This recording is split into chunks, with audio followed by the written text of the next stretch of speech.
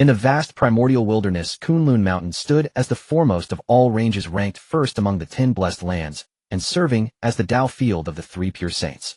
At this moment, not far from Kunlun, a human cultivator was making his way toward the sacred mountain. After 10,000 years of wandering, he was finally about to reach Kunlun Mountain. This human was named Chen Yuan. He bore another identity, as well, that of a transmigrator from another world. Tens of thousands of years ago, Chen Yuan had been struck and sent flying by a large truck that ran a red light in an accident. When he next awoke, he discovered he had crossed over into the primordial world of Hongjun. He had become one of the first batch of innate humans created by the Saint Nuwa. These innate humans, fashioned from 9 heavens breathing soil, and the 3 radiants divine water, were born with innate bodies and the cultivation of heavenly immortals. 10,000 years ago, the 2 saints Yuanshi, Tianzuan, and Tongtian Jiaozhu announced that they would accept disciples at Kunlun Mountain. Upon learning this, Chen Yuan immediately set out, knowing that to gain a firm foothold in Hongjun, he would need a powerful backing. As a transmigrator, he knew well that a great tribulation for the human race would erupt before long. Without overwhelming strength, he would only end up as prey on someone else's plate. Thus, a Saint Sect was naturally his first choice. The Supreme One Taishang need not be considered, for he had only taken Xuandu as his sole disciple. Retreating to the next best options, Chen Yuan could only aim for Yuanshi, Tianzuan, or Tongtian, and if all else failed, the Western religion. For this goal, he left the human tribe and set foot on the road to Kunlun Mountain. Lacking any cultivation method, he could only advance step by step on foot toward Kunlun. By some stroke of fortune along the way, he encountered no danger and smoothly reached the borders of Kunlun's territory. Just as Chen Yuan was about to continue forward, a voice suddenly rang out within his mind, informing him that his golden cheat would be activated once he successfully entered the tutelage of any saint, whereupon his system would awaken. Hearing this voice, Chen Yuan was first stunned, then overjoyed. A golden cheat. So those transmigrator tales from his previous world had not lied. Every transmigrator truly did come with a cheat ability. However, the conditions to activate this cheat were indeed harsh. I'll stake everything on this. Chen Yuan took a deep breath and pressed on toward Kunlun. 1,000 years later, Chen Yuan finally arrived at the foot of Kunlun Mountain. Looking up, he saw that countless innate beings had already gathered at its base. After all, the recruitment of disciples by the 3 pure saints was a heaven-shaking event, naturally drawing innumerable beings seeking a master. Among them were members of the demon race, the Zifu Celestial Court, and many powerful independent cultivators. There were even quasi-saints present. The appearance of Chen Yuan inevitably drew some attention, for no other reason than that he was a human. The human race, a species that had been born only tens of thousands of years earlier, had a strongest expert merely at the golden immortal realm. Were it not for the protection of saints, they would likely have been exterminated countless times already. Who would have thought a human would dare come here? Just in time. This demon happens to be hungry. I'll eat you to fill my belly. A great demon stared at Chen Yuan, smacking his lips, recalling how others of his kind claimed that humans were especially delicious. You've got to be kidding. Watching the demon stride toward him, Chen Yuan's body instinctively retreated, cold sweat beading on his forehead. Was he to die before even getting a master? That human is doomed. Indeed. He's been targeted by a golden immortal level demon. Voices of discussion drifted from the surrounding crowd. Onward to the next inquiry. Do the non-human Otsutsuki clan members defecate? Eyes alight with fervor, Toby shifted form, reverting to his youthful guise, and departed. Rice. Just as the demon was about to reach Chen Yuan, 3 figures descended from the sky and placed themselves firmly between him and his predator. One of them spoke coldly. This is the Tao field of a saint, not a place where your demon race may run rampant. Chen Yuan looked at his protectors, 3 women, each emanating a distinct aura, all at the golden immortal. Could it be them? A certain combination of names surfaced in Chen Yuan's mind. The great demon glanced at the 3 women, merely early-stage golden immortals, while he himself was latest-stage golden immortal. The 3 of you alone are not qualified to stop me, the demon said coldly. Then what if you add me to the count? Will that be enough? A voice rang out as a middle-aged man strode to stand before the 3 women, his gaze locking onto the demon. He was a Tai golden immortal. Eldest brother. The 3 women called out upon seeing him. Hearing their address, Chen Yuan's lingering conjecture was instantly confirmed. This man and 3 women could only be the Sanshao fairies and Zhao Gongming. Upon seeing Zhao Gongming, the great demon tactfully withdrew. Watching him leave, Chen Yuan bowed deeply to the 4 and said, Human Chen Yuan pays respects to the Sanshao fairies and immortal Zhao Gongming. You know who we are. Bai Xiao widened her beautiful eyes at his words, and the other 3 also regarded him with. The Sanshao sisters had intervened for Chen Yuan, partly due to their inherently kind dispositions, and partly because the human race was a species personally created by a saint. After a moment's thought, Chen Yuan replied, On my journey to Kunlun, I heard some innate beings speak of your esteem. Hearing this, Sanshao and Zhao Gongming could not help feeling a bit puzzled. Were they truly so renowned across Hongjun? At that moment, a resounding toll of a great bell echoed through the void.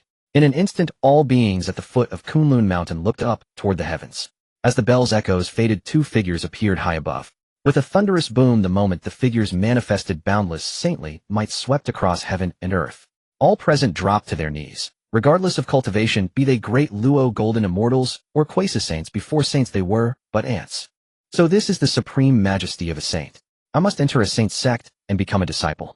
At that moment the same thought arose in the hearts of countless kneeling beings. Kneeling on the ground, Chen Yuan was inwardly shaken.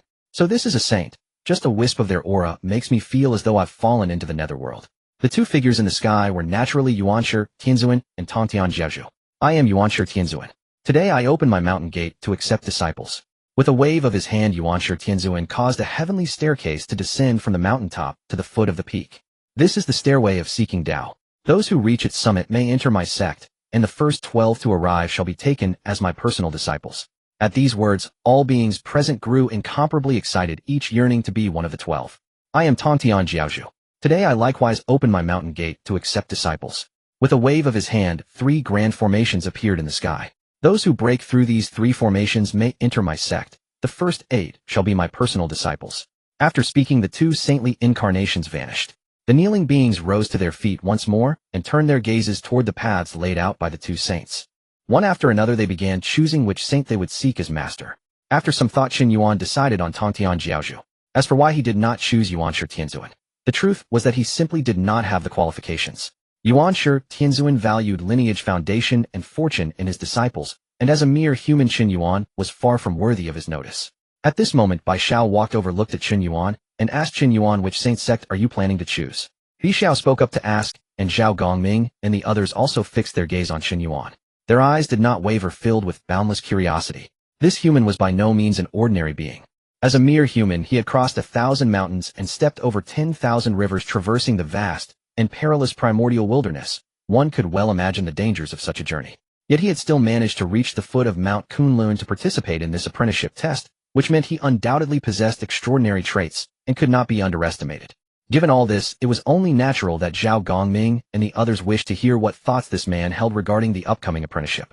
I choose the Tongtian Jiaozhu, he said. Chen Yuan spoke without the slightest concealment. When Yuanshi and the Chan Sect recruited disciples, they valued origin and background above all else. As one born of the human race, he could not possibly enter their line of sight. Even if he passed their tests, he would inevitably be rejected under various pretexts. In that case, it was better to sever such thoughts himself than to court humiliation. By contrast, the Tongtian Jiaozhu accepted all without distinction, making him Chen Yuan's best choice.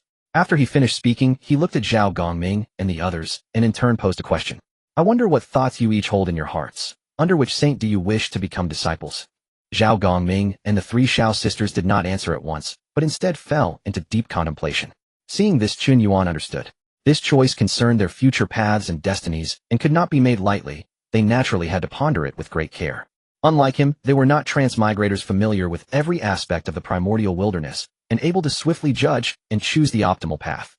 That they found it difficult to decide for the moment was entirely reasonable. Thus Chen Yuan spoke again. I recommend that you also choose the Tongtian Jiaozhu.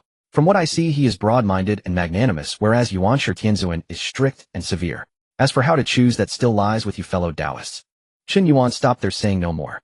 Had these 4 not aided him earlier, he would not have uttered even this much. Still, according to the normal course of events, these 4 would likely have entered Tongtian's tutelage anyway. His words merely helped them firm their resolve and make their choice a little earlier. With this thought, Chen Yuan said nothing further. After he finished, he stepped into the formation arranged by Tongtian without the slightest hesitation.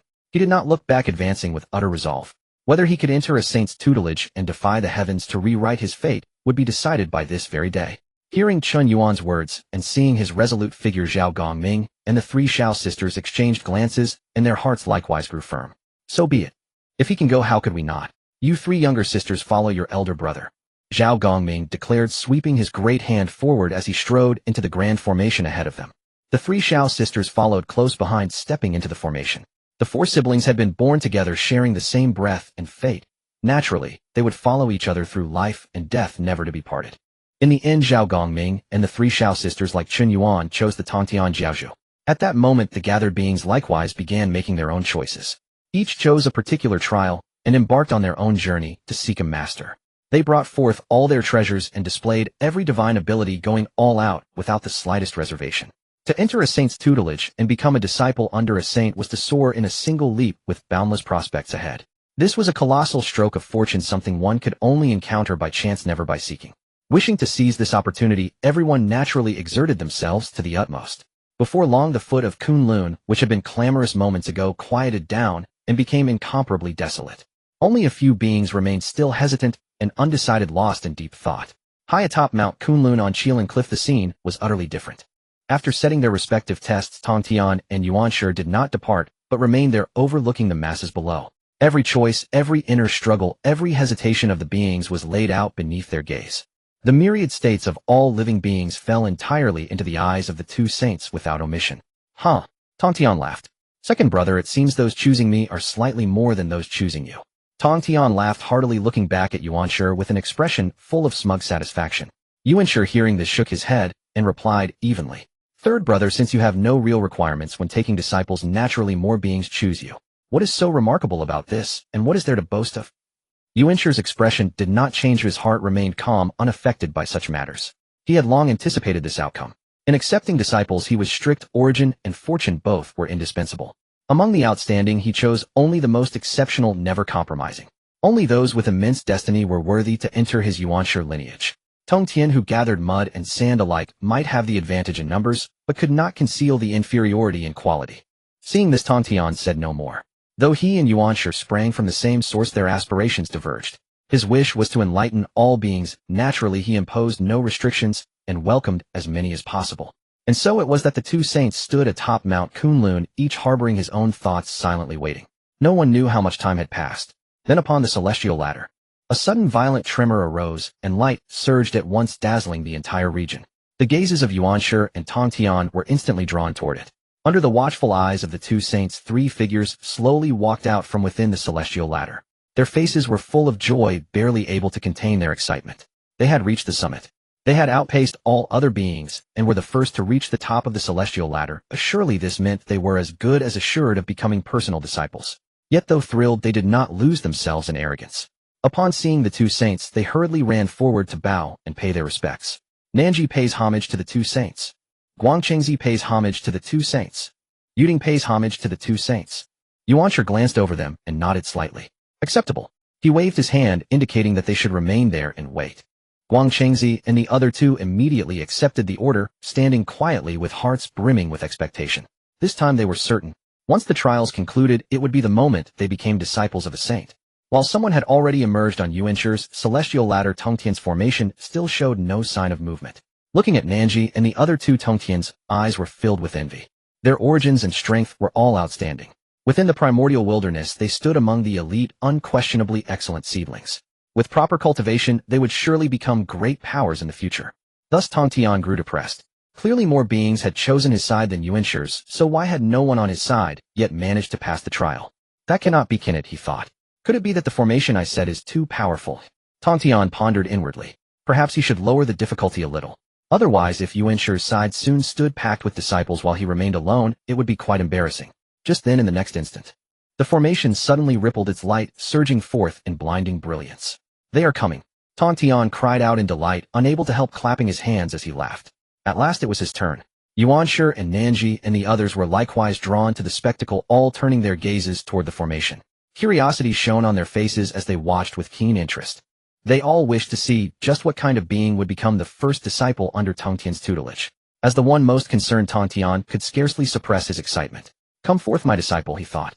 He wondered what manner of being his first disciple would be and what origin they might have. Under the gaze of all present, the light within the formation gradually faded.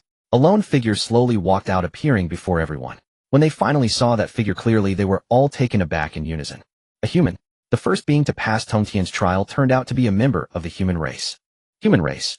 The first being to emerge from the formation was surprisingly a member of the human race. Yuanshi, Tian Zun, Tongtian, Jiao Zhu, and Nanji were all astonished as they gazed at the figure of the human. They were shocked and bewildered. The human race. This was the race they looked down upon the most. Their disdain for the human race was not due to prejudice, but rather a consensus shared by all in the vast wilderness. They were shocked and bewildered. The human race. This was the race they looked down upon the most. Their disdain for the human race was not due to prejudice. Among the myriad races in the wilderness, they were at the bottom, constantly teetering on the brink of extinction. If it weren't for the support of the saints behind them, they would have long vanished from existence without a trace.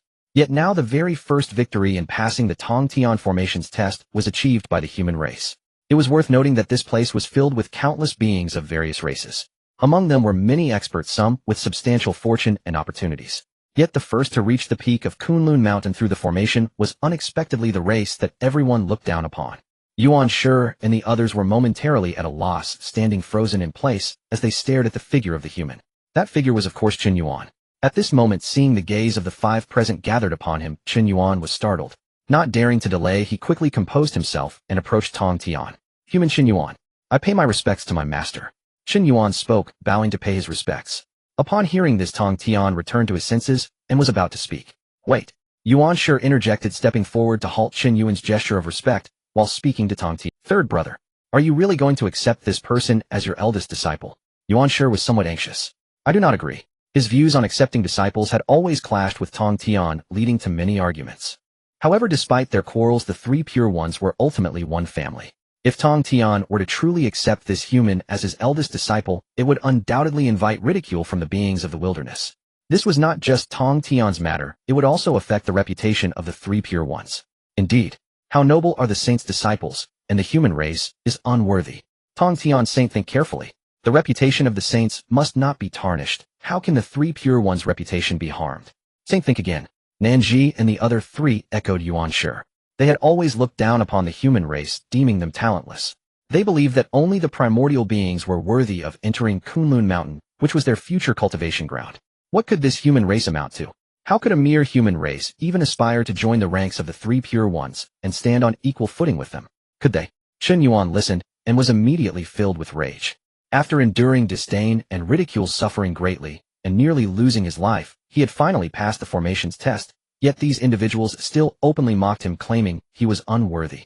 Chen Yuan was furious, disregarding their status as saints, and directly retorted, what of the human race?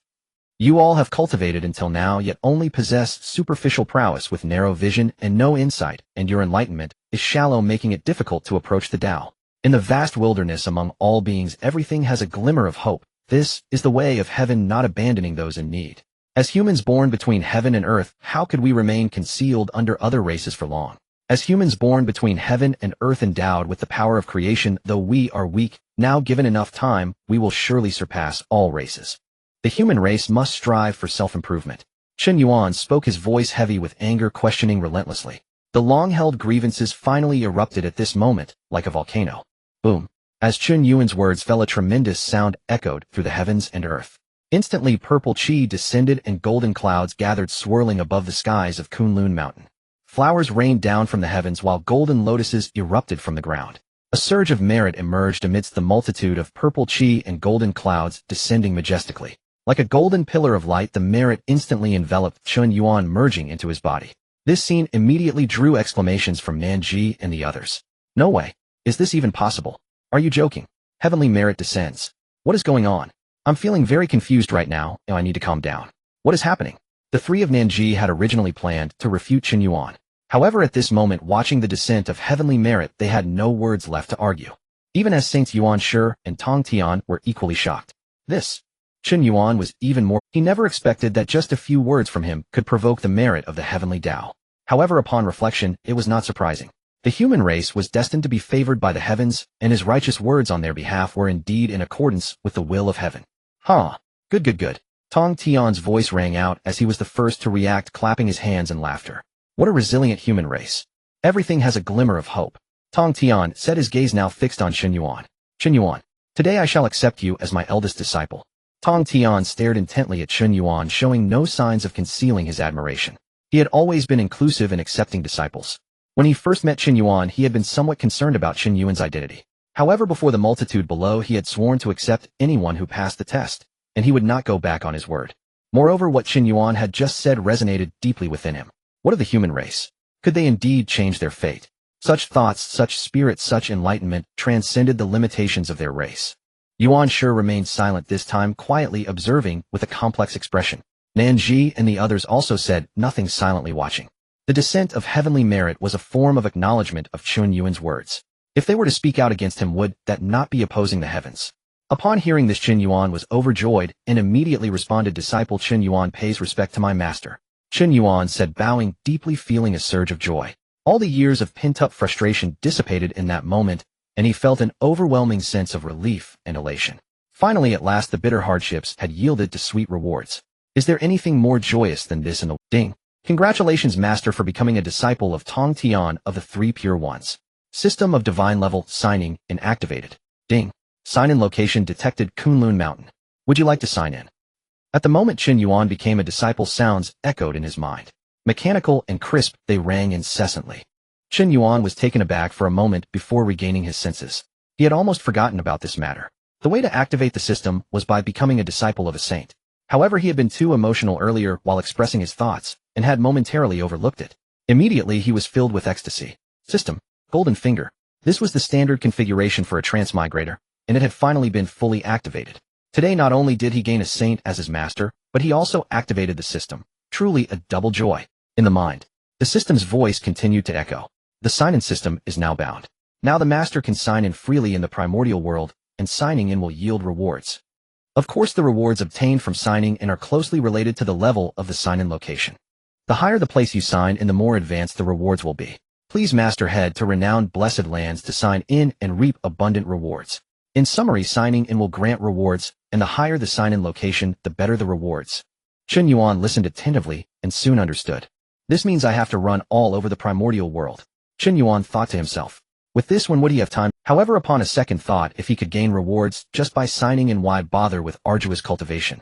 So what are we waiting for? Sign in at Kunlun Mountain immediately. Chen Yuan responded in his heart. He couldn't go to other blessed lands for now, but he was currently at Kunlun Mountain, so he decided to sign in and see what happened. Ding! Sign in at Kunlun Mountain successful. Congratulations, Master, for successfully signing in at Kunlun Mountain and obtaining an Dao level skill. The Great Dao Suppression Technique. But what exactly is so powerful about this Great Dao Suppression Technique that it is called a Dao level skill, eh? Chen Yuan pondered.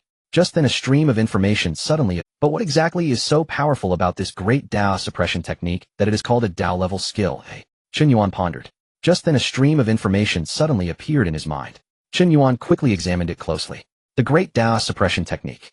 Using Qi to guide the spirit, and the spirit to form an image. 840 million particles within the body can all become divine images. By condensing 840 million particles within the body, one can transform into a celestial being, then a true immortal, and so on until becoming 840 million saints. Wow! Chen Yuan exclaimed in his heart. This technique is so against the heavens, it's truly incredible. Chen Yuan was utterly shocked. The fact that 840 million particles can all become divine images was already astonishing. If he achieved this step, he couldn't imagine how refined his physical body and spirit would become. The key point is that these divine images can also upgrade and continue to progress until eventually achieving sainthood. 840 million divine images of saints, 840 million powers of saints. Even if these powers of saints were somewhat diminished, they would still be an astonishingly extraordinary existence. Who in this primordial world could withstand that? With this technique, how could there be any worry about the great Dao being out of reach? Chen Yuan marveled. One could only say that it truly deserved to be a Dao-level skill, straightforward and direct, reaching the great Dao without any detours. Just as Chen Yuan was filled with joy, ding. Congratulations, Master, for successfully signing in at Kunlun Mountain and receiving a boost to your physique. Oh. Chen Yuan was taken aback, realizing that it wasn't over yet. Ding. Congratulations, Master, your physique has automatically advanced from a congenital body to a congenital Dao body. The system's voice continued providing prompts. Upon hearing this, Chen Yuan's joy soared even higher. An enhancement to his physique was undoubtedly a monumental boon for him. His greatest issue now was being limited by his human descent. Although he didn't mind being of human origin, would not help him reach greater heights, and might even drag him down. The enhancement of his physique was like striking a pillow while feeling sleepy. But isn't there seemingly no difference between a congenital body and a congenital Dao body? Chen Yuan mused in his heart. If he had to pinpoint the difference, it was likely just a single character. The system's voice did not respond, but an additional piece of information appeared in his mind. It was information about the congenital Dao body. Those who possess a congenital Dao body will achieve 100% comprehension of the laws of heaven and earth, and will grasp the great Dao more quickly. Awesome! Chen Yuan shouted in his heart, wanting to wave his arms and legs like Shun Tung in excitement. How difficult it was to comprehend the laws of heaven and earth. Even the powerful beings were troubled by this. Yet now with the congenital Dao body, he could easily understand the laws of heaven and earth. A mere difference of one character made all the difference in the world. This congenital Dao body was truly formidable. Not to mention that now the myriad races of the primordial world couldn't compare, neither could those primordial beings. Even those born of chaos and demons were no match. I want to see who will dare say that humanity is inferior in the future. Chen Yuan resolved in his heart to dazzle the beings of the world later on. Chen Yuan contemplated the rewards and planned for the future, his expression shifting through surprise, excitement, ambition, and more. Chen Yuan contemplated the rewards and planned for the future, his expression shifting through surprise, excitement, ambition, and more. To inquire suddenly. A burst of light erupted from the formation, shaking violently. Everyone's attention was immediately drawn to it, and Chen Yuan also looked up.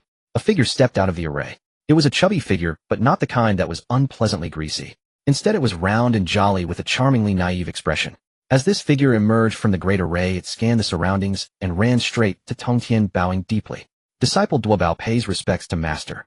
Duobao was overjoyed, but upon seeing Chen Yuan behind Tongtian, his smile instantly froze, astonished.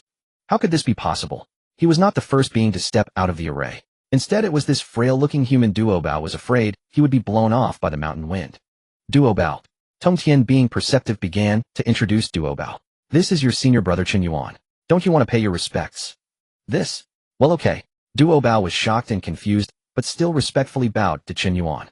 Yet he still could not understand. Why was a human able to outpace him?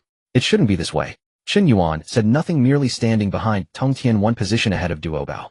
Sorry, Duobao, but I have taken the position of your senior brother. Time passed slowly. More figures emerged from. Jinling pays respects to Master Tongtian. Wu Dang pays respects to Master Tongtian.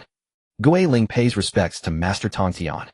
This time 3 young women respectfully bowed to Tongtian. Tongtian swept his gaze over them, feeling quite satisfied. Then he pointed at Chen Yuan, introducing him to them. The 3 fairies were immediately filled with shock, just like the earlier Duobao. Humanity.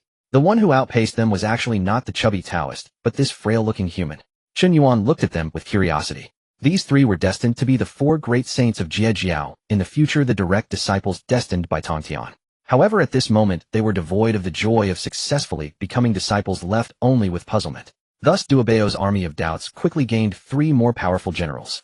The 4 of them stood behind Tongtian, and Chen Yuan staring at Chen Yuan in front of them, utterly baffled. What on earth was going on? Why was this human ahead of them? Chen Yuan paid no attention, and at this moment, he was more concerned about one thing. Why haven't Zhao Gongming and Sanshao arrived yet? Zhao Gongming and Sanshao were also direct disciples of Tongtian. Now that most of Tongtian's direct disciples had gathered, these 4 had yet to arrive. Chen Yuan felt a bit worried. Could it be that his presence had caused some irreversible change?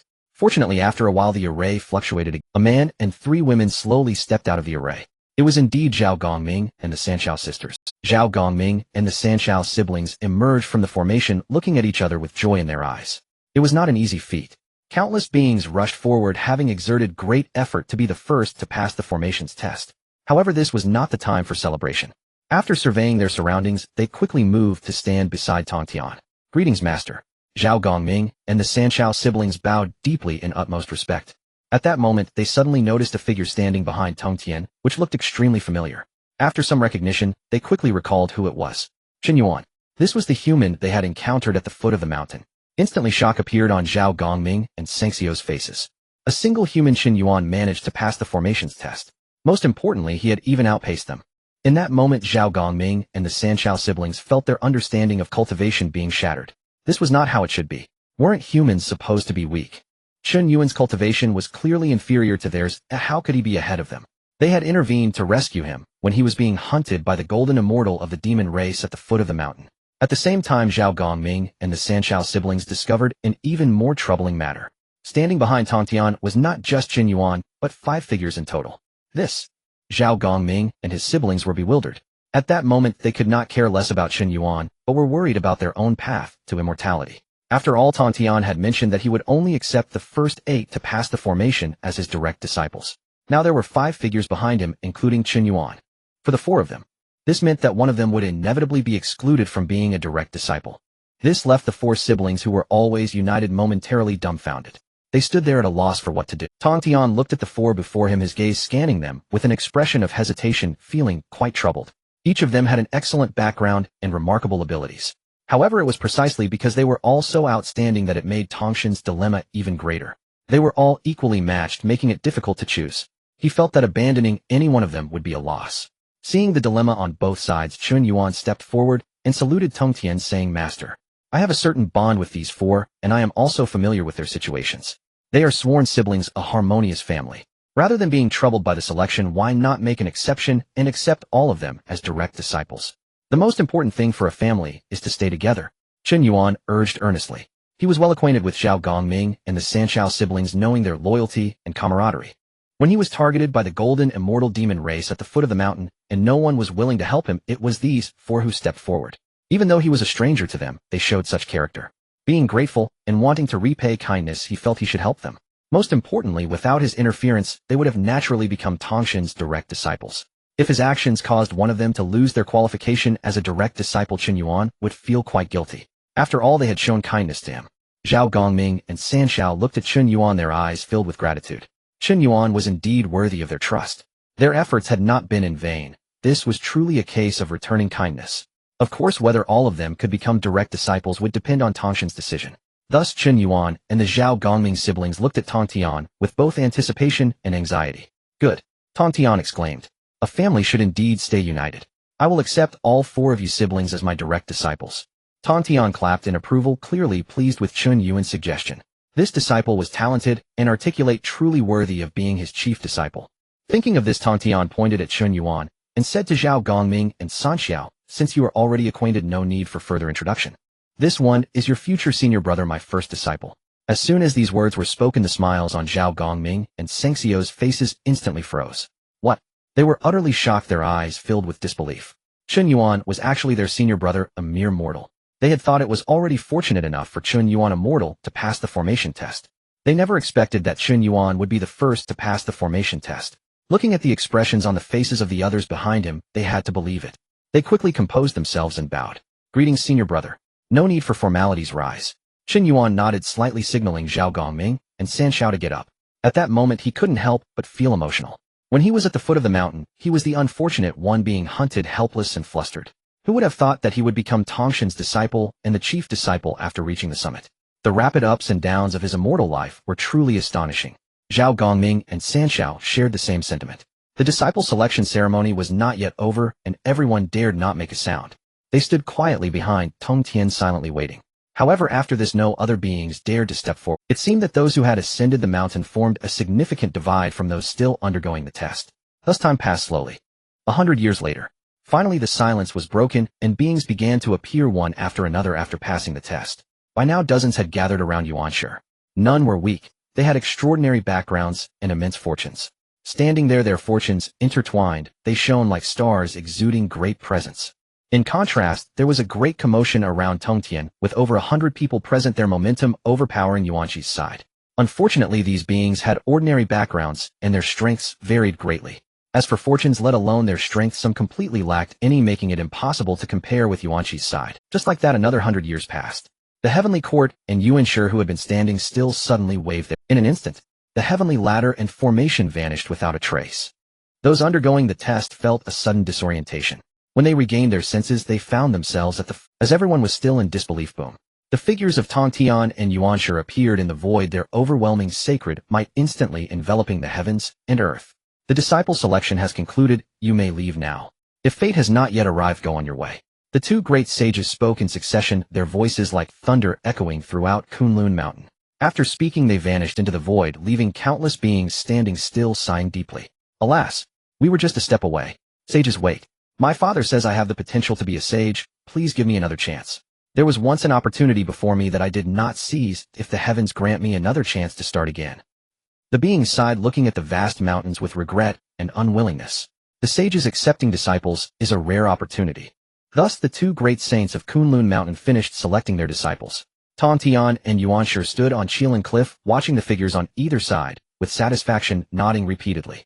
Tongtian accepted all without distinction, while Yuanshi valued the lineage of his disciples. This time, both had found what they sought. You all follow me back to Yushu Palace. Yuanshi spoke, leading his disciples away. Let us return to Bo Palace as well. Tongtian called out, urging his disciples to follow. Kunlun Mountain is the birthplace of the three pure ones. After their transformation, they also cultivated in Kunlun Mountain. Thus Kunlun Mountain became divided into three main places of worship. Taijing Palace. This is the place of the Supreme Saint, the leader of the three pure ones. Yushu Palace. This is the place of Yuqing Yuanshi Tianzuan of the three pure ones. Bio Palace. This is the place of Tongtian, the leader of the upper pure one among the three pure ones. At this moment Yuanshi and Tongtian finished accepting their disciples and returned to their respective places of worship with their disciples. Meanwhile in Taijing Palace, an elderly man with white hair and beard sat cross-legged on a mat wearing a plain robe and a lotus crown. At this moment, he had his eyes slightly closed, holding a whisk, his face kind yet majestic. The aura of Tao surrounded him, tranquil and harmonious, evoking a sense of detachment and non-action. This was none other than the leader of the three pure ones, Taishan. Opposite him a young Taoist sat cross-legged, warm as jade with a handsome and refined demeanor. Interesting. The Supreme Saint suddenly opened his eyes and spoke. The depth of his gaze was filled with insight into all things. What is it, Master? The young Taoist opposite him asked. He was the only disciple of the Supreme Saint Xian Du, the Grand Master of the Xian Sect. The Supreme Saint looked at Xian Du and smiled faintly. Your senior uncle's top disciple is also a member of the human race. The Supreme Saint, without leaving his seat, was already aware of the disciple selection by Yuanshi and Tongtian. There was nothing noteworthy on Yuanshi's side, but Tongtian's selection surprised the Supreme Saint. If it were not so, the usually tranquil and detached Supreme Saint wouldn't have spoken to Xian Du like this. What? Xian Du was taken aback, his face filled with shock. It was incredibly difficult to become a disciple of a saint. For someone of the human race, it was even more challenging. He had to remember that when he became a disciple of the Supreme Saint, it was due to a perfect confluence of timing, location, and personal virtue. Without such a fortuitous opportunity, he might still be aimlessly wandering among the human race. He initially thought he was the only one in the human race with such an opportunity. He never expected that there could be others among the human race who could also become disciples of the saints. It seems that our human race is not as incapable as imagined. This fellow human must have severely struck down those who look down upon the human race. Xian Du thought to himself, increasingly curious. I wonder what remarkable qualities this fellow human possesses. I must meet him in the future. Xian Du silently made a decision in his heart. Whether to see this person's extraordinary nature or share camaraderie as fellow humans, he must meet this person to see what kind of talent he truly is. In Yushu Palace, Yuanshi sat on the 8 treasures cloud seat, the light of Yuqing flowing around with the pressure of the saint enveloping the entire hall. The disciples stood respectfully on either side, their expressions filled with reverence, unable to hide their excitement. Among countless beings they had distinguished themselves and gathered here. From now on they would all be disciples of the saints. Silence. Yuanshi spoke, his voice like a thunderous bell. The crowd quickly composed themselves, looking towards Yuanshi with anticipation. Yuanshi scanned the disciples and nodded slightly, very pleased. He immediately announced loudly, this time the selection of disciples will be ranked according to the order of passing the heavenly ladder.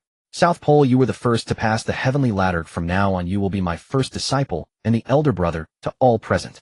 Upon hearing this, South Pole, who had been waiting, immediately stepped forward, kneeling to pay his respects. South Pole obeys. South Pole was overjoyed. This fortuity was worth all his efforts. Guang Qingzi and others looked on, filled with envy and regret. If they had worked a little harder back, then this elder brother position might have been within reach. Unfortunately, one step late, every step late. They fell behind by one step and lost the chance for this elder brother position. However, fortunately, they had not fallen too far behind. Even if they could not be the elder brother, there would still be other opportunities. Indeed, Yuanshi spoke again. Guang Qingzi, Qi Jingzi, Yu Ding Tai, Yi, and Wen Shu. Yuanshi's gaze wandered among the crowd. Each time it landed on a figure, he called out a name. After calling out 12 names, Yuanshi finally withdrew his gaze and continued speaking. The 12 of you passed the heavenly ladder after South Pole, with excellent lineage and great fortune. Today I shall name you 12 as my personal disciples. You shall be the 12 golden immortals of Yushu in the future. Upon hearing this, Guang Qingzi and the others were naturally overjoyed, and all knelt to pay their respects. From now on, the 12 golden immortals of Yushu were born, and their names would resonate throughout the vastness of the cosmos. After arranging the 12 golden immortals, Yuanshi encouraged the remaining disciples. However, these were not personal disciples, so they were not of much importance and did not require extensive remarks. In Bio Palace, compared to the coldness of Yushu Palace, Bio Palace was much more lively. At this moment, a group of disciples was filled with excitement. With greetings and small talk, it was truly bustling with voices, a joyous scene. Tongtian watched with a smile, feeling gratified. He was quite understanding, waiting for everyone to rejoice before speaking with a smile. Alright, that's enough. There will be plenty of time to talk in the future, no need to rush it now. As his words fell, the disciples immediately fell silent, all looking towards Tongtian. Though they were merry, they knew the master was not joking. Very good. Tongtian nodded, quite satisfied with their performance. His gaze then fell upon Chen Yuan, who stood at the front announcing to all his disciples, this is Chen Fan, who was the first to pass the array test. From now on he will be my first disciple and your elder brother. You all must listen to his words and must not defy him. Tongtian said, shifting his gaze to one side, sweeping his hand to designate Duobao and the others. These 8 who passed the test after Chen Fan will be my personal disciples, your senior brothers and sisters. With these words, the positions of the elder disciple and the 8 personal disciples were thus established. The other disciples had complex expressions upon hearing this. They had no objections to Duobao and the others becoming personal disciples. After all, their cultivation levels were evident, and everyone felt inferior. However, looking at the seemingly ordinary Chen Yuan at the front, they were dissatisfied. After all, this elder brother was merely a celestial immortal and still a member of the human race. How could someone so unremarkable become the elder brother? Not to mention being laughed at if word got out, even they. Furthermore, why should this Chen Yuan who was so plain become the elder brother and rise above them? However, despite their discontent, they did not dare to show it. Tongtian, despite being easy to talk to, was still a saint. If they questioned the saint at this moment and incurred his wrath, the consequences would be unimaginable. Being stripped of their status as disciples would be the lightest punishment. They feared that a single slap could lead to their demise. Thus everyone remained silent, no one spoke. Tongtian saw this and said no more. Time would prove everything, and Chen Yuan should also be able to prove himself. If he could not prove himself, he would not be worthy of the position of elder brother. With this thought, Tongtian spoke. The matter is settled. You all will be my disciples from now on. You can each find a place on Kunlun Mountain to establish your own dojo for cultivation. If there are matters to discuss, I will inform you. Go. Tongtian waved his hand, and the disciples prepared to leave. Naturally, Chen Yuan followed suit. Wait. Tongtian called out, his gaze falling on Chen Yuan. Chen Yuan, you stay behind. Hearing the call from Tongtian, Chen Yuan quickly stopped and turned back. He was puzzled, not knowing why Tongtian did not speak, but waved his hand. The other disciples, seeing this, dared not linger, casting complex glances at Chen Yuan before quickly leaving. In the vast Bayou Palace, only Chen Yuan and Tongtian remained. Tongtian looked at Chen Yuan and spoke. Chen Yuan, you as a human with celestial cultivation were the first to pass the array test. This shows our fate, and you should become my foremost disciple. Now that you are my senior apprentice, your cultivation should not be lacking. This item is for you. Tongtian said. Wait. In the void, a golden core appeared, landing before Chen Yuan. In an instant, the Bayou Palace was filled with radiant light, shimmering with violet and gold. The rich fragrance of the pill spread, filling the entire Bayou Palace. Chen Yuan was astonished. This golden core was so powerful that it caused such a phenomenon. Impressive, right? Seeing this, Tongtian teased and began to introduce it to Chen Yuan. This item is called the 9 Turns Golden Pill. It is a supreme item refined by your master uncle, capable of achieving a golden immortal with just 1 pill. 9 Turns Golden Pill. Chen Yuan looked at the pill floating in the void, shocked. He never expected Tongtian to present such a treasure right away. It must be known that the Tongtian sage is the most renowned alchemist in the primordial world, the pinnacle of the alchemy path, the first holy hand of the Tao of pills. Using the Tao to control pills, merging the Tao to form pills. Among the many pills refined by the Tongtian sage, the 9 Turns Golden Pill is the most famous. Each turn of the golden pill is inscribed with the Tao patterns. With each additional turn, the pill pattern adds a layer, and the medicinal power multiplies geometrically. The effects compared to other pills are like heaven and earth. Thus, the 9 Turns Golden Pill is naturally sought after by beings in the primordial world. And the 9 Turns Golden Pill is rarely circulated. Even the lowest rank 1 Turn Golden Pill is hard to find in the primordial world.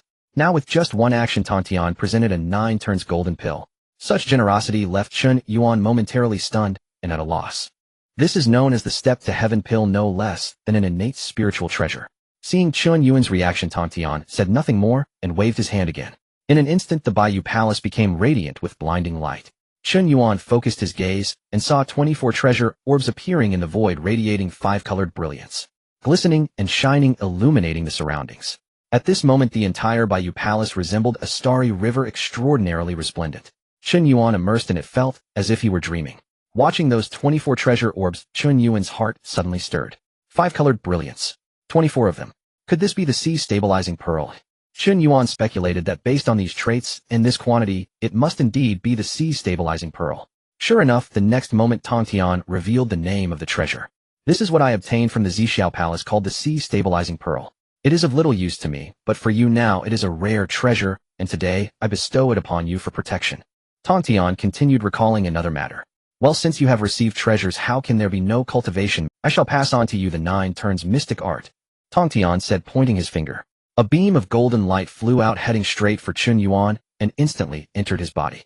In Chen Yuan's mind, countless pieces of information suddenly appeared, all concerning the 9 Turns Mystic Art. The 9 Turns Mystic Art, also known as the 9 Turns Divine Art. This technique originated from Pangu, a divine body refining technique that is a genuine inheritance from Pangu. Each turn brings a transformation, with each turn comprising 9 layers making a total of 81 layers. Isn't the 8-9 mystic art powerful? The Erlang god Yang Jian practiced the 8-9 mystic art and established a remarkable reputation in the investiture of the gods. In truth, the 8-9 mystic art is merely a simplified version of the 9 turns mystic art. From this one can see the power of the 9 turns mystic art. Chen Yuan thought about this filled with excitement and quickly bowed in gratitude. Thank you, master. Immediately he put away the 9 turns golden pill and the 24C stabilizing pearls silently, saying in his heart, sorry Zhao Shidi, I have intercepted your treasure. Chen Yuan knew the power of the C stabilizing pearl. According to the original story, it was initially given to Zhao Gongming by Tongtian, and then obtained by Randall during the investiture of the gods. In Randall's hands it was utilized to its fullest potential, evolving into the 24 heavens. Randall's ascension to the status of Randall Buddha was crucially tied to this item. It played an indispensable role. Moreover, Chen Yuan was aware of another fact. The C stabilizing pearl is not just 24 pieces. The complete C stabilizing pearl should consist of 36 pieces. Chen Yuan contemplated whether he could find the other 12 treasure orbs in the future. If he were to gather all 36 C stabilizing pearls, the grade and power of this item would surely elevate to another level. Perhaps it could even be compared to innate supreme treasures. With this thought, Chen Yuan grew even more excited and bowed again. Thank you, master, for the treasure. As a disciple, I will surely not disappoint your expectations, master. Tongtian was exceedingly generous. Having just entered the sect, he was already granted so many opportunities. Such generosity. Pills, treasures, and cultivation methods were all provided. How thoughtful and generous. Indeed, becoming a disciple of Tongtian was an exceedingly wise choice. Master, I am determined to follow you. Even the Dao ancestor Hongjun cannot stand in the way. Good. Tongtian nodded in approval, quite pleased. He waved his hand signaling that Chen Yuan could leave. Chen Yuan nodded, and then left the Bayou Palace, appearing on Kunlun Mountain. After wandering around Kunlun Mountain, he stopped at a certain spot. The scenery here is beautiful, and the spiritual energy is abundant. It can serve as my Dao ground. Without hesitation, Chen Yuan immediately began to establish his Dao ground. He moved mountains and shifted stones, opened up caves, guided spiritual energy, and set up arrays, and after a flurry of activity, even though Chen Yuan was an immortal, he felt exhausted. However, looking at the Dao ground that was taking shape, Chen Yuan smiled. All the hard work was worth it. Just as Chen Yuan was about to enter the Dao ground, suddenly, senior brother, a voice called out urgently. Chen Yuan turned to look and saw Zhao Gongming rushing toward him with the Sanshao sisters closely following. What is it? Chen Yuan looked at the siblings puzzled and asked, have you encountered a problem? No problem. Zhao Gongming quickly waved his hand and said, we siblings came this time specifically to thank our senior brother. Zhao Gongming spoke sincerely, and the Sanshao sisters nodded repeatedly, filled with gratitude. After all, if Chen Yuan had not spoken up back, then the 4 siblings would not have all become direct disciples. Chen Yuan's words, the most important thing for a family is to be together, allowed all 4 siblings to become direct disciples of the sage. Such kindness cannot go unreturned. No need. Back then you saved me at the foot of the mountain. I spoke for you, so it can be considered as returning the favor. Chen Yuan smiled and waved his hand, indicating that they need not take it to heart. Speaking of which, he had taken up their. Furthermore, the C stabilizing pearl that originally belonged to Zhao Gongming is now in his possession. Chen Yuan was not the type to take advantage of others and would not seek any further rewards. However, even though Chen Yuan did not want it, Zhao Gongming insisted on giving it. As a direct disciple of the sage, this great opportunity cannot simply end here. Senior brother, this item is for you, a small token of appreciation from us siblings. Zhao Gongming spoke as he reverently presented the treasure with both hands. Chen Yuan looked towards the treasure in Zhao Gongming's hands. It was a piece of innate spiritual herb radiating a faint glow. A subtle fragrance of the herb wafted through the air, refreshing the senses. This item was of exceptionally high age, a rare treasure indeed, presumably a cherished possession of Zhao Gongming and his sister. Chen Yuan felt a pang of reluctance at this thought, and spoke up. This item is far too precious. It would be of great use to you, my junior brothers and sisters. As Chen Yuan's words hung in the air, Zhao Gongming's expression immediately fell. The 3 sisters standing behind Zhao Gongming, unable to hold back, all began to speak. Senior brother, you should just accept this item. Yes, if you don't accept it, we truly cannot bear it in our hearts. Senior brother, are you saying this item is not of high enough quality? Chen Yuan's words were interrupted, and hearing the 3 sisters' insistence, he felt quite helpless. He had no choice but to accept the spiritual herb from Zhao Gongming's hands and spoke. Very well. Since Zhao Shidi and Sanshao Shimi are so sincere, I shall accept this item. Thank you. There was no other way, they had all said so. If he did not accept this item, it would seem somewhat unkind. It would also imply a sort of disdain for them. All right. Seeing Chen Yuan accept the treasure, Zhao Gongming said with relief, his brows unfurling. The three sisters also let out a sigh of relief, their smiles blooming like flowers. If Chen Yuan had not accepted the item, they would have been unable to find peace. Fortunately, in the end, Chen Yuan accepted their gift. After some casual chatting, Zhao Gongming and the others took their leave. Senior brother, you should continue your cultivation. We shall take our leave now. As Zhao Gongming spoke, he and the reluctant Sanxiao departed. They dared not delay their senior brother's matters and needed to hurry to establish their own cultivation ground. Chen Yuan watched their departing figures and smiled. At least he had disciples supporting him under the Tongtian. Even with many who were unconvinced by him, having Zhao Gongming and his sister around should not be an issue. His earlier actions of helping others while benefiting himself deserved a good return, didn't they? However, relying on others was not a long-term solution. One's own strength is the true capital for establishing oneself. Chen Yuan thought to himself as he stepped into the cultivation ground, entering the cave dwelling. He needed to seize the time to cultivate and enhance his own strength. Only by doing so could this senior brother truly live up to his title, not disappointing master's high hopes. Chen Yuan sat cross-legged and began his cultivation. Let's start with this spiritual herb as a warm-up. Chen Yuan took out the innate spiritual herb gifted by Zhao Gongming and his sister and began to refine and absorb it. With his magical power unleashed upon the innate spiritual herb, it immediately sparked a surge of innate energy. Chen Yuan's magical power surged, guiding this innate energy into his body. Boom! A loud explosion suddenly rang out. The great Daos Town prison technique was activated. In an instant, the innate spiritual herb withered away, completely drained of its essence. What? Chen Yuan was stunned. Was the great Daos Town prison technique really that powerful? This innate spiritual herb was of high age, yet it was instantly absorbed clean. At this moment, the great Daos Town prison technique began to draw in the surrounding spiritual energy after absorbing the innate spiritual herb. Endless innate spiritual energy from the surroundings swiftly gathered, continuously flowing into Chen Yuan's body. Soon the surrounding spiritual energy was entirely swept clean. Yet the great Daos Town prison technique continued to exert force, its area of absorption expanding constantly. From Chen Yuan's cave dwelling to outside the cave, and then beyond the cultivation ground. The nearby spiritual energy was all converging, forming a massive vortex of spiritual power above Chen Yuan's head, continuously pouring down into his body. The disciples near Chen Yuan were all from the Tongtian gate. This was also why Chen Yuan chose this place as his cultivation ground. Being from the same sect, they naturally supported each other. However, this line of thought had the opposite effect at this moment. The nearby Tongtian disciples were all wide-eyed. What is happening? Where did the spiritual energy go? Wait, where did the spiritual energy run off? The disciples of Tongtian were puzzled, not knowing what had occurred. They only knew that while they were cultivating, the spiritual energy had suddenly vanished. Indeed, it had vanished all of a sudden. No matter how they activated their techniques, they could not draw in a single trace of spiritual energy. It was as if in that instant this area had become a spiritual energy wasteland devoid of any trace of spiritual energy. They had wandered the wilderness for many years, yet this was the first time they encountered such a situation. Instantly, they were all in a state of panic, at a loss for what to do. However, their divine senses quickly sensed that the spiritual energy had not vanished, but rather had all gone to one place. In an instant, countless pairs of eyes converged on that one location. Senior brother, Chen Yuan, what is he doing? The group of disciples stared blankly at that spot.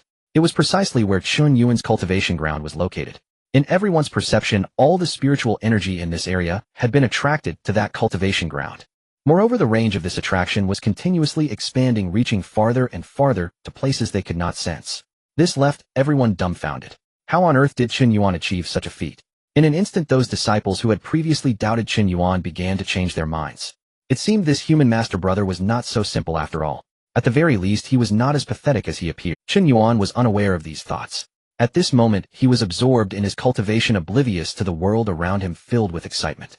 As the spiritual energy entered his body, countless microparticles began to condense within him. The great Daos Town prison technique was starting to show its effects. As the spiritual energy flowed in endlessly, these microparticles started to change continuously.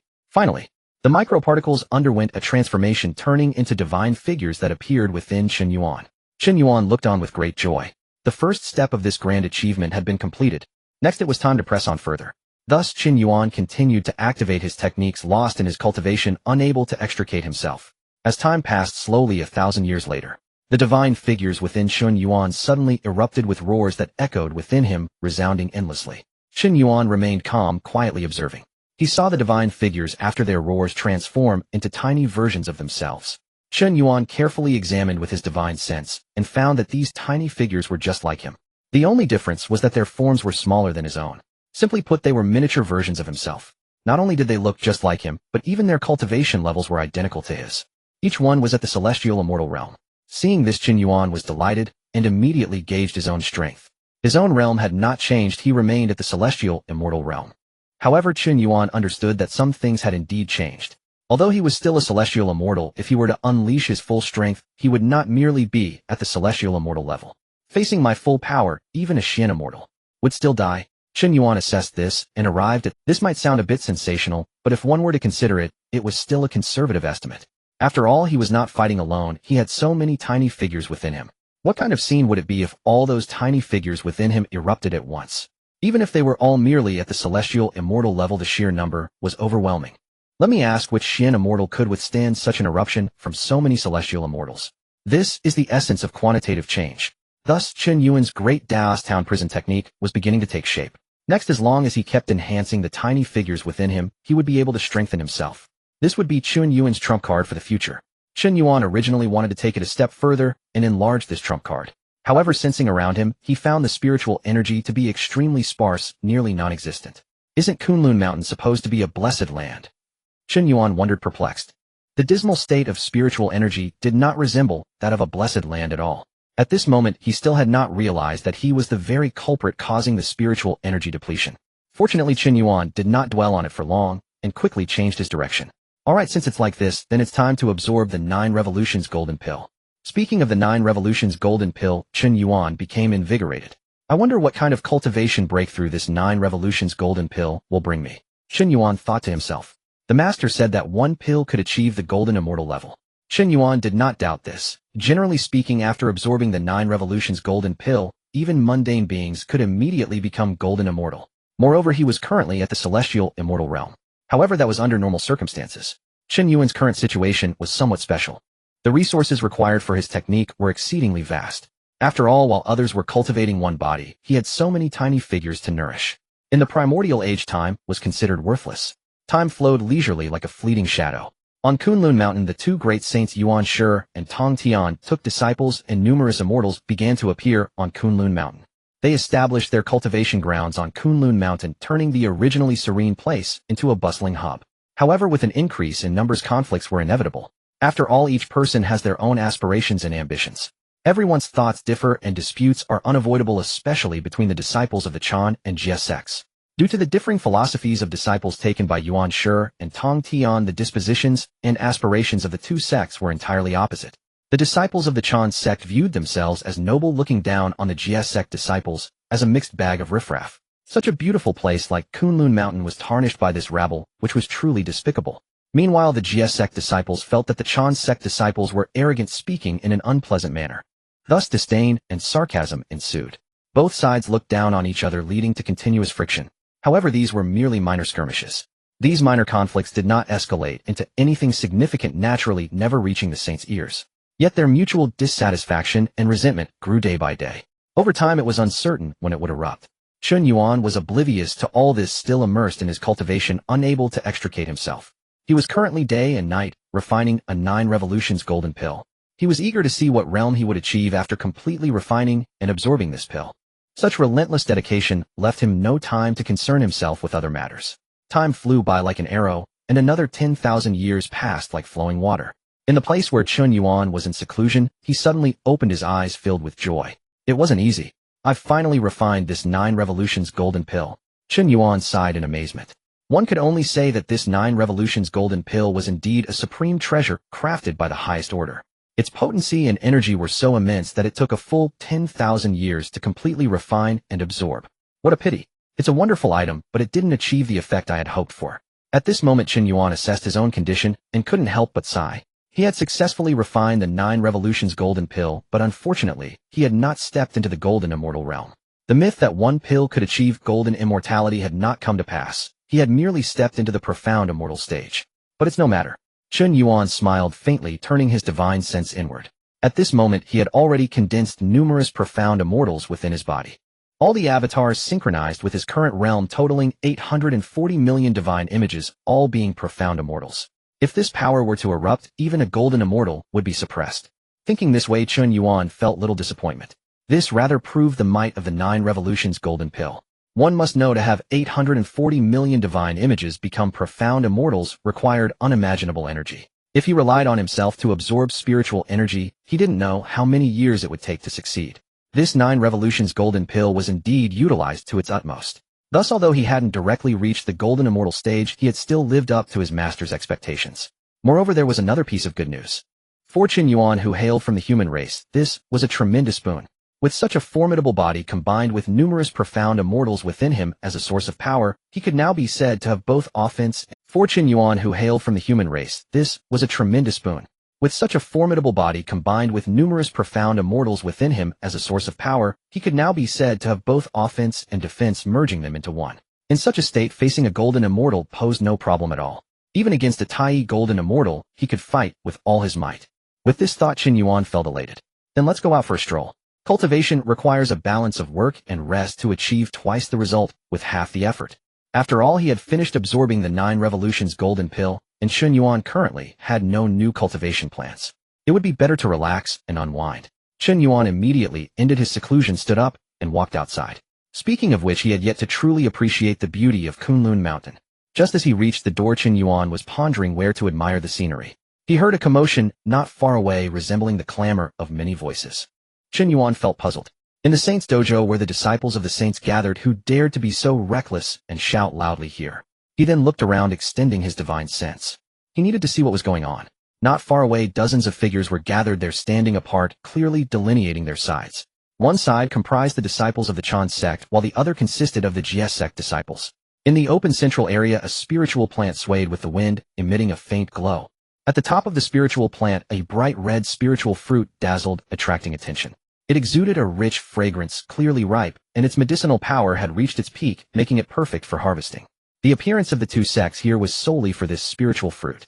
At this moment, they stood their ground, fiercely arguing over its ownership. This item was discovered by our Jiejiao Sect disciples, and thus should be taken by us. You say so, but I claim I discovered it long ago. Do you want to test whether my sword is sharp? My sword is no less formidable. Enough with the shouting. The more you argue, the more it harms our feelings. Let's just fight. The disciples of the 2 sects glared at each other, their faces flushed, all emotionally stirred. Each one spoke loudly, and soon they were at an impasse on the verge of a brawl. At this moment, the leader from both sides should step forward to speak. The leader from the Chan Sect was Si Hang, one of the 12 golden immortals of the Chan Sect. At this moment, Si Hang stepped forward, waving his hand to silence the voices of the Chan Sect disciples behind him. He then surveyed the Jiejiao Sect side, his gaze settling on one person as he spoke loudly. Jinling. This item was discovered by our Chan Sect first, and should be taken by us. Why are you still lingering here? What are you waiting for? Jinling was indeed the leader of the Jiejiao Sect. As one of Tongtian's 9 direct disciples, she would later become one of the 5 great saints of the Jiejiao Sect. Hearing Si Hang's words, anger surged on Jinling's beautiful face. However, before she could respond, a voice rang out. Senior sister Jinling, I discovered this first. Oh, I am not lying. A girl stepped forward and spoke to Jinling, her words earnest, nearly on the verge of tears. Seeing this, Jinling's anger flared even more. The disciples of the Chan Sect had gone too far. Just as Jinling was about to scold them, a figure descended from the sky, landing beside the spiritual fruit. The gazes of the 2 sects disciples were instantly drawn, all looking over. It was him. Everyone's hearts jolted, utterly unprepared for this individual to appear here.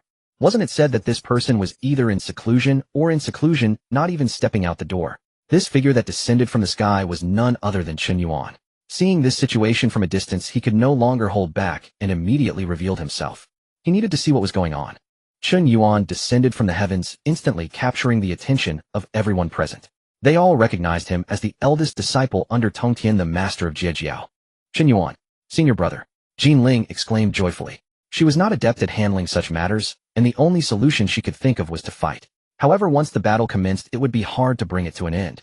Seeing Chen Yuan arrive now brought her a sense of relief, as if a heavy burden had been lifted. No worries, everything could be entrusted to senior brother. After all, he was the senior brother, and these matters should be handled by him. Chen Yuan nodded at Jinling, acknowledging her. Jinling only enjoyed cultivating and was not good at such matters, which made things difficult for her. The other disciples of Jiejiao were also pleased to see Chen Yuan, although they felt a sense of discontent in their hearts regarding his position as senior brother. Yet at this moment, Chen Yuan's presence instantly gave them a sense of security. Naturally, they felt a bit more favorable towards the senior brother. At least he was genuinely stepping up. Regardless of whether he could handle it, one could say he was taking action.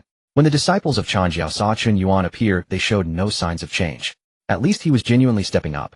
Regardless of whether he could handle it, one could say he was taking action. When the disciples of Changjiao saw Chen Yuan appear, they showed no signs of change. For instance, even if he were to become a disciple of a sage, it would still not change his fate. Chen Yuan paid no heed to this, and directed his gaze towards Jin Ling, inquiring, "What exactly happened? Tell me about it." "Senior brother, do not rush, let me explain everything to you." Jin Ling replied, then began to recount the events. "Senior brother, the spirit fruit beside you was first discovered by junior sister Shiji. Be careful not to step on it." However, just as it was ripening, disciples from Changjiao appeared, insisting that they had discovered it first. Junior sister Shiji argued with them, and they were about to resort to violence. Fortunately, there were disciples from Jiejiao nearby. That's how things unfolded. Disciples of Jiejiao are known for sticking together. Seeing Shiji being bullied was unacceptable. They immediately used sound transmission to call for help, quickly gathering nearby disciples of Jiejiao. The disciples of Changjiao were not foolish either. Seeing that they were surrounded, they hastily transmitted messages to other disciples of Changjiao. Thus both sides quickly gathered their forces and confronted each other. Listening to Jin Ling's account, Chen Yuan felt a stir in his heart and spoke up. Shiji is here." A woman spoke up. It was the same girl who had almost cried earlier. At this moment, seeing her senior brother, it was as if she had found support. Instantly, all her grievances erupted, and with a choked voice she said, "Senior brother, you must stand up for me." Shiji. Chen Yuan looked at the pitiable girl before him, murmuring her name, feeling deeply moved. Chen Yuan naturally knew about her. She was a pitiful person. Not only was she pitiful, but her disciples were also unfortunate. She had taken in 2 disciples by Yun and Kai Yun, and the 3 of them cultivated in the bone cave of Skull Mountain, living harmoniously and dutifully. However, during a trip to gather herbs, by Yun was shot dead by Neza's Chinkoan Bao, and Kai Yun was scared out of his. When Shiji learned that her disciple had been killed by Neza, she was naturally indignant and sought revenge for her disciple. However, Neza's master Tai Junren intervened and refined her back to her original form using the 9-dragon divine fire cover. Thus, the 3 disciples of Shiji faced unwarranted calamities and died tragically. One could say that troubles came from within their own home. It seems that this junior sister Shiji is truly unfortunate. Her misfortunes began to cling to her at this time. Chen Yuan sighed inwardly. Now unable to protect the spirit medicine in the future, he would also be unable to protect his disciples and even his own life. His junior sister was indeed pitiful. What a tragic fate it was. However, Chen Yuan would not stand by idly. After all, she called him senior brother. He could not let down that title. Just as Chen Yuan was thinking about these things, Shiji, Si Hang spoke up. Naturally, Si Hang would not easily relinquish the spirit fruit, and immediately questioned Shiji. "Do not speak carelessly here. You claim this item was discovered by you first. Do you have any evidence?" As soon as this was said, it was met with an immediate response from the disciples of Changjiao. "Exactly. Without evidence, I can also claim I discovered it first. If I say so, what would you do? Anyone can just make claims. You look quite beautiful, but why do you like to tell lies so much? How unsavory." The disciples of Changjiao were mercilessly ridiculing her. After all, Shiji could not present any evidence, so anything could be said. "I have." Just as the disciples of Changjiao were feeling smug, Shiji spoke up, her tone resolute. As her words fell, she waved her small hand. In an instant, a scene appeared in midair. The scene displayed the very place they were in, with the spirit fruit in the center, still remarkably eye-catching though. Clearly this was the situation in which Shiji discovered the spirit fruit. The image continued, showing the entire ripening process of the fruit. The disciples of Changjiao were left dumbfounded. They never expected Shiji to actually have evidence. How did she come to possess evidence? "I enjoy recording spirit herbs and observing their growth. It counts as a hobby, right?" Shiji said softly, feeling rather embarrassed. The surrounding disciples of Jiejiao stood in awe. "Good Shiji, good hobby, please continue to maintain it." Since Changjiao had been clamoring for evidence, now that it was presented, let's see how these Changjiao villains would resolve this. The disciples of Changjiao were caught off guard and did not know what to do, hastily looking towards Si Hang. Si Hang was also dumbfounded, not having expected Shiji to truly have evidence. Was this akin to digging a pit for herself? However, even so, Si Hang could not back down. She immediately forced herself to calm down, and said the treasures birthed from Kunlun Mountain, nurtured by heaven and earth, are naturally claimed by the capable. The order of discovery is not actually important. This statement carried a rather barbaric and domineering tone. The disciples of Jiejiao were enraged upon hearing this. How much more could they be bullied? With the evidence laid out, how could she still have the audacity to say such things? They were furious. Just as they were about to reprimand her, Chen Yuan waved his hand, signaling them to calm down. Then he looked at the expressionless Si Hang and smiled. "Is that so? Indeed. Are you serious? What else could it be?" Si Hang did not shy away, meeting Chen Yuan's gaze, and said loudly, "Isn't it true that you disciples of Jiejiao want this item? If not, how about we have a contest? If you win, this item belongs to Jiejiao. What do you say? Are you brave enough?" Ci Hang was fearless, even somewhat overbearing. After all, Ci Hang was now at the early stage of the Golden Immortal.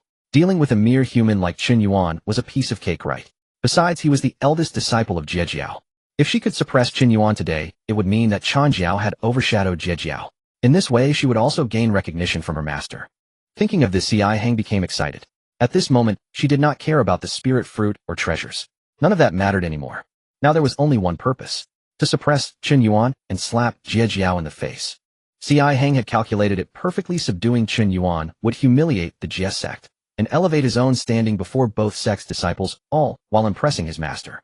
Thus his status within the Yin sect would rise, achieved with nothing more than a minor intervention against Chen Yuan. At this thought, Ci Hang's excitement surged, his gaze fixed upon Chen Yuan, brimming with anticipation and eagerness. Fine. Fighting. I adore it. I'll take it. But it was not Chen Yuan who answered Ci Hang. It was Jinling. She might lack skill in many things, yet when it came to combat, she was wide awake and ready. Without hesitation, she strode forward and stood before Chen Yuan, then turned toward Ci Hang, cracking her knuckles, eyes gleaming with readiness. Ci Hang's expression stiffened at the sight. He knew full well his cultivation fell far short of Jinling's, and though he held every Jiejiao Sect disciple in contempt, including her, he could not deny the truth. What rank did they even hold to stand shoulder to shoulder with Yin sect disciples? Yet disdain, however deep, did not blind him to reality. He retained enough self-awareness to see his limits clearly. Jinling excelled in the art of slaughter, her killing intent formidable, her martial prowess overwhelming. Ci Hang judged that even at his absolute peak, victory over her remained uncertain. This confrontation had long transcended mere contention over treasures. It had become a clash between the Yin and Jiejiao sects. To challenge Jinling now would be nothing but self-inflicted humiliation. Chen Yuan, however, was the perfect target, senior in status, yet vastly inferior in cultivation. Far less threatening than Jinling, yet symbolically weightier, as the Jiejiao sect's first senior brother. Shaking his head with a faint condescending smile, Ci Hang spoke slowly. "How is it? As first senior brother of the Jiejiao sect, must you rely on your junior sister to fight for you? If word spreads, it will tarnish the Jiejiao sect's honor and Master Tongtian's revered name. A first senior brother hiding behind his junior sister." Ignoring Jinling entirely, Ci Hang locked his gaze solely onto Chen Yuan, his tone laced with mockery, deliberately invoking both the Jiejiao sect and Master Tongtian to provoke. He refused to believe Chen Yuan could endure such public provocation. "No need for my junior sister to intervene. Step back, sister." Chen Yuan spoke calmly, placing a firm hand upon Jinling's shoulder and gently guiding her behind him. His eyes met Ci Hang's unflinchingly, and then each word fell like a chisel strike. "I shall face this battle myself." "What?" Jinling recoiled in alarm. "Senior brother." "But," she faltered, words failing her. She knew her senior brother all too well. Though Chen Yuan had attained the rank of Xian Immortal, confronting Ci Hang, a Golden Immortal, offered no hope of victory whatsoever. A Golden Immortal versus a Xian Immortal. It was effortless, inevitable. Yet such blunt truth could never be spoken aloud. Not here, not now, with disciples from both sects watching. To voice it openly would shatter her senior brother's authority, not aid him. Yet surrendering to Ci Hang would likewise annihilate his prestige. Jinling stood paralyzed by indecision, until Chen Yuan turned, offered her a serene smile, and said softly, "It's fine. Just a Golden Immortal. Watch closely, sister. I'll return in an instant." His tone was light, effortless, as if dismissing a passing breeze. Before Jinling could reply, laughter erupted, deep, unrestrained. "Huh!" Ci Hang roared with heat. Assumed Chen Yuan stepped forward out of prideful provocation, only to realize he faced not a strategist, but a reckless fool utterly oblivious to the gulf between heaven and earth. Victory was assured. Ci Hang instantly closed the distance, landing directly opposite Chen Yuan, leaving no room for retreat, no opening for Jinling to interfere. In that instant, the two stood locked in silent confrontation, tension coiling like drawn steel. Yin and Jiejiao Sect disciples parted into two ranks, breathless and watchful. One was the Jiejiao Sect's first senior brother, the other one of the 12 golden immortals of the Yin sect. A direct disciple pitted against a direct disciple. Who would prevail? Such a spectacle inevitably drew the attention of the three sovereigns. Sages perceived all, especially within Kunlun Mountain, their sacred abode. Every event unfolding upon its peaks lay bare before them without omission or concealment. Whether they chose to intervene or even observe remained entirely at their discretion. Yet now, with Chen Yuan facing Ci Hang and disciples of rival sects clashing, the three sovereigns watched intently, awaiting the unfolding of fate. All eyes rested upon Chen Yuan and Ci Hang, except those of the supreme sage. His gaze swept past Ci Hang entirely. Within his vision, only Chen Yuan existed. As he observed Chen Yuan, the ancient stillness of the supreme sage's eyes flickered, strange subtle light shimmering across their depth. His impassive countenance shifted, revealing unmistakable astonishment. This youth is no ordinary being. The supreme sage inclined his head, slightly lost in quiet contemplation. He sensed a force within Chen Yuan, faint, elusive, yet undeniably real. Its presence hovered just beyond perception, yet its latent power resonated with terrifying intensity. Even the supreme sage could scarcely fathom the cataclysmic scale of its full release. Now perhaps an opportunity had arisen to probe its nature. Yusu Palace. Yuan Shi's divine consciousness swept across the scene, settling first upon Chen Yuan, then gliding over the assembled Jiejiao Sect disciples. His expression darkened. A cold snort escaped his lips. Very well, let this serve as their lesson. Yuan Shi had long grown weary. His younger brother's disciples were ill-bred and chaotic, rebellious, unruly, defiant of discipline. Unlike his own disciples, noble-born, courteous, eloquent, and pleasing to hear. Those under Master Tongtian's banner claimed the title of sage disciples, but in truth they were little more than a rabble. And it was precisely this rabble that had turned Kunlun Mountain into a maelstrom of disorder. Today offered the perfect occasion to restore order. C.I. Hang's initiative pleases me greatly.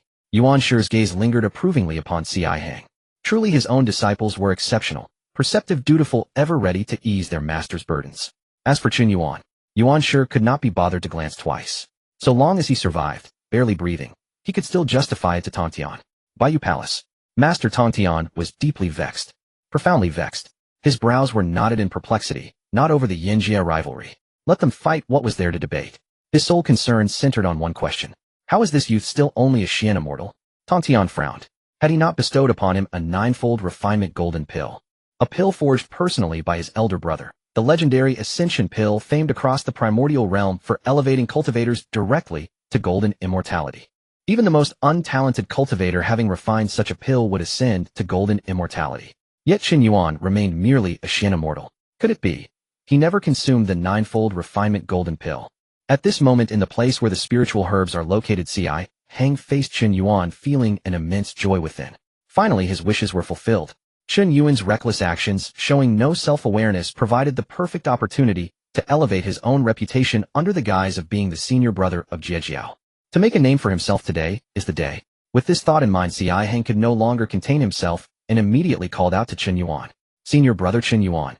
Since you are so persistent, do not blame me for being impolite. Beware, senior brother. My spells are without eyes. C.I. Hang, impatient and anxious, did not wait for Chen Yuan to respond and directly made his move. In a long night filled with dreams, it is better to strike first. After all, apart from Chen Yuan, the so-called unworthy senior brother, the other direct disciples of Jiejiao were all formidable characters. Quick and decisive action is necessary. They cannot be allowed to ruin such a good opportunity. In an instant, C.I. Hang's robe billowed and a powerful aura erupted, reverberating in all directions. The overwhelming force caused the surrounding disciples to stagger back involuntarily. C.I. Hang paid no heed to them, his eyes gleaming coldly, focused solely on Chen Yuan. C.I. Hang raised his hand and struck into the void toward Chen Yuan. Suddenly the air roared and a massive handprint emerged. The pressure surged like a river, enveloping boundless power as it pressed down toward Chen Yuan. Wherever the handprint passed, the void trembled and the spiritual energy shattered. The onlookers gasped in astonishment. Is this the power of golden immortal C.I. Hang? With such power, how many among them could withstand it? And Chen Yuan was merely a Xian immortal. How could he possibly cope beneath this astonishing handprint? At this point, even if he were not to die, he would be gravely injured, or defeat was inevitable. Who would have thought that after just a brief exchange the outcome would already be apparent? Faced with the overwhelming force of the handprint, Chen Yuan merely shook his head unconcerned. Oof. Chen Yuan snorted coldly and shouted, "Break for me." As he spoke, he immediately activated his techniques. Instantly, the myriad divine statues within him erupted simultaneously, shining brilliantly, extraordinarily radiant. Unfortunately, this magnificent scene was seen by no one but Chen Yuan. The myriad divine statues, countless Xian immortals, though they could not match the golden immortal in realm, when they all erupted at this moment surpassed the golden immortal. Thus, in just a single contact, C.I. Hang's void handprint was directly shattered, vanishing into nothingness. This myriad of Xian immortal power did not dissipate. Its momentum unabated, it surged directly towards C.I. Hang. C.I. Hang had thought he could easily win with a single strike. How could he have anticipated this? Caught off guard, he was unable to mobilize his defenses in time and was directly pinned to the ground. The vast ocean-like power pressed down on him, making it hard for C.I. Hang to resist. In an instant, he was crushed to the ground, prostrating himself and tasting the dirt. This posture resembled one of complete surrender. What a The disciples of both Chan and Jiejiao around gazed in shock. Their eyes widened, faces filled with disbelief. Everything had happened too quickly for them to react. Even now, they still could not comprehend what had transpired. All they knew was that C.I. Hang had made a handprint. Chen Yuan had shouted, and then C.I. Hang had been brought low. Of course, to be precise, C.I. Hang had been pinned to the ground. This was precisely why everyone was so astonished. And Xian Immortal had suppressed a golden immortal. How could such a thing be possible? Yet now it was unfolding before their eyes, real and undeniable. They had no idea how Chen Yuan had achieved this. All they knew was that he had done it. In an instant, everyone was left dumbfounded, unsure of what to say. Such an event was too absurd. Even having witnessed it firsthand, it was still shocking to their very souls, hard to calm. Who could tell them what had just happened? Impossible. Absolutely impossible. C.I. Hang roared, forcing himself to lift his head, glaring at the silently standing Chen Yuan, not far away, gritting his teeth. I am a golden immortal.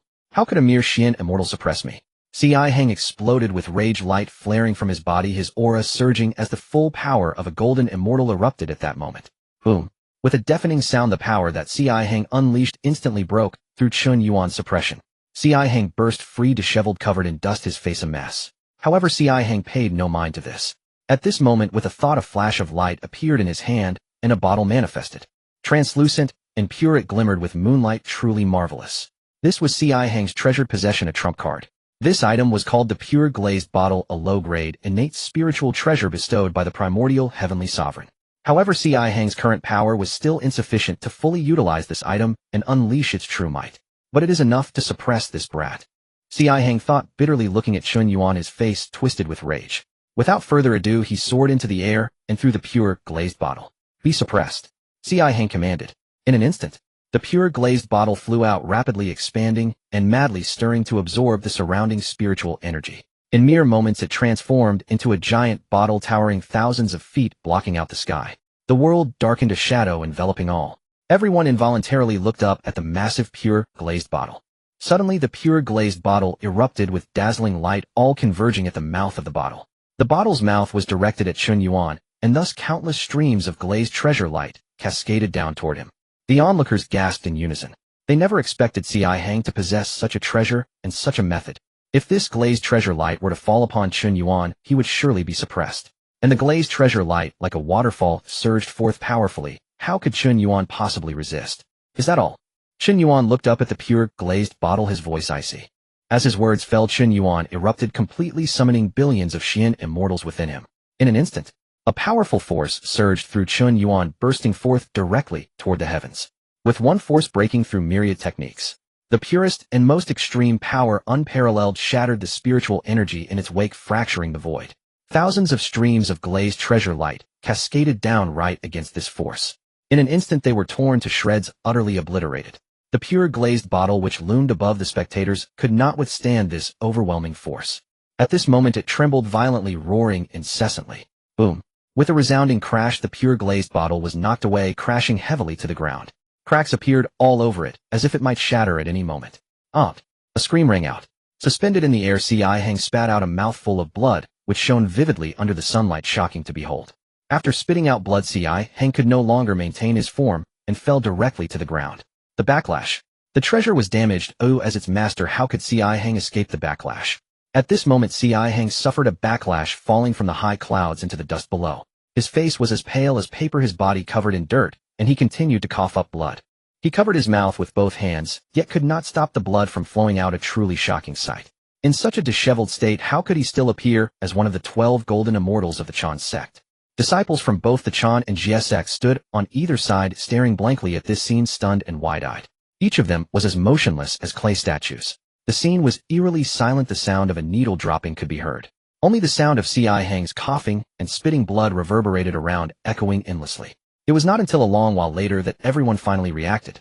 In an instant, a thought surged in everyone's minds. How terrifying! A dignified golden immortal had been defeated and cast down from the clouds to the dust. And the one who accomplished all this was merely a Xian immortal.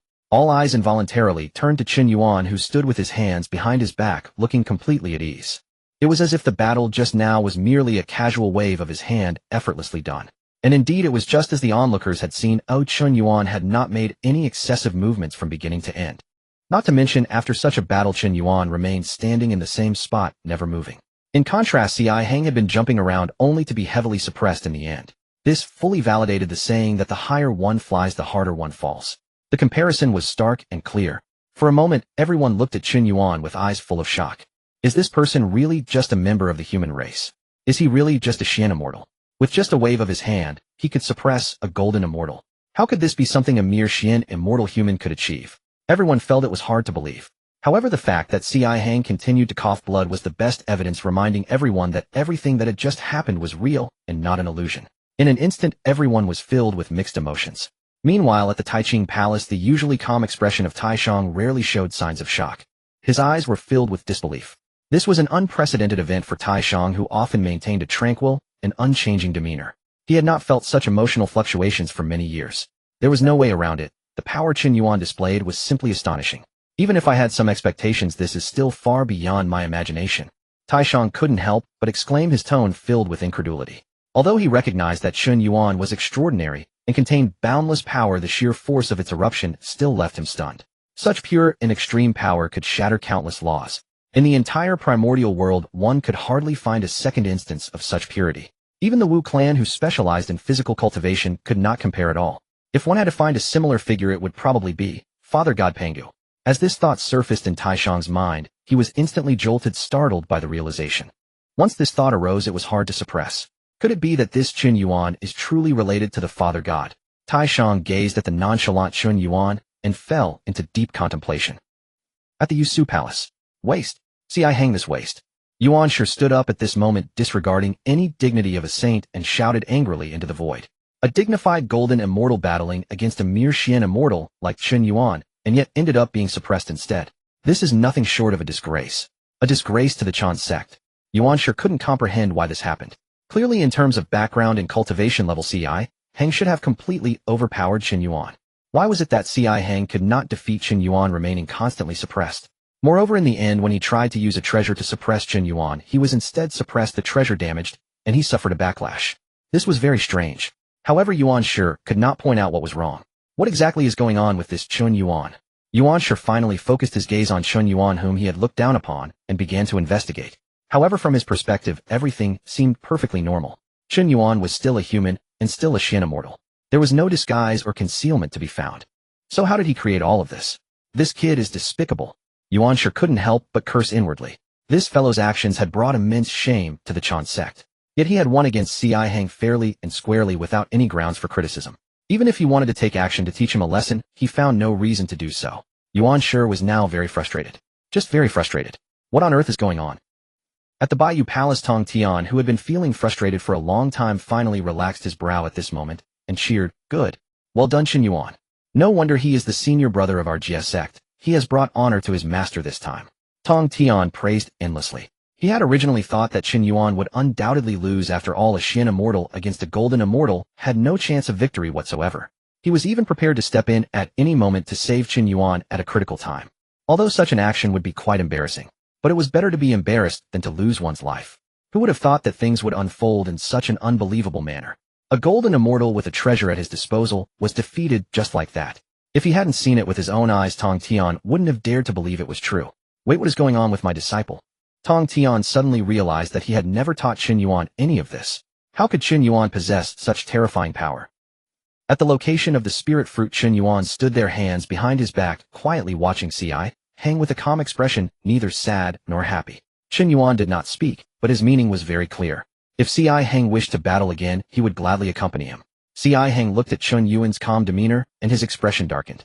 How could Ci Hang dare to battle again? His divine powers exhausted, his treasures damaged, he still could not achieve victory. Even if they were to continue fighting, he could not possibly be Chen Yuan's opponent. It would only lead to further disgrace. Leave. Ci Hang gritted his teeth and said. Unfortunately, at this moment, the Chan Sect disciples were still in shock, and no one came forward to help him.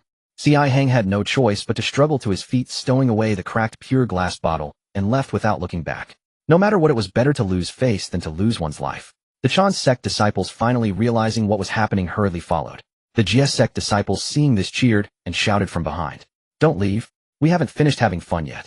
Treasure belongs to the capable, aren't you? Chan Sect, supposed to be powerful. Come on, give it a try. Facing the jeers of the Jiejiao Sect disciples, the Chan Sect disciples pretended not to hear and left in a disheveled state. Trying would mean death. Ci Hang was unable to defeat Chen Yuan and chose to back down. How could they possibly win? It was best to leave. Chen Yuan withdrew his gaze, looking at the spirit fruit, shaking his head, and smiling lightly. Was it really just this single spirit fruit that caused such a dispute? Chen Yuan waved his hand, and the spirit fruit flew up, landing in Jiejiao's hands. Since you discovered it first, it is yours now. Thank you, senior brother. Ji quickly bowed, and expressed her gratitude filled with appreciation. The Jiejiao Sect disciples, including Jinling, looked at Chen Yuan with eyes full of admiration. The senior brother of the Jiejiao Sect should be like this. Even those who had previously doubted Chen Yuan were now convinced. When asked if they could handle such a situation as well as Chen Yuan did, the answer was undoubtedly no. And the power Chen Yuan displayed was far beyond their own. How could they have any more doubts? They no longer dared to have any doubts. Chen Yuan, feeling the admiration of everyone, was also pleased in his heart. In this unexpected manner, he had managed to win over this group of junior disciples, which was not bad. At that moment, a voice echoed in Chen Yuan's mind. Disciple, come to your master. It was the voice of Tong. Not daring to delay, Chen Yuan hurriedly activated his movement technique and headed towards the location of Tong. After receiving the message from Tongtian, Chen Yuan abandoned his fellow disciples and headed straight for the Bio Palace. As soon as he stepped into the palace, a voice echoed in his mind. Ding! A system. Chen Yuan felt a surge of joy upon hearing the prompt. So mechanical, yet so familiar. He had almost forgotten about this golden finger due to the long silence from the system. However, this could not be blamed on the system. If anyone was to be blamed, it would be Chen Yuan himself. The system was named the God-level check-in system, which, as the name suggests, required him to check in at various locations.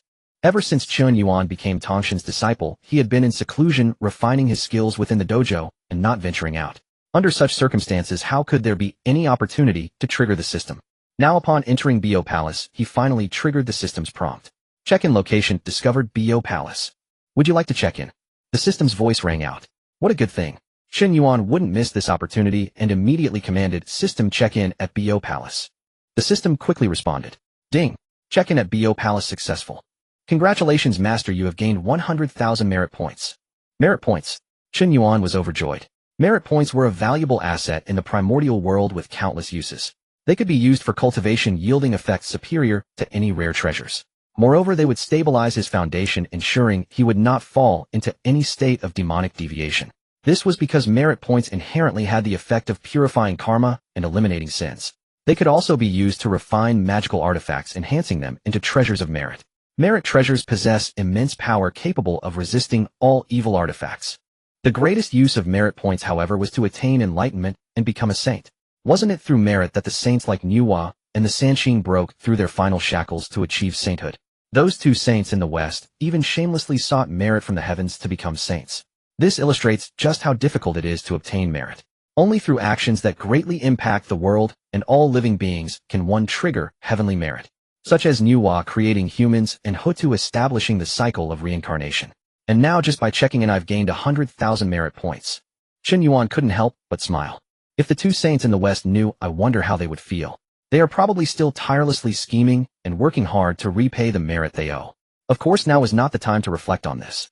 With that thought, Chen Yuan quickly composed himself and walked briskly forward. Soon he arrived at the palace of Bio. Tongtian sat high above, quietly watching Chen Yuan enter. Seeing this, Chen Yuan hurriedly bowed in greeting. Disciple Chen Yuan pays his respects to master. Rise. Tongtian spoke. He then quietly observed Chen Yuan without saying anything further. His eyes sparkled with a strange light, as if he intended to see through Chen Yuan entirely. Chen Yuan was uncertain of Tongtian's intentions. With Tongtian not speaking, he felt it inappropriate to say much, so he respectfully stood there waiting in silence. Finally, after a long while, Tongtian withdrew his gaze. Even using the powers of a saint, he could still discern no abnormalities. Chen Yuan was still a human, still in Xianxian. Everything seemed so abnormal. However, recalling his battle with Zihong, how could it be considered normal? Tongtian couldn't make sense of it, and decided to stop pondering. He then spoke up. Not bad. You did well this time. You did not lose my face. Oh, I am very pleased. Tongtian praised. This sudden compliment left Chen Yuan momentarily stunned. However, he quickly understood. A saint knows everything, and the Sanqing saints stationed at Kunlun Mountain were naturally well aware of all that transpired here. His battle with Zihong could not possibly be concealed from the Sanqing saints. However, the saints had merely observed from the sidelines throughout. After all, this was merely a conflict between disciples. If saints were to interfere, even in this, it would be rather humiliating. With that thought, Chen Yuan quickly responded. It is all thanks to master's teachings. The disciple is grateful for your guidance. Chen Yuan's words left Tongtian at a loss for how to respond. He truly could not recall having taught Chen Yuan anything. Feeling a bit awkward, Tongtian decided to skip over that, and spoke up. Chen Yuan, since you've just come out of seclusion, I have something for you to do. Master, please give the order, the disciple will obey. Chen Yuan replied, and Tongtian nodded repeatedly, very satisfied, and began to instruct him. Then it's perfect. Go visit your second Shirbua and Grand Shirbua, and tell them I wish to discuss the Tao with them. This can also be considered a lesson for you disciples. Saying this, Tongtian sighed in relief. Finally he could teach something new, otherwise he felt a bit guilty hearing the title of master. The disciple understands. Chen Yuan accepted the order with joy in his heart. A saint's teachings are rare and invaluable, a tremendous opportunity. One must understand that a saint's understanding of the laws of heaven and earth far exceeds that of all living beings. Even if he could grasp just a fragment from their insights, it would greatly benefit his own path. The disciple shall go, master, farewell. To ensure he seized this monumental opportunity, Chen Yuan hurriedly, leaving Bo Palace after discerning the direction. Chen Yuan rushed towards the direction of Yushu Palace. Yushu Palace is the dojo of the Yuan Shi, and the disciples of the Changjiao naturally use Yushu Palace as their center for cultivating. Thus this place gathered many disciples of Changjiao. When Chen Yuan appeared here, it quickly drew the attention of the disciples. They looked at Chen Yuan with complex expressions, whispering and pointing at him. Chen Yuan could easily guess that they were discussing his encounter with Sihong. After all, he had just visited Bo Palace. Sihong and the others must have returned as well. Ignoring them, Chen Yuan walked straight toward Yushu Palace. Just as he arrived at Yushu Palace, ding. Check-in location discovered. Yushu Palace. Would you like to check in? Chen Yuan was overjoyed upon hearing this. This is possible too. That would be wonderful. Oh, I still have to visit Taching Palace later. Doesn't that mean more rewards? This isn't just running errands. I'm here to collect rewards. Check in. Chen Yuan quickly instructed the system to check in, wanting to claim his reward first. Ding. Check-in at Yushu Palace successful. Congratulations, master, you have obtained a fragment of a primordial treasure. After checking in, Chen Yuan stepped into Yushu Palace, not wanting to waste any time. After all, he still needed to go to Taching Palace to check in and claim his reward, so he should hurry up. However, this announcement caused Chen Yuan to freeze momentarily. The foot he had raised was now suspended in midair. What? A fragment of a primordial treasure. Chen Yuan was shocked. Good heavens, is this Yushu Palace really so valuable? The check-in reward is actually this impressive. Chen Yuan listened to the voice of the system, feeling a jolt of surprise, followed by joy. A congenital supreme treasure. It is known that in the primal chaos of the world, congenital spiritual treasures are incredibly precious and difficult to obtain. Such treasures are hard to come by. Congenital spiritual treasures are born of heaven and earth, embodying the principles of the congenital Tao, and are inherently limited in number. Moreover, after so many years of the world's creation, most congenital spiritual treasures are held by major powers or formidable beings. The Tao ancestor Hongjun created the method of severing the three corpses, requiring the use of congenital spiritual treasures to house the primordial spirit, linking the treasures with the Tao, thereby increasing their value. The emergence of each congenital spiritual treasure is accompanied by countless bloody storms, with countless sentient beings sacrificing themselves for it, willing to face death without regret. If congenital spiritual treasures are so rare, how much rarer are the congenital supreme treasures? Renowned formidable ancestors of the primal chaos, such as Xinyuanzi and Mingi. They have traversed the primal chaos for countless years and still possess no congenital supreme treasure.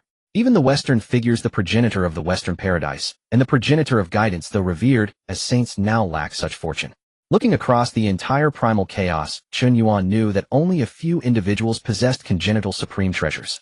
Tao ancestor Hongjun, the three pure ones, and the Saint Nuwa.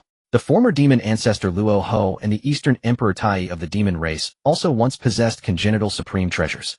These individuals are either saints or once dominated the world. And now Chen Yuan, merely by signing in, unexpectedly receives a congenital supreme treasure.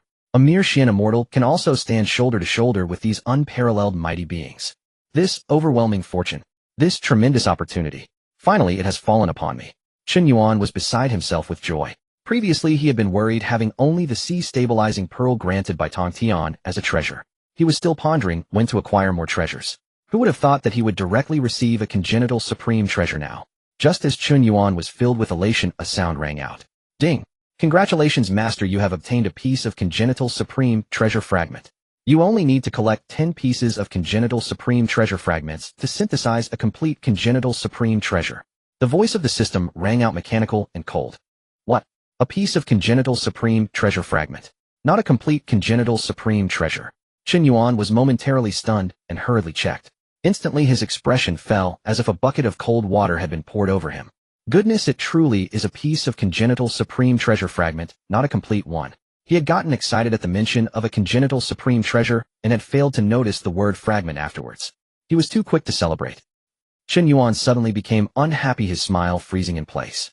He thought he could obtain a congenital supreme treasure just by signing in, only to find out it required collecting fragments. 10 fragments to bring home a congenital supreme treasure. In a daze, Chen Yuan seemed to hear the shouts of merchants from his past life. After a long while, he finally regained his senses and let out a long sigh. Well, that's acceptable. Chen Yuan comforted himself. Although he couldn't immediately possess a congenital supreme treasure, collecting fragments still provided a significant chance to synthesize a complete one. As long as the system doesn't pull any tricks like splitting the fragments into other things when he is close to completing the collect. With my current strength, I truly cannot grasp such an opportunity.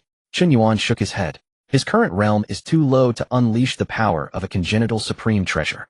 Moreover, he might even attract pursuit due to it. A common man is innocent, but possessing a treasure is a crime. With this thought, Chen Yuan's mood improved significantly. There is no need to rush, slowly signing in, just treat it as if the congenital supreme treasure is on its way. Thus Chen Yuan calmed his emotions and stepped into the Yushu Palace. As soon as Chen Yuan entered the Yushu Palace, a figure walked out from inside, approaching Chen Yuan. From a distance, Chen Yuan immediately recognized him. Guangqingzi. Back when Yuan Shi and Tongtian were accepting disciples, they had met. Guangqingzi had even advised Tongtian not to take Chen Yuan as a disciple, which left a deep impression on Chen Yuan. However, at this moment, Guangqingzi wore a broad smile devoid of the lofty demeanor he had back then. With the return of disciples like Cihong, the matter of Chen Yuan suppressing Cihong had spread among the disciples of the Chan Sect. Upon learning of this, how could Guangqingzi still underestimate the individual before him? He approached Chen Yuan smiling and inquiring. Junior brother Chen Yuan, what brings you here? Yuan Shi is Tongtian's elder brother, so Guangqingzi naturally had no issues addressing him as junior brother. Chen Yuan did not mind this, as the matter at hand was urgent. He immediately replied, Senior brother Guangqingzi, I come here on the master's orders to see second uncle. Oh. Guangqingzi was momentarily taken aback, but quickly reacted and said, Then please wait a moment, junior brother Chen Yuan. I will go inform the master. As Guangqingzi spoke, he turned and left, secretly sighing in relief. He had thought that Chen Yuan was here to seek retribution over the Cihong matter, but it seemed he had overthought it. This was for the best, as this matter was indeed a fault on the part of their Chan Sect. If it escalated to the master, it would not reflect well on anyone. He then entered the Yushu Palace to report this to Yuan Shi. Chen Yuan. Upon hearing this name, Yuan Shi immediately felt a headache. The last person he wanted to see now was Chen Yuan. Not only because Chen Yuan's suppression of Cihong brought disgrace to the Chan Sect, leaving Yuan Shi feeling humiliated, but also because Chen Yuan's suppression of Cihong caused Yuan Shi's previously unwavering belief in teaching and accepting disciples to waver slightly. Forget it. Since it's Tongtian who sent him here, let him in. Yuan Shi waved his hand, and Guangqingzi received the order. Before long, Guangqingzi returned with Chen Yuan.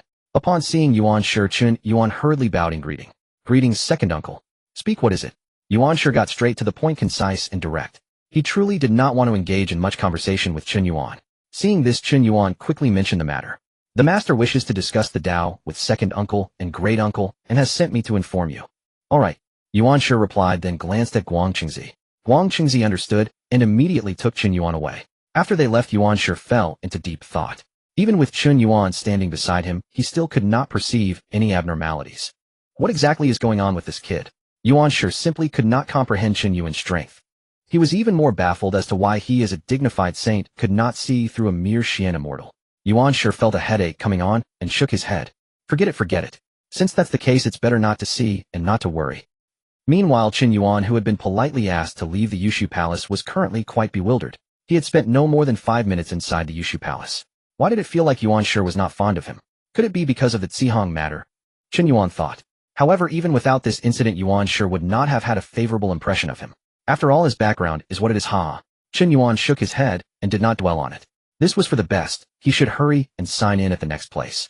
With this thought, Chen Yuan left the Yushu Palace and headed towards the Taoist Hall of Taishan. Flying along the way, he soon arrived at the Taoist Hall of Taishan. Taiching Palace. As Chen Yuan landed, a notification sound immediately echoed in his mind. Ding! Congratulations, master, you have discovered a place to sign in. Taiching Palace. Would you like? Listening to the voice of the system, Chen Yuan's face brightened with joy. This is exactly what he was waiting for. Without a moment's hesitation, he immediately spoke his thoughts. Sign in. Immediately the voice of the system echoed. Ding! Sign in at the Taiching Palace successful. Congratulations, master, you have obtained a piece of the innate treasure. Chen Yuan listened intently this time, fearing another blunder like before. A piece of the innate treasure. Good luck, keep it up. Chen Yuan was overjoyed, unable to hide his excitement. His luck was indeed good, another piece of the innate treasure. With this, the count of innate treasure pieces increased by 1, unlocking 20 of the innate treasure. If he could maintain this momentum, it wouldn't be long before Chen Yuan could master an innate treasure. Of course, the premise was that Chen Yuan must venture out more seeking blessed lands to sign in. Moreover, it would likely have to be top-tier places like the 3 pure ones. After all, Chen Yuan had limited experience and had never tried other locations. He didn't know if other places could trigger such rewards. No worries. Chen Yuan silently thought to himself, after all, the chaotic world was not lacking in blessed lands, and he had plenty of opportunities. He truly believed that if he signed in all the way, he would certainly gather the remaining 8 pieces. He wasn't trying to occupy someone else's Dao field. He was merely signing in, and there shouldn't be any danger. With this thought, Chen Yuan began to contemplate a journey down the mountain. However, this wasn't the time for such thoughts. He still had important matters to attend to. On Kunlun Mountain, there was a grand opportunity for the saints to discuss the Dao, which he could not afford to miss. Meanwhile, at the moment Chen Yuan arrived, the Supreme Elder sensed it. This place was the Supreme Dao field, and any disturbance could not escape its keen eye. The Supreme Elder suddenly opened his eyes, filled with confusion. Why had this kid come here? However, he quickly shook his head. It wasn't important. What the Supreme Elder was more interested in was not the situation, but Chen Yuan himself. Thus he slowly spoke, addressing Xiandu below. Xiandu, please go outside, and welcome your junior brother Chen Yuan. Xiandu was taken aback for a moment, then quickly realized, filled with excitement. Chen Yuan. He naturally knew Chen Yuan, the human compatriot who had joined the sect under the Master Tongtian. Xiandu was quite interested in this person. He had always been curious about what was so special about this individual that he could join the ranks of the saints. He quickly responded, yes, master. With that, he quickly stood up and hurried outside, clearly eager to see what Chen Yuan was like. As Xiandu stepped out of the great hall, he saw a figure approaching. That figure was indeed Chen Yuan. As Chen Yuan walked, he noticed a figure exiting the grand hall of the Taqing Palace. A human. Chen Yuan focused his gaze. The newcomer was also of human descent, just like him. However, this individual's cultivation level was far stronger than Chen Yuan's. At this moment, the realm of the great Luo Golden Immortal was displayed without reservation. The vastness of the magical power made Chen Yuan feel a sense of awe. A name flashed through Chen Yuan's mind. Xiandu. Without a doubt, the only person with such cultivation and of human descent appearing in the Taqing Palace was this one. Xiandu, the Great Master. The only direct disciple of the Supreme Elder. By lineage, Chen Yuan, along with all disciples under the 3 pure ones, had to respectfully call this man senior brother. However, Chen Yuan found it hard to respect this person, let alone like him. After all, since the birth of the human race, they had struggled painfully in the chaotic world to survive. This Xiandu, after joining the saint, had been indifferent to the human race. Even when the human race was being slaughtered and refined by the demon race, while creating the witch-slaying sword, Xiandu did not show any action. Of course, this event had not yet occurred. However, Chen Yuan still found it hard to change his view on Xiandu. This esteemed disciple of the Supreme Elder likely only had one human connection. Despite his dislike, when he saw Xiandu approaching, Chen Yuan still restrained his expression and respectfully saluted. Chen Yuan pays respect to senior brother Xiandu. No need, no need. Xiandu said with a smile. We are both of the human race, and now that we have joined the 3 pure ones, we share the same origin and lineage, so there's no need for such formality. As Xiandu spoke, he couldn't hide his excitement, his eyes scanning over Chen Yuan with curiosity. Yet despite looking closely, Xiandu still couldn't discern anything remarkable. He felt a sudden doubt. The master had said this person was extraordinary, and I was quite curious. But now looking at him, I don't think he is anything special. Xiandu silently sighed in his heart. He truly couldn't see what was so special about Chen Yuan. He seemed rather ordinary, just like those humans he had seen before. Thinking this, Xiandu lost interest in further investigating Chen Yuan. He withdrew his gaze and spoke. Junior brother, please follow me to pay respects to the master. All right. Chen Yuan followed behind Xiandu into the Taqing Palace. There on the mat sat an elder, wearing a Tai Chi crown and a bagua robe with white hair and a kind yet imposing presence. Surrounded by the rhythm of the Tao, it instantly gave a sense of tranquility and non-action. Upon seeing him, Chen Yuan immediately understood. This was the leader of the 3 pure ones, the Supreme Elder. He was indeed his master uncle. Without daring to be negligent, he quickly saluted. Chen Yuan pays respects to master uncle. No need for formalities. The Supreme Elder spoke, his gaze resting on Chen Yuan, and did not continue. Chen Yuan knew that the Supreme Elder was averse to action, so he spoke up, without waiting for the Supreme Elder to ask. Master Tongtian wishes to invite the 2 master uncles to discuss the Tao, and has sent me to inform you. Would master uncle agree? Yes. The Supreme Elder nodded slightly in agreement. He then withdrew his gaze and closed his eyes. Chen Yuan, seeing this, did not dare to disturb further, and courteously took his leave. Chen Yuan takes his leave. After speaking, he stepped back. My task is complete. Next, he would wait for the 3 saints to discuss the Tao, and see what opportunities he could gain. Chen Yuan thought to himself, filled with anticipation. As Chen Yuan's figure left the Ta-Ching Palace, the Supreme Elder suddenly opened his eyes looking at Xian Du below and asked, Xian Du, what do you think of this fellow clansman of yours? Hearing this, Xian Du's expression froze hesitating. After thinking for a moment, he eventually replied honestly, reporting to Master, I feel he is nothing remarkable, just ordinary. After speaking, Xian Du looked up cautiously at the Supreme Elder. After all, the Supreme Elder had previously said that Chen Yuan was not simple. Would he now scold him for being blind? However, Xian Du truly did not see anything extraordinary about Chen Yuan. The Supreme Elder did not say much more. His gaze was focused on the departing Chen Yuan with a flicker of divine light in his eyes. This child is extraordinary, bearing a great secret. Soon, the news of the three pure ones discussing the Tao after a millennium spread throughout Kunlun Mountain, and the entire sect was aware of it. Like a pebble dropping into a still lake, it instantly stirred up immense waves. The entire Kunlun Mountain erupted into excitement. Great! After waiting for so long, today has finally come. The opportunity that belongs to you and me has finally arrived. We must prepare well for it. The disciples of the three pure ones rushed to share the news, filled with joy. Some were so overwhelmed they shed tears of happiness. Finally, the moment had arrived. Although becoming a disciple of a sage is already an enormous opportunity, from then on their identity as disciples of the sage would be their greatest support and trump card. With such an identity roaming the vast wilderness, no one dared to provoke them. Even the great ancestors of the wilderness would treat them with respect, not daring to make things difficult. However, if that were all, the disciples of the three pure ones would be truly unsatisfied. Who among them didn't want to hear the teachings of the sage, comprehend the profound truths, and advance further in their cultivation? Unfortunately, most of them, after becoming disciples of the sage, would find it difficult to receive direct guidance from the sage. Even seeing the sage again would be a challenge. After all, there were simply too many disciples. The sage could not teach each one personally. Moreover, with the sage's status, how could they engage in such exhausting work? Only a few direct disciples would have the chance to receive the sage's personal instruction. Now, with the three pure ones about to commence their discussion on the Tao, all disciples of the three pure ones could participate. Upon hearing this news, the disciples of the three pure ones were naturally overjoyed and went wild. A long-cherished wish had come true in an instant. The sage's discussion on the Tao was an incredibly rare opportunity. Moreover, there are three sages. With their comprehension of the grand Tao of heaven and earth, any insight the disciples could grasp would be an immense gain, placing them far ahead of the beings of the wilderness. Thus, the disciples of the three pure ones were filled with anticipation. Cheers erupted throughout Kunlun Mountain, echoing through the skies. After the excitement, the disciples chose to enter seclusion. They focused their minds and adjusted their Tao hearts. They wanted to be in the best condition to welcome the approaching sage's discussion on the Tao, seizing the once-in-a-lifetime opportunity. And so, after a flurry of activity, Kunlun Mountain quickly returned to tranquility. Time passed slowly and irreversibly. 1,000 years later. On this day, the Kunlun Mountain, which had been silent for a millennium, suddenly became lively. In an instant, numerous figures shot across the sky like shooting stars. These figures were all disciples of the three pure ones, now flying from various parts of Kunlun Mountain in unison.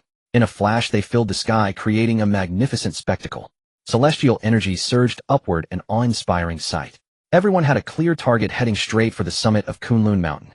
Soon the summit was crowded with disciples of the three pure ones, jostling for space. As far as the eye could see, figures were densely packed, stretching endlessly. Despite the crowd, everything was orderly. Everyone stood according to their respective teachings, direct disciples and outer disciples, in an organized manner. On the side of the Taishang, only one disciple from Xuandu stood quietly. Beside him lay a blue ox with horns lying on the ground, as if oblivious to the crowd. This scene appeared somewhat lonely and bleak. However, the disciples from the other two teachings did not dare to show any disrespect. Upon meeting Xuandu's gaze, they immediately straightened their expressions, bowing from afar to show their respect. The direct disciples of the two teachings even specifically approached Xuandu to pay their respects. There was no other reason but because of his esteemed identity and extraordinary status. Xuandu was the only direct disciple of Taishang and the first disciple of the three pure ones, the elder brother of the human teaching. On the side of the Chan teaching, Nanji led the way, followed by Guangchengzi and the 12 golden immortals, with a group of Chan disciples arranged neatly behind them, displaying a strict order. All disciples stood tall and proud, and with their impressive backgrounds they were incredibly radiant, showcasing the demeanor of disciples of the sage and the elegance of immortals. In comparison, the Jie teaching was much more bustling. The grandeur of 10,000 immortals coming to pay their respects was displayed at this moment, a constant buzz. As the elder brother of the Jie teaching, Chen Yuan, stood behind, backed by direct disciples like Duobao and Jinling. At this moment, the disciples of the three pure ones all gathered at the summit of Kunlun Mountain. Chen Yuan looked on, feeling emotional. Unknowingly, the number of disciples of the three pure ones had grown so vast, and their foundation was so profound. The disciples of the three pure ones with respectful and expectant expressions were waiting for the discussion on the Tao to begin. Soon, bang! A resounding bell echoed through the void, reverberating at the summit of Kunlun Mountain. In an instant, three overwhelming pressures emerged, enveloping the surroundings like an abyss or a sea. The rhythm of the Tao surged, and the laws went wild. The entire Kunlun Mountain seemed to tremble slightly. Sages. The once lively summit fell into an immediate silence, an overwhelming quiet, where even a falling needle could be heard. Everyone felt a tremendous pressure, not daring to breathe, all eyes turned upwards. The void rumbled and shook as three towering figures tore through the fabric of reality, slowly descending. An old man, a young one, and a middle-aged man. These were the three pure ones. We pay our respects to the three sages. All the disciples bowed in unison, displaying utmost respect. You may rise, Tongtian said with Taishang and Yuanshan nodding slightly. The disciples instantly felt a lightness throughout their bodies as the immense pressure that had weighed upon them vanished in an instant. Such was the might of a sage. Thoughts flow controlling life and death, all beings are but ants. The crowd felt a deep sense of reverence, their gazes towards the three pure ones filled with admiration and anticipation. Seeing this, Tongtian smiled and spoke. Brothers, since the disciples are all eager, let us begin. I will go first in this discussion on the Tao. Taishang and Yuanshan nodded in agreement. Okay, good. Saying this, they sat down in the void facing Tongtian. Seeing this, Tongtian also sat cross-legged above the void, beginning to expound on his own Tao. When the sage spoke, heaven and earth trembled. In an instant, flowers fell from the sky and golden lotuses erupted from the ground. Purple energy flowed from the east, and auspicious clouds filled the sky. Countless heavenly melodies resonated at this moment, and myriad auspicious lights unfolded together. Behind Tongtian, a massive ethereal figure of a sage emerged, spanning heaven and earth, illuminating the past and present. Such numerous and wondrous phenomena appeared, each more extraordinary than the last. However, the disciples of the three pure ones seemed oblivious to everything around them. Their gazes were entirely focused on Tongtian, listening intently, fearing they might miss even a fraction. Chen Yuan was the same, staring intently at Tongtian. At that moment, ding! Congratulations to the master for triggering a special sign-in location. The discussion site of the sage on the Tao. Would you like to sign in? The prompt in his mind suddenly rang out, causing Chen Yuan, who was seriously listening, to be momentarily stunned. Isn't it? Can this happen? However, he soon felt a surge of joy. This was truly an unexpected delight. Such a great opportunity had come to him like a free gift. How could Chen Yuan let it slip away? Sign in. Immediately sign in at the sage's discussion on the Tao. As Chen Yuan's voice fell, the system's voice soon responded. Ding! Congratulations, Master, you have successfully signed in at a special location, the Land of Saints teaching. Congratulations, Master, you have received a reward, Voice of the Saint, one-time use. Voice of the Saint. Hearing the system's voice, Chen Yuan felt increasingly joyful. Of course, he did not know what the Voice of the Saint actually was. However, with Saint in its name, could it be an ordinary? He immediately checked the introduction. Voice of the Saint. After use, it allows the words of the Saint to reach the heart, enabling the user to enter a deep state of comprehension and grasp the profound principles. Note, this is a one-time divine ability, and its effects will last until the Saint's teachings conclude. Indeed. Chen Yuan smiled, thinking that anything associated with the word Saint must be extraordinary. This is truly wonderful. The voice of the Saint is perfectly suited for listening to the Saint's teachings. Chen Yuan was overjoyed. It felt like a perfect match. Now he was listening to the Saint's teachings. Wasn't this the perfect opportunity to use it? Although Chen Yuan had lived 2 lives, he still had one flaw that shadowed him. That was the urge to fall asleep whenever he attended a lecture. Even now, as an immortal, it remained the same. Even now, with the 3 saints giving their teachings, it was still the case. Just now he had been staring into the void and had started to drift off. If it weren't for the sudden prompt from the system, he might have fallen into a deep sleep, perfectly missing this grand gathering of teachings. Having received this one-time divine ability, the voice of the saint was indeed a timely blessing. System. Using the voice of the saint. Chen Yuan directly voiced his intention using the voice of the saint. Even though this voice of the saint was one-time use, Chen Yuan had no hesitation. The teachings of the saint are fortuitous and cannot be sought after. Moreover, it is the 3 saints' teachings now unprecedented and unparalleled. This divine ability must be used. One must not miss such a great opportunity. As Chen Yuan's voice fell in an instant, Chen Yuan felt a lightness throughout his body as if he had been relieved of a heavy burden. At this moment, he was filled with clarity, his Tao heart clearer than ever before. In but an instant, Chen Yuan entered an incredibly mysterious realm. The surrounding spiritual energy, Tao rhythms, rules, and so forth became tangible in Chen Yuan's eyes. Though they flowed continuously, their trajectories were discernible. And the words of Tongtian resonated, allowing Chen Yuan to comprehend instantly, without any obstruction.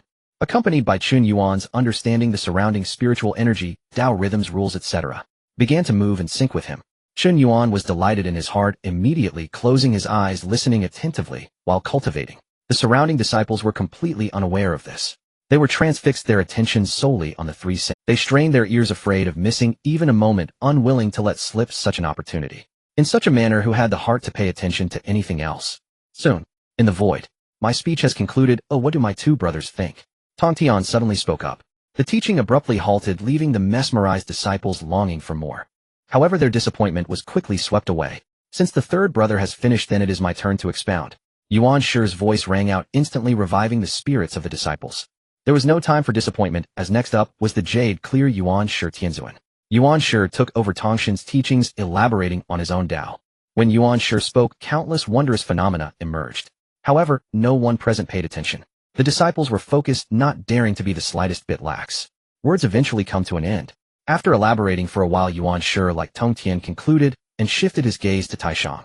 The eyes of the disciples followed suit, all fixated on this leader of the three pure ones. Taishang had little to say and began his teachings. Countless phenomena re-emerged, divine light flashing atop Kunlun Mountain.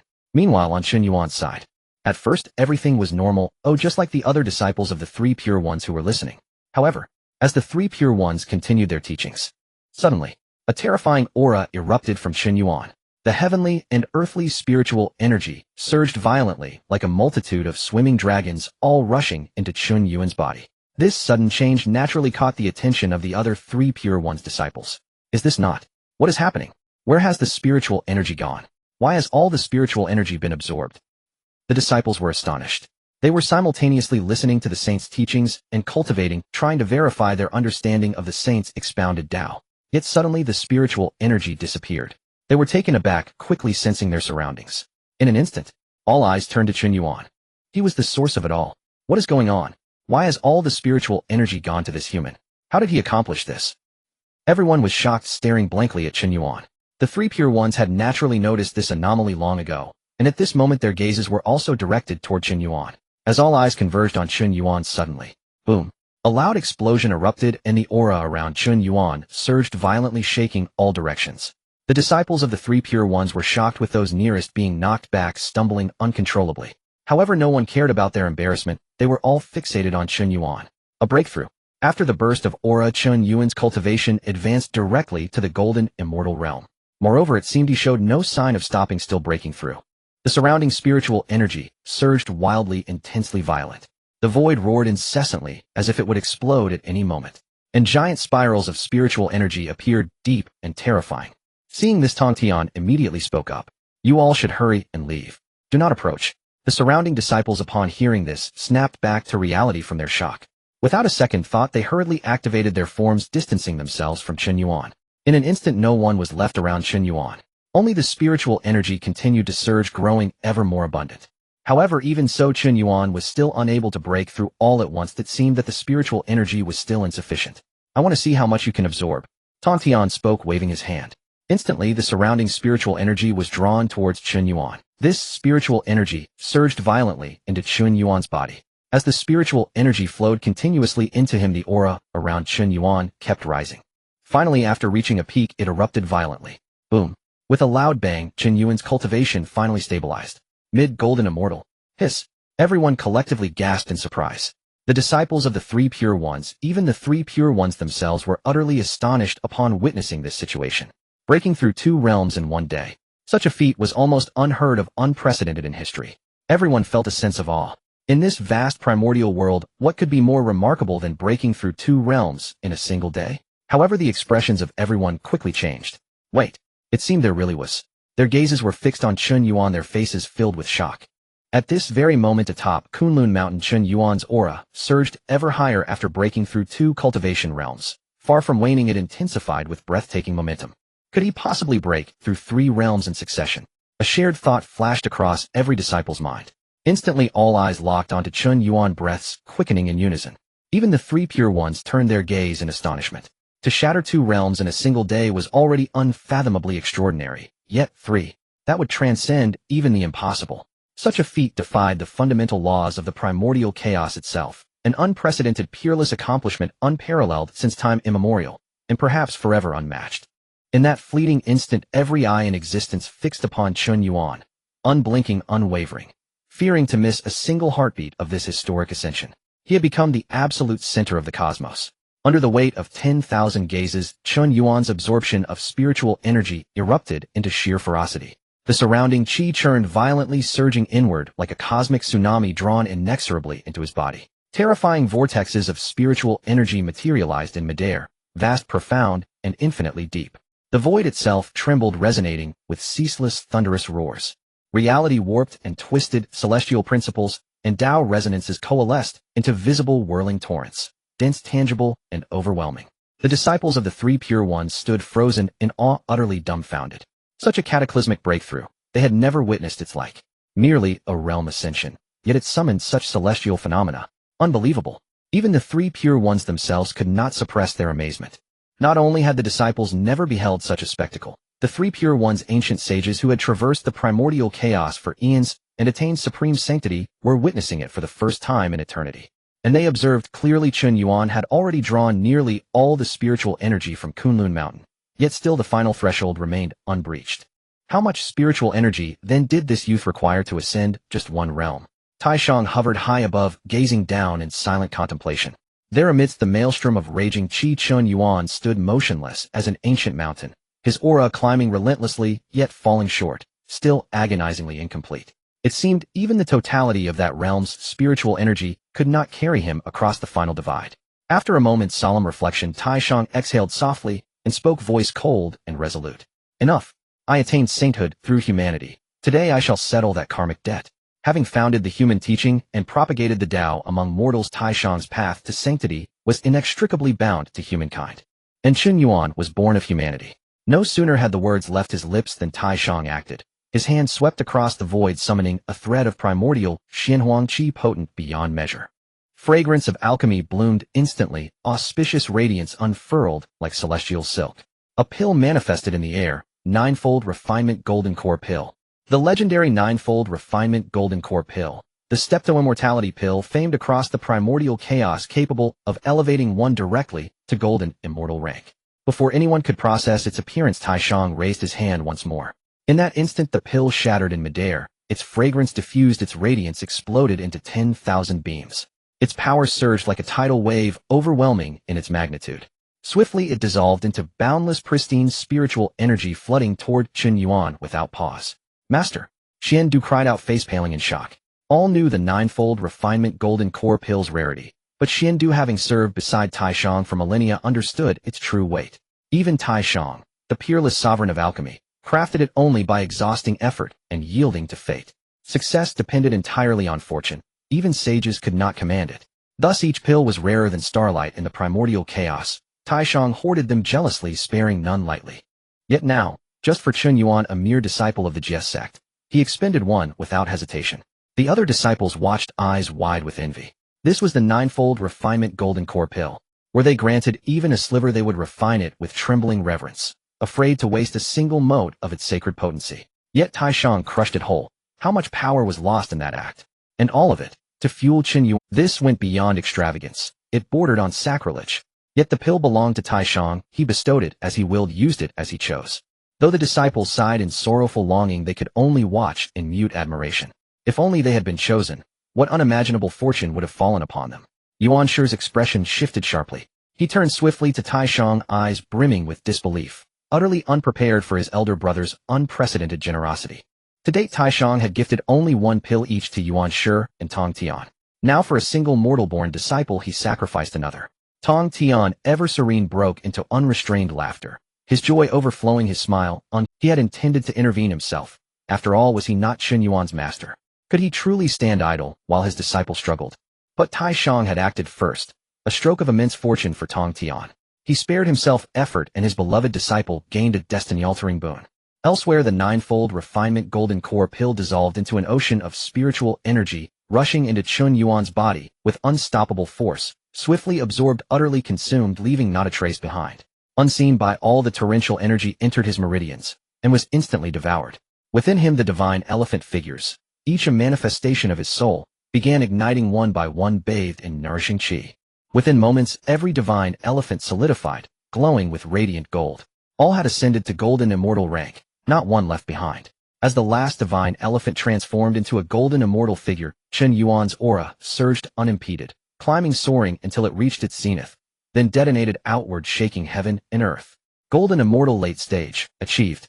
Once his cultivation stabilized, Chen Yuan stirred awake, blinking open his eyes, only to find himself utterly bewildered. What just happened? He scanned his surroundings baffled. Not a soul stood near him. All disciples had gathered beneath the three pure ones. And now, every single being present, including the three pure ones themselves, stared at him transfixed. What were they doing? Wasn't this supposed to be a Tao lecture? Wait. Chen Yuan opened his mouth to ask, then paused abruptly, sensing profound changes within. He turned his attention inward, probing deeply. Golden immortal late stage. Only then did he realize his cultivation had soared to golden immortal late stage. Had the one-time reward triggered this? He recalled activating it, then slipping into a profound transcendent state cut off from all external awareness. When he awakened, he found himself under the collective gaze of the cosmos. Stunned beyond words, Chen Yuan reeled. This effect was utterly preposterous. Eyes closed, eyes opened, and he'd leapt from profound immortal to golden immortal late stage. Seeing Chen Yuan awaken, Tongtian exhaled in profound relief. He stepped forward and declared to all present, "Enough. The lecture concludes here. Return and contemplate deeply." The disciples' faces fell. They had only just begun to grasp the Tao's essence, yet it ended so abruptly. Alas, Tongtian himself had spoken. Neither Taishang nor Yuan Shi objected. With no choice, they bowed low, respectfully bid farewell to the sages. Taishang and Yuan Shi departed without further word, rending the void and vanishing. Though hearts ached with reluctance, the disciples dispersed reluctantly, leaving Kunlun's peak empty save for Tongtian and Chen Yuan alone. Tongtian gazed upon Chen Yuan, unable to contain his elation. He stepped forward, clapped him heartily on the shoulder, and laughed warmly. "You, my boy, you've delivered me a truly magnificent surprise." His pride ran deep. 3 realms in one day. Unprecedented in history and destined to remain unrivaled for all eternity.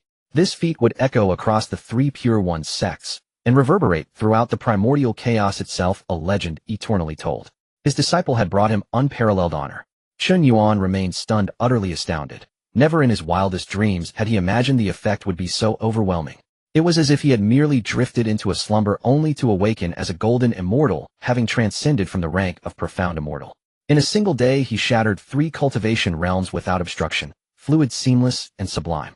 Who among mortals, or even immortals, could remain composed under such circumstances? Who could avoid bewilderment, disorientation, sheer disbelief?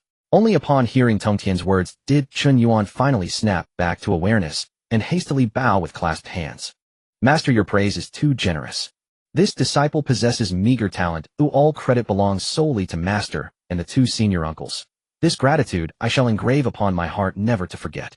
Though Chen Yuan still had not fully grasped what precisely had transpired within that transformative moment, did it truly matter?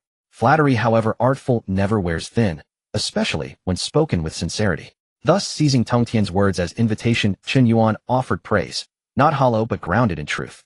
Within his body now resided countless golden divine elephants, each crystallized into a golden immortal, none left behind, none incomplete. To achieve such a feat demanded an incalculable torrent of spiritual energy. Though self-cultivation alone could suffice in theory, the time required would stretch across eons. No one could say when or even if breakthrough would ever come. Therefore, during his ascension, Master Tongtian and the 2 senior uncles must have intervened decisively. Without their intervention, he would still be locked in the crucible of transcendence. "Ah, you little rascal." Hearing these words, Tongtian's laughter deepened, his gaze upon Chen Yuan growing ever warmer, full of approval, admiration, and quiet pride. This disciple possessed extraordinary innate talent, a rare gem among cultivators, and spoke with grace and humility. No wonder Tongtian had once defied consensus to accept him as a disciple, nurturing him steadfastly ever since. And indeed, honoring that solemn vow, to take Chen Yuan as his foremost disciple, had borne fruit beyond measure. Such was the profound mystery of karmic causality, inscrutable, ineffable, yet undeniably real. Now as Chen Yuan rose to dazzling prominence, Tongtian's own prestige shone brighter than ever. Henceforth, who would dare question Tongtian's discernment? Who would dare challenge Chen Yuan's rightful position as eldest senior brother of the Jiejiao Sect? At this thought, Tongtian's joy swelled further. He exhaled deeply, a surge of vindication rising within him. He scrutinized Chen Yuan carefully, nodded in quiet satisfaction, and spoke. "Well done. You retained solid composure. Still, you have only just broken through. Return first to stabilize your foundation." Chen Yuan harbored precisely this intention, and at once acquiesced without hesitation. "Yes, Master." Grateful for your guidance. I swear I shall never disappoint you. Tongtian merely nodded, uttering no further words, and gently waved his hand. Chen Yuan bowed deeply and withdrew. Along the path back to his grotto abode, disciples of the three pure ones gathered and hushed, all whispering fervently at the sight of him. Chen Yuan paid them no heed, proceeding straight to his abode. Once the protective formation shimmered into place, he seated himself cross-legged and entered seclusion to consolidate his realm. News of his single-day transcendence of 3 realms swept across Kunlun Mountain like wildfire, then surged outward, echoing across the vast primordial world of Hongjun itself. Yet Chen Yuan remained oblivious, wholly immersed in cultivation, lost in its infinite depths. Time flowed like mist, soft, silent, unceasing. 1,000 years passed. Within his grotto, Chen Yuan, still seated in lotus posture, suddenly opened his eyes. Radiant delight blazed within them. After a millennium of seclusion, his realm had been perfected, his foundation unshakable. Latest stage golden, immortal. Sensing his own cultivation, Chen Yuan smiled faintly and shook his head. Though outwardly he appeared merely a latest stage golden immortal, his true power far surpassed both appearance and expectation. Were he to test himself against peers, even a celestial immortal of the great Luo might fall beneath his might. Indeed, combat against a great Luo celestial immortal, the intermediate realm of Tai golden immortal, was simply bypassed, dismissed outright, not out of arrogance, but grounded in irrefutable reality. With 400 million golden immortals coalescing within his body, and wielding a primordial spirit treasure, any ordinary great Luo celestial immortal stood no chance against him. Death was the only certainty. As for Tai golden immortals, beneath the great Luo, they fell even more easily, requiring scarcely a fraction of his strength. Contemplating this, Chen Yuan felt lightness bloom within his spirit. He rose and strode forth from his grotto. If even great Luo celestial immortals cannot withstand me, it is time I departed Kunlun Mountain. Gazing into the boundless horizon, his thoughts wandered, his expression alight with yearning. He resolved to leave Kunlun Mountain. His system, the Sign and Cultivation system, demanded continual exploration and registration to unlock rewards. And on Kunlun Mountain no unclaimed locations remained. The 3 Pure Ones Taoist establishments had long been registered. Even the hidden site where sages held discourse had yielded its blessing. What place on Kunlun Mountain could possibly surpass those sanctums? With Kunlun exhausted of sign and opportunities, it was time to venture forth into the blessed lands and sacred peaks of Hongjun, seeking treasures and trials alike.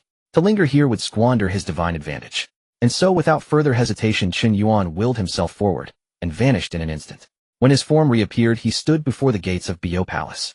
As eldest senior brother of the Jiejiao Sect, passage through Bio Palace was unrestricted. No guard dared impede him. He traversed its corridors unchallenged, arriving swiftly at the Grand Hall, where he knelt and bowed before Tongtian. Disciple Chen Yuan pays homage to Master. Oh, Chen Yuan, you've emerged from seclusion. Your concern honors me, Master. I have fully stabilized my realm. Chen Yuan responded, then voiced his intent plainly. Master, having attained the golden immortal realm, this disciple wishes to journey across the Hongjun world. Journey. Tongtian's brows lifted in surprise, but nodded almost immediately.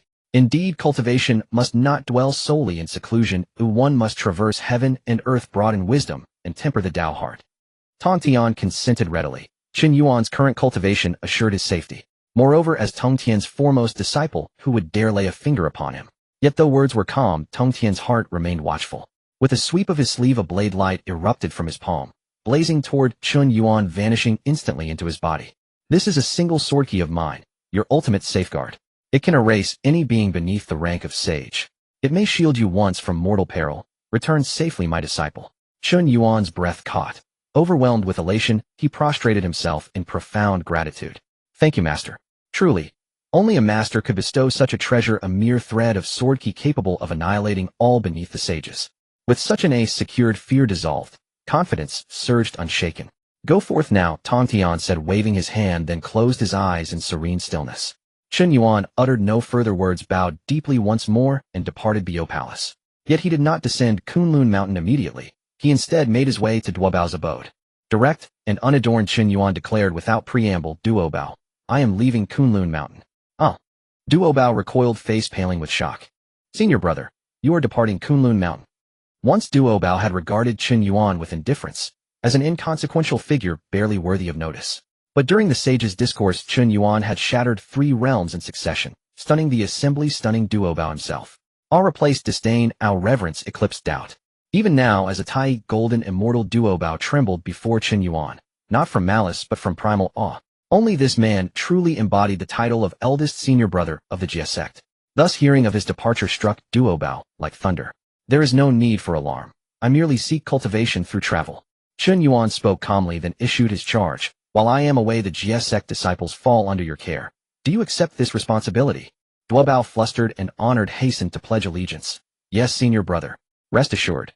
I shall uphold your trust and protect every junior brother and sister with utmost diligence. Chen Yuan nodded, deeply satisfied. After all, destiny ordained Duo Bao as the next eldest senior brother, entrusting him was not merely prudent. It was inevitable. With matters thus settled, Chen Yuan departed Kunlun Mountain, leaving Duo Bao behind, stepping boldly into the unknown. Hongjun, I have arrived. Chen Yuan left Kunlun Mountain and appeared in the vast wilderness of the primordial world. His journey down the mountain was labeled as a pilgrimage, but in truth he sought to visit various paradises in the primordial realm to register. There were countless paradises in the primordial world, making it truly difficult to choose at that moment. However, Chen Yuan was not confused. At this moment his thoughts were remarkably clear and his goal was exceedingly defined. He looked up at the distance and smiled faintly. Before him a colossal mountain silhouette emerged at the center of the realm, towering and majestic. The mountain, a billion zhang high, soared into the clouds like a sharp sword dividing heaven and earth. In the vast wilderness, the endless expanse of the world was hard to fathom, even more so to traverse. Yet for the beings within this realm, no matter where they were, the first sight they beheld upon looking up was undoubtedly the divine mountain at the center of heaven and earth. Buzhou Mountain. Chen Yuan gazed at the distant Buzhou Mountain, his smile growing more profound. Excellent. I shall head to Buzhou Mountain. Buzhou Mountain was formed from the spine of Pangu, serving as the pillar of the primordial world. It supported the heavens and the earth, enduring through the ages. In the primordial world, there was no other existence that could rival it, not even Kunlun Mountain or Shumi Mountain, which paled in comparison. Thus the reputation of Buzhou Mountain as the first divine mountain of the primordial realm was well deserved. Furthermore, as it was formed from Panga's spine, it was abundant with treasures and countless opportunities. His master Tongtian and Tu Shibua had once divided the innate gourds on Buzhou Mountain alongside Nuwa and other powerful beings. Moreover, there were numerous treasures that were beyond counting. This naturally drew countless beings flocking to it, never ceasing. Since the creation of the world, who knows how many beings sought opportunities at Buzhou Mountain.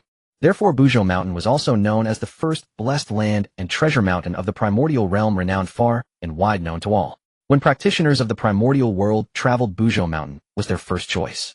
To live a life without visiting Buzhou Mountain would render even a self-proclaimed immortal or divine being insignificant. Since Chen Yuan intended to register at a blessed land, Buzhou Mountain was naturally his first choice. There surely he could trigger the registration and the rewards would undoubtedly be extraordinary.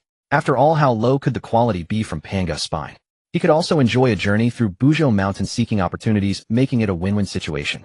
Thus with his mind set, Chen Yuan gazed longingly at the divine mountain standing at the center of heaven and earth and set off on his journey. Time passed slowly. In the blink of an eye 1,000 years had gone by. I only knew the vastness of the primordial world, but I never thought it would be this immense. Chen Yuan looked at the distant Buzhou Mountain, feeling a wave of emotion. He had thought that with his golden immortal strength, he could reach Buzhou Mountain swiftly. Yet 1,000 years had passed, and he still had not arrived. This indicated the vastness of the primordial world exceeded imagination. It also demonstrated the greatness of Buzhou Mountain, truly deserving its title as the pillar of heaven and earth. Now as a golden immortal, he had traveled tirelessly for 1,000 years without delay. Buzhou Mountain remained ever out of reach. He wondered when he could truly reach Buzhou Mountain. Just as Chen Yuan was lost in thought, suddenly. Ding! A location suitable for registration has been found. Lingzhou Mountain. Would you like to proceed to register immediately? A mechanical yet friendly voice resonated in his mind. Lingzhou Mountain. Chen Yuan was astonished. As a transmigrator, he naturally knew what Lingzhou Mountain was. This was the Taoist temple of the lamp illuminating Taoist. I never expected to arrive at this place. The lamp illuminating Taoist was a great power of the realm. His strength was remarkable and his experiences were extraordinary. He first joined the Chan Sect and became its deputy leader. Later, after the investiture of the gods, he, along with the likes of Jiu Lu Sun, Wen Shu Pu Xian, and Ci Heng, abandoned the Tao and entered Buddhism, becoming the ancient Buddha of the Western Buddhist sect. In both the Chan Sect and the West, he held an esteemed and unparalleled position. Chen Yuan pondered these thoughts as he gazed at the great mountain ahead. The peak of the mountain stood solitary and steep, resembling bones. The summit soared into the sky like a handle of the Big Dipper, its treetops seemingly touching the clouds. The sharp peak stood upright, resembling a vulture's head with a discernible beak and eyes. It was hard to describe as lifelike, but it could be said to be vividly represented. So this is where the name Lingzhou Mountain comes from, I understand today? Chen Yuan nodded, thankful for the opportunity to gain knowledge today. Observing Lingzhou Mountain, he noticed the abundant spiritual energy soaring into the sky. Countless exotic flowers and unique grasses flourished while auspicious birds soared above and divine beasts roamed the forests. The immortal aura was thick with mist enveloping the mountain, making it seem ethereal and mysterious, enticing one to yearn for it. No wonder it is a famous blessed land of the primordial realm. Chen Yuan exclaimed, smiling joyfully. Since I am here, I shall pay a visit. After 1,000 years passing through countless places, the system had remained silent, until today, finally providing a hint, and Chen Yuan would naturally not let it slip by. Such a celestial mountain as Lingzhou Mountain would surely not disappoint him. Thus Chen Yuan headed towards Lingzhou Mountain. Soon he arrived at an entrance. Just as he was about to continue forward, a figure suddenly descended from the sky. In an instant, a tremendous pressure surged, overwhelming him. Accompanying this was a sharp reprimand. Who goes there? Unaware of life and death, how dare you intrude upon Lingzhou Mountain? As the words fell, the figure landed before Chen Yuan, staring at him intently. His gaze was filled with scrutiny, and his expression was quite unfriendly. A golden immortal. Chen Yuan looked at the figure, surprised. This youth who looked like a child was also a golden immortal. Simultaneously he understood. With such behavior, and dressed as a Taoist boy, this must be the disciple of the lamp illuminating Taoist. Chen Yuan did not force his way in. Although a golden immortal was insignificant before him, this individual represented the lamp illuminating Taoist. Moreover, he was here to register, not to fight. Thus Chen Yuan immediately bowed and introduced his background. Greetings, fellow Taoist. I am the personally taught eldest disciple of the Tongtian saint of the Jiejiao Sect, traveling through the world and passing by this place. I am aware that this is the temple of the esteemed lamp illuminating Taoist, and I have come to pay my respects. I kindly ask you to grant me passage or to inform him of my arrival. As his words fell, the youth's face froze. What? The youth was utterly astonished, staring blankly at Chen Yuan. Initially he thought this individual was merely an ignorant ant. Who would have thought that he possessed such a terrifying background? A personally taught disciple of a saint, the first disciple of Tongtian, the senior brother of the Jiejiao Sect. Any one of these identities could crush him, leaving no trace. Thinking of this, the youth no longer dared to be slow. His face lost all arrogance, replaced by respect. He immediately returned the greeting. So it is the personally taught disciple of a saint. I was blind, please do not blame me, fellow Taoist. Please wait a moment, I will report immediately. Saying this, the youth bowed again and hurriedly left. He swiftly ascended the mountain, familiar with the route, and arrived at a cave. Inside the cave, an old man sat cross-legged on a mat. Upon seeing him, the youth immediately spoke.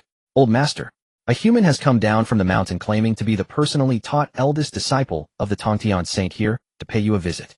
This old man was none other than the great power of the primordial realm, the lamp illuminating Taoist. On Lingzhou Mountain, within Yuanjua Cave, Taoist Ran Dang sat cross-legged upon a meditation cushion, eyes closed in serene repose, calm, unruffled, imperturbable. At the disciple's report, he suddenly opened his eyes, astonishment flooding his gaze. What? Ran Dang fixed his gaze upon the disciple, his composure utterly shattered. He had never imagined that Tongtian sage's foremost direct disciple would journey to Lingzhou Mountain to pay him a personal visit. Long ago, Yuanshi and Tongtian had founded their sects atop Kunlun Mountain, initiating disciples, an event that sent shockwaves across the primordial chaos, drawing countless beings in fervent pilgrimage. Among them were masters of profound cultivation, and even greater sovereigns of Tao, who in the vast expanse of the primordial chaos would not yearn to become a disciple of a sage. Even a sovereign like Ran Dang felt his heart stir with longing to seize such an unparalleled celestial opportunity. Yet Ran Dang ultimately could not bring himself to lower his dignity. After all, he was no ordinary cultivator. He was one of the 3,000 mortal guests of Jiejiao Palace, once peers in discourse with the three sovereigns themselves. To humble himself before a sage, to bow his head and surrender his standing. How could he bear such inner disharmony? And how would the myriad beings of the primordial chaos judge him should they learn of it? Moreover, even if he went, success was far from certain.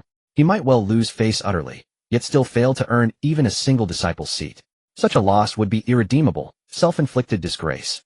Thus Ran Dang suppressed his desire, forced himself into stillness, and withdrew into seclusion, deliberately ignoring the sage's disciple initiation at Kunlun Mountain.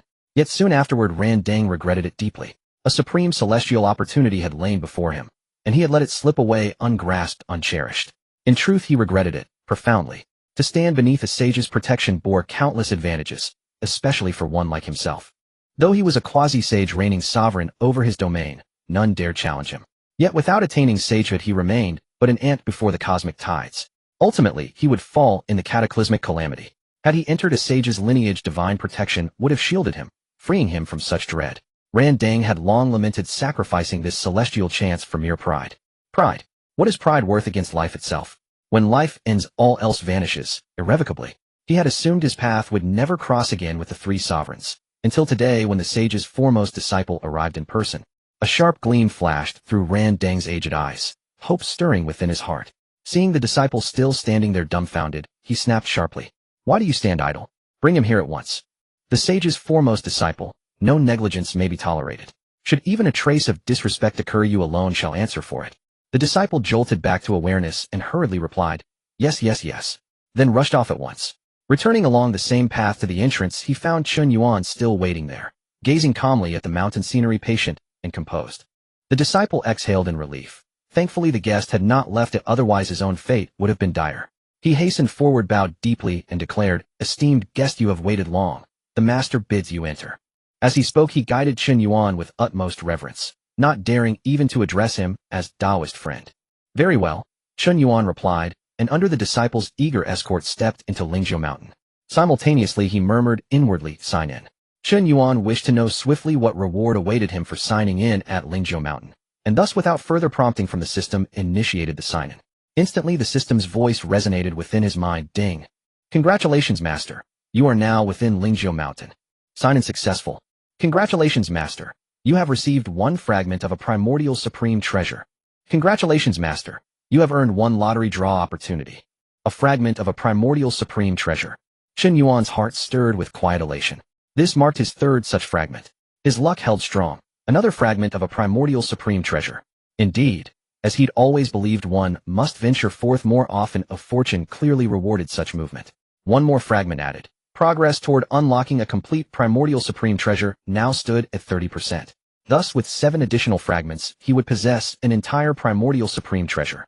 Wielding such a treasure alongside his full divine elephant power, might he contend with a quasi-sage? Chen Yuan could not yet say. He knew not what specific treasure would manifest upon assembling all fragments. Yet this uncertainty did nothing to dampen his anticipation. Ah, right, there's also the lottery draw. Chen Yuan remained level-headed, remembering the second reward.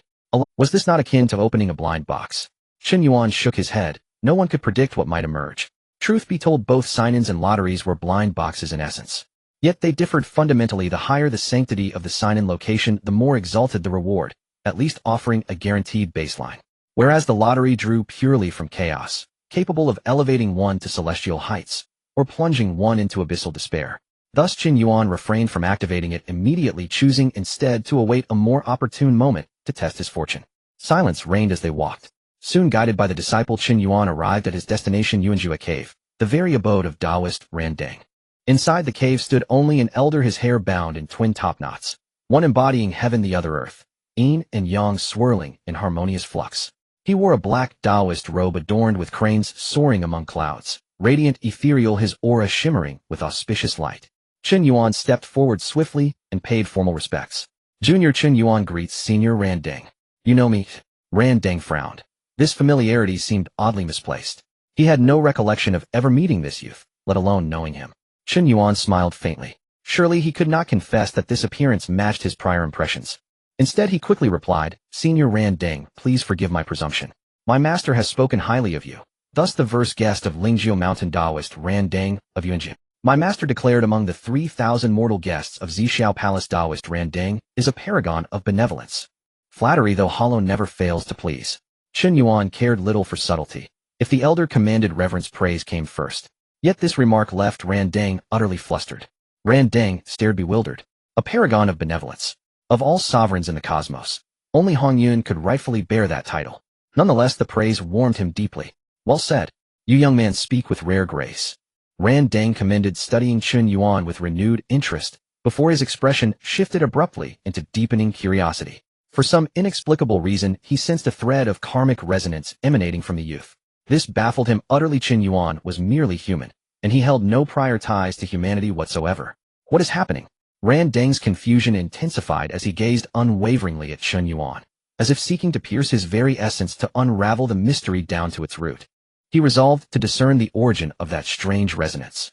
Chen Yuan, feeling Ran Dang's penetrating gaze, stiffened inwardly. What is this? Could Ran Dang have sensed the Dinghai pearl concealed upon him? Chen Yuan pondered briefly, and grasped the crux.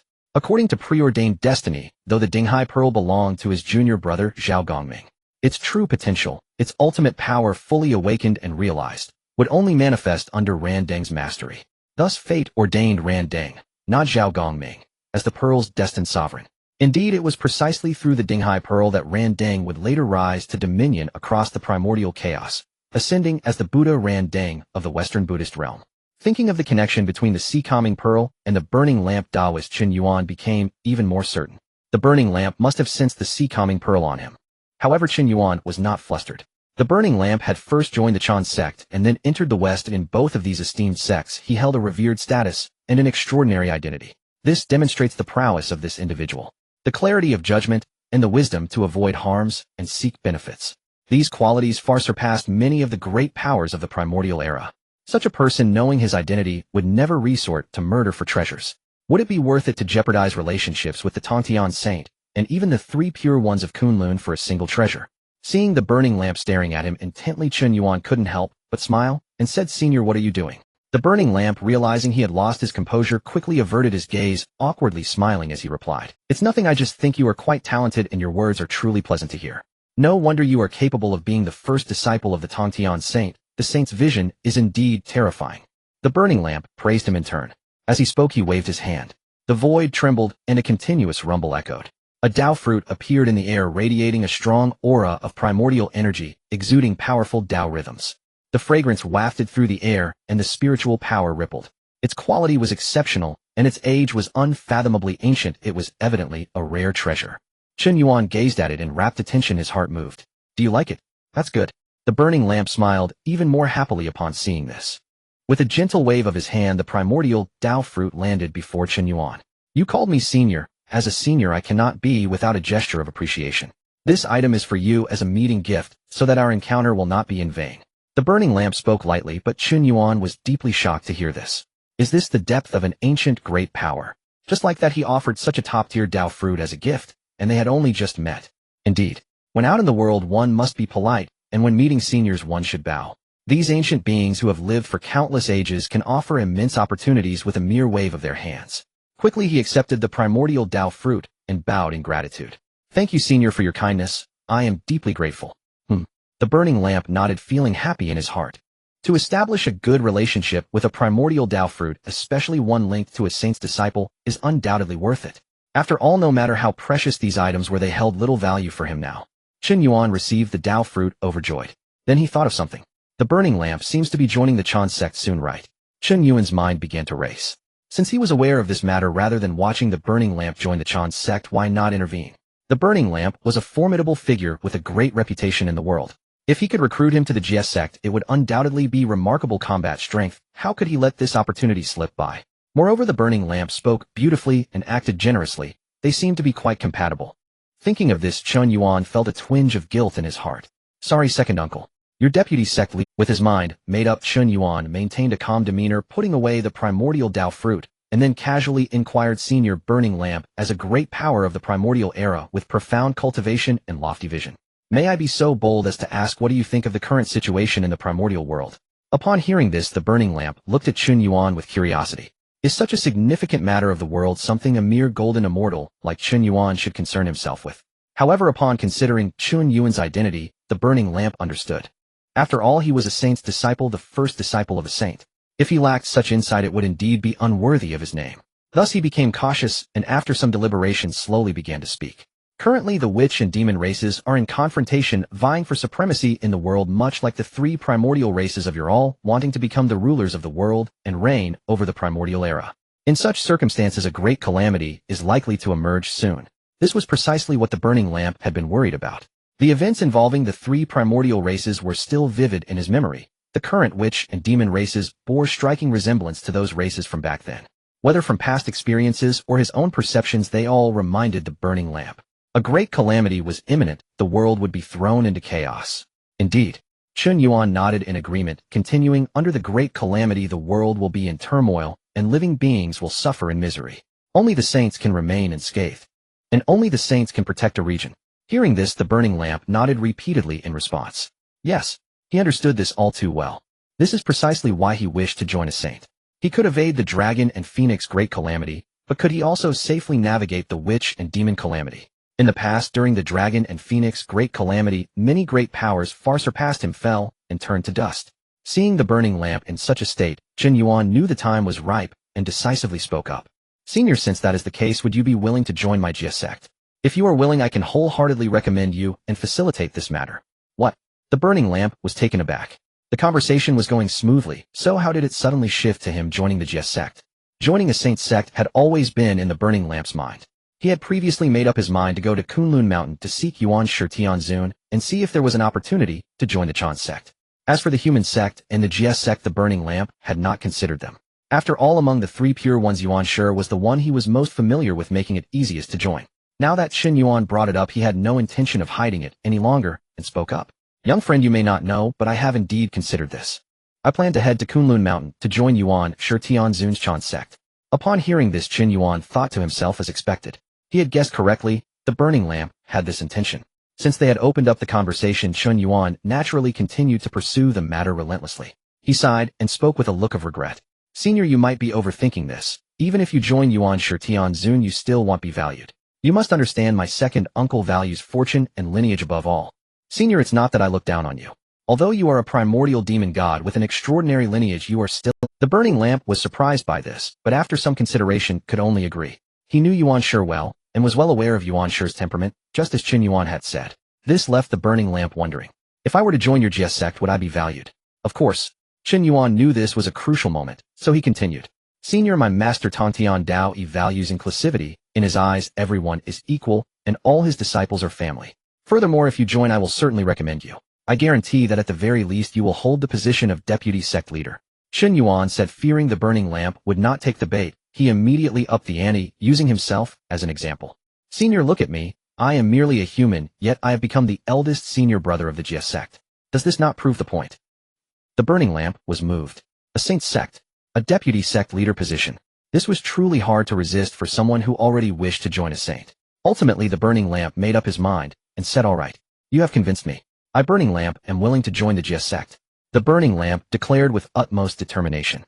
Rather than gamble on a chance with Yuan Shi, who knew what would happen in the Chan Sect in the future, it was better to seize the opportunity right before him and become a deputy sect leader of the Jiejiao Sect. All right. Chen Yuan was overjoyed upon hearing this. It was worth all his efforts and persuasion. The burning lamp had finally joined the Jiejiao Sect. Jiejiao Sect, the one who intercepts is the one who cuts off. This time, it was a successful interception. Fearing the burning lamp might have second thoughts, he quickly waved his hand, and a mark of his own aura appeared before the burning lamp. Senior, with this item in hand, my master will surely agree. All right. The burning lamp accepted, putting away the aura mark. With this, the matter was thoroughly settled. Chen Yuan breathed a sigh of relief. Having completed the official business, he began to discuss personal matters. He then spoke. Senior, may I ask if I could meditate here for a while? Chen Yuan thought that he might be able to absorb the primordial Dao fruit gifted by the burning lamp to break through and overcome the final hurdle to become a Tai golden immortal.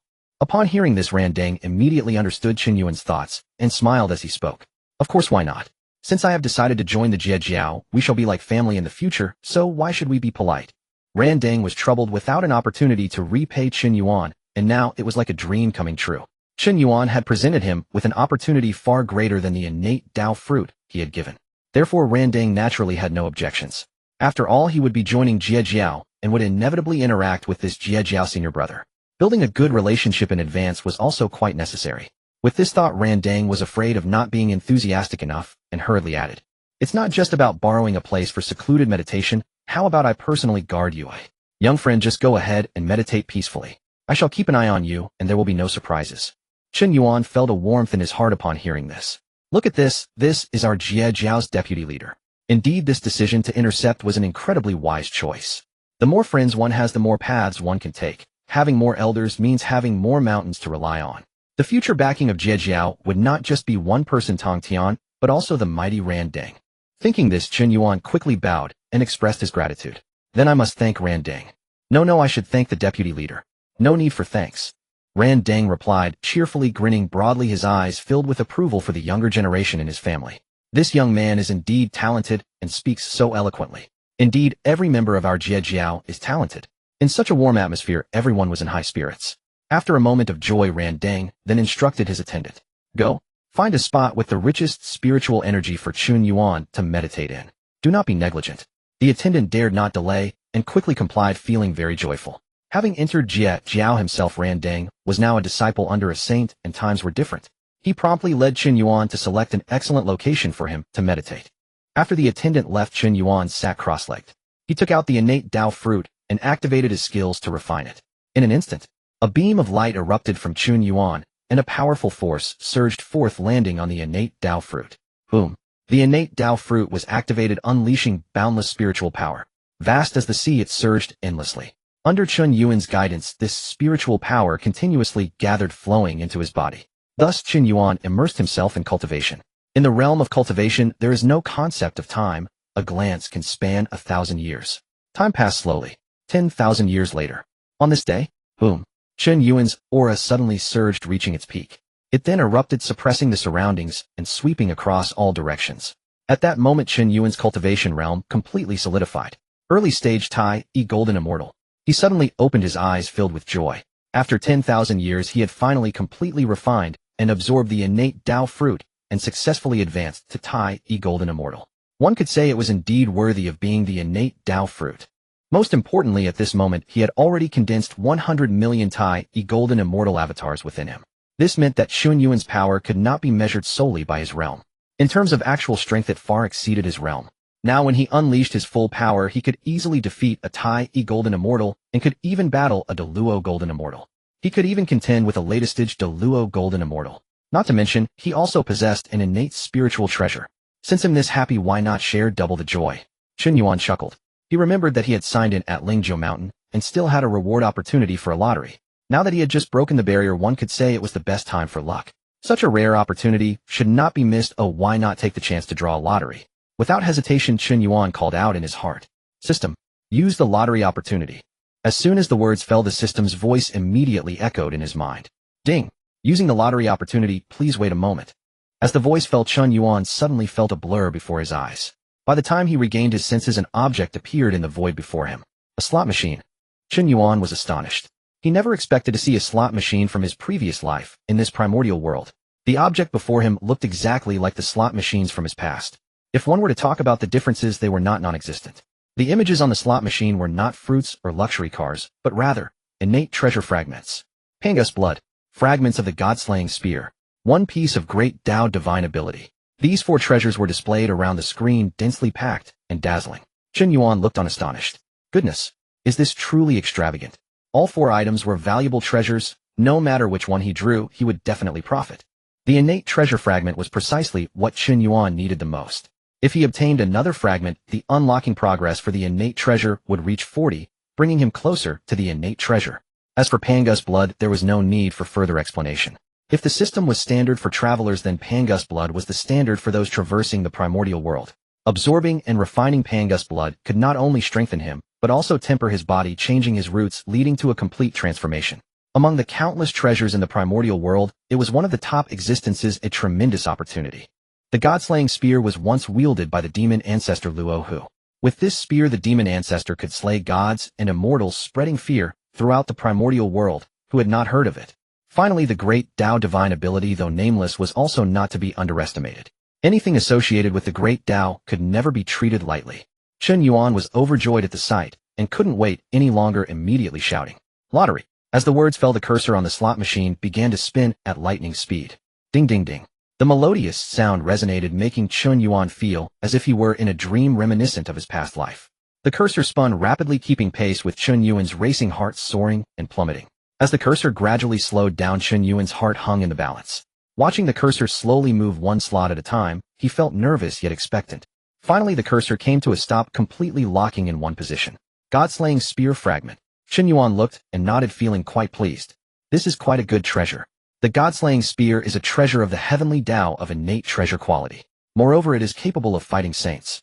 Saints are immortal and indestructible, their bodies impervious to all laws, existing eternally.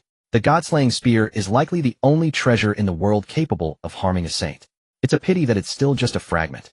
Chen Yuan sighed. Along with the God-slaying spear fragment, he also received relevant information. He needed to collect 3 fragments of the God-slaying spear to forge a complete spear. Another collection task added. Chen Yuan shook his head, feeling quite helpless. However, compared to the innate treasure, the god-slaying spear only required 3 fragments, which was significantly more reasonable. Overall, it's still quite good. This counts as double happiness. Chen Yuan thought with great joy, immediately standing up to end his secluded meditation. At that moment, a figure rushed in. Congratulations, young friend, on advancing to Tai E Golden Immortal. This is a delightful occasion. Before the figure arrived, the voice had already reached him. As the voice fell, the figure landed before Chen Yuan, filled with joy. It was none other than the host of this place, Ran Deng Dao Ren. As Chen Yuan concluded his meditation, the Taoist of the burning lamp immediately arrived. It was clear that he had been observing Chen Yuan's situation all these years. Moreover, at this moment, the joy on his face surpassed even that of Chen Yuan. One would think that it is he, the burning lamp, who has ascended in realm. Chen Yuan found this amusing, but in response to the burning lamp's congratulations, he quickly bowed and said, "I was fortunate to break through, and I must thank you, senior, for your assistance." Chen Yuan's words were not mere politeness, but a heartfelt thanks. Without the innate Tao fruit sent by the burning lamp, how could he have had the opportunity to break through during his meditation? And having meditated for 10,000 years without disturbance was also thanks to the burning lamp's protection. Such a great kindness Chen Yuan naturally remembered and would not forget. "See, you are being polite again." The burning lamp feigned anger. "In a family we do not speak like outsiders. If you continue to be so courteous, do you not see me as family?" Chen Yuan was taken aback at the burning lamp's swift immersion into character. Just as he was about to explain, the burning lamp had already begun to smile and spoke up. It's fine, after all, I haven't gone to Kunlun Mountain to find the Tongtian patriarch yet." As he said this, the burning lamp suddenly focused his gaze, staring intently at Chen Yuan. After a long while, he finally spoke. "Young man, let me ask you something. Are you truly of the human race?" The burning lamp looked at Chen Yuan with uncertainty, trying to find evidence that he was not human. Unfortunately, no matter how he scrutinized, even using semi-saint powers, he still saw no abnormalities. Despite being utterly certain that Chen Yuan was undoubtedly human. However, Chen Yuan contained a terrifying power within him. It was inscrutable and unfathomable. The burning lamp felt a vague sense. If this power were to erupt, it would undoubtedly break through the shackles of realms, terrifying and unimaginable. Is this truly something a newly born human could possess, say? The burning lamp was shaken. He had seen many humans, but which human was like Chen Yuan? Even the most esteemed disciple on Kunlun Mountain could not compare. "Senior, I truly am of the human race." Chen Yuan replied, feeling quite helpless. Throughout this journey, it seemed many doubted his heritage, believing he was not human. However, he was undeniably human without a doubt. One could only say that the might of the Tao was terrifying. This question was indeed hard to explain. It concerned his hidden cards, and Chen Yuan did not wish to elaborate. Thus, seizing the moment while the burning lamp remained uncertain, Chen Yuan decisively spoke. "Senior, if there are no other matters, I shall take my leave. I have already delayed too long. I still need to travel through the primordial wilderness." Upon hearing this, the burning lamp, despite having countless doubts in his heart, had no choice but to suppress them. Enough is enough. Everyone has their secrets, especially cultivators, who all have their hidden truths that cannot be disclosed to outsiders. If he were to pry deeper, it would only make him seem unworthy of his seniority. Thus the burning lamp set aside his thoughts and spoke. "Very well. Then you may go travel. Do not delay. I too should visit Kunlun Mountain soon." Chen Yuan felt joy at this. The burning lamp was preparing to visit Tongtian, formally joining the Jiejiao Sect. This was a significant matter, and Chen Yuan would certainly not slack off. He immediately began to give reminders. "Senior need not worry. Once you reach Kunlun Mountain and find the Tongtian patriarch, just convey my words to him, and this matter will naturally be settled." "Understood then, thank you, young friend." "Hey senior, you just said that in a family we do not speak like outsiders, yet here, you are being polite again." "Haha, it was my mistake. I will change." "Well then, we shall meet again on Kunlun Mountain, Vice Patriarch of the Jiejiao Sect." "See you on Kunlun Mountain, Senior Brother of the Jiejiao Sect."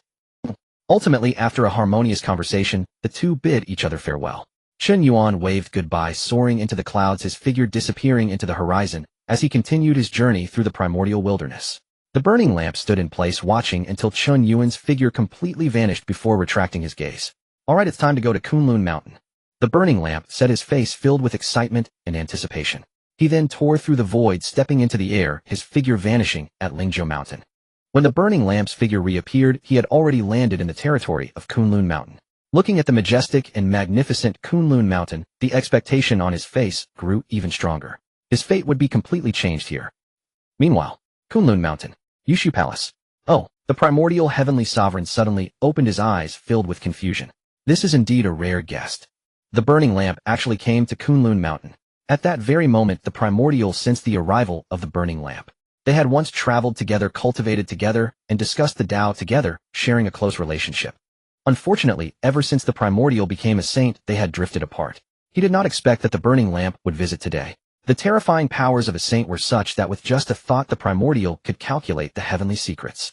I see. The Primordial understood the burning lamp's intent suddenly enlightened. Very well. Since that is the case, let him have the title of Vice Patriarch. The Primordial shook his head and smiled lightly, not taking it too seriously. After all, they had once been friends on the path, so giving him a place was no issue. He then pointed at the void and a beam of light flew from his fingertip, disappearing into the emptiness. Before long, Guang Qingzi, who received the message, hurriedly arrived from outside, greeting respectfully. I wonder why Master has summoned me. What is your command? Guang Qingzi, you go down the mountain to welcome someone. The Primordial instructed, and Guang Qingzi immediately responded, yes. Master. Guang Qingzi did not ask much and hurriedly left. Since Master had instructed him to welcome this person, they must be an extraordinary existence, and Guang Qingzi dared not be negligent. Thus Guang Qingzi fully activated his powers and quickly reached the foot of Kunlun Mountain. Indeed, he saw an old Taoist standing there, with an ethereal demeanor and a transcendent presence. Senior Burning Lamp. Guang Qingzi recognized him. This one was an extraordinary being, one of the top powers of the primordial wilderness. Guang Qingzi was not a fool and recognized him immediately. He quickly descended beside the burning lamp, bowing in greeting. I have seen Senior Burning Lamp. I am Guang Qingzi of the Chan Sect, sent by Master Yuan Shi to welcome you, Senior. Yuan Shi. The burning lamp was surprised. Welcoming me. But after a moment's thought he understood. After all, Yuan Shi was a saint now, it was only natural for him to calculate his arrival. In that case, you may lead the way ahead. The burning lamp said. Since Yuan Shi had sent someone to welcome him, he naturally could not offend the saint's face. Moreover, they had once been friends, it was only right to pay him a visit. Thus he would first go with Guang Qingzi to the place where Yuan Shi was to pay his respects. Thus Ran Dang followed Guang Qingzi up the mountain, heading straight for the Yusu Palace. Please enter, Senior Ran Dang. Master has been waiting for a long time, Guang Qingzi said, gesturing for him to enter. He was quite perceptive, knowing that Master would be discussing something significant with the esteemed Ran Dang. He only needed to bring the person here, everything else was beyond his involvement. Ran Dang nodded and pushed open the door to enter the Yusu Palace. Upon entering, he saw Yuan Shi seated on the 8 treasures cloud seat. The jade-clear celestial light flowed, enveloping the entire hall. Noticing Ran Dang's arrival, Yuan Shi spoke first. Ran Dang, my friend, it has been a long time. What brings you to Kunlun Mountain today? Although Yuan Shi was now a saint, Ran Dang remained a quasi-saint. However, seeing Ran Dang, Yuan Shi still addressed him as a friend. After all, they had once been peers, sharing experiences and adventures. Moreover, they were both disciples of the Jiejiao Palace's 3,000 worldly guests, and thus part of Hongjun's disciples. It was just that others had not received the explicit recognition from the Tao ancestor Hongjun. Only a few great saints were accepted as disciples by the Tao ancestor. With both the bond of peers and the connection from the Jiejiao Palace, Yuan Shi naturally would not come off as overly arrogant or disrespectful. Ran Dang felt similarly. Thus at this moment, facing Yuan Shi, who had become a saint, he remained neither servile nor overbearing. He spoke up. I have come to see the 3 old friends. Hearing this, Yuan Shi squinted slightly, a faint smile appearing on his face, his expression quite amused. No way, no way. Did Ran Dang really think that his little scheme could deceive a grand saint like himself? Well then, since Ran Dang wanted to put on an act, I would like to see just how far he could keep it up. Thus Yuan Shi merely nodded slightly and said nothing more. He did not respond, but quietly observed. How would Ran Dang continue from here? Ran Dang did not notice the change in Yuan Shi's expression. His mind was occupied with another matter. Seeing that Yuan Shi remained silent, Ran Dang did not wish to waste time, and immediately said, Since I have met you, Yuan Shi, I will take my leave now. I still need to see the other 2. Farewell. Yuan Shi did not reply, merely watching quietly. Ran Dang had had enough, he was still pretending. However, what he didn't expect was, after finishing his words, Ran Dang turned around and left without any hesitation. By the time Yuan Shi realized what was happening, Ran Dang had already reached the entrance. Bang! Ran Dang walked out and the door of the Yusu Palace closed, leaving Yuan Shi with a dumbfounded expression. What was going on? This script is wrong. Yuan Shi was bewildered. Oh, what was happening? According to the usual storyline, shouldn't Ran Dang sincerely plead for something, and he, filled with compassion, would agree? Then everyone would be delighted, creating a tale of joy. Instead, Ran Dang entered and said a couple of trivial things before leaving. He left without a trace of nostalgia. He left with remarkable decisiveness. Yuan Shi was at a loss, pondering which part had gone awry. This was not what he had calculated. The heavenly secrets indicated it shouldn't be this way. Or perhaps Ran Dang intended to visit Taishang and Tongtian before returning to express his intentions. Yuan Shi speculated, feeling that it was highly probable. So there was no rush, Ran Dang would surely return. As it turned out, Yuan Shi was correct. Ran Dang indeed went to visit Taishang. Since I have visited Yuan Shi, it seems inappropriate not to pay a visit to Taishang. Randang thought to himself. Thus Randang entered the Tai Ching Palace to visit Taishang. However, Randang had matters on his mind and did not linger. After exchanging a few words, he hurriedly took his leave, just like he had in the Yusu Palace. Xiandu watched in confusion. Coming and going in haste, it would have been better not to come at all. Taishang, however, was keenly aware, fully understanding the situation. It seemed that his second brother's Chan teaching had gained another Quasi Saint. At this moment, after exiting the Tai Ching Palace, Randang hurriedly rushed to the Bayou Palace. Upon seeing Tongtian, Randang's heart surged with excitement and emotion. Finally, he had arrived. Randang was so excited that he stood frozen in place. It was Tongtian who spoke first. Haha. Randang, my friend, it has been so long since we last met, it truly is hard to see you. Tongtian laughed heartily, bringing Randang back to his senses, and he too began to laugh. Haha. Tongtian, my friend, what difficulty is there in meeting? If you wish, we can meet every day. Tongtian looked at Randang with confusion, not understanding. Seeing this, Randang composed himself, becoming serious as he spoke. Tongtian, my friend, I have come here for a specific reason. Oh, may I ask what it is? Tongtian was curious. After so many years, did they meet solely for a matter? Considering Randang's grand status, if he sought him out, it must be something of great importance. Thus Tongtian gazed intently at Randang, filled with curiosity. Under Tongtian's scrutiny, Randang began to feel somewhat nervous. Taking a deep breath to steady himself, he flashed a resolute look in his eyes and spoke word by word. That is, I, Randang, wish to join your Jiejiao under your guidance. Tongtian was taken aback. You wish to join my sect? This doesn't seem right. He instinctively refused. I regard you as a friend, and you wish to join my sect. After all, we had once attended the Zishao Palace together, sharing in the treasures at the Funbao Cliff. If Randang did this, wouldn't it confuse the hierarchy? Tongtian's words made Randang's expression turn serious as he said in a deep voice, Friend, do you look down on me, Randang? No. Tongtian was speechless. It was precisely because he respected him that he was unwilling. Did Randang truly understand? Seeing this, Randang realized that further discussion was futile and decided to use his trump card. By the way, I was recommended by your sect's eldest disciple. He insisted that if I came, I could become the deputy master of Jiejiao. As he spoke, Randang waved his hand, and Chen Yuan's aura imprint flew out. Recommended by my eldest disciple. Tongtian was surprised. He hadn't expected that Chen Yuan would encounter Randang.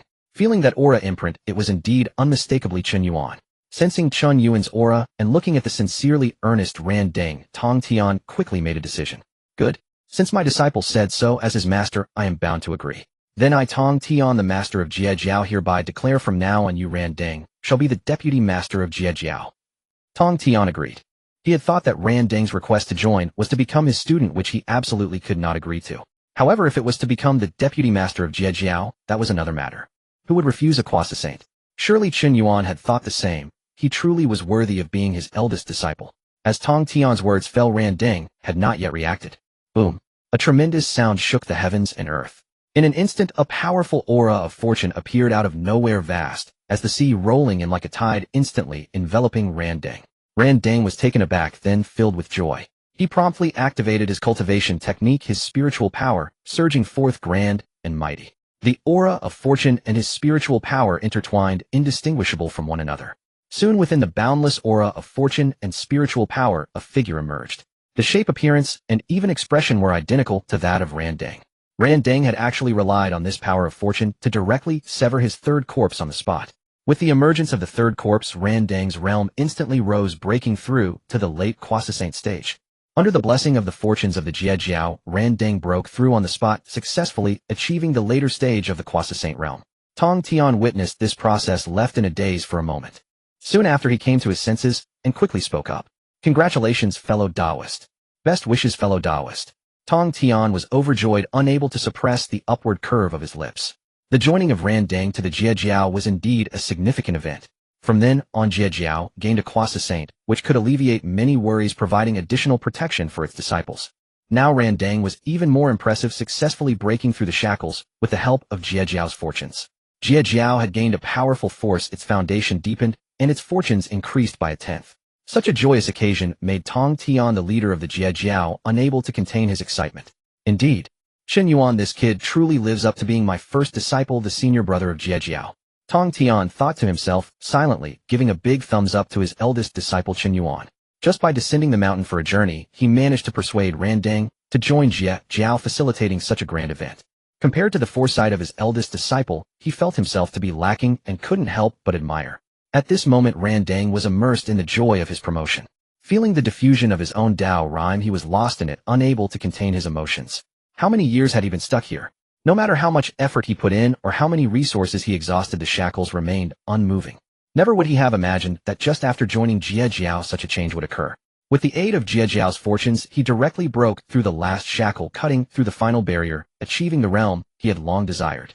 Hearing Tongtian's words, Randang came back to his senses, quickly retracting his Tao rhyme, cupping his hands in salute and bowing deeply. There is no need for the leader to do this. Without Jiejiao's fortunes, how could Randang achieve this? Randang spoke respectfully, his attitude humble. He bowed deeply, nearly touching the ground. Without this gesture, he could not express his current feelings. Since Randang has joined Jiejiao, I will surely dedicate myself to Jiejiao. I will protect our Jiejiaos by Yuxian Palace and guard our Jiejiao's disciples. Even if it costs me my life, I will not regret it. Randang said resolutely, as if making a vow to the heavens with utmost seriousness and generosity. Everything he achieved today was all thanks to Jiejiao. From now on he would be devoted to Jiejiao, unwavering until death. Hearing such words from Randang and seeing his sincere expression, Tongtian was deeply moved and quickly responded. Good. The deputy leader speaks well. We will all work together to strengthen Jiejiao in the future. Tongtian replied to Randang's sincerity, immensely excited. At this moment he couldn't help but think of his eldest disciple who was traveling outside. If it weren't for this eldest disciple's planning, how could there be such a joyous event today, bringing delight to everyone? Meanwhile, Randang, unable to calm his emotions, couldn't help but think of Chen Yuan. Where could Chen Yuan be now? This person was indeed his great benefactor, and he must repay him well in the future. As Randang stirred the fortunes of Jiejiao fluctuated accordingly. Such a situation naturally drew the attention of the other two saints on Kunlun Mountain. Oh, Taishang was slightly surprised. Randang ended up joining Jiejiao instead of Chan Jiao. This was somewhat different from his previous deductions. However, Taishang merely found it curious and did not dwell on it. After all, what difference did it make between Chan Jiao and Jiejiao, or even Ren Jiao? The three pure ones are fundamentally one family. The three teachings share the same origin, so how can they be divided? No matter which sect Randang joins, he is still under the three pure ones. That was enough. As for the rest, they were merely details not worth too much attention.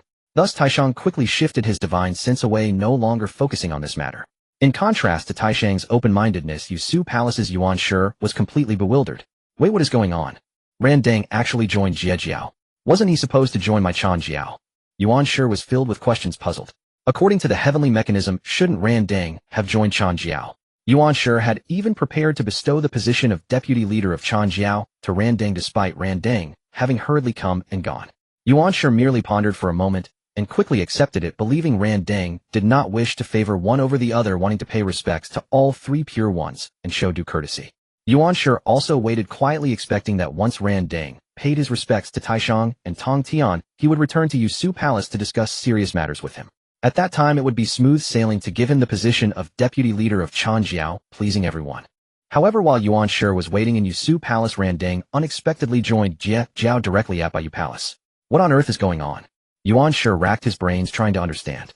Did Tongtian intercept midway, persuading Randang to join Jie? Or did Randang have plans all along and directly join Jiejiao?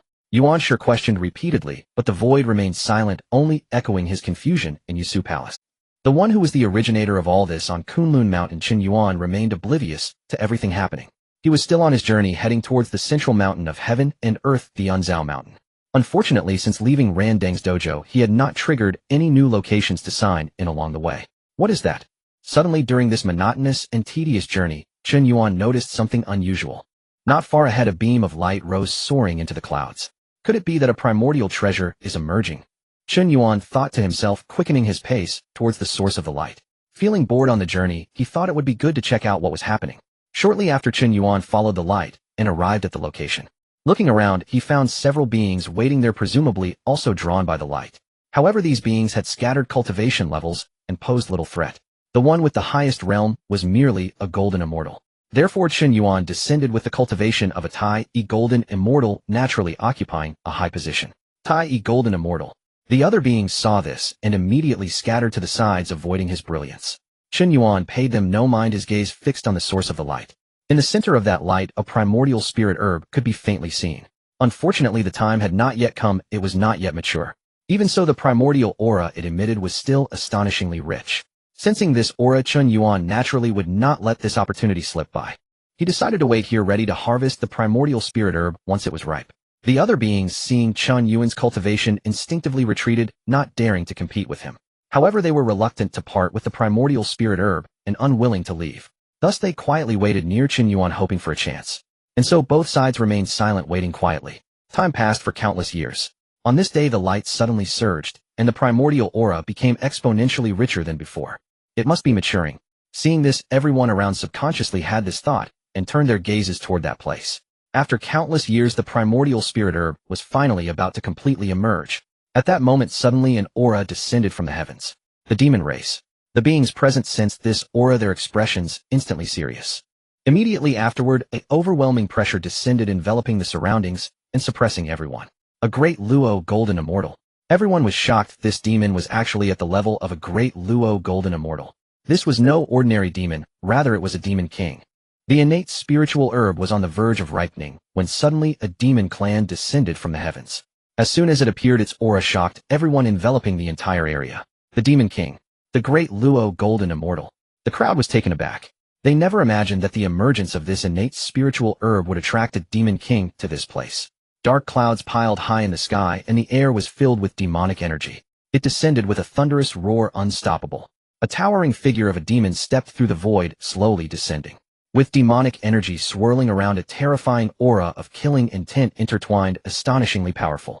His cold, fierce gaze swept over the living beings present, exuding an attitude of disdain. I am of the demon clan, the heavenly demon king. You all leave at once. This item belongs to my demon clan. The heavenly demon king's voice resonated like a thunderclap, echoing across the land, a continuous roar. His words were filled with dominance and arrogance, exceedingly forceful. The crowd felt as if struck by thunder, their minds shaken. This imposing figure possessed both the confidence and the capital of arrogance. It must be noted that aside from the saint's lineage, the witch and demon clans are the two strongest forces in the current primordial world. They vie for supremacy, locked in a stalemate, equally matched. Apart from the saintly forces, who could contend with the witch and demon clans? Furthermore, the saintly forces never interfere in the matters of the witch and demon clans. In this context, the heavenly demon king, in terms of identity, status, and realm strength, was an existence that overshadowed all living beings. Thus, upon hearing these words, the crowd felt fear and a desire to retreat. But should they truly abandon the opportunity before them? Yet there were those unwilling to leave just like that. The witch and demon clans are locked in conflict in the primordial world, and this land is not solely yours to claim. A voice of anger rang out, belonging to a golden immortal who had risen in indignation. Though the demon clan is strong, dividing the primordial world with the witch clan, they cannot dominate everything. This treasure was discovered by us first, by the order of arrival. Why should we give it to a latecomer like you? This sentiment echoed the thoughts of the crowd, who silently agreed.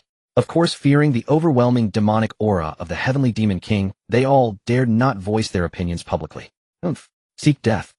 With a cold snort, the heavenly demon king kept his gaze fixed on the innate spiritual herb, ignoring the golden immortal who spoke. He then waved his hand. In an instant, boundless demonic energy surged forth, transforming into a terrifying giant claw, astonishingly powerful. It forcefully tore through the void, charging straight at the golden immortal. Sensing the overwhelming demonic energy, the golden immortal was taken aback, hastily activating his treasure to defend. Unfortunately, the demonic energy was overwhelming, and the giant claw swept through, unleashing its tremendous power. Boom! With a loud bang, the golden immortal was instantly engulfed by the demonic energy, disappearing without a trace.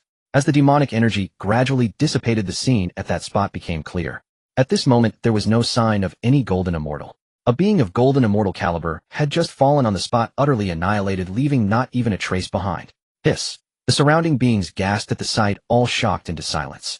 They were so stunned that they could not utter a word, nor dared to say anything at all. After all, a golden immortal had just perished like this. It was abrupt and casual, leaving no time even for a wail of despair, dying without the possibility of resurrection. Throughout all of this, the heavenly demon king never once glanced at the golden immortal. It was as if the latter were merely an ant, unworthy of even a moment's attention. They questioned themselves, if they were to face the heavenly demon king, how long could they hold out? Thus they could only lower their heads in silence. Compared to the innate spiritual herb, their lives were clearly more precious. Among the crowd, Chen Yuan had been observing. At this moment, while everyone feared the might of the heavenly demon king and bowed their heads, Chen Yuan was fixated on the heavenly demon king, his gaze filled with anticipation and excitement. While everyone else retreated, Chen Yuan was eager to try. After the tragic death of the golden immortal, no one dared to speak out. Seeing that no one else opposed him, the Heavenly Demon King also grew disinterested in the crowd, focusing solely on the innate spiritual herb. These ants were not worth a moment's attention, let alone conversing with them. The innate spiritual herb shone even more brightly, its fragrance intensifying and spreading around, refreshing the senses. Finally, boom! With a tremendous sound, the innate spiritual herb's aura erupted, shaking the surroundings.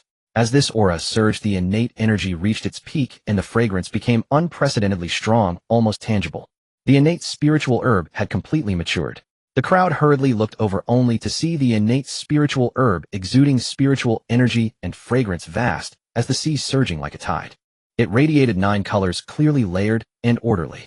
It was bright and dazzling, a sight that was quite pleasing to the eye. The crowd did not understand the significance of this, yet it was undoubtedly extraordinary. What? Is it really this item? Chen Yuan in the crowd immediately recognized it. The 9-color gold. It is said that this item possesses immense medicinal power. A great Luo golden immortal consuming it can directly elevate their realm. Because of its incredible nature, it appears rarely in the primordial world, and most beings are unaware of it. However, for Chen Yuan this was not a difficult matter. He had seen it clearly recorded in the alchemy manual of his master. After all, his master was the greatest alchemist of the primordial world. What is this? The Heavenly Demon King, like the others, was unaware of this item. However, sensing the powerful aura emanating from it, the Heavenly Demon King knew it must be something good. Who cares, let's secure it first. As the Heavenly Demon King spoke, he reached out to pluck it. Just then an aura appeared, sweeping forth to seize the Heavenly Demon King. The Heavenly Demon King unleashed his demonic energy, instantly shattering this aura. Such a move naturally could not harm him in the slightest. However, this action interrupted the Heavenly Demon King's herb gathering and made him very angry. Who? The Heavenly Demon King barked coldly, his gaze sweeping across the crowd, his eyes ignited with anger, the intent to kill surging. It was already a great mercy that he hadn't slaughtered this group of beings. These beings dared to oppose him, truly thinking he was easy to deal with. He must make them understand what it means to be of the Demon Clan and what it means to be a Demon King. The Demon King cannot be insulted. The Demon Clan cannot be offended. The Heavenly Demon King gritted his teeth, glaring at the crowd. Facing such a predatory gaze, the beings trembled, shocked and fearful, not daring to speak. Only Chen Yuan, ignoring the gaze of the Heavenly Demon King, spoke to break the silence. Is the Demon King really that impressive?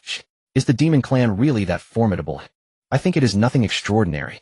Chen Yuan spoke, loudly stepping forward. His tone was extremely flat, yet carried boundless disdain. In my eyes they are but trivial. In an instant, all eyes in the area turned to Chen Yuan. Everyone was curious to see which being was so oblivious to danger. Once they recognized Chen Yuan's figure, everyone was stunned. A human. It was actually a human. The one who dared to interrupt the Heavenly Demon King and stand against him was a human. Human race. At this moment, all beings present, including the Heavenly Demon King, were taken aback, staring blankly at Chen Yuan. Never would one have imagined that such a brazen being daring to obstruct the Heavenly Demon King was merely a... This is the race created by the Saint Nuwa tens of thousands of years ago. Although the Nuwa human race was crafted by a saint and possesses an innate Tao body. However, apart from the original innate human race, the rest are all acquired mortals, with inferior bloodlines and weak combat abilities. Not only do they lack innate spiritual power, but their lifespan is also exceedingly short, merely 100 years. How could such a clay-bodied mortal compare to the innate beings of the primordial era? Even with an innate Tao body, cultivation is difficult. They possess a Tao body, but lack a Tao foundation, merely an empty form. Instead, because of this innate Tao body, they have become the blood food servants of the demon races and other myriad beings of the primordial era. Thus, the human race has always been looked down upon by the beings of the primordial era, residing at the very bottom of the disdain chain. If it were not for the saint behind the human race, they would have likely been exterminated long ago. Yet now a Tai golden immortal has appeared among the humans. Moreover, this Tai golden immortal dares to stand against the Heavenly Demon King of demon lineage. This left all beings present in shock. They were astonished not only by the realm of this human, but also by their audacity. Especially the Heavenly Demon King, who felt an immense insult at this moment. The demon race traverses the heavens and the earth. How could the human race ever be considered in their eyes? Today this human actually dares to provoke him. You are indeed impressive. The Heavenly Demon King lowered his gaze, looking down upon Chen Yuan with a condescending sweep, offering a word of praise. To cultivate to the Tai golden immortal level in the body of a human, he must be a genius among the humans. Even the Heavenly Demon King, who has always looked down upon the human race, was astonished. But a mere Tai golden immortal dares to stand up and ruin my plans. Seeking death. The Heavenly Demon King's tone turned cold, his expression darkening instantly. The The sound surged and boundless demonic energy gathered, chilling the spiritual energy of heaven and earth. Bone-chilling cold seeped into the soul. This was the pronouncement of fate for Chen Yuan. Such an unseeing existence, even if a genius who has emerged from the primordial era for millions of years, he would still be killed without hesitation. Moreover, he is merely a human. As the words fell, the heavenly demon king waved his hand. In an instant, boundless demonic energy enveloped, instantly locking onto Chen Yuan. Vast demonic power surged forth, gathering above Chen Yuan's head, crashing down with a roar. The overwhelming suppressive force was on full display at this moment. All beings around turned pale and trembled. The strength was so immense that even beings not targeted felt as if they were crushed by a mountain struggling to breathe. If they felt this way, what of the targeted Chen Yuan? Chen Yuan's figure appeared frail and pitiful beneath this immense power, isolated and forlorn. Like a small blade of grass in a storm, utterly insignificant, how could he withstand the torrential winds and rains? All beings sighed in their hearts, mourning for him. The human race has finally produced a talented prodigy, only to fall here today. Many beings even closed their eyes, unable to bear witnessing Chen Yuan being crushed into a pulp. However, in the next moment, faced with the overwhelming threat, Chen Yuan maintained a calm expression, raising his hand to gently pinch. Boom! A tremendous sound echoed like thunder. The terrifying demonic power was unexpectedly crushed by Chen Yuan's bare hands, dispersing immediately into the surroundings. A massive shockwave rippled out, shaking all directions. The sky, full of demonic energy under the impact of this demonic force, became disordered and wretched. Meanwhile, Chen Yuan remained steadfast, standing firm. Not a scratch on him, his expression unchanged. The entire area fell into a moment of silence where one could hear a pin drop. The beings present had originally thought that Chen Yuan was undoubtedly doomed. After all, Chen Yuan, a mere human cultivator, facing the peak dominance of the primordial era, the heavenly demon king of the demon race. This was tantamount to seeking death. Even struggling would be a luxury, wouldn't it? Who would have thought that such overwhelming force would be so easily crushed by the human before them? Everyone stood rooted to the spot, their minds shaken. They were at a loss for words for a long time, truly unsure how to articulate their thoughts. Everything before their eyes was far too unbelievable, making it hard to accept. To think that this was the crushing blow of a great Luo golden immortal, and it was so easily resolved. One must ask among all present who could accomplish such a feat. When did the human race become so powerful? Even the heavenly demon king at this moment bore a face full of shock, his eyes filled with disbelief. Even if he hadn't used all his strength earlier, that kind of terrifying suppression was sufficient to annihilate any Tai golden immortal. Even an ordinary great Luo golden immortal. Yet not only did it fail to harm the human before him, but it was also crushed with a single hand. Good. The heavenly demon king furious laughed, instead repeatedly praising. He scrutinized Chen Yuan coldly, stating, "This demon king has indeed underestimated you. A mere human, yet so strong. If that is the case, then become this demon king's blood food. You have earned that right." The heavenly demon king had no idea how Chen Yuan accomplished all this. He only knew one thing. This human must die. Otherwise it would tarnish his name as a demon king and diminish the might of the demon race. Thus, as the words fell, the heavenly demon king's demonic energy surged forth once more, enveloping the surroundings and suppressing the void. Endless demonic power erupted at this moment, piercing the clouds. Boom! A tremendous sound resonated, shaking the heavens and earth, cleansing the souls unparalleled. All beings were shaken, looking towards the source. They saw the heavenly demon king's body expanding, his form rising rapidly, and in an instant, he shed his human form, revealing his true body. In that moment, the world darkened, shadows descended. All beings were terrified as above their heads a colossal demon loomed, blocking out the sun. The massive figure resembled a mountain towering over all beings. The demon's eyes were blood-red like the sun, filled with a chilling intent to kill. As the demonic might surged, all beings bowed their heads, the earth trembled, and mountains crumbled. The heavenly demon king transformed into his true form, his vast body bearing down on Chen Yuan. The force to shatter all laws, suppressing all beings. He did not believe that this mere human still had the power to resist. "Ants," Chen Yuan commented expressionlessly. Even facing the true form of the demon king, which was several times, even hundreds of times larger than himself, he still did not flinch. He silently recited in his heart, and gently waved his hand. In an instant, radiance flashed, instantly connecting into a piece, as if this place were a dazzling river of stars. The beings around looked up only to see that the source of the radiance was a series of spiritual pearls, a total of 24. At this moment they were arrayed in the void, emitting multicolored brilliance, pervading boundless innate spiritual energy. Innate spirit treasures. This human actually possesses innate spirit treasures. The surrounding beings were astonished. Innate spirit treasures are something many powerful innate beings have never possessed. Now this human, without an ancient heritage, actually used such an innate spirit treasure, which appeared to be of extraordinary quality. The Heavenly Demon King was also surprised upon seeing this, and then grew excited. Huh. I didn't expect that coming out this time would bring such an opportunity. This treasure is far more precious than those innate spiritual herbs. One must know that innate spirit treasures are crucial for advancing to Quasi Saint. For a great Luo Golden Immortal to reach perfection and break through to Quasi Saint, one must sever the corpse. After severing the corpse, one must rely on innate spirit treasures to entrust their essence.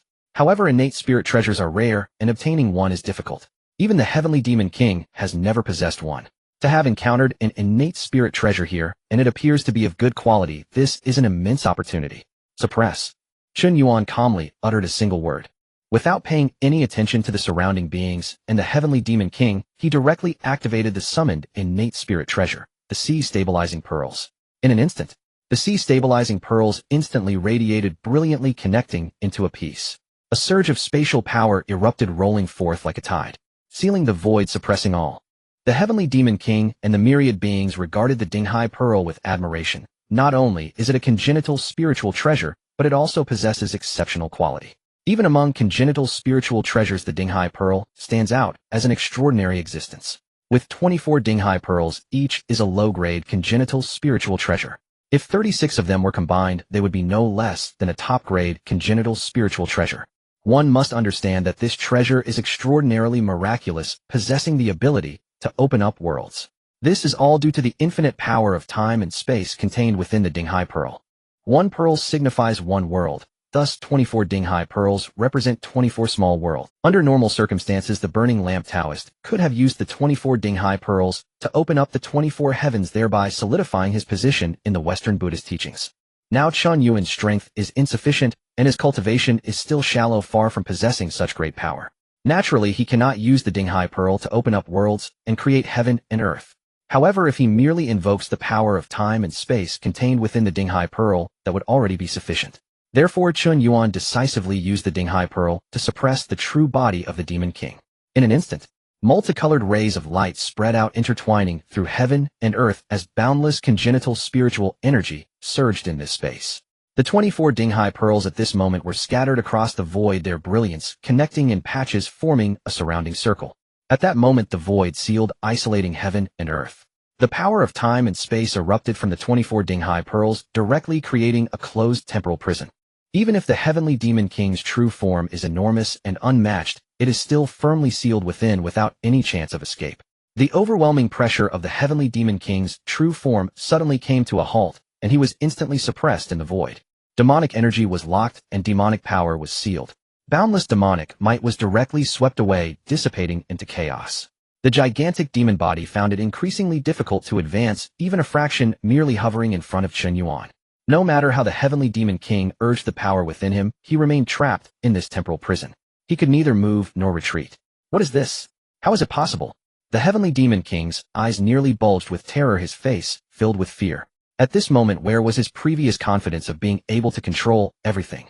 Only boundless fear remained, cold and chilling to the bone. He knew this congenital spiritual treasure was formidable, but he never imagined it to be this powerful. He is a true Luo Golden Immortal, a powerful demon king ruling over a domain and exerting pressure upon all beings. Even against the great shamans of the Witch clan, he has the strength to fight. Now he is unexpectedly suppressed by a mere human here. What is even more crucial is that this human is merely a Tai Golden Immortal. This left the Heavenly Demon King feeling utterly absurd and extremely terrified. What on earth is this human possessing such great power and such a supreme treasure? However, before the Heavenly Demon King could fathom these thoughts, the next moment, Chen Yuan moved his white robe billowing in the air, swirling and dancing, and directly charged at him. Chen Yuan, channeling his power, exuded an overwhelming aura as he cut through the void, creating waves of thunderous roars wherever he passed. With strength breaking through myriad laws, he poured all his might forward. His aura soared to the heavens, dominating the four directions and suppressing all. Boom.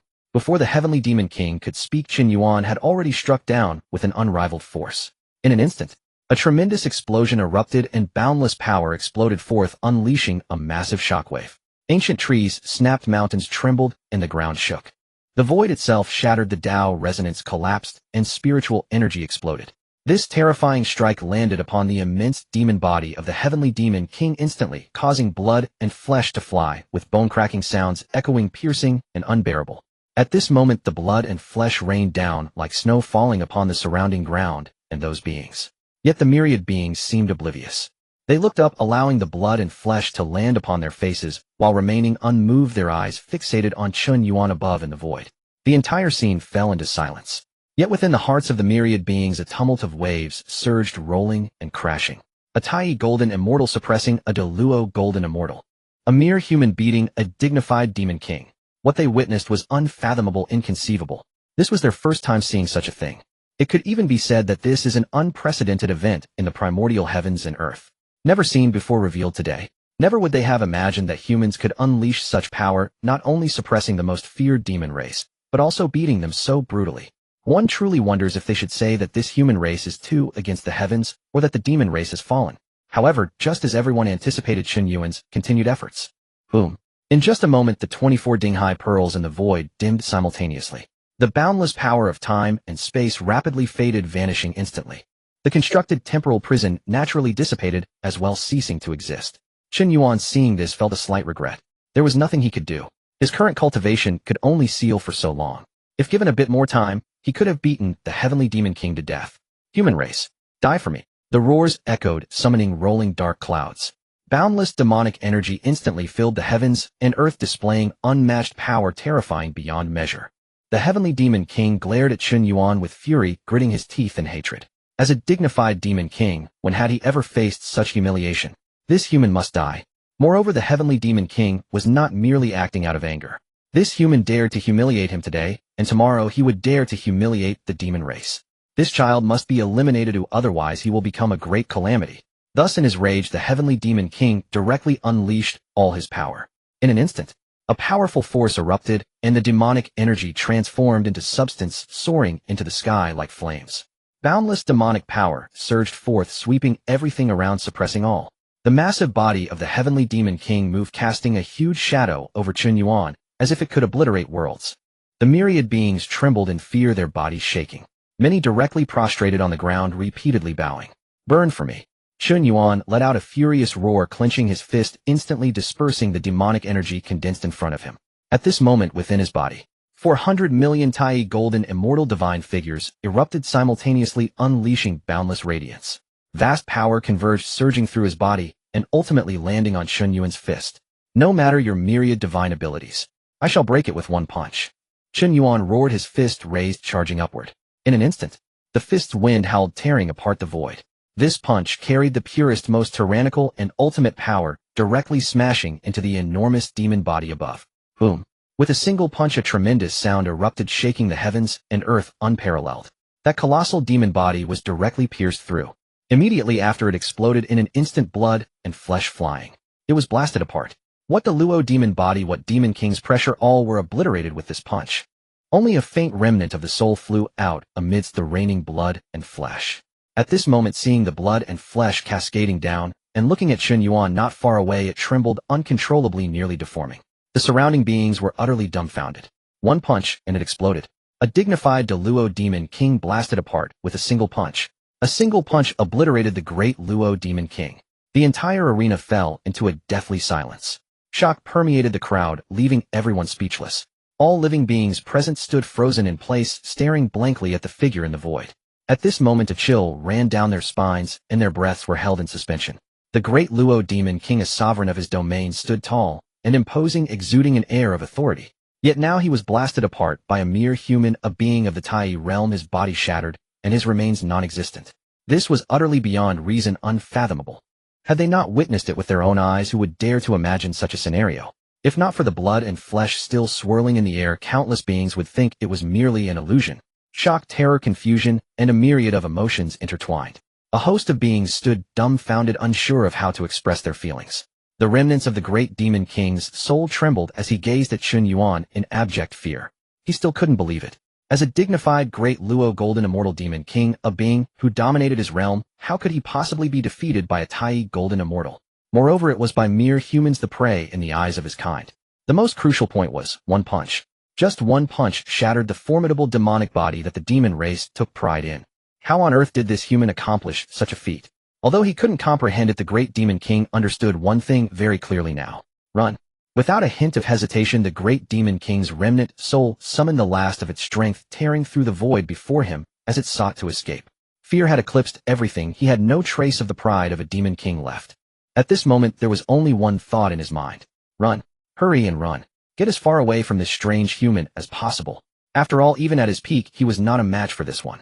Now with his body obliterated, and only a weak remnant soul remaining, where was there any room for struggle? Trying to escape. Chen Yuan's gaze turned cold, his voice chillingly steady. In this battle, he could not allow this being to flee. If this being had run from the very beginning, he might not have had the opportunity to leave a mark. However, now that only a remnant soul remained, letting it escape would be out of the question. The great demon king's remnant soul was startled by these words, its expression shifting dramatically as it sensed impending doom. Indeed. In the next moment, the sea stabilizing pearl above them gathered once more, erupting with a blinding radiance, dazzling and brilliant. In an instant, 5 colored rays intertwined, forming a constellation as brilliant as the starry river. The light of the treasure crisscrossed, and the power of time and space enveloped everything. In a mere moment, it sealed time and space, suppressing all. The great demon king's remnant soul found itself trapped within, just as it had been before, firmly suppressed. Unable to move, there was no retreat. The great demon king's remnant soul let out a heart-wrenching scream, filled with despair.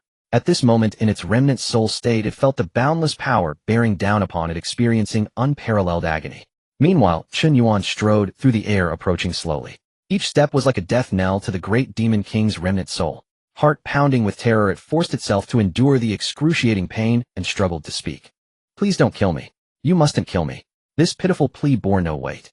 As Chen Yuan drew closer step by step, the great demon king's remnant soul hastily continued to speak. If you kill me, you won't fare well either. My father is a quasi saint.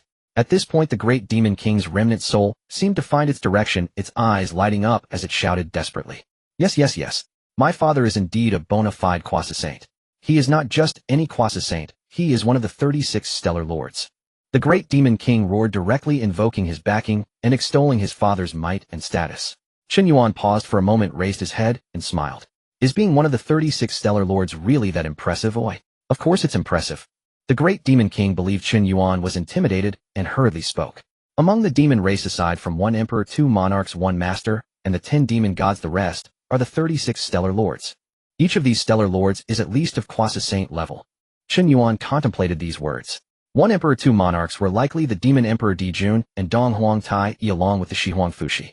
The master needed no introduction, it referred to the most insidious being of the primordial age. The demon master Kunpeng. The 10 demon gods, also known as the 10 demon saints, were the top 10 powerful beings of the demon race, led by Bai Zhe. They were Bai Zhe, Ji Ming, Ing Zhao, Fei Dan Fei, Lin Jiao, Ing Shang, Yang Qin, Yuan Si Tai, and Guich. All 10 were veteran quasi-saints of the primordial era, holding positions in the demon race that were akin to those of the great witches among the witch race, even possessing the strength to contend with the ancestral witches. As for the 36 stellar lords, this was Chen Yuan's first encounter with such a term, sparking his curiosity as he paused. Seeing Chen Yuan's reaction, the great demon king thought he had instilled fear in him. Seizing this opportunity, he began to threaten. My father ranks among the 36 stellar lords with a transcendent status and formidable strength far beyond that of ordinary demon race warriors. Are you really strong? What use is strength? What matters when mixing in this world is to have power. If you kill me, my father will surely slay you. Not just you, even if your entire human clan is involved, they will be slaughtered, serving as my burial companions. The great demon king's remnant soul continued its threats, attempting to scare Chen Yuan away and seize a sliver of hope. He thought he had seized an opportunity, yet little did he know that this very statement sealed his fate. The demon race. Chen Yuan chuckled coldly, and before his voice had even faded, he flashed directly above the great demon king's remnant soul. You? The great demon king's remnant soul was struck with shock and horror, gazing at Chen Yuan, as if his very essence was about to dissipate. In the midst of the great demon king's terror-filled gaze, Chen Yuan grasped his head and lifted him up. Looking at the terrified great demon king's remnant soul, Chen Yuan spoke coldly. I forgot to tell you, I am a disciple of the Jiejiao. What? The great demon king was stunned and terrified. This human was actually a disciple of a saint. This explained everything. No wonder this mere human possessed such immense power. It made sense that he was defeated. The great demon king was still lost in thought. Die. Chen Yuan uttered a cold word. Then in an instant, the great demon king's remnant soul was crushed, its head exploded, and the entire soul dissipated into nothingness. Reduced to ashes. He didn't even have time to let out a single scream before being crushed to oblivion, reduced to nothing. The physical body destroyed, the soul extinguished. A generation of the great Luo Demon King had thus completely fallen. Hiss! The surrounding beings collectively gasped in shock, their faces filled with dread. An existence of the great Luo Golden Immortal had just perished in such a manner. Chen Yuan, uninterested in them, put away the sea-stabilizing pearl and proceeded to pluck the 9-colored lotus. The entire process was unhurried, as if he were alone. Meanwhile, none among the beings present dared to hinder him, nor did anyone dare to speak. Who would dare? The human race suppressing the demon race. A Tai Golden Immortal slaying a great Luo Golden Immortal. The strength of this individual dominated the scene, crushing all beings. Everyone simply wished for him not to notice them. Who would dare provoke him? After Chen Yuan finished gathering the herbs, he cast a glance at the crowd. All beings lowered their heads, not daring to make eye contact. Chen Yuan observed and shook his head. These beings were indeed perceptive. As someone who did not thirst for bloodshed, he would not indiscriminately slaughter them. With that thought, Chen Yuan withdrew his gaze and hurriedly departed. Having settled this matter, it was best to find a place to refine the 9-colored lotus. Chen Yuan did not make things difficult for the remaining creatures, and after swiftly picking the 9-colored lotus, he hurriedly left, preparing to find a quiet place to properly refine it. Sensing the disappearance of Chen Yuan's aura, all the creatures collectively breathed a sigh of relief, feeling a burden lifted. Finally gone. Just now, when that gaze swept over them, they felt as though one foot had already stepped into the gates of hell. In that brief moment, it was a matter of life and death. If this individual truly unleashed a massacre, who among the gathered creatures could withstand it? Fortunately, this one was not as barbaric as the demon race, and did not stoop to their level. At this moment, with Chen Yuan's departure, everyone naturally felt as though they had survived a disaster. They raised their heads to look at one another, their eyes filled with joy. It is truly good to be alive. However, just then the heavens and earth suddenly darkened, and boundless black clouds piled upon one another, with thunder rumbling down. In an instant, the void shook, thunderous roars continued, and the spiritual energy surged chaotically, as if it were about to explode at any moment. What is this? All the creatures were taken aback. They could not understand why such a heavenly phenomenon would suddenly occur. Just as the creatures were puzzled, an unmatched oppressive force descended, enveloping the surroundings and suppressing all things. The creatures were immediately pressed to the ground, unable to move. Struggling to raise their heads, they saw a terrifying figure tearing through the void, descending from above. Upon closer inspection, the figure bore a faint resemblance to the deceased Tian Yuan. Could it be? Who dares to kill my son? The figure roared, filled with rage, and an aura of demonic energy surged outward, carrying boundless killing intent. This figure was none other than the father of Tian Yuan, Tian Yuan. As a dignified offspring of the demon race's star lord, how could Tian Yuan not have the protective restrictions set by Tian Yuan on him? Just moments ago, far away in the demon territory, Tian Yuan sensed that the restrictions he placed upon Tian Yuan had been triggered. He sensed that something had happened and hurriedly rushed over. Unfortunately, he was still a step too late. By the time he arrived, Tian Yuan's figure had already vanished, leaving only a sky full of blood and flesh still swirling. The connection through blood ties in his heart was now completely severed. This meant that Tian Yuan had indeed fallen, and not even a remnant of his soul remained. As a dignified demon race star lord across the Saint Powerhouse, he had rushed thousands of miles, yet failed to save his own offspring. And in this primordial world, someone actually dared to lay hands on the offspring of Tian Yuan. In that moment, Tian Yuan was filled with shock and fury, his demonic energy soaring into the sky. His gaze swept over the surrounding creatures. The gathered beings trembled uncontrollably, wanting to speak, but were too fearful to do so. However, Tian Yuan couldn't be bothered to converse with them. He simply waved his hand. In an instant, thunder rumbled down, and the creatures were unable to resist, instantly being blasted into oblivion, leaving not even a trace behind. Their lingering souls broke free from their bodies, filled with panic and unease. With a wave of Tian Yuan's hand, he grasped these lingering souls and crushed them with a gentle squeeze, instantly shattering them. As he crushed them, the memories of the creatures were entirely red. Human race. Tian Yuan was his son. Tian Yuan, a dignified Luo Jinxian demon king, had actually been killed by a mere Tai Jinxian from the human race. This surpassed Tian Yuan's understanding, overturning all his previous notions. Wasn't the human race merely their demon race's food and servant? When did they become so powerful that they could turn the tables and slaughter demons? Yet no matter how hard to believe, this was still the truth. After all facts speak louder than words, the memories of the gathered beings were all the same. How could there be any falsehood? Tian Yuan racked his brain, but could not comprehend. Why could the weak human race counterattack the demon race? However, whether he understood or not didn't matter. He was certain that the one who killed his son was indeed from the human race. Good. So it's the human race, huh? This debt, I will remember it. Tian Yaoxing gritted his teeth and spoke, looking in a certain direction, his eyes filled with hatred. That direction was where the memory of the creatures indicated the human had left. However, at this moment the aura had dissipated and there was no opportunity to pursue. No matter how furious Tian Yaoxing was, he could only seethe in impotent rage. He helplessly shook his head, tore through the void, and left with a heart full of hatred and fury. After all, he had noted this debt in his heart. He would never let this human race go for such actions. One day he would surely make them experience the taste of having their souls scattered. Meanwhile, Chen Yuan was naturally unaware that he had already been targeted by a quasi saint. After leaving that place, he flew for quite a distance before finally stopping. Having just acquired a treasure, he needed to be cautious. Although he was unafraid of battle, the immediate priority was to refine the treasure. Chen Yuan did not wish to invite unnecessary trouble.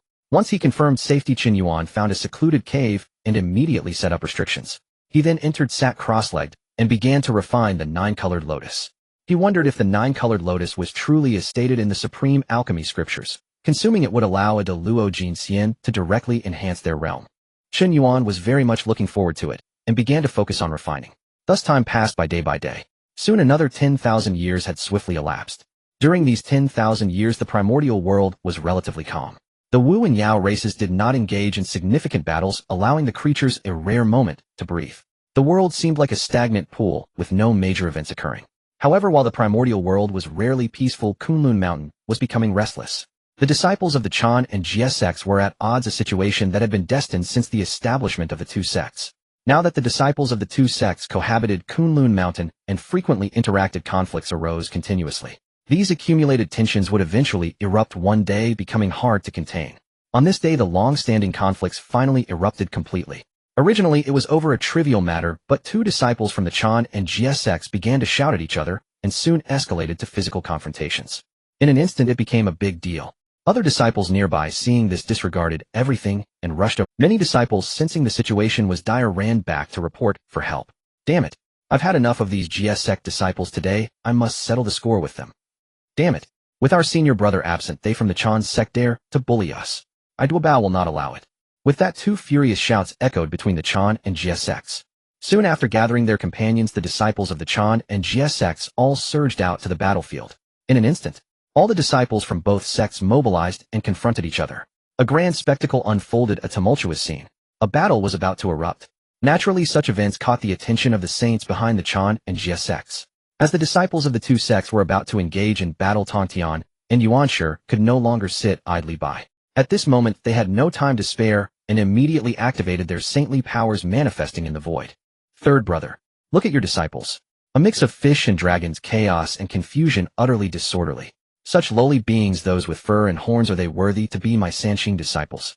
How could the illustrious Sanqing holy land of Kunlun Mountain be turned into such a mess by them? This is intolerable. The moment Yuanshi appeared and saw Tongtian, his anger surged from his heart. He immediately unleashed a torrent of scolding upon Tongtian, questioning him without holding back. On Kunlun Mountain, Yuanshi shouted from a high position. The disciples of the Jiejiao sect heard his words, their brows furrowing in displeasure, clearly unhappy and indignant. They felt it was intolerable, yet they had to suppress their anger. After all, Yuanshi was their master uncle and a sage. How could they dare to question him? The disciples of the Chan sect nodded in agreement, delighted and puffed up with pride. In their view, what Yuanshi said was in perfect alignment with the true path, a wise saying indeed. Seeing the situation, the disciples of the Jiejiao sect could no longer bear it and became enraged. If it weren't for the sage's presence, they would have rushed forward to fight the Chan Sect disciples. This would determine their superiority and decide their fates.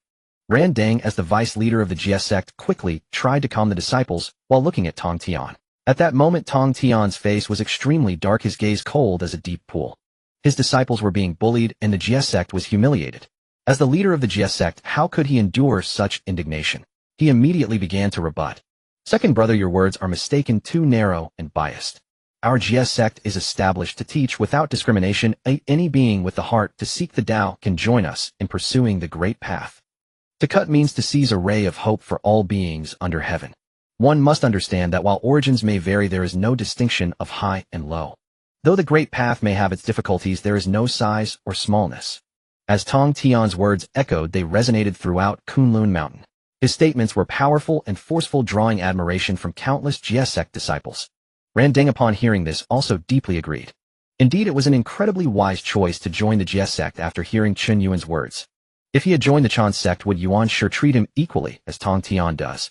After Tongtian finished speaking, he slightly raised his gaze, scanning the Chan Sect disciples, and shook his second brother. The disciples of the Chan Sect are all fortunate beings bearing great fortunes, who our Jiejiao Sect simply cannot compare. Unfortunately, they all hold themselves in high regard, believing their noble origins make them above others, failing to earnestly seek the great path, instead harboring a mindset of comparison. With such an attitude, they have already lost their heart to seek the Tao. Oh, how can they cultivate? As Tongtian spoke, his gaze finally fell upon Yuan Shi, staring intently at him. Second brother, it is understandable for them to behave this way. However, you as a sage still harbor such prejudice. Is that the vision a sage should have? One must know that all beings share the same origin. A sage should treat all equally, regarding all living things as mere grass and dogs. Tongtian's words fell heavily, resonating with authority. Yuan Shi's expression changed instantly, and the Chan Sect disciples turned ashen, their heads drooping. Seeing this, the Jiejiao Sect disciples felt a wave of relief in their hearts. As expected of the leader, when Tongtian spoke, he used no foul language, yet his words were exhilarating, voicing the sentiments of the Chan Sect. From the leader Yuan Shi down to the lowest disciples had all been thoroughly scolded. Yuan Shi frowned deeply, his sleeves flaring as he grew angry. At this moment, he coldly gazed at Tongtian and spoke. Third brother, do not argue here with empty words. As heavenly beings, we should follow the will of heaven. The Chan Sect follows the heavenly laws, elucidating the great path of heaven and earth, which is in accordance with the heavenly way. Jiejiao Sect does not distinguish between good and bad, mixing fish with dragons, and you speak of teaching without discrimination. This is merely an excuse. Tongtian was naturally unwilling to concede, and immediately began to argue with Yuan Shi. The dispute over the doctrines of the Chan and Jiejiao sects had long been established. Long before the establishment of the Chan and Jiejiao sects, their differing attitudes towards beings had already begun to. Tongtian felt a surge of indignation as he glared at Yuan Shi, having been caught off guard, and reported on the spot. Elder brother, look at this. This is the expression. You must teach our third brother a lesson today. Third brother is now possessed by demonic thoughts, spending too much time with the oddities under his wing, and has become so bold as to disregard even his own brother. If he dares to harm me today, he will dare to harm you tomorrow. Yuan Shi's words ignited Tongtian's fury further, and he responded in kind. Elder brother, second brother has always held himself in high regard, and now influenced by his disciples, he has become increasingly arrogant. If this continues, it will surely become a hidden danger. Elder brother, take action. Do not concern yourself with my feelings. This is for second brother's good. Yuan Shi and Tongtian both voiced their complaints to Taishang. The tone and posture left the disciples of the Changjiao and Jiejiao stunned, their mouths agape.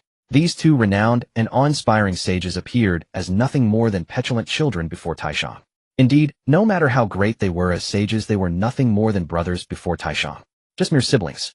Taishang felt a sense of comfort in hearing Yuan Shi and Tongtian's words. No matter the time, these two were always his younger brothers, seeing their elder brother as their mainstay. Alas, why couldn't they set aside their grievances and get along well? Taishang sighed, lightly glancing at Yuan Shi, then at Tongtian. Under their expectant gazes, he spoke slowly. Now that the disciples under the three pure ones have increased in number, their prosperity is unimaginable for the future. With so many disciples gathered at Kunlun Mountain, even if Kunlun Mountain is vast, it will still be overcrowded. Although Kunlun Mountain is a blessed land, resources are limited and cannot support so many disciples in their cult. Taishang spoke without defending Yuan Shi or exonerating Tongtian, bringing up the matter of the three pure ones' disciples and Kunlun Mountain. This left Yuan Shi and Tongtian puzzled, and the disciples were even more bewildered. At this point, Taishang paused. His gaze landed on Yuan Shi, then shifted to Tongtian, gently nodding, as if having made a certain resolution, and spoke again. All three of us, the brothers of the three pure ones, have now become sages. With the three great sages residing in one place, Kunlun Mountain simply cannot bear such immense fortune. If this continues, not only will Kunlun Mountain fail to enjoy the blessings of the sages, but the mountains and spiritual veins will also suffer damage, eventually becoming wastelands barren like the West. Therefore it is better for us three pure ones to part ways. He continued, each seeking their own blessed lands, establishing their own teachings, minimizing disputes, and allowing each to find their own place. After Taishang finished speaking, he closed his eyes. The truth of the matter was just as he said. Kunlun Mountain was too small to accommodate three sages, and parting ways was the best choice. Most importantly, second brother and third brother were in constant conflict, and the disciples under them were like water and fire, unable to reconcile, only worsening the situation. If this continued, it would inevitably lead to a falling out, with brothers turning against each other. Under such circumstances, it was better to part ways early. After all, he had tried hard for so many years, and it was impossible to quell their differences. Thus parting might offer a chance for redemption. Parting ways. Parting ways. The mere thought sent Yuanshi and Tongtian into a daze, their minds buzzing as confusion set in. Despite their disputes, they had never considered the idea of parting. After all, since the three pure ones took form, they had always been together, searching for treasures and cultivating, never separating.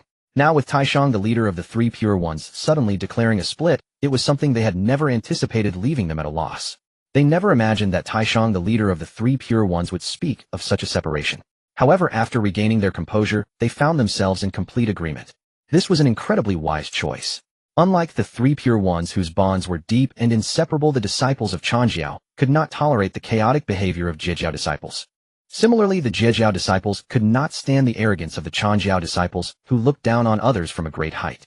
Since they could not get along, it was best to part ways completely, ideally never crossing paths again. Out of sight, out of mind. Although there was some reluctance towards Kunlun Mountain, being able to free themselves was not a bad thing, making it a mutually beneficial situation. With this in mind, the disciples of Changjiao and Jiejiao began to feel excited. However, such a significant matter was beyond their authority to decide, and their gazes turned towards Yuanshi and Tongtian. Very well, very well. Yuanshi was the first to regain his composure and spoke. Since elder brother has spoken, we as younger brothers dare not defy. In this case, it can be considered a wise strategy. I'll let the three pure ones part ways. Yuanshi said, turning his gaze to Tongtian, softening his tone and inquiring. Third brother, what do you think? I agree.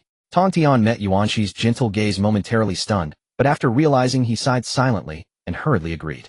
This division was undoubtedly a good thing for both the three pure ones and their disciples. Thus Tongtian naturally would not oppose it. As Tongtian spoke, his gaze fell on Taishang. He continued, Kunlun Mountain is the birthplace of our Pangu three pure ones. Let it be the site of elder brother's teachings. Tongtian spoke first, and Yuanshi immediately echoed, indeed, this place holds great significance for the Pangu three pure ones, and should serve as elder brother's teaching site under elder brother's leadership. On this matter, Tongtian and Yuanshi were surprisingly in agreement. Upon hearing this, Taishang suddenly opened his eyes, looking at the expectant faces of Tongtian and Yuanshi, gently shaking his head. No need. He said, this place has no connection to me. I shall seek a new blessed land to establish my teaching site. Taishang spoke, his gaze shifting between Tongtian and Yuanshi, ultimately landing on Yuanshi as he continued. Third brother, both of us have no connection to this place. Let this place be left for Yuanshi. Upon hearing this, Yuanshi was overjoyed. Kunlun Mountain was indeed a top-tier blessed land, who otherwise the three pure ones would not have established their teaching site and cultivated here until now. Now with Taishang's words, he could claim this land for himself, which was an immense blessing. The disciples of Changjiao were even more delighted, their faces brimming with joy. Though the Jiejiao immortals felt some regret, there were no further ripples.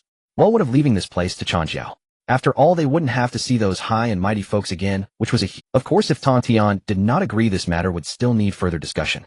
Instantly, all eyes in the place were focused on Tongtian. Then I shall abide by elder brother's words. Tongtian did not dispute, but accepted. Taishang, being impartial, made such a declaration at this moment, which surely wasn't without reason. Seeing this, Tongtian naturally had nothing more to say. Taishang nodded slightly. Since this matter has been settled, let us each make arrangements for our disciples and choose a day to depart. No need, elder brother. Tongtian spoke, then waved his sleeve, addressing the disciples of Jiejiao, commanding them sternly, disciples of Jiejiao, heed my orders. We depart. Tongtian said, waving his hand, as the Bo Palace rapidly shrank, landing in his palm. Then he took the lead, stepping into the void. The disciples of Jiejiao, including Randang Duo Bao and Zhao Gongming, followed closely behind. In an instant, the entirety of Jiejiao's immortals mobilized, resolutely following. The momentum was overwhelming, their figures casting shadows over the sky. Moreover, the Jiejiao members, departing, followed Tongtian's example and took their teaching sites with them. Thus, the vast Kunlun Mountain was suddenly left desolate. Only Taishang and Yuanshi remained, with the sparse figures of the Changjiao disciples appearing exceedingly lonely. Taishang gazed in the direction Tongtian had departed, filled with mixed emotions, sighing deeply. With this separation of the three pure ones, when might they gather again? Tongtian took the lead, followed closely by the disciples of the Jiejiao as they left the Kunlun Mountain and appeared in the vast wilderness. Such a grand spectacle instantly blocked out the sun and the sky. The creatures of the wilderness gazed from afar, filled with shock, and quickly fled in panic. The beings were terrified, unaware of the great events that were about to unfold in the world, suddenly witnessing such a multitude of immortals. The disciples of Jiejiao were indifferent to the fleeing beings along the way, their gazes fixated on Tongtian, who, as the acting senior brother of Jiejiao Daobao, wasted no time and quickly flew forward, bowing deeply to inquire on behalf of everyone. Master, where should we go to establish ourselves after leaving Kunlun Mountain? The Jiejiao members listened intently, their eyes fixed on Tongtian, awaiting his decision. This was crucial for the future rise or fall of Jiejiao. Tongtian naturally understood the significance of this matter and did not answer immediately. Instead, he closed his eyes and began to ponder deeply. The crowd dared not disturb him and waited silently. Shortly after, Tongtian suddenly opened his eyes and spoke in a deep voice. "Let us go to the overseas lands." Tongtian gazed far into the distance, as if traversing thousands of mountains and rivers, landing on the lands of the four seas. Most of the famous mountains and rivers of the wilderness already had masters, leaving no vacant lands. Perhaps it wouldn't be difficult to find a secluded paradise for oneself. However, to settle such a large Jiejiao and accommodate so many disciples would be a challenge. Therefore, Tongtian disregarded the vast land of the wilderness and focused his sights on the four seas. I do not believe that in this vast wilderness we cannot find a paradise comparable to Kunlun Mountain for our Jiejiao's foundation. With determination on his face, Tongtian spoke with conviction. As his voice fell, he moved swiftly toward the East Sea. The multitude of disciples inspired by him displayed their skills and followed closely behind. Soon Tongtian led the Jiejiao members to the overseas lands. Crossing thousands of miles of clouds and seas, they tirelessly searched the vast East Sea, all in pursuit of a place to settle. Unfortunately, throughout their search, the islands and immortal mountains they encountered were unsatisfactory. Either they were too small to accommodate all the disciples of Jiejiao, or the spiritual energy was too thin, rendering them unsuitable for cultivation. Tongtian and the Jiejiao members gazed at the expansive East Sea, feeling somewhat lost. Could it be that in such a vast wilderness there was no place for Jiejiao to take refuge? Just then, wait. Tongtian suddenly sensed something and looked into the distance. In the distance, a massive island loomed, surrounded by the sea. This island was enveloped in clouds and mist, giving it an ethereal and mysterious appearance. On its spiritual veins crisscrossed, and the spiritual energy was abundant, with exotic flowers and grasses everywhere, cranes flying, and auspicious beasts appearing. Tongtian was delighted, and in a flash of thought he vanished from his spot and appeared on the island. Upon the island stood a massive stone tablet towering high. On it were three powerful characters exuding a profound aura. Golden Ao Island. What a magnificent Golden Ao Island! Tongtian exclaimed, filled with joy. At this moment, the disciples of Jiejiao followed him and landed on Golden Ao Island. Seeing this, Tongtian immediately announced loudly, "Disciples of Jiejiao, listen. From now on, Golden Ao Island will be our Jiejiao's territory." As his words fell, he waved his hand. In an instant, the earth shook and the mountains trembled, waves surged. A grand Dao palace descended from the heavens, landing in the very center of Golden Ao Island, majestic and imposing. It was the Bio Palace. After settling the Bio Palace, Tongtian looked at the Jiejiao members and spoke. "Since you are my Jiejiao disciples, you may seek to establish your own Dao grounds near Golden Ao Island. From this day forth, this will be the foundation of our Jiejiao." Hearing this, the Jiejiao members were naturally overjoyed and quickly bowed in acceptance. Their anxious hearts, which had been tense all along, could finally relax. They quickly followed Tongtian's instructions, beginning their search for suitable places to establish their Dao grounds. Despite their exhausting journey, everyone remained enthusiastic and full of energy. They had found a place to settle and no longer needed to worry about the expressions of the Chanjiao. A beautiful immortal life was about to begin here. Meanwhile, on Kunlun Mountain, as Tongtian led the multitude of Jiejiao away, Kunlun Mountain instantly fell into a deep silence, becoming desolate. The members of the Chanjiao felt no discomfort about this. Instead, they were filled with excitement. Those annoying Jiejiao guys had finally left. Yuan sure felt a multitude of emotions in his heart. He was relieved that he no longer had to witness the chaotic Jiejiao members. Yet he felt a twinge of sadness at the division of the Sanqing, making reunion difficult. He then composed himself a bit and admonished, "Now that the Sanqing has divided, we must establish separate Dao grounds and maintain our own traditions. There are no longer those chaotic Jiejiao members disturbing us on Kunlun Mountain, so you must focus on your cultivation and not disappoint your teachers' expectations, nor tarnish the reputation of our Kunlun Orthodox." These words were extremely serious, and the disciples of Chanjiao, upon hearing them, dared not be lax. They all promptly composed themselves and bowed, saying, "We will remember our master's teachings." Previously, when Jiejiao was here, their cultivation was hindered, and they could argue it was due to the influence of the Jiejiao disciples. Now that Jiejiao had left, if they did not progress, it would be hard to justify. Yuan sure did not speak further, gazing here and there. He looked at the places where the Bio Palace and Taijing Palace once stood. Tongtian and Taishang had taken their respective Dao grounds with them. Among the three Sanqing saints, only Yuan Shi remained. Among the Sanqing Dao grounds, only the Yushu Palace remained. Yuan Shi gazed at the two empty locations, feeling a myriad of emotions, unsure of what to say. After Tongtian left, Taishang took Xuandu and departed Kunlun Mountain, seeking his own Dao grounds. His divination skills were extraordinary, and with the aid of the Taiji diagram, he found it easy to navigate. Thus he did not wander around with the Jiejiao disciples like Tongtian, but instead had a clear target arriving directly at a place. This area was exceptionally serene, surrounded by purple qi abundant in spiritual energy, a rare paradise. This place is called Shouyang Mountain. It shall be our new Dao grounds, Taishang said to Xuandu. Xuandu nodded in agreement and was ready to get to work. Just then, Taishang let out a light sound of surprise. His gaze flickered, observing the vast mountain. There are actually two innate beings here. Xuandu upon hearing this felt eager to act. However, before he could make a move, Taishang waved his hand. Xuandu felt a blur before his eyes. Focusing closely, he discovered two figures had appeared before him. They looked like little children, exquisitely carved, incredibly cute. However, their heads were exceptionally strange, each having a single horn. At this moment, the two innocent and bewildered children looked at Taishang with faces full of fear. The ability to bring them here in an instant was beyond their capacity to resist. Seeing this, Taishang retracted his overwhelming aura, his expression softening as he gently spoke. I am Taishang, the sage of Taijing. This place will be my Dao grounds from now on. Since you were born here, it is now I am in need of 2 fire attendants. Oh, would you like to join my sect? Taishang spoke gently, his demeanor kind and warm, resembling more of a friendly neighbor than a sage. The 2 children stood frozen in place upon hearing this. They quickly came to their senses, overjoyed, and immediately knelt on the ground, bowing repeatedly. We brothers wish to join the sage's sect. Golden Horn, Silver Horn, greetings, sage grandpa. Although they had lived in the mountains for a long time, they were not ignorant of worldly matters. Thus they naturally understood what being a sage meant. To join a sage's sect, even as fire attendants, was a tremendous opportunity, something that countless beings yearned for. Therefore they immediately agreed and knelt to worship Taishang. To showcase their abilities, they drew upon their familiarity with the mountain to help Taishang establish his Dao grounds, working tirelessly. And so the Sanqing divided, each finding their own place. Yuan Shi remained at Yushu Palace on Kunlun Mountain, while Taishang secluded himself at Shouyang Mountain, renaming Taijing Palace to Baiying Palace. Tongtian ventured far to the East Sea, establishing the Bio Palace on Golden Ao Island, where countless immortals came to pay their respects, living freely and carefreely. From this point on, the Pangu and the 3 Sanqing divided the Dao traditions. This was not merely a matter for the 3 Sanqing, it would also impact the entire structure of the wilderness in the future. Meanwhile, on the other side, Chen Yuan, the senior brother of Jiejiao, was still unaware of these developments. At this moment, he was fully focused, having entered the most critical moment.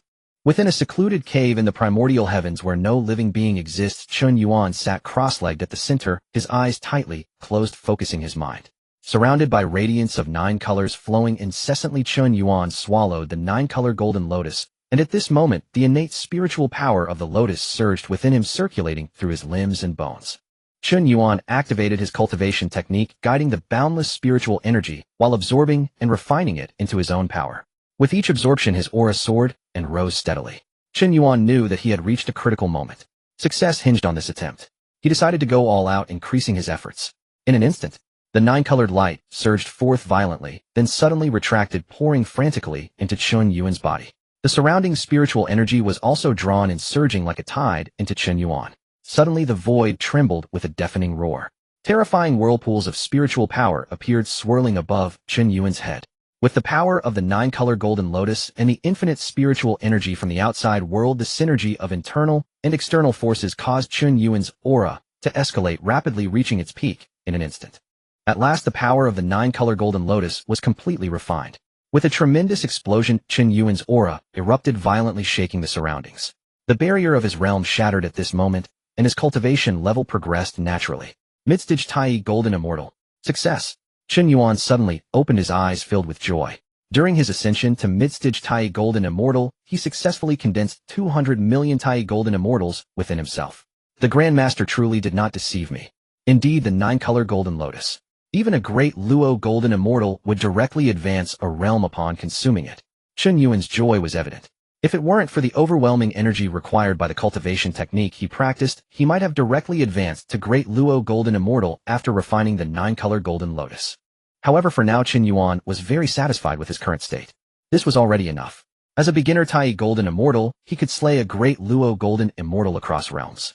Now at Midstage Tai Golden Immortal, the explosive power of 200 million Tai Golden Immortal manifestations was unimaginable. For Chen Yuan, his realm was merely a reference point now. Alright, it's time to set off. He calmed his emotions, stood up, and walked out. Chen Yuan gazed at the divine mountain in the center of the heavens, feeling a moment of daze. He had intended to go to Buzhou Mountain, but he was unsure how long it had been since he left Kunlun Mountain, and he still had not arrived. If this delay continued, who knows when he would reach Buzhou Mountain. Thinking this, Chen Yuan dared not linger. His figure moved swiftly, continuing his journey. Time flowed by quietly. In the blink of an eye, 1,000 years had passed. 1,000 years later, Chen Yuan's figure appeared at the foot of a mountain range. This mountain range stretched endlessly with no end in sight. This was not Buzhou Mountain. Buzhou Mountain remained just as elusive. After 1,000 years of travel, Buzhou Mountain was still beyond his reach. Just as Chen Yuan stood at the foot of the mountain, focusing his mind, a sound echoed. Ding! Congratulations, Master, you have discovered a sign-in location. Would you like to proceed immediately? The system's mechanical yet friendly voice suddenly rang out in his mind. Oh! Upon hearing this, Chen Yuan's eyes lit up, invigorated. A sign-in location. How rare. Since leaving Lingzhou Mountain, he had waited countless years to hear such news again. He quickly focused his gaze ahead. Before him, the majestic mountains loomed, ancient trees towered, and the spiritual energy was abundant, shrouded in an ethereal mist. This was indeed a blessed place. No wonder it triggered the system's sign-in. Since there was a sign-in location, Chen Yuan naturally had to go and sign in. He could obtain treasures once again. Buzhou Mountain was far away, or if it weren't for these random rewards along the way, Chen Yuan really would find it hard to persevere. He immediately focused his thoughts and followed the system's guidance. Under the system's direction, Chen Yuan traveled through mountains and valleys and soon entered the depths of the mountain range. After traversing countless winding paths and crossing numerous perilous peaks and ravines, Chen Yuan finally came to a halt at a certain spot. The system's guidance ended here. He had arrived. Chen Yuan quickly looked up and saw a cave appearing and disappearing amidst the clouds and mist, extraordinarily ethereal. Above it were 3 large characters inscribed with a powerful and ancient style, exuding an air of Tao. Firecloud Cave. What a... Chen Yuan was utterly astonished. He never expected that after all his efforts traversing mountains and rivers, he had actually arrived here. Firecloud Cave. As a human, Chen Yuan was naturally very familiar with this place. This was the dojo of the renowned primordial power ancestor Hongjun.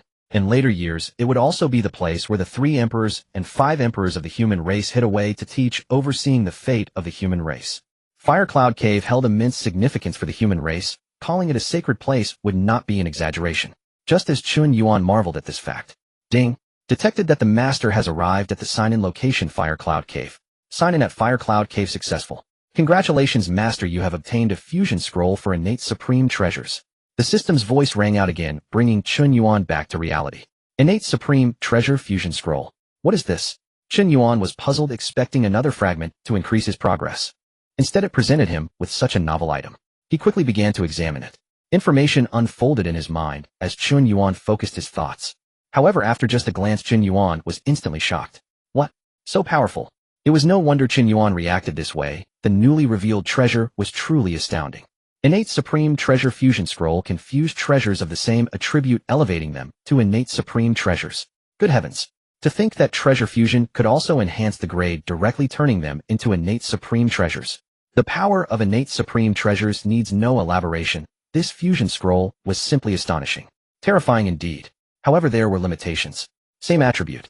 As Chen Yuan looked at this information, countless primordial treasures flashed through his mind. Not to mention just the 36 sea calming pearls in his possession. Currently, Chen Yuan owned 24 sea calming pearls and was 12 short. As long as he gathered 36 sea calming pearls, he could use this fusion scroll to restore the original source and allow the sea calming pearls to completely transform into innate supreme treasures. There were also the innate 5 directions flags, the 5 spirit pearls of heaven and earth, and other treasures. These types of treasures were numerous and shared a common origin, allowing them to be fused and upgraded to innate supreme treasures with this scroll. Even the 7 innate gourds on Buzhou Mountain could be categorized this way. This made Chen Yuan curious. He wondered if fusing the 7 innate gourds would yield a golden gourd or something similar. Just as Chen Yuan was lost in thought, a figure slowly emerged from within Firecloud Cave, clad in a red cloud robe radiating an eye-catching brilliance. Surrounded by purple chi with profound and lasting fortune, it was none other than the renowned primordial powerhouse, the master of Firecloud Cave, Ancestor Hongjun. Inside the Firecloud Cave, the Red Cloud Ancestor had already packed up and was ready to set off for Wuzhuang Temple to meet his good friend Jin Yuanzi to discuss the Tao and reminisce. But suddenly Red Cloud sensed that a figure had appeared in his Taoist ground without him noticing. It must just be a passing creature, there's no need to pay attention to it. Red Cloud did not take it to heart. Countless beings from the wilderness passed through his Taoist ground, which was quite normal. Besides, he had set up restrictions within his cave, so this being would not be able to intrude. After wandering outside for a while, this being would naturally leave once their interest waned. However, at that moment Red Cloud noticed that with the sudden intrusion of the being, the purple energy around him fluctuated slightly. This made Red Cloud's heart tremble. Ever since he acquired the primordial purple energy, he had used all his efforts, but still could not refine it. He had tried every method, yet the primordial purple energy remained unyielding. Unable to refine it, he could not comprehend it. Now a passing being had actually caused the purple energy to fluctuate. This made Red Cloud restless. He had to come out to take a look. At that moment Red Cloud exited the Fire Cloud cave and saw the being standing in place mumbling something to itself. Red Cloud was not too concerned about that, but he noticed something much more noteworthy. A human. Red Cloud's gaze sharpened as he looked curiously at the unexpected guest. This was actually a human being. As a mighty figure of heaven and earth, Red Cloud naturally knew about the human race. Yuan molded clay to create humans, achieving merit and proving the Tao, becoming one of the earliest saints among those who obtained primordial purple energy. Later Taishang personally visited the human race, teaching and establishing the human teachings, and ultimately attained sanctity through this merit. Indeed, it was quite miraculous for the human race to have directly produced two saints. Could it be that the fluctuation of the purple energy on him was due to the connection with the saints? Red Cloud speculated. However, at that moment he was even more curious about the human being in front of him. He then stopped and called out loudly, "O human cultivator, what brings you to my Fire Cloud cave?" Red Cloud was puzzled as he had no ties to the human race whatsoever. This voice snapped Chen Yuan back to reality. He saw a red-robed Taoist staring intently at him. Noticing the friendly expression on the Taoist's face, Chen Yuan immediately understood.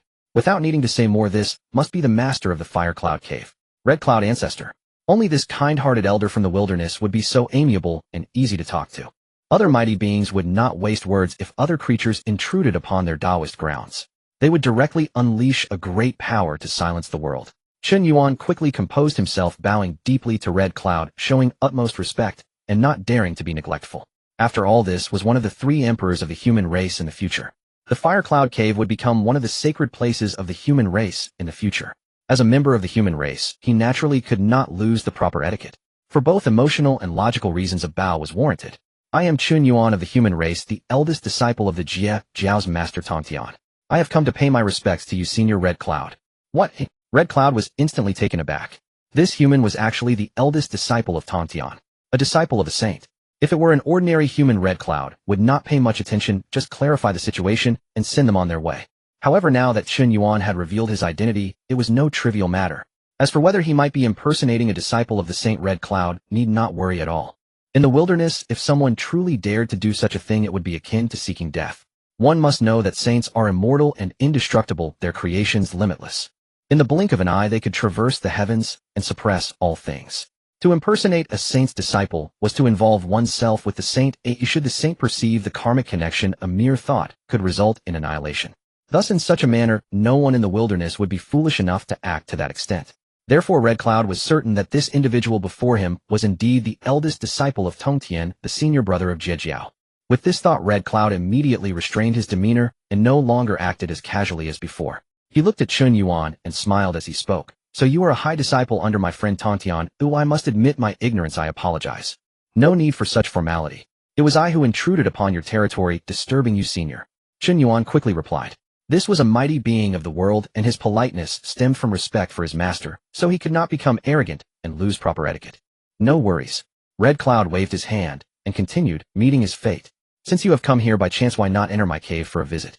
Let me extend my hospitality." Upon hearing this, Chen Yuan clasped his hands in salute and said, "Senior, how could I dare to refuse your invitation? I shall impose on you. If you were to just pass by without entering, it would be too disrespectful." Thus Chen Yuan readily agreed and followed Red Cloud into the Fire Cloud cave. Once seated, fragrant tea was served. Red Cloud could not help but be curious and eagerly began to inquire. "Young friend, why are you not at the Jiejiao's Taoist ground cultivating under your master? What brings you to my place?" "Sigh. This story is quite long." Chen Yuan could not help but sigh as he spoke. "Senior, I originally intended to head to Buzhou Mountain. But unfortunately, after leaving Kunlun Mountain for a long time, I have wandered for countless years and still cannot reach it. As for my intrusion here, it was entirely unintentional. I ask for your forgiveness, Senior." Chen Yuan said, once again cupping his hands in apology. It was rather embarrassing to disturb someone who was peacefully in their cave. "Buzhou Mountain? Are you serious?" Red Cloud was astonished, staring fixedly at Chen Yuan. Chen Yuan was puzzled. What was the problem with wanting to go to Buzhou Mountain? Now that Buzhou Mountain had not yet been struck down by Gong Gong, when else would be the right time to go? If one were to wait until Gonggong angrily struck Buzhou Mountain, what good things could come from that? It seems you are indeed serious. Huh. Red Cloud could not help but burst into laughter upon seeing Chen Yuan's serious expression. Kid, do you not know that you are on the wrong path? Red Cloud's hearty laughter made Chen Yuan's heart tremble, and he shivered, as if struck by lightning. I had been walking and walking rushing along, but how could I not reach Buzhou Mountain? So I have been a fool walking the wrong path all along. Chen Yuan felt a mix of emotions, and was both amused and exasperated. He thought that as long as he kept heading towards the mountain, he would be fine. Who knew that even this could lead him astray. Seeing this, Red Cloud felt a pang of sympathy, and quickly suppressed his laughter, comforting him gently. It's alright, no need to worry. Well then, encountering me is your good fortune. Since you are heading to Buzhou Mountain, I shall accompany you. I just happen to be going to Wuzhuang Temple. We are on the same path. Wuzhuang Temple. Upon hearing this, Chen Yuan's heart stirred. Wuzhuang Temple on Mount Wanshou. This was the Taoist ground of Zhen Yuanzi, the ancestor of Earth Immortals. It was a top-level celestial mountain-blessed land in the wilderness. If he could reach Wuzhuang Temple, he would undoubtedly trigger a signing an opportunity and receive generous rewards. Since Red Cloud said it was on the way, why not go along? Thus Chen Yuan immediately spoke. It is my honor to travel with you, senior. By the way, may I have the fortune of accompanying you to visit Master Zhen Yuanzi at Wuzhuang Temple? Fearing that Red Cloud might refuse, Chen Yuan quickly added, I have heard from my master and the others that you, Senior Red Cloud and Master Zhen Yuanzi, are bosom friends. Your bond is as deep as that of the three pure ones of Kunlun. Red Cloud, upon hearing this, felt great joy. He and Zhen Yuanzi shared a profound friendship, understanding each other well. To receive such recognition from others was indeed a cause for immense happiness. Moreover, Chen Yuan had mentioned that his relationship with Zhen Yuanzi was no less than that of the three pure ones. This struck a chord deep within Red Cloud. Huh. As a senior, since you have such a request, how could I refuse? Then let us go together. Red Cloud was a disciple of Tongtian is truly a talent, speaking so well. No wonder he was accepted as the eldest disciple despite being just a human. Feeling joyful, Red Cloud wasted no time and beckoned Chen Yuan to set off. In an instant, two streaks of light flew out from the Fire Cloud Cave, heading towards Wuzhuang Temple. With the old-fashioned Quasi Saint Hongjun personally leading the way, the celestial light surged forth, accompanied by a sea of red clouds. The surrounding scenery rapidly receded. Before he could catch a glimpse, they had already traversed thousands of mountains and rivers. Chen Yuan marveled at Hongjun's power. Although he himself was also a celestial being, compared to an established Quasi Saint like Hongjun, his meager cultivation was still far inferior. Setting aside everything else, just in terms of speed on this journey, he would have been utterly outclassed. The mountains and rivers they flew past made him wonder how long it would have taken him to traverse them on foot, and how many years it would have consumed. Thus, in no time at all, Hongjun brought Chen Yuan to a mountain range where he came to a halt. Celestial energy surged into the sky, and spiritual energy filled the valleys. Celestial cranes circled in the air, and spiritual monkeys frolicked in the woods, presenting a paradise of immortal mountains. Just as Chen Yuan was about to enjoy the view, Hongjun reached out and directly tore through the void. Chen Yuan felt a blur before his eyes, and when he came to his senses, he found himself before a Taoist temple. Lifting his gaze, he saw the tall stone gate before him. Ancient and unadorned, it was surrounded by clouds and mist, exuding a natural celestial aura. Chen Yuan's heart stirred, and he hurriedly looked up. Indeed, at the top of the gate, three large characters danced like dragons and phoenixes, catching the eye. Wuzhuang Temple. To the left of the mountain gate, a steel bore, 10 gilded characters, shining brilliantly. The blessed land of Wanshou Mountain, the cave heaven of Wuzhuang Temple. On both sides of the mountain gate, the door pillars were engraved with couplets vigorous and powerful, resembling coiling dragons and snakes, lively and vivid. The abode of immortals living as long as the heavens. All of this was remarkably ancient, with the flow of Tao rhythm indicating the immense power of the master of this place, a true free spirit in the cosmos. Truly worthy of being the ancestor of Earth Immortals, Zhen Yuanzi, what a grand display. Chen Yuan couldn't help but exclaim, sensing the presence before he even saw the person. At that moment, a chime echoed. Congratulations, Master, you have arrived at the sign-in location, Wanshou Mountain's Wuzhuang Temple. Would you like to sign in now? A sudden sound rang in his mind, the system's prompt. Chen Yuan had come for this purpose, how could he possibly miss it? He quickly replied in his mind, issuing the command. Sign in. As the words fell, the system's prompt sounded. Congratulations, Master, you have successfully signed in at Wanshou Mountain's Wuzhuang Temple. Congratulations, Master, you have received the sign-in reward, 1 Quasi-Saint Tao Fruit. Hearing this, Chen Yuan felt a surge of joy. The system had refreshed the rewards. This was a new and intriguing item. He wondered what effects it might have. Curiosity piqued, he focused his mind and began to examine the system space. A golden spiritual fruit appeared, radiating with the flow of Tao. Under Chen Yuan's watchful gaze, a line of information was displayed. Quasi-Saint Tao Fruit. a rare treasure of the innate chaos containing a strand of primordial source, Tao, principle possessing a complete foundation of quasi-saint Tao rhythm. No need for arduous meditation or travel for understanding, consuming it can instantly achieve quasi-saint status. Note due to its extremely powerful effects which are not tolerated by heaven, achieving quasi-saint status with this will result in being bound by heavenly rules, locking one's realm and hindering further cultivation for life. Terrifying indeed. After reading the description, Chen Yuan's mind shook, filled with awe, instantly achieving quasi-saint status. This quasi-saint Tao fruit was even more terrifying than the 9 turns golden core. A single 9 turns golden core can lead to golden immortal status, while this quasi-saint Tao fruit directly grants quasi-saint status. The difference between them is akin to that between heaven and earth. After all, it is a rare treasure of chaos inherently containing the primordial source Tao principle, thus breaking through the constraints of the Deluo realm in an instant and solidifying the foundation of quasi-saint status is only natural.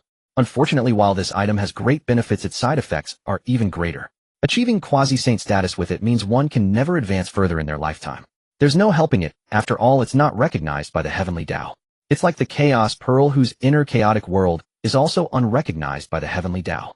Opening a world within the chaos pearl can only lead to becoming a heavenly saint, not a great Tao saint. Similarly, achieving quasi-saint status with the quasi-saint Tao fruit will also be rejected by heaven and earth, leaving one forever stuck at quasi-saint status. However, even so, this does not diminish its value. After all, achieving quasi-saint status is already quite remarkable, representing the peak of power beneath a saint. As long as a saint does not appear, a quasi-saint is invincible. This is a realm that countless beings spend their whole lives striving to reach. Many Deluo golden immortals toil away in cultivation, yearning for what they cannot attain. To reach quasi-saint status in a single step is for them an immense fortune and unparalleled opportunity. However, Chen Yuan was not in a hurry to use it. In fact, he had no intention of using it. He believed that his achievements would not stop at just quasi-saint. With that in mind, he naturally would not willingly shackle himself. That would be to weave oneself into a cocoon. Just then the mountain gate of Wuzhuang Temple creaked open, and 2 figures dressed in azure robes appeared. Both had striking features and appeared lively and charming. Upon seeing Hongjun, their eyes lit up with joy, and they hurriedly bowed in greeting. Qingfeng, Mingyu, we greet Lord Hongjun. Lord Hongjun, you have come. Huh. The master had already predicted your arrival, and specifically sent us to welcome you. These 2 were indeed the disciples of Zhen, Yuanzi, Qingfeng, and Mingyu. Seeing Hongjun, they quickly bowed and chattered excitedly. Their respectful and joyful demeanor indicated their close familiarity with Hongjun. After all, since Hongjun was a friend of Zhen Yuanzi, his disciples were naturally well acquainted with him. To them, this Lord Hongjun was no different from their own master. After all, they seemed like one and the same. While speaking, Qingfeng also noticed Chen Yuan beside him, and curiously inquired, Lord Hongjun, who is this? Mingyu, hearing this, quickly turned to look puzzled. Who is this? The master only instructed them to welcome Lord Hongjun and had not mentioned another guest. Before Chen Yuan could speak, Hongyun's expression became serious as he began to introduce. This one has an impressive background. This is Chen Yuan, a disciple of the leader of the Jiejiao, a disciple of a saint. Qingfeng and Mingyu were taken aback, standing frozen in place. They were disciples of Zhen Yuanzi, referred to as disciples within Wuzhuang Temple, and they did not mind that title. But once outside of Wuzhuang Temple, what should they be called? Then it would be Qingfeng Laozu and Mingyu Daxian. If this one is a disciple of a saint, then how should they address him outside? Should they not call him Super Laozu or Extraordinary Daxian? Seeing Qingfeng and Mingyu standing dumbfounded, Chen Yuan waved his hand. Radiance burst forth, and 2 innate spiritual fruits emerged, hovering before Qingfeng and Mingyu. These were naturally the fruits he had collected on his journey, now of little use to him, making them perfect for a kind gesture. Since I have just arrived at your esteemed abode, I have disturbed you. This is a gift for you 2 fellows as a token of goodwill. Thank you, fellow Taoist. Qingfeng and Mingyu came back to their senses, filled with joy. They hurriedly thanked him while accepting the innate spiritual fruits. Such a generous gesture, truly befitting a disciple of a saint. No wonder Uncle Hongjun would bring him here. He was indeed extraordinary. With this in mind, Qingfeng and Mingyu looked at Chen Yuan with increased admiration and respect. After putting away the innate spiritual fruits, they warmly and respectfully invited Hongjun and Chen Yuan into Wuzhuang Temple. Chen Yuan followed Hongjun into Wuzhuang Temple, and led by Qingfeng and Mingyu headed directly to the main hall. The main hall was ancient and simple, with rudimentary facilities lacking any sense of grandeur. Yet the spiritual energy and Tao rhythm surged forth palpable. This is the essence of the great Tao, returning to simplicity. In the center of the hall there was only a wooden plaque inscribed with the characters heaven and earth. No honoring of saints, no deifying of celestial beings, only honoring heaven and earth. A Taoist dressed in a simple unadorned robe had 3 long beards flowing gracefully. At this moment he was seated on a meditation cushion, and upon hearing the noise suddenly opened his eyes and looked over. As his eyes opened and closed, it was as if the rivers and mountains, the sun and moon were revolving, and the aura of the dragon veins of the earth surrounded him, seemingly tangible. This individual was none other than the master of Wanshou Mountain, the owner of the ginseng fruit tree, the head of Wuzhuang Temple, the keeper of the Earth Book, one of the 3,000 worldly guests of Xixiao Palace, and a close friend of Hongjun. He shares the same fate as the world, the ancestor of Earth immortals. Chen Yuan. In the vast prehistoric world where saints do not emerge, quasi-saints are the invincible beings. Among the many quasi-saints, Chen Yuan is undoubtedly one of the strongest beneath the saints. Moreover, possessing the Earth Book, one of the 3 books of heaven, earth, and humanity, makes him more feared than the others. It is known that as long as Chen Yuan holds the Earth Book and stands upon the prehistoric land, he is equivalent to being in a place of no worship. The might of the Earth Book is formidable, allowing Chen Yuan to harness the power of the earth veins to augment himself with boundless earth energy flowing in, and the source of the Tao is ceaseless. Such overwhelming dominance and arrogance make it clear why no one dares to provoke him easily. Even saints do not dare to contend with him. This is the confidence of Chen Yuan. He does not worship saints or gods, only reveres heaven and earth. Corollary of the world, ancestor of the earth immortals. However, at this moment, this top-tier powerhouse, renowned throughout the prehistoric world, shows no airs at all. Upon seeing Hongjun enter the grand hall, Chen Yuan immediately stood up from the lotus seat, without a second thought, his face filled with joy. From afar, Chen Yuan called out eagerly, "Second brother."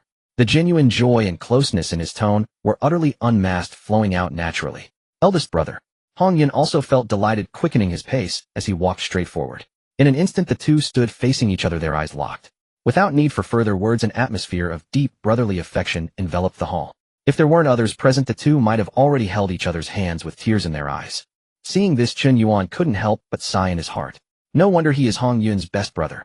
Though these two shared no blood ties, they were as close as brothers, bonded like kin. He had once told Hongjun that the bond between Hongjun and Chen Yuan was no less than that of the 3 pure ones. Although Chen Yuan had concocted this on the spot, there was not a shred of exaggeration or falsehood. To have a confidant in life is enough. For these two to find each other is indeed a great fortune, envied by others. If the 3 pure ones could be like this, how wonderful it would be. Chen Yuan sighed in his heart, feeling a bit dejected. If only the 3 pure ones were like Chen Yuan and Hongjun, there would be no division among the 3 pure ones and no battles between the 3 teachings. Unfortunately, just as Chen Yuan was feeling sentimental, Chen Yuan had already regained his composure. At this moment he realized that it was not just his good friend Hongjun who had entered. Behind Hongjun stood a young Taoist in white robes. Observing him with his graceful demeanor and remarkable appearance, he exuded an incredibly powerful aura that could not be underestimated. A look of surprise appeared on Chen Yuan's face as he hurriedly inquired, "Hongjun, who is this young friend?" Chen Yuan's gaze remained fixed on Chen Yuan.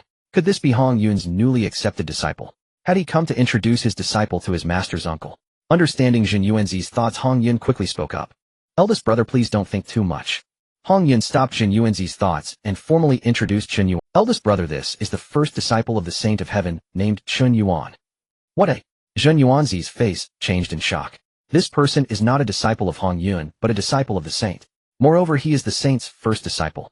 It should be noted that as Chen Yuan paid a bit of attention, he could see that Chen Yuan's origins and background belonged to the human race. The human race could actually enter under a saint, and even become the Saint's first disciple. Chen Yuan was filled with doubt, while Chen Yuan had long become accustomed to it. At this moment, regardless of Chen Yuan's reaction, Chen Yuan took the initiative to bow and greet him. "Junior Chen Yuan, greetings to the great Chen Yuan." Good. Chen Yuan came back to his senses and responded hurriedly. He then looked at Chen Yuan, feeling even more emotional, and praised him greatly. "Good lad. No wonder you are the first disciple of the Saint. This level of cultivation may not be particularly high among his peers, but he possesses an astonishing energy within him, unmatched in strength." Looking across the many beings in the prehistoric world, this was Chen Yuan's first time witnessing such a presence. Indeed, one who can become the first disciple of a saint must have their own unique qualities that cannot be judged by common standards. With this thought, Chen Yuan immediately composed himself and spoke to Qin Feng and Ming Yue, who were standing to the side. "What are you standing there for? With esteemed guests arriving, the place is adorned. You two go fetch 3 ginseng fruits." Ginseng fruit. Hearing this, Chen Yuan felt an immense joy in his heart. This is indeed a treasure. It is one of the top 10 spiritual roots of heaven and earth. Chen Yuan had heard of its name like thunder, but had never seen it until he had glimpsed it in a television series in his past. It is said that the ginseng fruit blooms every 3,000 years, bears fruit every 3,000 years, and only matures after 10,000 years, producing only 30 fruits in such a long time, making it incredibly precious. The ginseng fruit possesses powerful effects, the most notable being longevity. Just by smelling it, one's lifespan can increase by 360 years, and by consuming it, one can directly add 47,000 years to their lifespan. In addition, it can nourish the soul and stabilize one's realm. If a mortal consumes it, they can skip the arduous practice of meditation and directly ascend to become an earth immortal. Even for those who have already become immortals or gods, consuming ginseng fruit not only extends their lifespan, but also stabilizes their Tao foundation and enhances their realm. Such a wonderful item is rare and hard to come by, and Chen Yuan naturally yearned for it. At this moment his gaze couldn't help but follow Qing Feng and Ming Yue, filled with anticipation. If it weren't for his awkwardness and being new to this place, he would have gone to see what the ginseng fruit looked like. Zhen Yuanzi saw this, and merely smiled, then inquired of Hongjun, second brother, after contemplating the primordial purple energy for many years, do you have any insights or opportunities for becoming a saint? Zhen Yuanzi seemed a bit impatient, showing great concern. This matter pertained to Hongjun's great path, and as Hongjun's close friend, he naturally treated it as his own concern. In fact, to speak truly, this was even more important and urgent than his own matters. Hearing this, Hongjun sighed in melancholy and responded, "No, I don't have any." Hongjun's face was filled with disappointment. He too was helpless. Why had he been unable to make any progress despite exhausting all his efforts? He had watched others who, like him, had obtained the primordial purple energy, achieve enlightenment, and become saints, yet he had not even a hint of response on his side. Chen Yuan listened from the side, suddenly moved in his heart. He naturally understood Hongjun's fate. In the near future, Hongjun would be ambushed and killed by Kunpeng due to the primordial purple energy, ultimately reincarnating and becoming one of the future 3 emperors of the human race. Therefore, there was no opportunity for Hongjun to become a saint. This matter was fated and unchangeable. The figures of Qing Feng and Ming Yue had already returned. Qing Feng held a golden mallet, while Ming Yue carried a jade plate on which lay 3 fruits.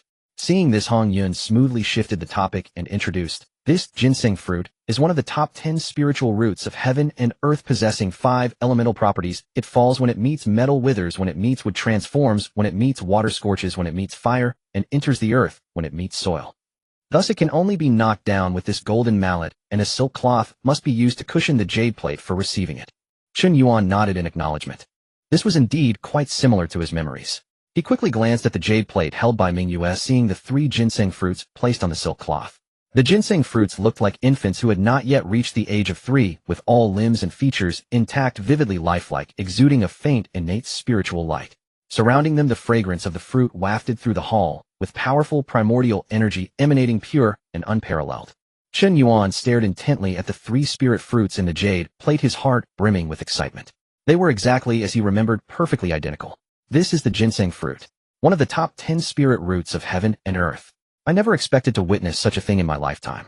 It is known that spirit roots are incredibly rare, something to be encountered, but not sought, let alone the top 10 innate spirit roots. Zhen Yuanzi's gaze lightly swept over Chen Yuan's posture, and a faint smile involuntarily appeared at the corners of his mouth, quite pleased with himself. He possessed one of the top 10 spirit roots, the ginseng fruit, and many powerful beings came seeking it.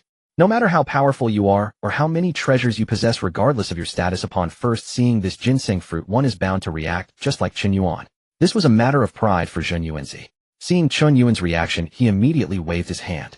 With a gentle flick of his sleeve, the 3 spirit fruits flew out from the jade plate, landing in front of him, Hongjun and Chen Yuan. "No need to be polite, just eat it," Zhen Yuanzi said casually, first reaching out to take the ginseng fruit from the air and directly began to chew it. "Then I won't hold back," Hongjun replied. Given his relationship with Zhen Yuanzi, how could he be polite? He reached out to grab a fruit and swallowed it whole. He actually swallowed a ginseng fruit in one bite, not even spitting out the pit.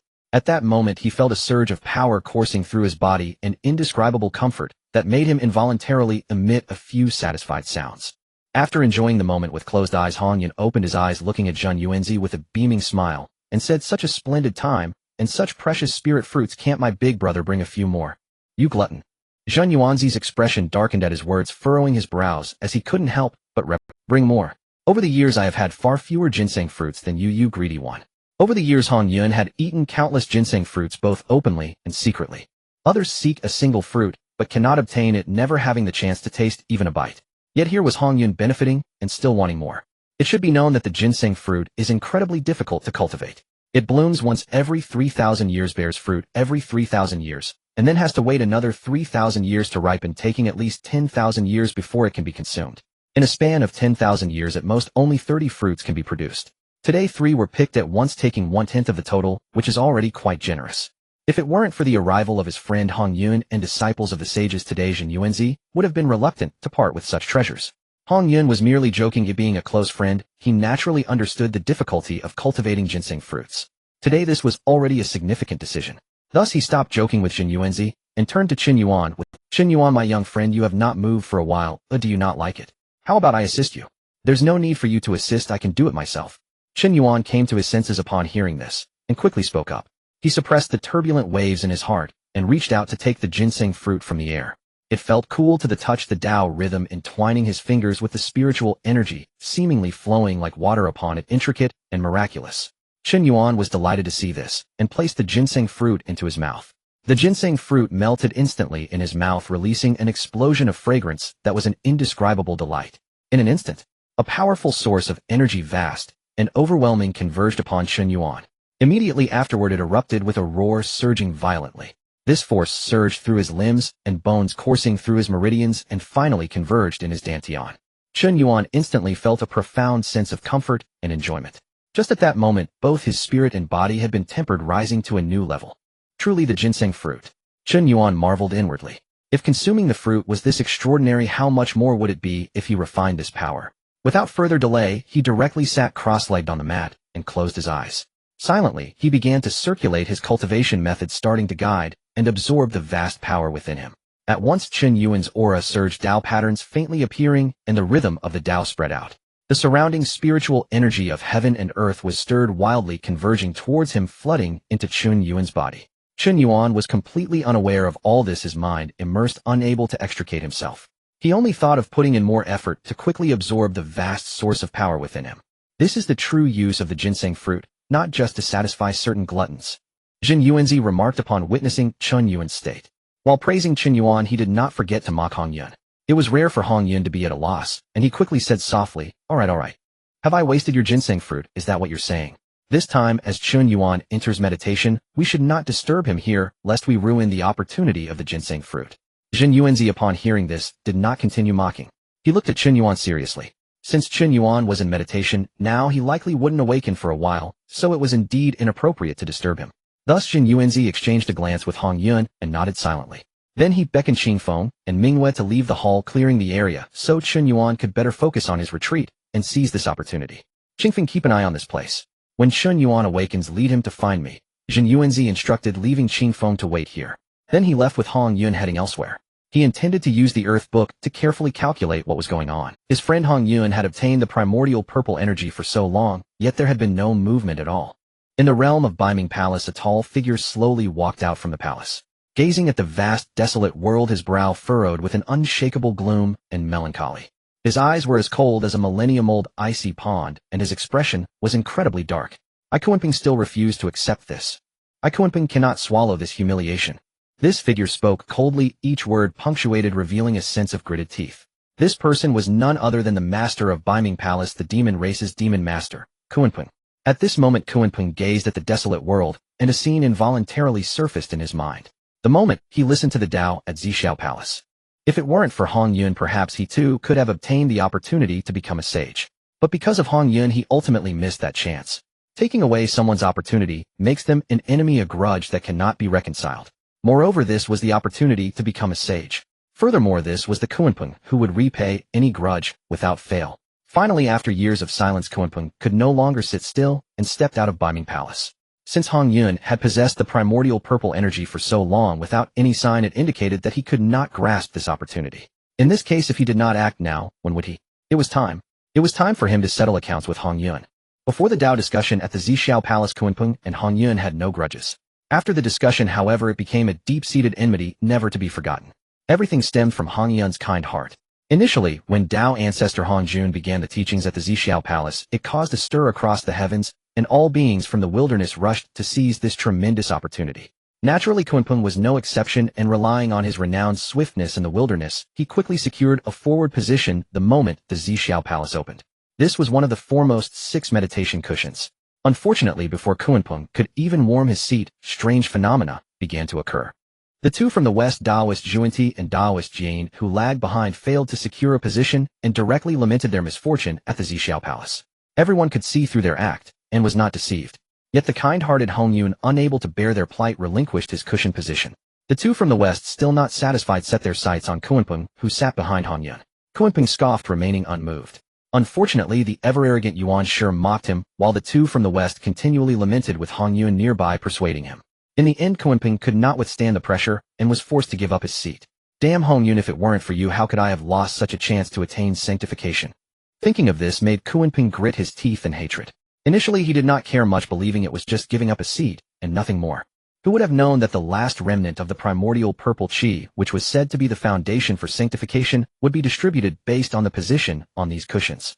Although Kunpeng sat on one of the foremost 6 cushions, he did not hold on until the end, and thus missed out on the primordial purple chi. This made Kunpeng hate Hongjun intensely. What made his hatred even deeper was, why did the last remnant of the primordial purple chi still fall to Hongjun? Why? Kunpeng repeatedly questioned, as the heavens fell silent with no answer, causing his hatred to have nowhere to vent, leaving him deeply frustrated. Why was it that both he and Hongjun had sat at the front, yet the last remnant of the primordial purple chi fell to Hongjun, and not to him? Was it merely because Hongjun had voluntarily given up his seat, while he was forced to do so? Kunpeng closed his eyes, letting the past drift away like dust in the wind. However, this matter he would never forget. No matter what, Hongjun must die.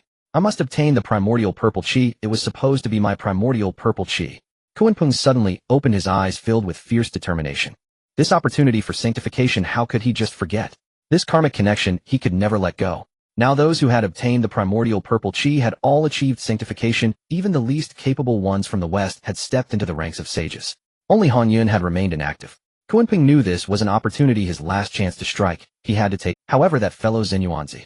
Kunpeng recalled Hongjun's close friend Xinyuanzi and felt a headache come. This was indeed a troublesome character. If it weren't for his fear of this guy, Kunpeng would have acted long ago. Why wait until today? To slay Hongjun and reclaim the primordial purple chi that rightfully belonged to him, he could not achieve this alone. He must find allies. No matter. Since Hongjun has Xinyuanzi to protect him, does that mean I, Kunpeng, have no one behind me? Kunpeng sneered, shaking the clouds as dark clouds gathered over the North Sea and thunder rumbled. In an instant he transformed into a koan, and with 2 steps into a pong. His form grew as large as a mountain, his momentum vast as the sea, instantly covering the sky and blocking out the sun. With wings spread wide, the gale tore through the void, soaring straight up for 90,000 miles. Kunpeng was swift and renowned in the wilderness, unbeatable. Moreover, now that he had transformed into his true form, it was a moment of thousands of miles, exerting pressure on the heavens and earth. Before long, Kunpeng appeared above the 9 heavens, charging straight towards the demon clan's heavenly court. The demon soldiers at the southern heaven gate dared not obstruct him. They all knelt to the ground, prostrating beneath the overwhelming pressure. Kunpeng, indifferent to them, moved unimpeded, directly entering the demon clan's heavenly court. However, as he approached the Lingxiao treasure hall, Kunpeng obediently descended, transforming into human form, and slowly walked to the entrance of the Lingxiao treasure hall. Inside the Lingxiao treasure hall, the demon emperor Dijun and Dongwang Tai were discussing the situation of the world with a group of high-ranking demons, deliberating on the specifics of how the demon clan would confront the witch clan in the future. The demons were expressing their opinions, engrossed in discussion. Suddenly, the Emperor Dijun, sitting high on his throne, abruptly stopped speaking. His gaze turned towards the outside of the Lingxiao treasure hall. The demons were puzzled, but Dijun soon smiled. Why does the demon master have time to come to the heavenly court? Since you are here, why not come in for a chat? Demon master. The others were startled at his words, all looking over. Sure enough, Kunpeng's figure appeared in the Lingxiao treasure hall, slowly walking in with an air of superiority, not glancing sideways. Despite Kunpeng's haughty demeanor, none of the demons dared to be negligent, hurriedly performing their greetings. We bow to you, demon master. All the high-ranking demons present showed their respect. Though they were all high-ranking demons, they felt inadequate before this demon master. It must be noted that within the demon clan, the position of demon master is extremely high. The status of demon master ranks just below Dijun and Dongwang Tai. How could the demons dare to be negligent? Kunpeng ignored everyone else, his gaze fixed on Dijun and Dongwang Tai, with no regard for the other high-ranking demons present. What 10 great demon gods, what 36-star monarchs, what nonsense are they? What level do they think they are to deserve even a glance from me, Kunpeng? With countless demons in the sky, even the demon master must make them lower their heads. Although the demons felt humiliated, they were helpless. However, they became curious. Why had this demon master, who usually did not appear in the heavenly court, come here now? Dijun and Dongwang Tai were also puzzled. Although Kunpeng was the demon master, he had always stayed in the North Sea Palace, showing little interest in demon affairs. It was difficult to even catch a glimpse of him, yet now he had taken the initiative to come to their door. May I ask what brings you here, demon master? Overthinking was pointless, so Jiejiao directly inquired. His gaze remained fixed on Kunpeng, not leaving for a moment, as if trying to discern something. Kunpeng upon hearing this cupped his hands in greeting, signaling a form of respect, and then slowly spoke. I have come this time specifically to seek His Majesty the Demon Emperor. I have matters to discuss with him. Discuss with me, eh? Daijan's curiosity deepened. What kind of matter could make someone as proud as Kunpeng become so humble and agreeable? May I ask what it is? Jiejiao quickly asked, his thoughts racing. Kunpeng, named the Demon Master, had always lingered outside the Demon clan, which had been a concern for Jiejiao. After all, Kunpeng was unpredictable and had a history which was no secret in the wilderness. If he could take this opportunity to gain leverage over Kunpeng, it would not be a bad thing. The demons present did not think as much, they were simply curious. What could have prompted this great demon master to visit? In an instant, all eyes were focused on Kunpeng. Kunpeng felt the gazes of all the demons and spoke coldly. I want to kill Hongjun. Hongjun must. Under the attentive gaze of the crowd, Kunpeng spoke coldly, his words deliberate and filled with resentment. The moment he finished speaking, the entire hall fell silent. Emperor Jun's gaze locked onto Kunpeng as he inquired, has the demon master made a firm decision to fully understand this cause and effect? Kunpeng's teeth clenched at the words, and he replied with a cold demeanor. If this cause and effect is not resolved, my Tao heart will be tarnished, making it difficult for me to progress. As long as Hongjun lives, my heart will be restless. At this point, the hatred on Kunpeng's face intensified, almost distorting his features, and his voice turned chillingly cold. I want to reclaim what belongs to me. That should have been mine. As Kunpeng spoke, an overwhelming aura suddenly surged from him, shaking the surroundings. A chilling wind swept through, piercingly cold. The demon clans fell silent, standing solemnly. Kunpeng's hatred for Hongjun had reached such a level. Typically, Kunpeng was deeply reserved, but he could not control himself when it came to mentioning Hongjun. However, upon reflection, it was understandable. The primordial purple energy was the foundation for sanctification. Kunpeng originally had the chance to attain sanctification, but because of a moment of kindness from Hongjun, he missed the opportunity of the primordial purple energy. This is something that anyone would find hard to bear. If this grudge is not avenged, my Tao heart will suffer. How can one discuss the great Tao? Emperor Jun nodded in agreement. It seems Kunpeng has truly made up his mind. This is indeed almost his last chance. If Kunpeng does not take action soon, once Hongjun comprehends the primordial purple energy and attains sanctification, there will be no opportunity left. Instead, at this moment, taking action to slay Hongjun and seize the primordial purple energy would allow him to grasp the chance for sanctification. With this thought, Emperor Jun quickly inquired. So, Demon Master, how do you plan to act? How should we cooperate? Emperor Jun knew that since Kunpeng had come here to discuss this matter, he certainly wanted the demon clan's support. At this point, Kunpeng naturally did not hold back and revealed his plan. I wish to borrow 4 demon gods from the demon emperor to help me kill Hongjun and seize the primordial purple energy, thus completely ending this cause and effect. Good. Emperor Jun responded without hesitation, then smiled and changed the subject. However, Demon Master, I will not lend you 4 demon gods. Instead, I will directly give you 10 demon gods to assist you. Saying this, Emperor Jun stood up from his throne and spoke loudly. 10 demon gods heed my command. Here, I order you in the name of the Demon Emperor to follow the Demon Master on this mission and assist him with all your might without error. Yes. The 10 demon gods responded in unison, their voices like thunder reverberating within the Lingxiao Palace. Hearing this, Kunpeng was filled with joy. If the 10 demon gods were to take action, even if Hongjun and Xinyuanzi teamed up, they would surely kneel before them.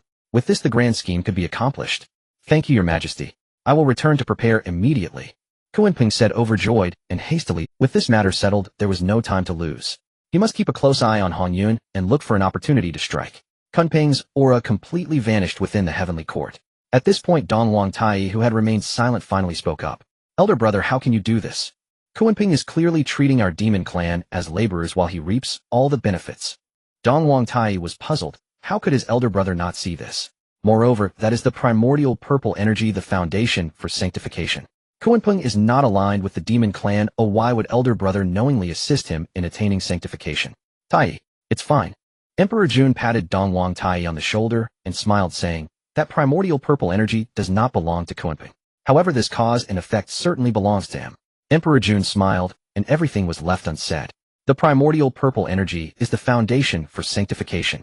One must ask in the vast wilderness who does not desire it. As the demon emperor, Emperor Jun naturally could not miss this opportunity.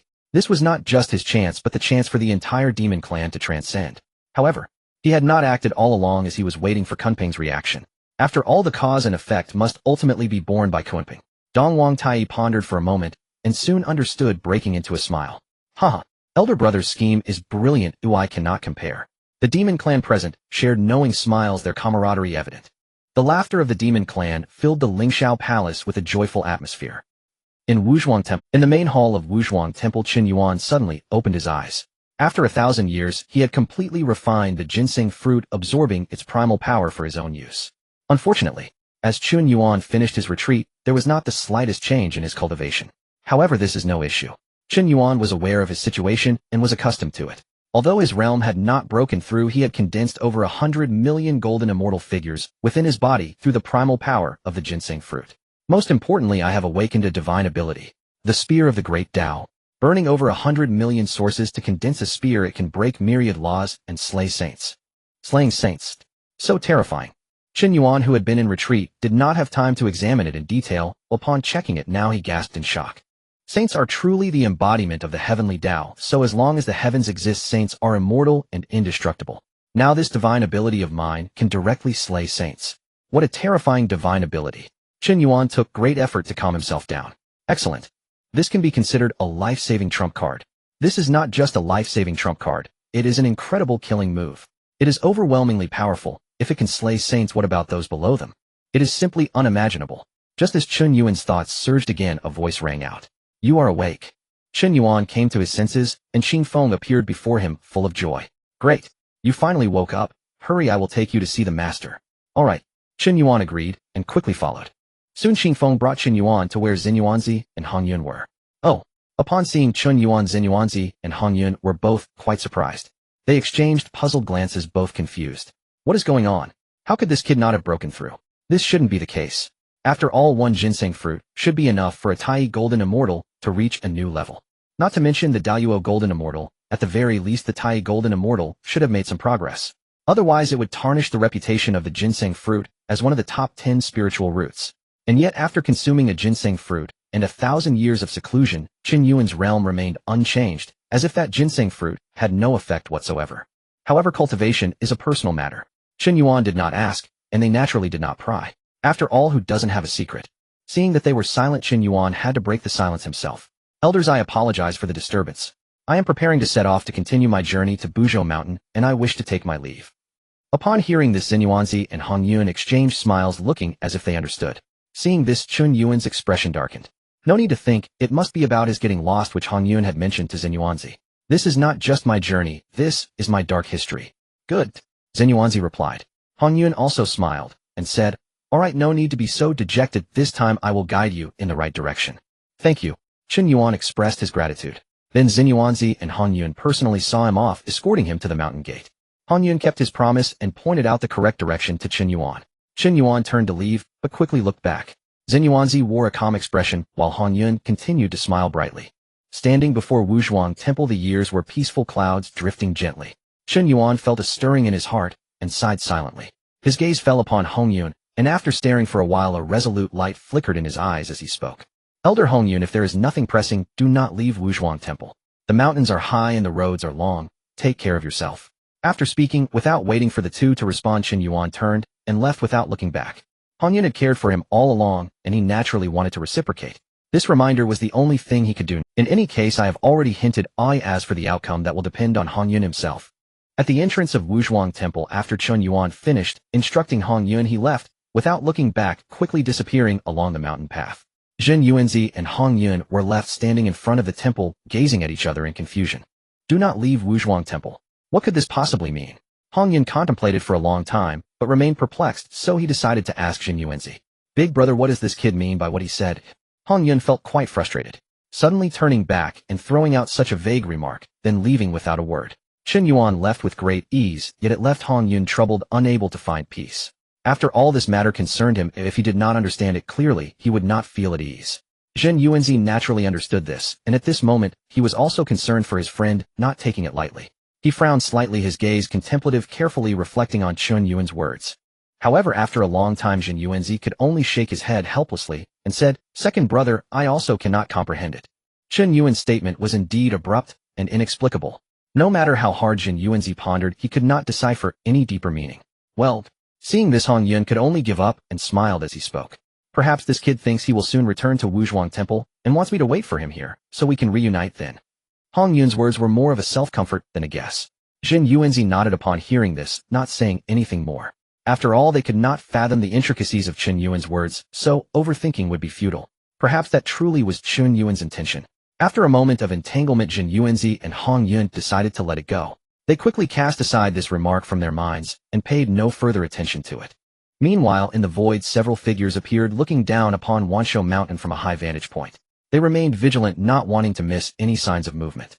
These figures were the several demon gods who had previously appeared in the Lingxiao Palace. They were following the orders of the Demon Emperor Dijun, fully cooperating with the actions of the Demon Master Kunpeng. After Kunpeng devised the plan, he assigned these few to lurk here and keep an eye on Hongjun. If Hongjun left, they would immediately report to Kunpeng and take action. As they just arrived, they saw a being walking out from Wanshou Mountain. Oh, we have a harvest right after arriving. Should we investigate? Forget it, it's not Hongjun. Indeed, just an insignificant being. Ooh, we must not alarm the grass and startle the snake because of him, lest we ruin our plans. The demon gods discussed for a while and soon gave up, ignoring that figure.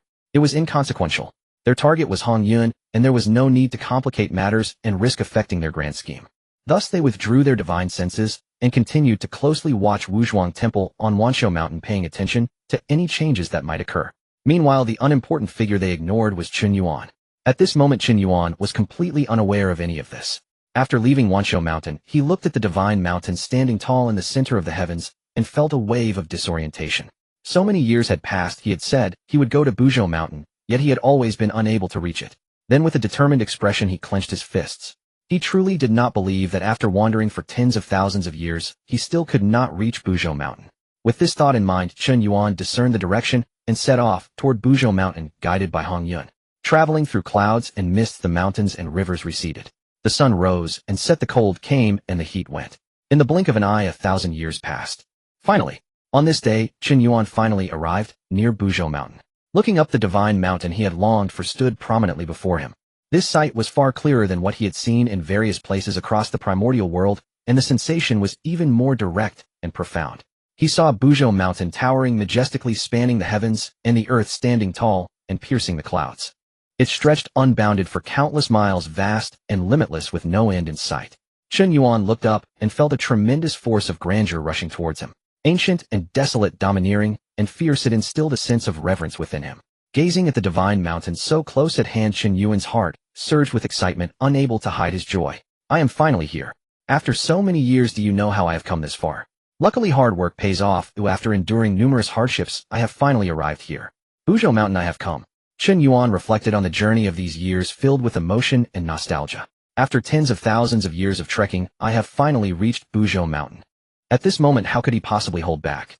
He exerted force with his feet, preparing to leap towards Buzhou Mountain. The fragrance of plum blossoms comes from bitter cold. After enduring so much hardship, he was eager to see what opportunities awaited him at Buzhou Mountain.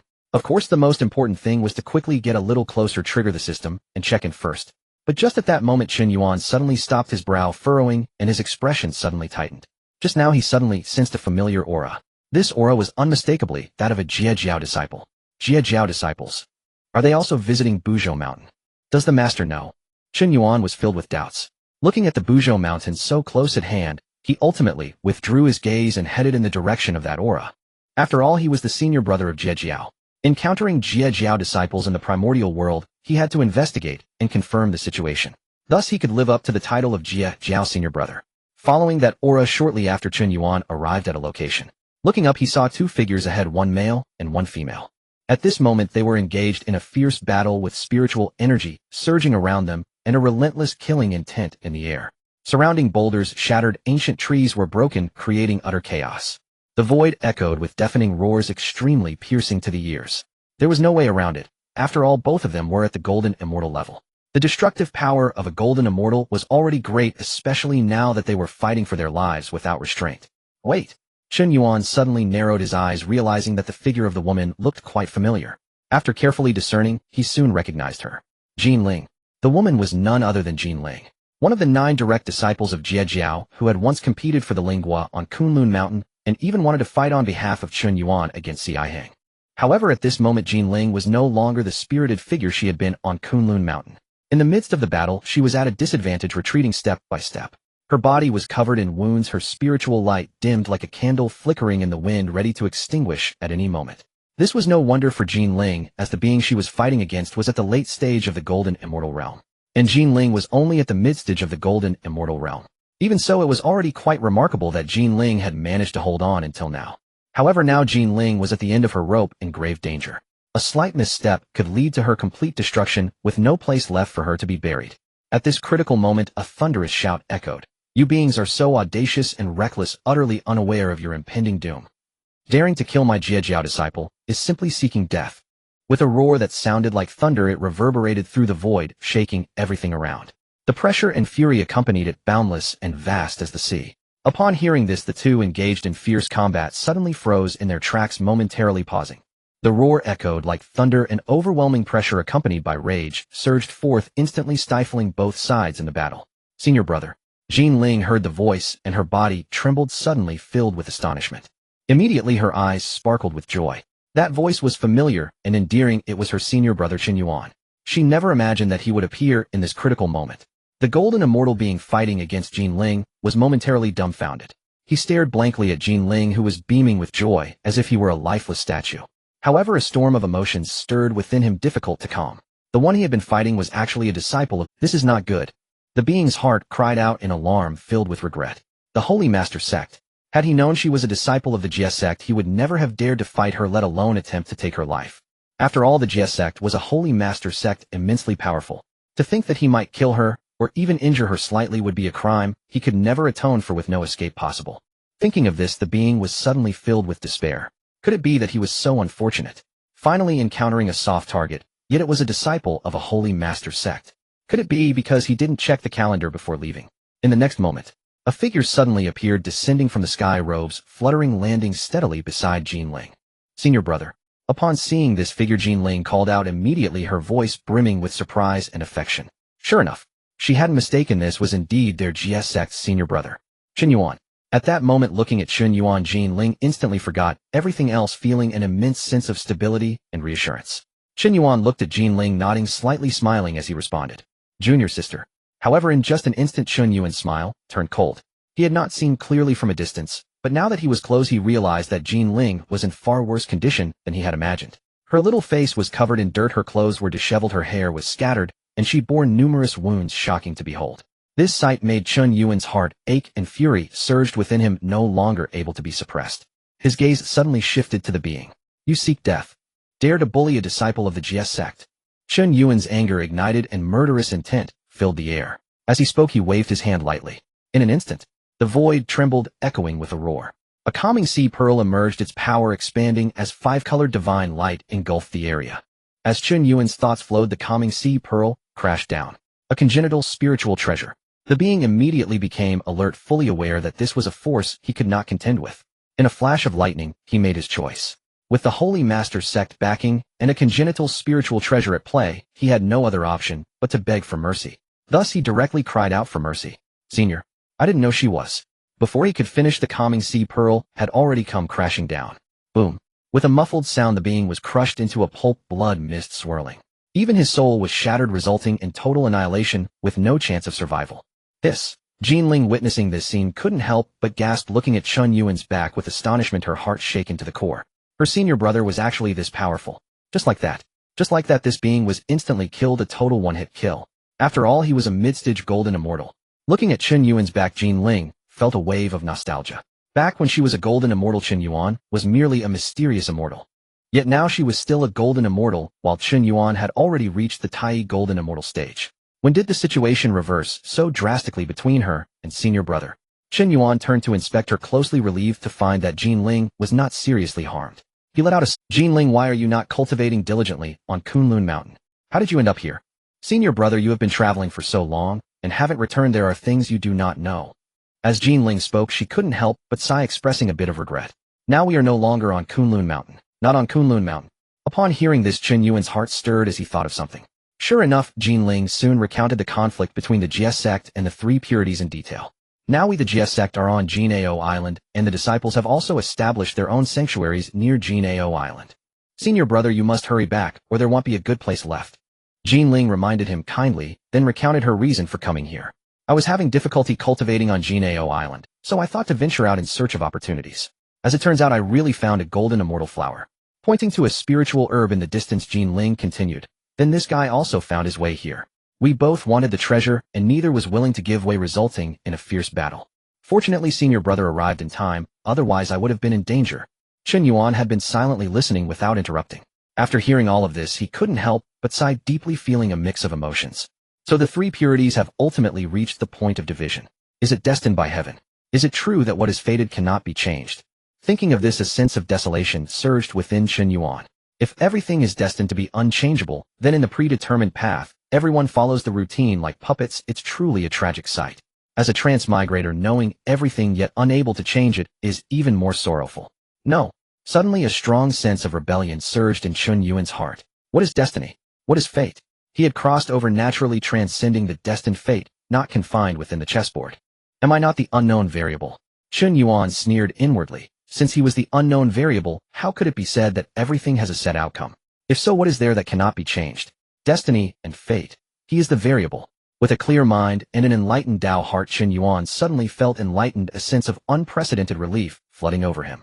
As the ominous news from Buzhou Mountain arrived today, he realized he was himself. In an instant, Chen Yuan's aura suddenly erupted, escalating fiercely, terrifyingly. Jinling, watching from the side, widened her eyes. How could it be that they were having a good conversation, and suddenly he was about to break through? Indeed, senior brother was deeply mysterious.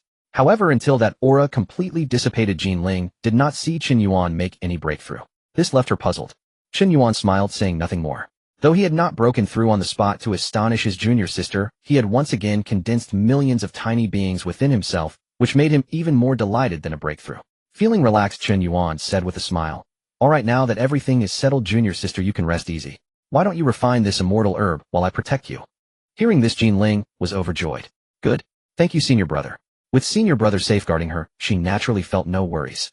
Jinling immediately sat cross-legged and drew the golden immortal flower into her palm. Chen Yuan raised a hand. The Dinghai divine pearl hovered in the void, its five-hued filaments unfurling to seal off every direction. "Junior sister, refine it in peace. With me here, no one will disturb you." Jinling nodded heavily. "Thank you, senior brother." As the words fell, Jinling closed her eyes and began to circulate the Shangqing immortal method. The golden immortal flower dissolved into a globe of golden light and sank through her palm into her body. In an instant, spiritual energy surged about Jinling, and her wounds mended visibly before the eye. Chen Yuan stood to one side, his gaze sweeping the surrounding horizons. Within 10,000 li, many beings had perceived the lingering ripples of the duel and lurked in the shadows to spy. But with the Dinghai divine pearl hanging in the sky, any approaching spiritual senses were shattered by the five-hued filaments the moment they drew near. An innate treasure. The woman is guarded by such a figure. That golden immortal was smashed in one blow. Had I advanced, I fear I would not have escaped that calamity. Disciples of the Jiejiao Sect are not to be trifled with. Retreat. One by one the spiritual senses withdrew, hastily, unwilling to look. Chen Yuan snorted coldly. "Consider yourselves wise," he said. Inside Jinling, the medicinal potency of the golden immortal flower burst through barrier after barrier.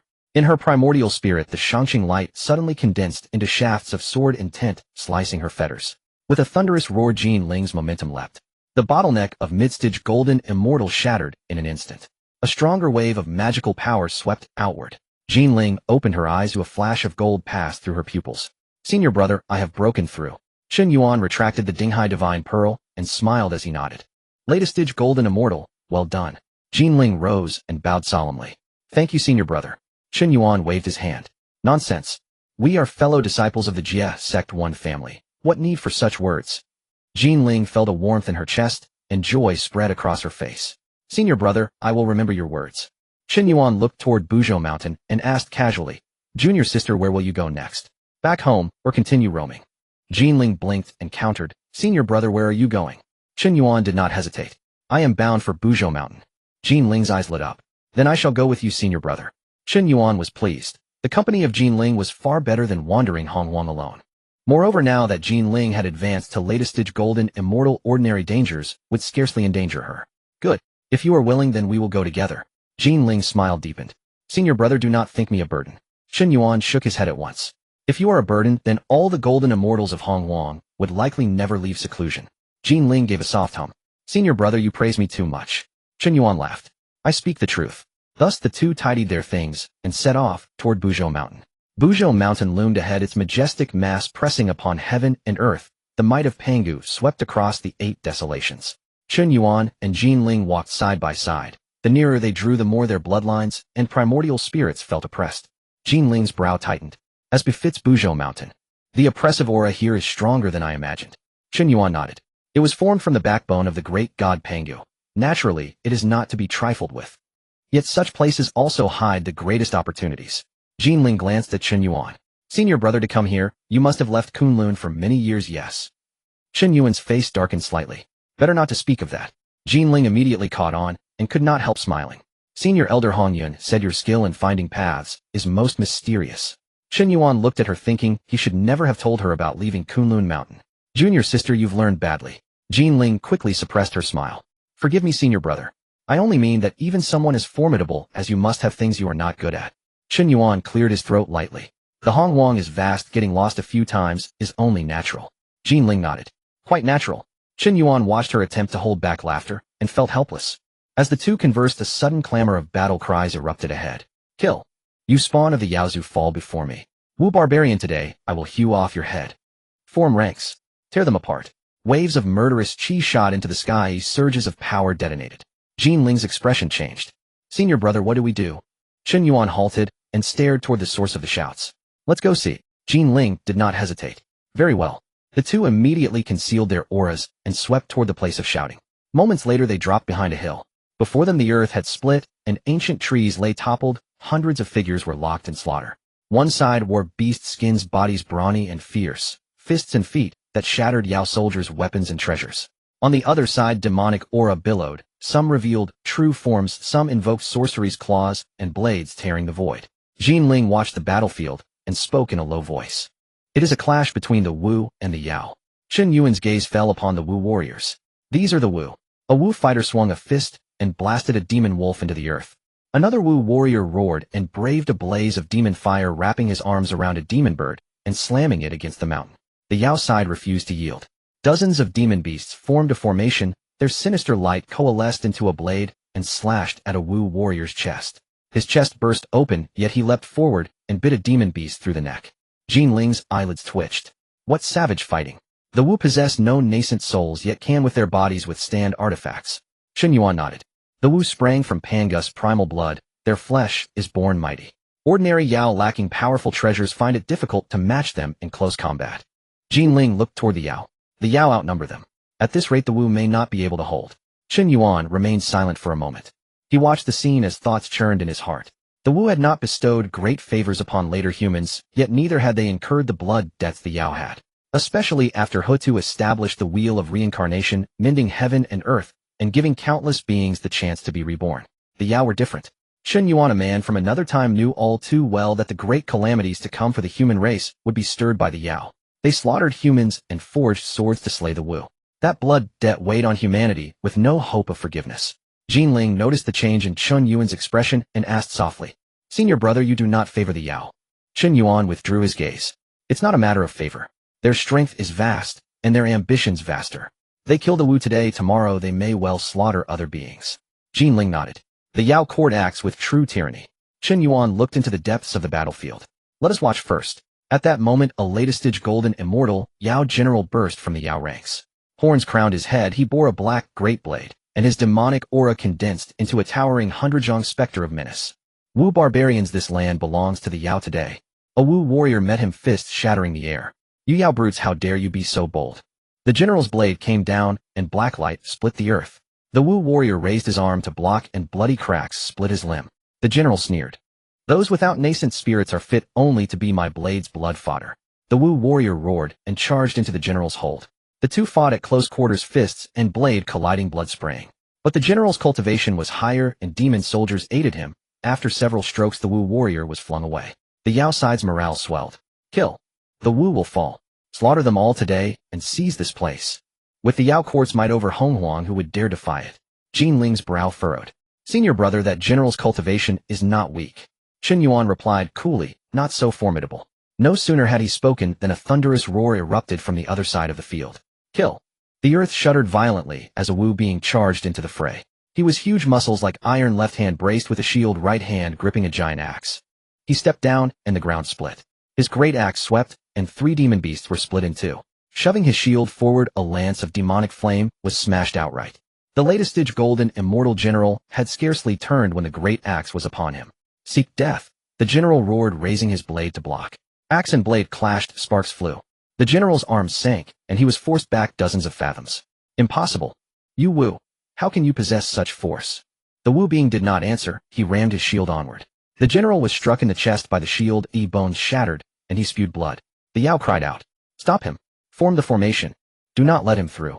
Dozens of Yao drew forth treasures, radiance braided into a net, and bore down upon the Wu being. He howled to the heavens, and the great axe carved out a blood-red axe flare. The artifact net fractured in an instant. Several Yao were swallowed by the axe flare, and their bodies burst apart. Jin Ling's eyes widened. How fierce! This Wu being tears opened the Yao formation by himself. Chen Yuan's gaze sharpened. The Wu being rampaged through the battlefield, his shield deflecting sorcery, and his great axe felling demon bodies. Yao assaults only left shallow wounds upon him. Each time he swung the axe, a Yao fell. Seeing the tide turn, the latest stage golden immortal general immediately manifested his true form. A black giant bull stamped and shattered stone, its horns wound with demonic lightning as it charged the Wu being. Die! The Wu being braced his feet and set his shield before him. The bull struck and lightning detonated. His body skidded back a great distance, his feet plowing deep furrows in the earth. Then in the next instant he lifted his head. Begone! He rammed his shield up and forcibly overturned the bull's head. The great axe followed, cleaving the bull's neck. Blood geysered skyward for dozens of fathoms. The general screamed. The massive demon collapsed with a thunderous fall. The Yao were stricken with dread. The general is defeated. Retreat. Who is this Wu? They cannot hold. Report upstream at once. The Wu side roared like thunder. Kill. Follow him and break the ranks. Cut down these Yao. Jin Ling stared at the Wu being, astonishment in her voice. Senior brother, this one is, he fights with flesh and weapon alone, yet no Yao can stand before him. Chen Yuan looked at the Wu being and felt a sudden stirring in his heart. Great axe. Shield. A battlefield onslaught. A Wu general. Chen Yuan fixed his gaze upon that figure, a flash of astonishment crossed his eyes. Could it be him? Chen Yuan stared at the shamanic being on the battlefield, his gaze slightly focused. The giant axe and shield were unmistakable symbols of the witch clan. A name suddenly surfaced in Chen Yuan's mind: Tian. However, judging by the situation, this Tian was far from the powerful figure he would become in the future. He seemed to have just been born. Jin Ling stood beside Chen Yuan, also watching the battlefield. Although she did not know how famous Tian would become, she could tell that this shaman was not an ordinary member of the witch clan. With a single force, he tore through the demon formation, reversing the situation entirely. Such ferocity truly shocked everyone. Senior brother, do you recognize him? Jin Ling asked in a hushed voice. Chen Yuan did not respond immediately, just slowly shook his head. I can't say I know him. I just feel he shouldn't be an unknown figure. Jin Ling nodded upon hearing this. What senior brother said is correct. With such combat power among the witch clan, he must be an extraordinary existence. On the battlefield, the demon clan was retreating in defeat. The black bull demon was cleaved down by Tian's axe with blood soaking the earth. The remaining demons, seeing their leader defeated, felt their courage falter and their formation scattered. The witch clan warriors, however, fought with increasing ferocity. They did not cultivate spiritual consciousness and were unafraid of life and death. Now seeing Tian charge forward, they were filled with bloodlust, roaring to the heavens. Kill. Follow the great shaman Tian. Tear these demon bastards apart. Tian crushed the skull of a demon beast underfoot, sweeping his giant axe.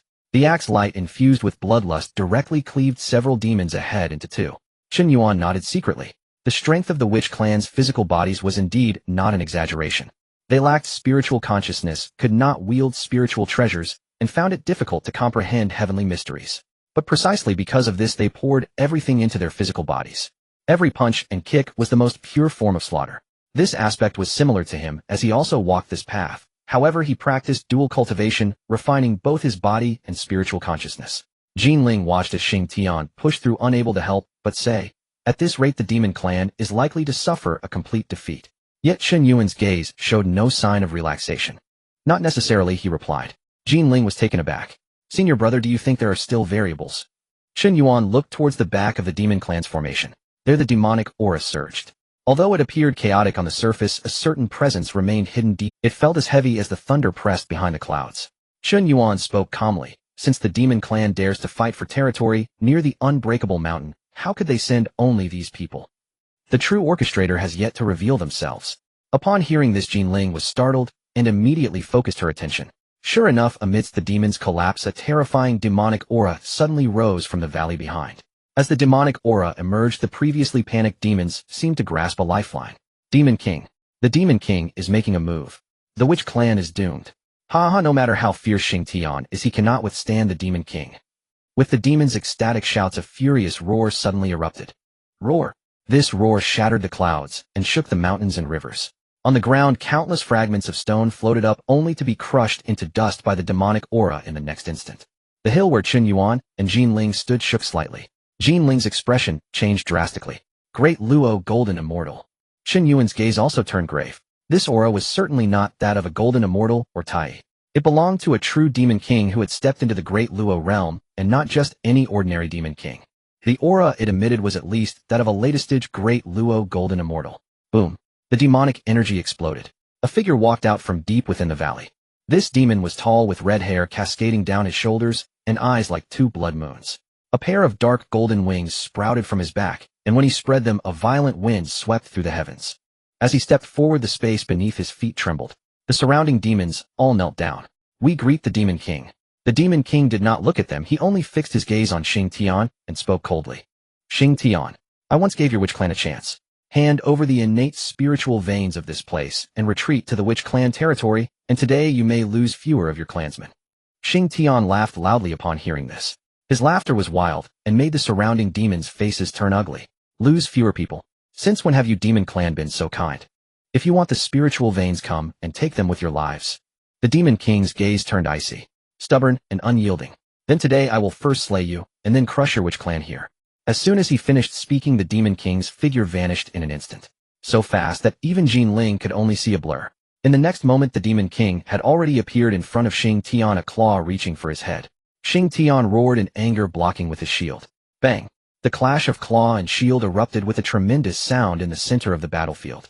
The ground beneath Tongtian sank instantly by 100 zhang, and cracks spread around like a spider web. The Demon King sneered.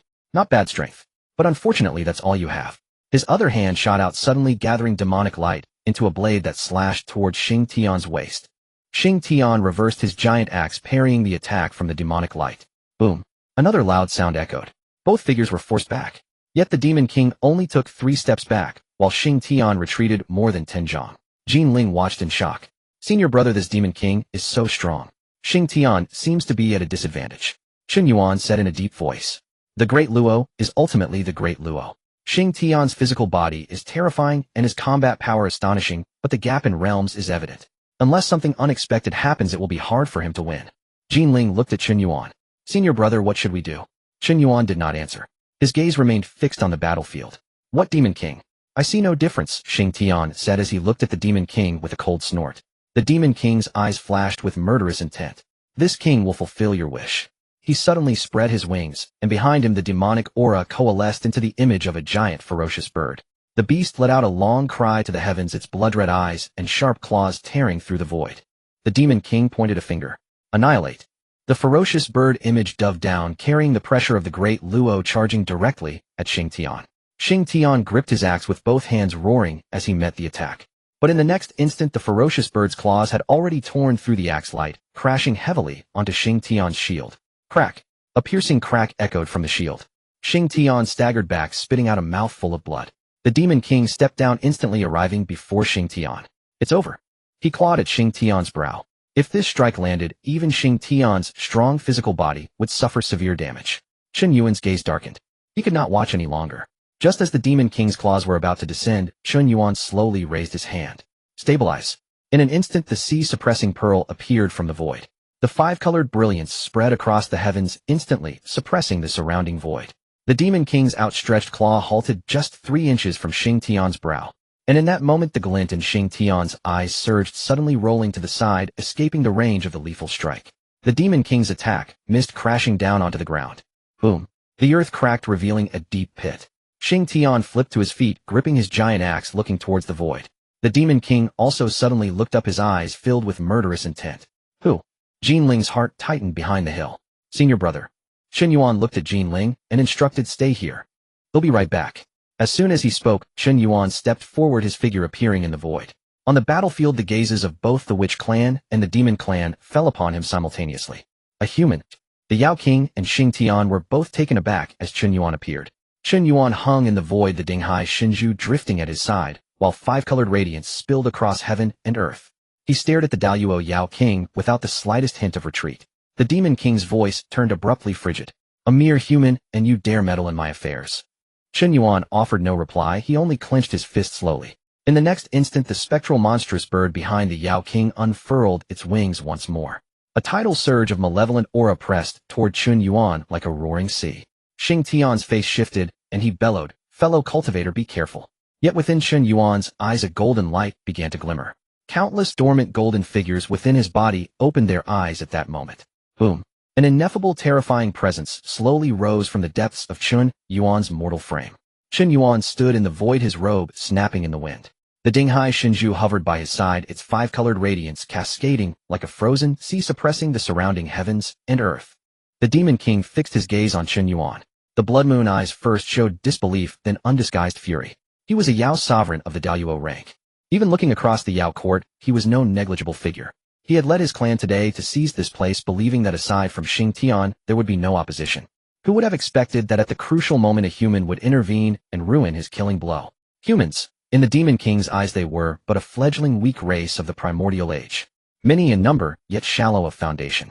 Were it not for the providence of Nuwa, the Holy One, humanity might not even have found footing in the primal world. Such a people, how dare they meddle on the battlefield of the Wuyao War? It was laughable. The Demon King laughed through his anger. Good, very good. I had not yet come to trouble your kind, yet you insignificant ants have jumped out first. Chen Yuan's eyes chilled at those words. Trouble humanity. To these Yao, all living things of the primordial age were food soldiers, tools for their court's dominion. The weak had no right to speak. The weak were only fit to be devoured. Chen Yuan spoke slowly. The Yao's tone is unsurprisingly arrogant. The Demon King's gaze darkened. He stepped forward, and the void rippled beneath his foot. The Daluo pressure bore down on Chen Yuan without restraint. Boom. The void around Chen Yuan groaned, as if unable to bear the weight. Chen Yuan felt the Daluo oppression, his body sank slightly under it. There was no denying that a Daluo Jinxian was formidable. Its sheer pressure far exceeded that of a Tai Jinxian. Had an ordinary Tai stood here, he would hardly have dared to face this Yao King. But Chen Yuan was not an ordinary Tai. Within his flesh, countless golden figures drifted and hovered. Those golden beings sat within every inch of his flesh like miniature deities. At Chen Yuan's thought, one by one, they began to awake. Tens of millions. Hundreds of millions. 300 million golden figures' power slowly converged within him. It felt as if countless volcanoes ignited at once. Blood within Chen Yuan began to surge, and his bones emitted a deep, resonant hum. Each heartbeat rolled like thunder. The Demon King's cold smile remained for a moment, but as Chen Yuan's chi and blood swelled, his expression at last changed. Your human vessel is odd. Chen Yuan regarded him coolly. Odd. You will find it stranger yet in a moment. The Demon King's face darkened completely. I shall see what skills this human child truly possesses. With that he flapped his wings violently. His form vanished from the spot, almost too swift for the eye to track. Jin Ling's pupils contracted. Xing Tian gripped his great axe. In the next instant the Demon King appeared before Chen Yuan and slashed a claw toward his chest. Within that claw condensed Daluo magic, the Yao light sharp as a blade. Chen Yuan did not dodge. He raised his hand and formed a fist. The Dinghai Shinju's five-colored radiance surged, suppressing the void once more. The Demon King's motion faltered slightly, even briefer than before. He scoffed coldly. An innate spiritual treasure is fine, but its value depends on its master. With your Tai frame you dare try to subdue me. The Demon King forced his way through the five-colored light, and his claw continued its descent. Chen Yuan's fist met it. Bang! Fist and claw collided, and the void detonated. A terrifying shockwave rippled outward, reducing nearby rock and timber to dust. Chen Yuan was hurled back 3 paces. The Demon King felt a numbness in his arm, and his eyes widened further. Blocked. This human actually blocked his Yao claw with his flesh. Not only the Demon King was astonished. Both Wu and Yao forces erupted in uproar. How is this possible? That was the Demon King's strike. A single human can withstand it. The Wu side stared with widening eyes. Especially Xing Tian. As a great shaman, he alone understood what Chen Yuan's blow truly signified. It was not merely a collision of magic force. It was genuine corporeal collision, raw flesh meeting raw strength. Xing Tian looked at Chen Yuan and could not help but grin. Good. Exhilarating. This human cultivator has substance. Jinling exhaled long upon seeing Chen Yuan unharmed, but the next moment her eyes brimmed with shock. Since when had senior brother's body become so fearsome? Disciples of the Jiejiao Sect cultivate Shangxing methods valuing divine arts, sword intent, and treasure transformations. Some possess formidable bodies, but few can match the Wu clan. Yet Chen Yuan's punch faintly reminded her of Tongtian. Indeed, it seemed even more inconceivable. After all, senior brother was human. When did human flesh reach a foundation capable of contending with the Daluo Yao King? The Demon King glanced at his slightly trembling palm, and his fury deepened. Being opposed by Tongtian, he could accept. The Wu clan were famed for their corporeal might. But being checked by a mere human, this was an affront. You shall die. The Demon King's voice was grim.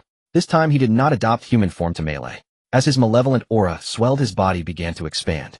Red feathers burned like conflagration, arms became colossal talons, and wings spread to blot the sky. In moments, a monstrous bird spanning 10,000 zhang dominated the firmament. The beast's body was dark gold, its eyes like blood, and its beak like a heavenly blade. When it spread its wings, the shadow it cast covered nearly half the battlefield. The Yao ranks exulted. The Yao King has manifested his true form. This human is doomed. Ha ha ha. Our Yao King devours heaven and earth. A mere human cannot even fill a tooth gap. Tongtian's face also darkened. Fellow cultivator, he cried. Do not try to stand against it. Chen Yuan lifted his head and regarded the shadow-blotting beast. His expression unchanged. Chen Yuan's inner golden figures quickened their awakening. 500 million golden figures force poured into his limbs and marrow like 10,000 rivers converging into the sea. The 10th Sanshang beast loomed over Chen Yuan and thundered, Human ants, behold me consume you. With that, the Demon King opened his colossal maw. A terrifying devouring force erupted. Spiritual energy recoiled, boulders were torn from the earth. The Yao prepared and scattered in retreat. The Wu warriors staggered, drawn forward by the devouring pull. Tongtian roared, drove his shield into the ground, and stood between the onslaught and the clustered Wu cultivators. Chen Yuan stood at the center of the devouring storm, his clothes billowing. His figure seemed almost negligible when compared to the towering ferocious bird. Yet that seemingly insignificant figure did not retreat even a single step. Chen Yuan raised his head, a cold smile suddenly curling at the corners of his mouth. Eat me? Are your teeth hard enough? In an instant he stepped forward. Instead of retreating, he advanced.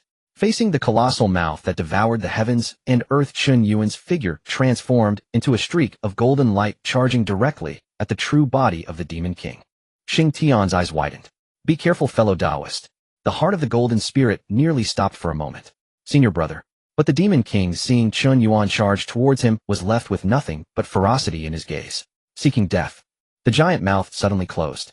The devouring storm roared and converged. Just as that giant mouth was about to engulf Chen Yuan, the power of 500 million golden figures within him finally erupted completely. Boom. A dazzling golden light shot up into the sky from the front of the Demon King's mouth. Chen Yuan clenched his fist. On the edge of his fist, the five-colored brilliance of the Dinghai Pearl entwined the force of 500 million golden figures roaring and gathering. Die. A punch was thrown. The moment Chen Yuan unleashed this punch, the world seemed to still for a moment. There were no superfluous magical transformations. There were no complicated spell seals. Just the most pure, the most brutal, and the most domineering punch. 800 million golden figures roared within him simultaneously. Every golden figure resembled a furnace spewing forth boundless might. This power gathered through Chen Yuan's physical body, merging with the suppressive force of the Dinghai Pearl. In an instant, the void before the fist collapsed layer by layer. The Demon King, with his towering body, opened his mouth to swallow the sky, believing he could devour Chen Yuan in one bite. But when that punch descended, he finally sensed something was amiss. That was not a power that a Tai golden immortal should possess. It wasn't even a force that an ordinary Daluo body could unleash. That punch contained a kind of brutal pressure that made even his soul tremble. It was as if countless deities were simultaneously raising their fists to smash down. The Demon King's blood-red eyes suddenly shrank. Not good. He wanted to close his mouth, to retreat, to flap his wings and dodge. But the five-colored brilliance of the Dinghai Pearl had already descended at this moment. Void suppression. Although this suppression could only hold back the Daluo Demon King for an instant, for experts in competition, that instant was sufficient. Chen Yuan's fist brutally struck the Demon King's giant mouth. Boom. This loud sound was like the heavens being pierced. The Demon King's sharp blade-like beak began to crack inch by inch from where it made contact with the fist. Dark golden feathers exploded and blood flew everywhere. Immediately afterward, that terrifying punch force surged into the Demon King's body through the giant mouth. The Demon King's massive body suddenly stiffened. In the next moment, his chest and abdomen erupted, as if a blazing sun had exploded within him. No! The Demon King let out a terrified roar. But this roar lasted only half a breath before being swallowed by an even more terrifying explosion. Boom. The massive demon body exploded in midair. A rain of blood poured down. Shattered bones flew everywhere. The dark golden wings were torn to countless fragments by the punch's force scattering across the sky. The Deluo Demon King's body, capable of overlooking a battlefield, was actually blown apart by Chen Yuan with a single punch. Shattered bones flew everywhere. The dark golden wings were torn to countless fragments by the punch's force scattering across the sky. The Deluo Demon King's body, capable of overlooking a battle, the golden spirit stood in the distance, utterly stunned.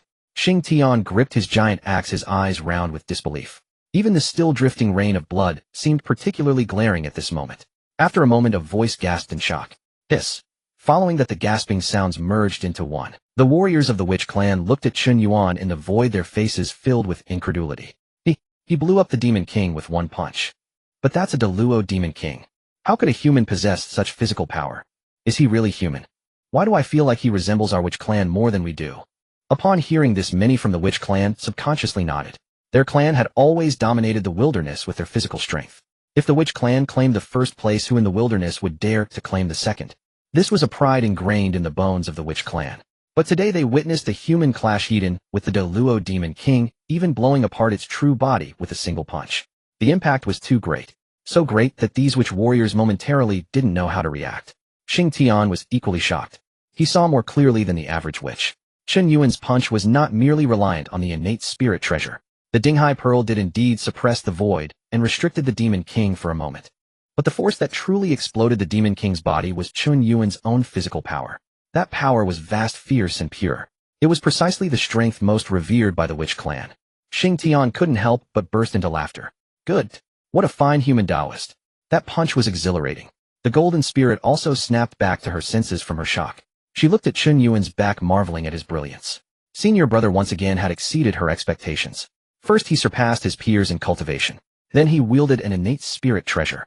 Now his physical strength had even become so formidable that he could blow apart the Deluo Demon King with a single punch. A strange thought suddenly arose in the golden spirit's heart. What exactly had senior brother experienced over the years? Could wandering in the wilderness transform a person like this? Then she too should go out and explore more. Of course, the premise was that she couldn't get lost like senior brother. Thinking of this, the golden spirit couldn't help but purse her lips. But with the atmosphere tense, she quickly suppressed her smile and turned her attention back to the battlefield. On the demon's side, a complete panic had already set in. The Demon King's body is gone. Impossible. How could a human possibly blow up the Demon King? Run. Quickly flee. The Demon Clan's formation collapsed. Countless demon beasts turned to flee, no longer possessing their previous arrogance. Seeing this, the witch warriors immediately erupted in a thunderous roar. Kill. The Demon King's body has been destroyed. Leave none alive. Yet Tian did not immediately pursue the kill. He raised his hand to stop a few nearby witches, his gaze still fixed on the sky. Something's not right. The Demon King is not dead yet. Chen Yuan likewise did not relax. He hovered in the void, the golden light still swirling around his fist. The Demon King's body had been blown apart, but the Deluo Golden Immortal was no ordinary being. The destruction of the body did not necessarily mean immediate death. Indeed, amid the blood mist, a phantom soul suddenly emerged. That soul was the form of the Demon King. However, compared to the previously overwhelming true body, the current Demon King was now but a remnant soul, chaotic in aura and twisted in visage. He looked at Chen Yuan in terror. In his gaze, the initial disdain and dominance had vanished. All that remained was horror. One punch. Just one punch. His Deluo body had actually been blown apart. If he hadn't experienced it personally, he would never have believed it. A single human possessed such terrifying physical strength. The Demon King's remnant soul trembled, a chill running through his heart. He finally understood that the one he had provoked today was not an ordinary Tai. This human concealed great terror within. Chen Yuan looked at the Demon King's remnant soul, his gaze icy. Now do you still wish to eat me? The Demon King's remnant soul, upon hearing this, had a twisted expression. Humiliation. This was blatant humiliation. He, a dignified Demon King, had been reduced to a mere remnant soul by a human and was publicly mocked like this. If he fled today, where would he find a place among the demon court? But if he didn't flee? The Demon King's remnant soul glanced at the Dinghai Pearl beside Chen Yuan, recalling that earlier punch, and a hint of fear emerged in his heart. No, this person must die.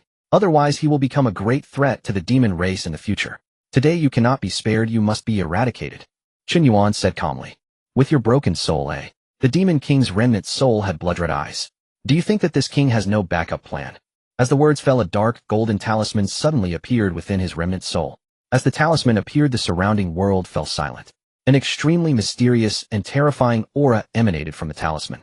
Chen Yuan frowned slightly. This is the Demon Court's life-saving talisman. Friend, stop him quickly. Xing Tian's expression changed drastically. This talisman is a manifestation of a wisp of will condensed from the power of a quasi-saint within the demon race.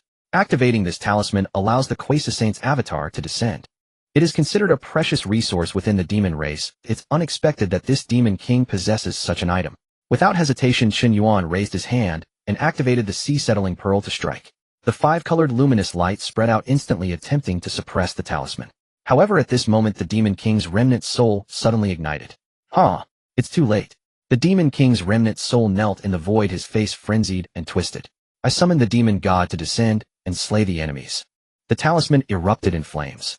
A beam of light shot into the sky, piercing the heavens. In an instant, the colors of the world changed. The clouds near the unyielding mountain were shattered, as if an invisible giant hand pressed down from the void. All living beings felt a weight pressing down on them. It was as if an ancient divine mountain rested upon their backs. Jinling's delicate face turned pale. She channeled her power just to precariously stabilize her form. What is this aura? Xing Tian clenched his shield, gritting his teeth. It's not an ordinary Star Lord. This aura. Before he could finish speaking, the Demon King's remnant soul was trembling with excitement. Because he also did not expect that the burning of his remnant soul would summon not a Star Lord level entity, but possibly a being stronger than a Star Lord, one among the top 10 demon gods. The void split open. A figure slowly materialized. The figure wore a golden imperial robe with indifferent eyes surrounded by true solar fire. He stood in midair as if a great sun had descended. The oppressive power spread out, making it difficult for the beings of both the witch and demon races to lift their heads.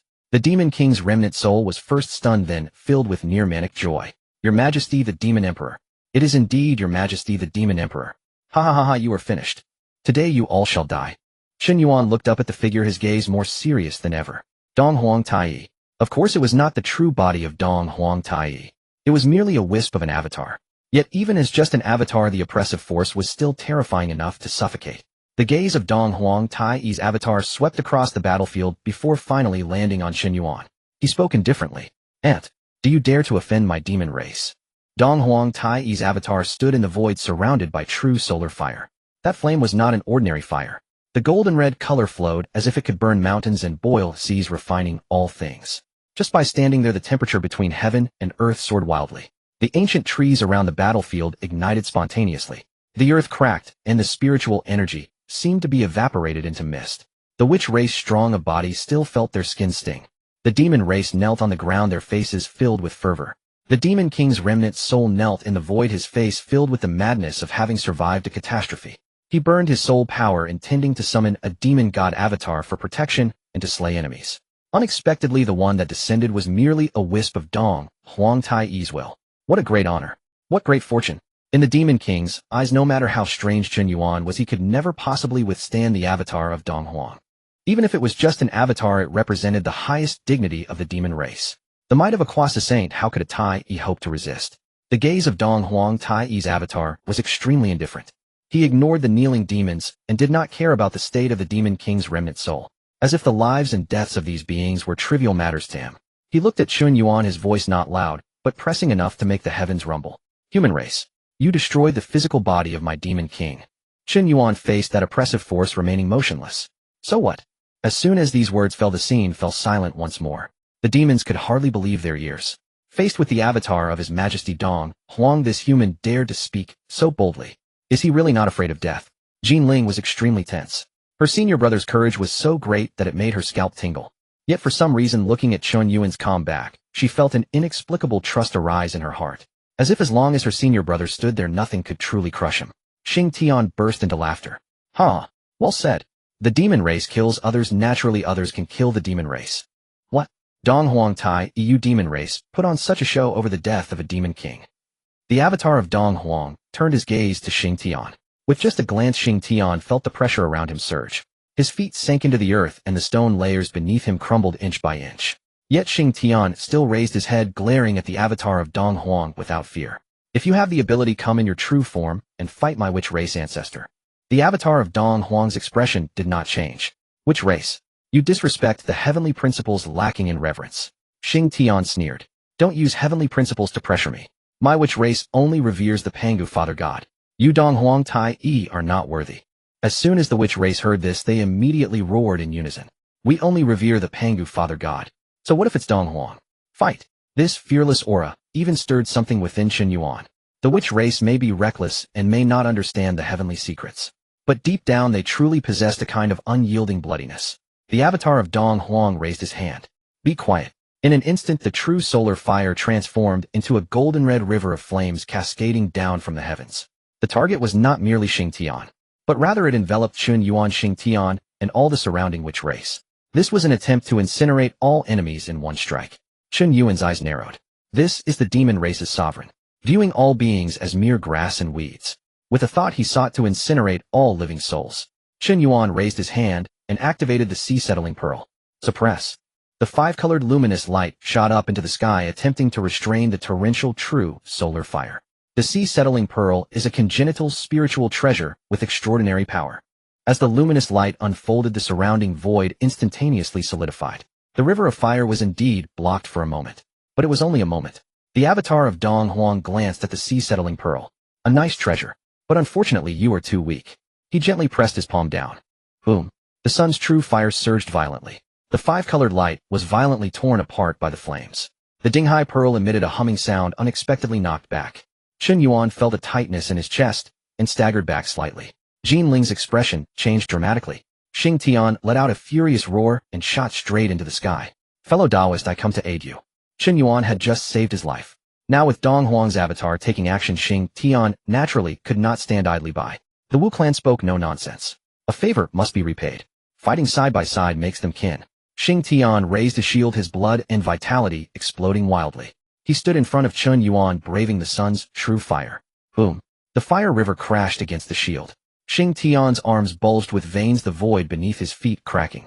The sun's true fire spread along the edge of the shield, scorching his arms. The sizzling sound continued. Xingtian's flesh was charred black, yet he still gritted his teeth and did not retreat. So what if it's the demon emperor? Today with Xingtian here, you shall not kill at will. Chen Yuan looked at Xingtian, standing in front of him, a complex glint flashing in his eyes. He and Xingtian had only just met today. If one were to speak of friendship, it was far from sufficient. Yet Xingtian was able to come out at this moment to shield him from the sun's true fire. This kind of bravery indeed made it hard not to be moved. Dong Huang's avatar gazed coldly. A mere great Wu dares to stop this emperor. He pressed his palm down again. The sun's true fire became even more intense. Xingtian grunted in pain, the cracks on the shield widening, and he was being forced down by the fire river. Seeing this, the members of the Wu clan were on the verge of exploding. Great Wu Xingtian, we come to aid you. Dozens of Wu clan warriors roared and charged up, trying to share the burden of the fire river with their bodies. But before they could get close, they were burned to death by the sun's true fire. Xingtian roared, everyone retreat. This is not something you can withstand. The Wu clan members were unwilling, yet they were pressed down by the terrifying true fire, finding it hard to advance.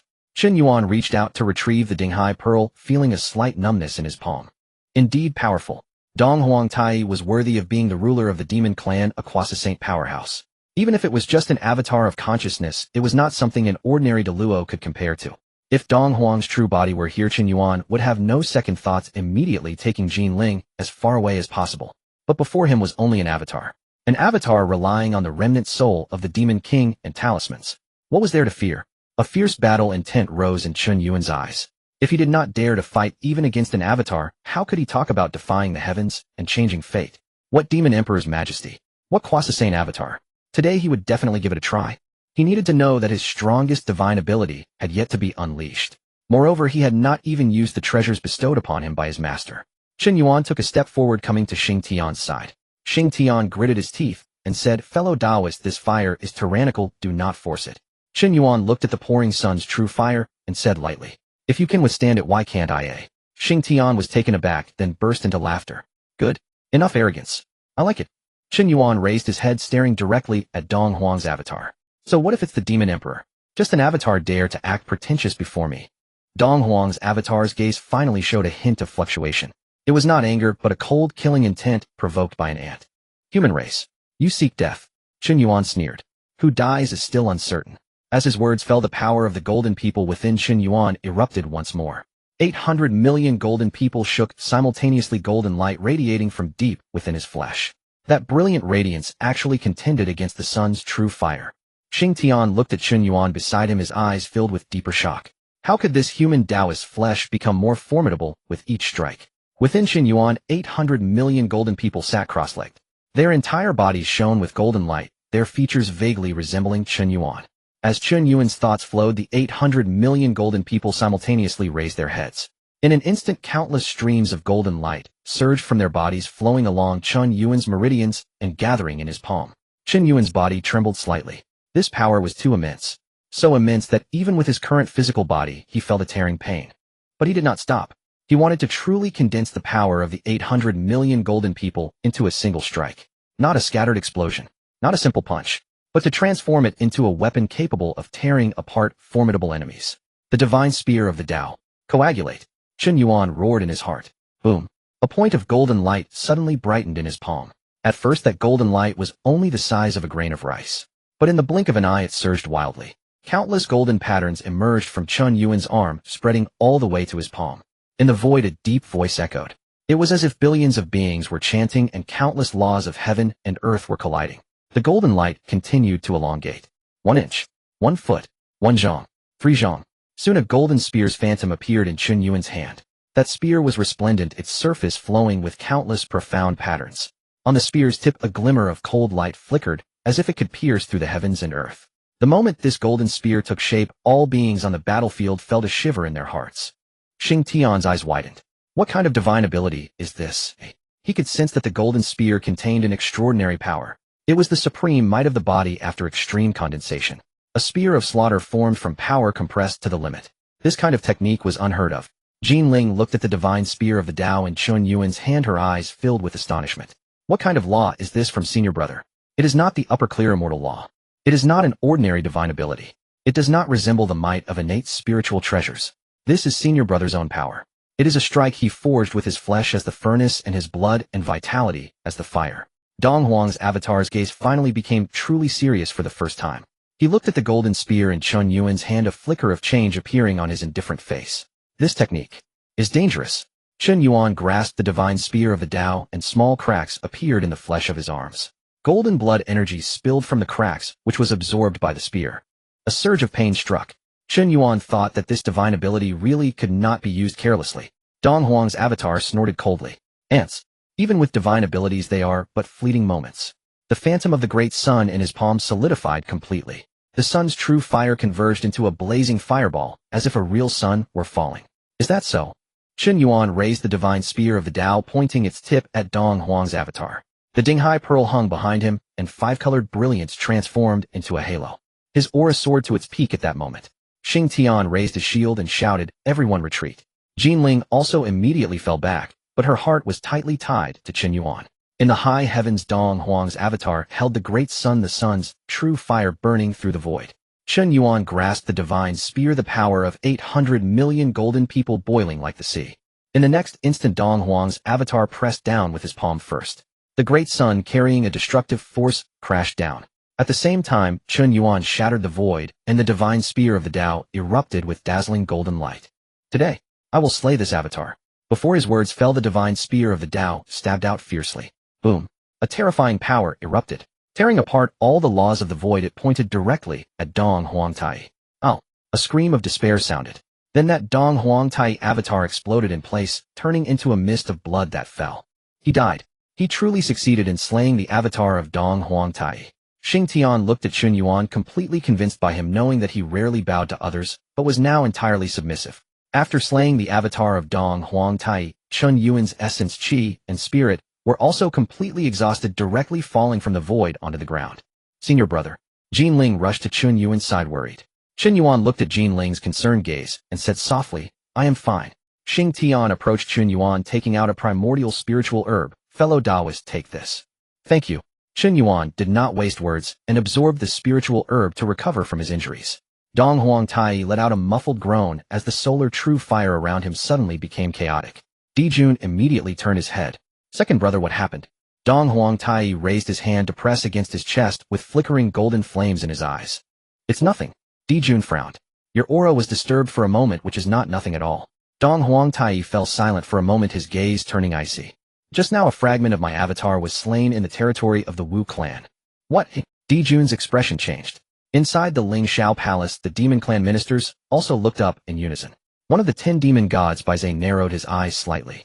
The avatar of the demon emperor has been slain. The one who struck must be an extraordinary great Wu. Ying Zhao said coldly. Could it be that the ancestral Wu has made a move? Jiming also spoke up. The Wu clan has grown increasingly bold, daring to slay the avatar of His Majesty Dong Huang. The killing intent rose in Dong Huang Taiyi's eyes. Though my avatar did not have the chaos bell accompanying it, it was still endowed with the will of a Quasi Saint. Di Jun said in a deep voice. Only the ancestral Wu in the Wu clan could slay your avatar. Indeed, Dong Huang Tai nodded. It seems so. Di Jun let out a cold snort. The Wu clan has gone too far in their bullying of my demon court. Dong Huang Taiyi's palm surged with golden flames. If it were not for the calamity being yet to come, I would have taken the chaos bell to flatten the clan of the Wu today. Di Jun raised his hand to calm the situation. Second brother, do not worry. In the future, I will definitely destroy this Wu clan. Baize bowed. Your Majesties, please do not be angry. Though the Wu clan is arrogant, they cannot escape their fate. Di Jun's eyes flashed with a cold light. Send orders down. The various departments of the demon court should mobilize their troops. As per your Majesty's decree. Dong Huang Taiyi raised his head to look towards the direction of Buzhou Mountain. Ancestral Wu, you'd better keep guarding the Wu clan. Chen Yuan slowly opened his eyes, the residual injuries within him having been suppressed by innate spiritual medicine. Jin Ling immediately stepped forward. Senior brother, are you truly unhurt? Chen Yuan exhaled a breath of turbid air. I'm fine. Xing Tian strode over, his face full of bravado. Taoist friend, that battle was truly exhilarating. Chen Yuan stood up and cupped his fists. Today I must thank Taoist friend Xing Tian for your assistance. Xing Tian waved his hand. You saved me first, I helped you in return. What does that count as? Jin Ling looked at the burn marks remaining on Xing Tian's arm. Xing Tian the Great Wu, how is your injury? Xing Tian glanced down, completely unconcerned. The solar true fire burns a bit, but it's not enough to take my life. A Wu clan warrior couldn't help but speak up. Great Wu, this human Taoist friend is too strong. Another Wu clan warrior echoed. He just severed the avatar of Dong Huang with a spear, and I still feel my heart tremble. Another Wu clan warrior grinned. Humans can possess such a physique. The primordial world truly has opened my eyes. Xing Tian looked at Chen Yuan, his fighting spirit unquenched. Taoist friend, may I ask where you cultivate your skills? Chen Yuan replied. I am Chen Yuan of the human race, a direct disciple of the Tongtian saint of the Jiejiao. What? Xing Tian paused in his steps. What? The surrounding Wu clan members also changed their expressions in unison. A disciple of a saint. And the first direct disciple of the Tongtian saint. No wonder he is so formidable. Xing Tian stared wide-eyed at Chen Yuan. So it turns out Taoist friend's background is so astonishing. Chen Yuan shook his head. A background is just a background. Ultimately, that battle relied on oneself. Xing Tian nodded vigorously. I love to hear that. Jin Ling said softly. Senior brother, should indeed be so. Xing Tian looked at the two of them. Taoist friends, where are you heading next?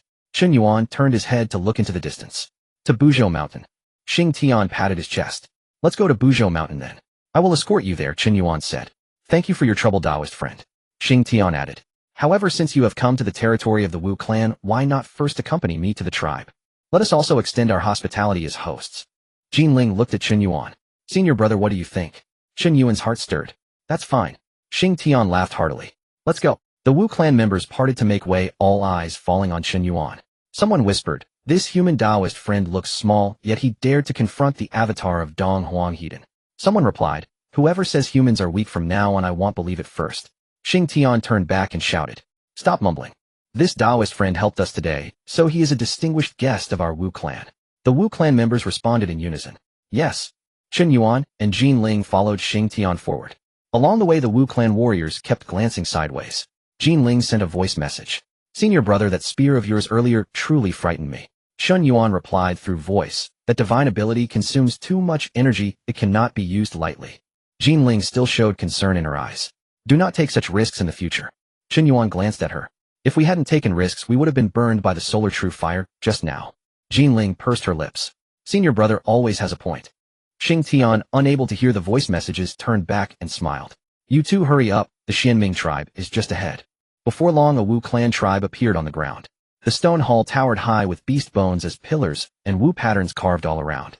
Wu clan warriors moved back and forth, and blood energy surged into the sky. As soon as Chen Yuan stepped into the tribe, a system prompt rang out in his mind.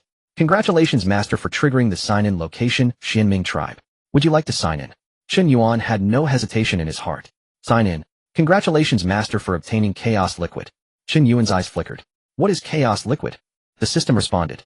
Chaos Liquid can help restore vitality to spiritual roots and can also elevate the grade of spiritual roots. Chen Yuan felt a surge of joy in his heart. Good stuff. It will be useful in the future. Xingtian turned back and asked. Daoist friend, what's wrong? Chen Yuan's expression returned to normal. It's nothing, just that the atmosphere of the Wu clan here is so rich that it surprises me. Xingtian grinned. That's natural. This place is the Xianming ancestral Wu tribe. Jinling said softly. Is the Xianming ancestral Wu also here? Xingtian nodded. Exactly. Chen Yuan looked towards the depths of the tribe. Since we are here, we should pay our respects to the ancestral Wu. Xingtian said. I also have this intention. You all come with me to the ancestral Wu hall. The three of them made their way to the ancestral Wu hall. The great hall was ancient and heavy with Pangu divine patterns carved on the door. Xingtian stopped his steps. You all wait outside for a moment, I will go in to report. Chen Yuan nodded. Thank you. Xingtian stepped into the hall. Inside the hall, a chilling aura spread, and the Wu patterns flowed on the stone walls. A figure sat upright within. The person had a bird's body and a human face with a green snake hanging from the ears and standing on a green snake. Her aura was cold and profound, pressing the void so that it did not dare to move lightly. This person was one of the 12 ancestral Wus, Xianming. Xingtian stepped forward to pay his respects. I have seen ancestral Wu Xianming. Xianming looked at Xingtian. Those two outside are the Jiejiao disciples you mentioned. Xingtian nodded. Exactly. That human Chen Yuan saved my life first, and then slayed the demon king of the demon clan. Xianming's gaze shifted. He also severed the avatar of Dong Huang Tai. Xingtian's expression was excited. Exactly. That spear was too fierce, it directly severed one of Dong Huang Tai's avatars. Xianming pondered for a moment. The body of a Tai golden immortal capable of slaying an incarnation of Dong Huang. This one is extraordinary. Xingtian said, Ancestral Wu, he is the chief disciple under the Tongtian sage. Xianming's expression softened. The Sanqing were formed from the primordial spirit of Pangu, the father god. My 12 ancestral Wus were born of Pangus vital blood. If so argued, then we are of one family. Xingtian laughed. I thought the same. Xianming raised his hand. Bring them in. Xingtian turned and left the hall. Chen Yuan and Jinling waited outside the chamber. Xingtian said, the ancestral Wu allows you to enter. Jinling smoothed her robes, her bearing growing more solemn. Chen Yuan stepped into the hall, his gaze resting on Xianming. He cupped his hands in salute. Chen Yuan pays respects to ancestral Wu Xianming. Jinling also bowed. Jinling pays respects to ancestral Wu Xianming. Xianming raised a hand. No matter. In a sense, we are family. Jinling was slightly taken aback. Chen Yuan immediately understood. The Sanqing sprang from Pangus, primordial spirit, the 12 ancestral Wus from Pangus, vital blood. What the ancestral Wu says is indeed true. Xianming looked at Chen Yuan. You understand then? Xingtian laughed. I always said fellow Daoist Chen Yuan harbors no ill will toward our Wu clan. Xianming said, this time you came to Xingtian's aid and defeated the Yao clan. Our Wu clan will remember this kindness. Chen Yuan replied. The Yao clan dealt slaughter without restraint. I acted only as occasion demanded. Xianming's gaze fell upon him. To fell a Yao king without effort, and to slay an incarnation of Dong Huang, as if it were nothing, such ease is rare in the great desolation. Jinling could not help but remark. Senior brother has always been like that. Xianming glanced at Jinling. You are of Tongtian's discipleship as well. Jinling saluted. I am Jinling of the Jiejiao Sect. Xianming nodded. Tongtian has a keen eye for disciples. Jinling felt a surge of joy. Thank you for your praise, ancestral Wu. Xianming waved his hand. Two austere tokens fell before Chen Yuan and Jinling. The tokens were a deep black engraved with Pangus sacred pattern, and within them the blood key of the Wu clan flowed. Chen Yuan caught the token. Ancestral Wu, what is this? Xianming replied, this will assist you in ascending Buzhou mountain. With it upon you, a portion of Pangu, the father god's oppressive might, can be resisted. Jinling's eyes brightened with delight. The pressure of Buzhou mountain is heavy. This is exactly what we need. Xianming continued, in days to come when you arrive at the Wu clan, present this token, and every division will grant you passage. Xingtian said at once, this is a fine thing. Ordinary beings could never obtain it. Chen Yuan reverently put the token away. Thank you, ancestral Wu, Jinling said. Thank you, ancestral Wu Xianming. Xianming nodded faintly and looked to Xingtian. Xingtian escorted them to Buzhou mountain. At once, the three exited the ancestral Wu's hall. As they stepped outside the great chamber, Xingtian laughed. Fellow Daoist, the ancestral Wu has given you tokens, but she truly treats you as one of her own. Chen Yuan said, ancestral Wu Xianming carries herself with uncommon grace. Jinling nodded. Though she is an ancestral Wu, she is not, as rumor claims, solely versed in slaughter. Xing Tian snorted. How much credence do those outside rumors deserve? The Yao clan even calls our Wu clan barbarians. Chen Yuan shot Xing Tian a glance. Xing Tian immediately widened his eyes. Fellow Taoist, what do you mean by that look? Jinling laughed softly. Do not take offense, great Wu. Xing Tian. Senior brother means no harm. Xing Tian laughed heartily. Very well. I will lead you to Buzhou Mountain. The three departed Xianming's tribe. Along the road, Xing Tian spoke of the Wu clan's many branches with a bold, sweeping tone. Chen Yuan answered occasionally, though his thoughts turned inward to the uses of the chaos elixir. Jinling walked beside them, fingers brushing the token. Senior brother, with this token, our climb up Buzhou Mountain should be considerably easier. Chen Yuan nodded. Buzhou Mountain is formed from Pangu's backbone. Its oppressive might is not to be underestimated, Xing Tian called back. Even with the token, do not be careless. The higher one ascends, the greater Pangu the father god's pressure becomes, Chen Yuan said. Thanks for the reminder. Xing Tian looked toward Buzhou Mountain, his eyes full of reverence. Our Wu clan was born of the earth. We revere Pangu the father god, Jinling whispered. Whenever I approach Buzhou Mountain, I dare not be presumptuous. Pangu the great god cleaved heaven and earth. All beings in the great desolation partake of his grace. Xing Tian nodded. Those are comforting words. Chen Yuan gazed ahead and already made out the towering pillar that upheld the sky. Buzhou Mountain rose into the clouds, its mass linking heaven and earth. A broad solemn pressure rolled across the land, causing the golden figure within Chen Yuan to tremble minutely. Xing Tian halted. We have arrived. Chen Yuan looked up toward the mountains, base martial ardor kindling anew in his eyes. Jinling gripped the token more tightly. Senior brother, we have finally come. Xing Tian stood beside them and pointed ahead. This is Buzhou Mountain. Chen Yuan followed Xing Tian's gesture and looked up. Jinling likewise raised her head, the token in her hand trembling. Xing Tian withdrew his hand, his expression suffused with awe. A colossal peak spanned between heaven and earth. Its body reached the firmament above and anchored the vast, desolate lands below. It upheld heaven and earth as if Pangu still watched over all living things. Chen Yuan's gaze burned bright. After Pangu the great god fell, his backbone became this mountain. Xing Tian nodded. Indeed. He pressed his hand to his chest and bowed toward Buzhou Mountain. The father god's backbone rests here. Whenever the Wu clan faces this mountain, they pay homage. Jinling also performed a salute.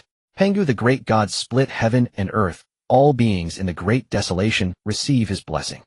Chen Yuan cupped his hands and bowed. Chen Yuan of the human race pays respects to the legacy of Pangu the great god. Xing Tian looked upon Chen Yuan with increased approval. Fellow Taoist, those words are pleasing to hear. Jinling tightened her hold on Xianming's token. Great Wu. Xing Tian, will you not accompany us up the mountain? Xing Tian shook his head. No. Chen Yuan looked at him. Are you returning to Xianming's tribe? Xing Tian nodded. The ancestral Wu told me to escort you to the mountain's foot. From here onward the path is yours alone, Jinling said. Thank you, great Wu, for the escort. Xing Tian waved his hand off the gratitude. You aided our Wu clan, our accompanying you a while is nothing, he said, glancing at Chen Yuan. The pressure of Buzhou Mountain is extreme. Though your body is sturdy, do not overexert yourself. Chen Yuan nodded. I will remember. Xing Tian then looked to Jinling. Fellow Jinling, be careful as well. Jinling replied with solemnity. Thank you for the warning. Xing Tian grinned. If you cannot bear it, then use the ancestral Wu's token. That thing can protect both your body and your spiritual core. Chen Yuan turned to Jinling. Jinling, do not use the token yet. Jinling was startled. Senior brother, she asked. Chen Yuan said. Only use it if you truly cannot endure. That way you may temper yourselves. Understanding lit Jinling's eyes. Very well. Xing Tian patted his chest. Courageous indeed. You disciples of the Jiejiao Sect do show a measure of our Wu temperament. Chen Yuan smiled. Fellow Taoist walked safely. Xing Tian turned and strode away. After several dozen paces he called back. Chen Yuan, when you next visit the Wu clan, remember to seek me out. Chen Yuan answered, I will. Xing Tian laughed aloud, and his figure soon vanished amid the sanguine mists at the mountain's foot. Jinling drew her gaze back. Senior brother, let us ascend the mountain. Chen Yuan nodded. Let's go. Ding. As the two stepped onto the Buzhou Mountain, a sound echoed in Chen Yuan's mind. Congratulations, master, for discovering a sign-in location. Buzhou Mountain. Please step to the highest point of Buzhou Mountain to sign in. Chen Yuan was delighted to hear the system's prompt, wondering what rewards could be obtained from signing in at Buzhou Mountain. The two ascended the first stone step of Buzhou Mountain. An immense pressure immediately descended. Jinling felt a heaviness on her shoulders, her internal magical power slightly stagnating. Chen Yuan, however, maintained his footing as the 9 turns mystic art operated autonomously within him. Golden blood energy surged through his bones, firmly resisting that heavy pressure. Jinling looked at him and asked, Senior brother, how do you feel? Chen Yuan replied, I can still endure. Jinling gritted her teeth and took a second step. I can do it too. The two continued climbing upwards. Initially the pressure at the foot of the mountain was heavy, yet it couldn't stop them. With each step Chen Yuan took, the stones beneath his feet reverberated with a heavy recoil. Jinling shielded her primordial spirit, with magical power blue light swirling around her. After 100 years the two had traversed countless mountain paths. Sweat began to bead on Jinling's forehead. Senior brother, the pressure of Buzhou Mountain is stronger than I imagined. Chen Yuan nodded, looking up at the sky. This is just the beginning, it will get even tougher. Jinling gazed upwards. The higher we go, the more it feels like an unparalleled existence is pressing down on our primordial spirits. Chen Yuan nodded. That is the residual might of the Pangu great deity. Jinling whispered, if I hadn't come here myself, I wouldn't have known how heavy the foundation of the primordial world is. Chen Yuan nodded in agreement. That's why we need to ascend. Cultivation only in the cave dwelling is not enough. Jinling looked at Chen Yuan's back, her eyes filled with determination. I will follow senior brother. Another 300 years passed. The two entered even higher grounds. The mountain wind was like a knife cutting against their bodies, carrying the pressure of Pangu. Jinling's magical power was repeatedly forced back into her body. Chen Yuan's bones rumbled, and his blood energy surged like a furnace. The Nine Turns mystic art continuously attacked its bottleneck under the heavy pressure. With each step he took, his body was tempered. With each breath he exhaled, a portion of the turbid energy within him was expelled. Jinling watched him and couldn't help but speak. Senior brother, your physique has grown stronger again. Chen Yuan's gaze fell ahead. Buzhou Mountain is tempering me. Jinling forced a smile. It's tempering me as well. Chen Yuan turned back. If you can't hold on, just say so. Jinling shook her head. It's not time to use the token yet. If I can't endure, I will use it. Chen Yuan nodded. Okay. Time flowed. 500 years later the two had lost count of how many ridges they had climbed. Jinling's pace gradually slowed, and every step required the operation of the upper clear immortal method. The shimming token in her sleeve trembled several times, but she suppressed it. Chen Yuan observed silently, slowing his pace to wait for her to catch up. Jinling looked up and said, Senior brother, you don't have to wait for me. Chen Yuan replied, if we come together we should walk together. Jinling felt warmth in her heart. Okay. Chen Yuan took another step. A rumble exploded within him. Bones, flesh, organs, and primordial spirit were all pierced by a heavy pressure. The Nine Turns mystic art suddenly accelerated. Golden blood energy surged to the crown of his head and sank into his limbs. Chen Yuan stood still. Jinling's expression changed. Senior brother, what's wrong?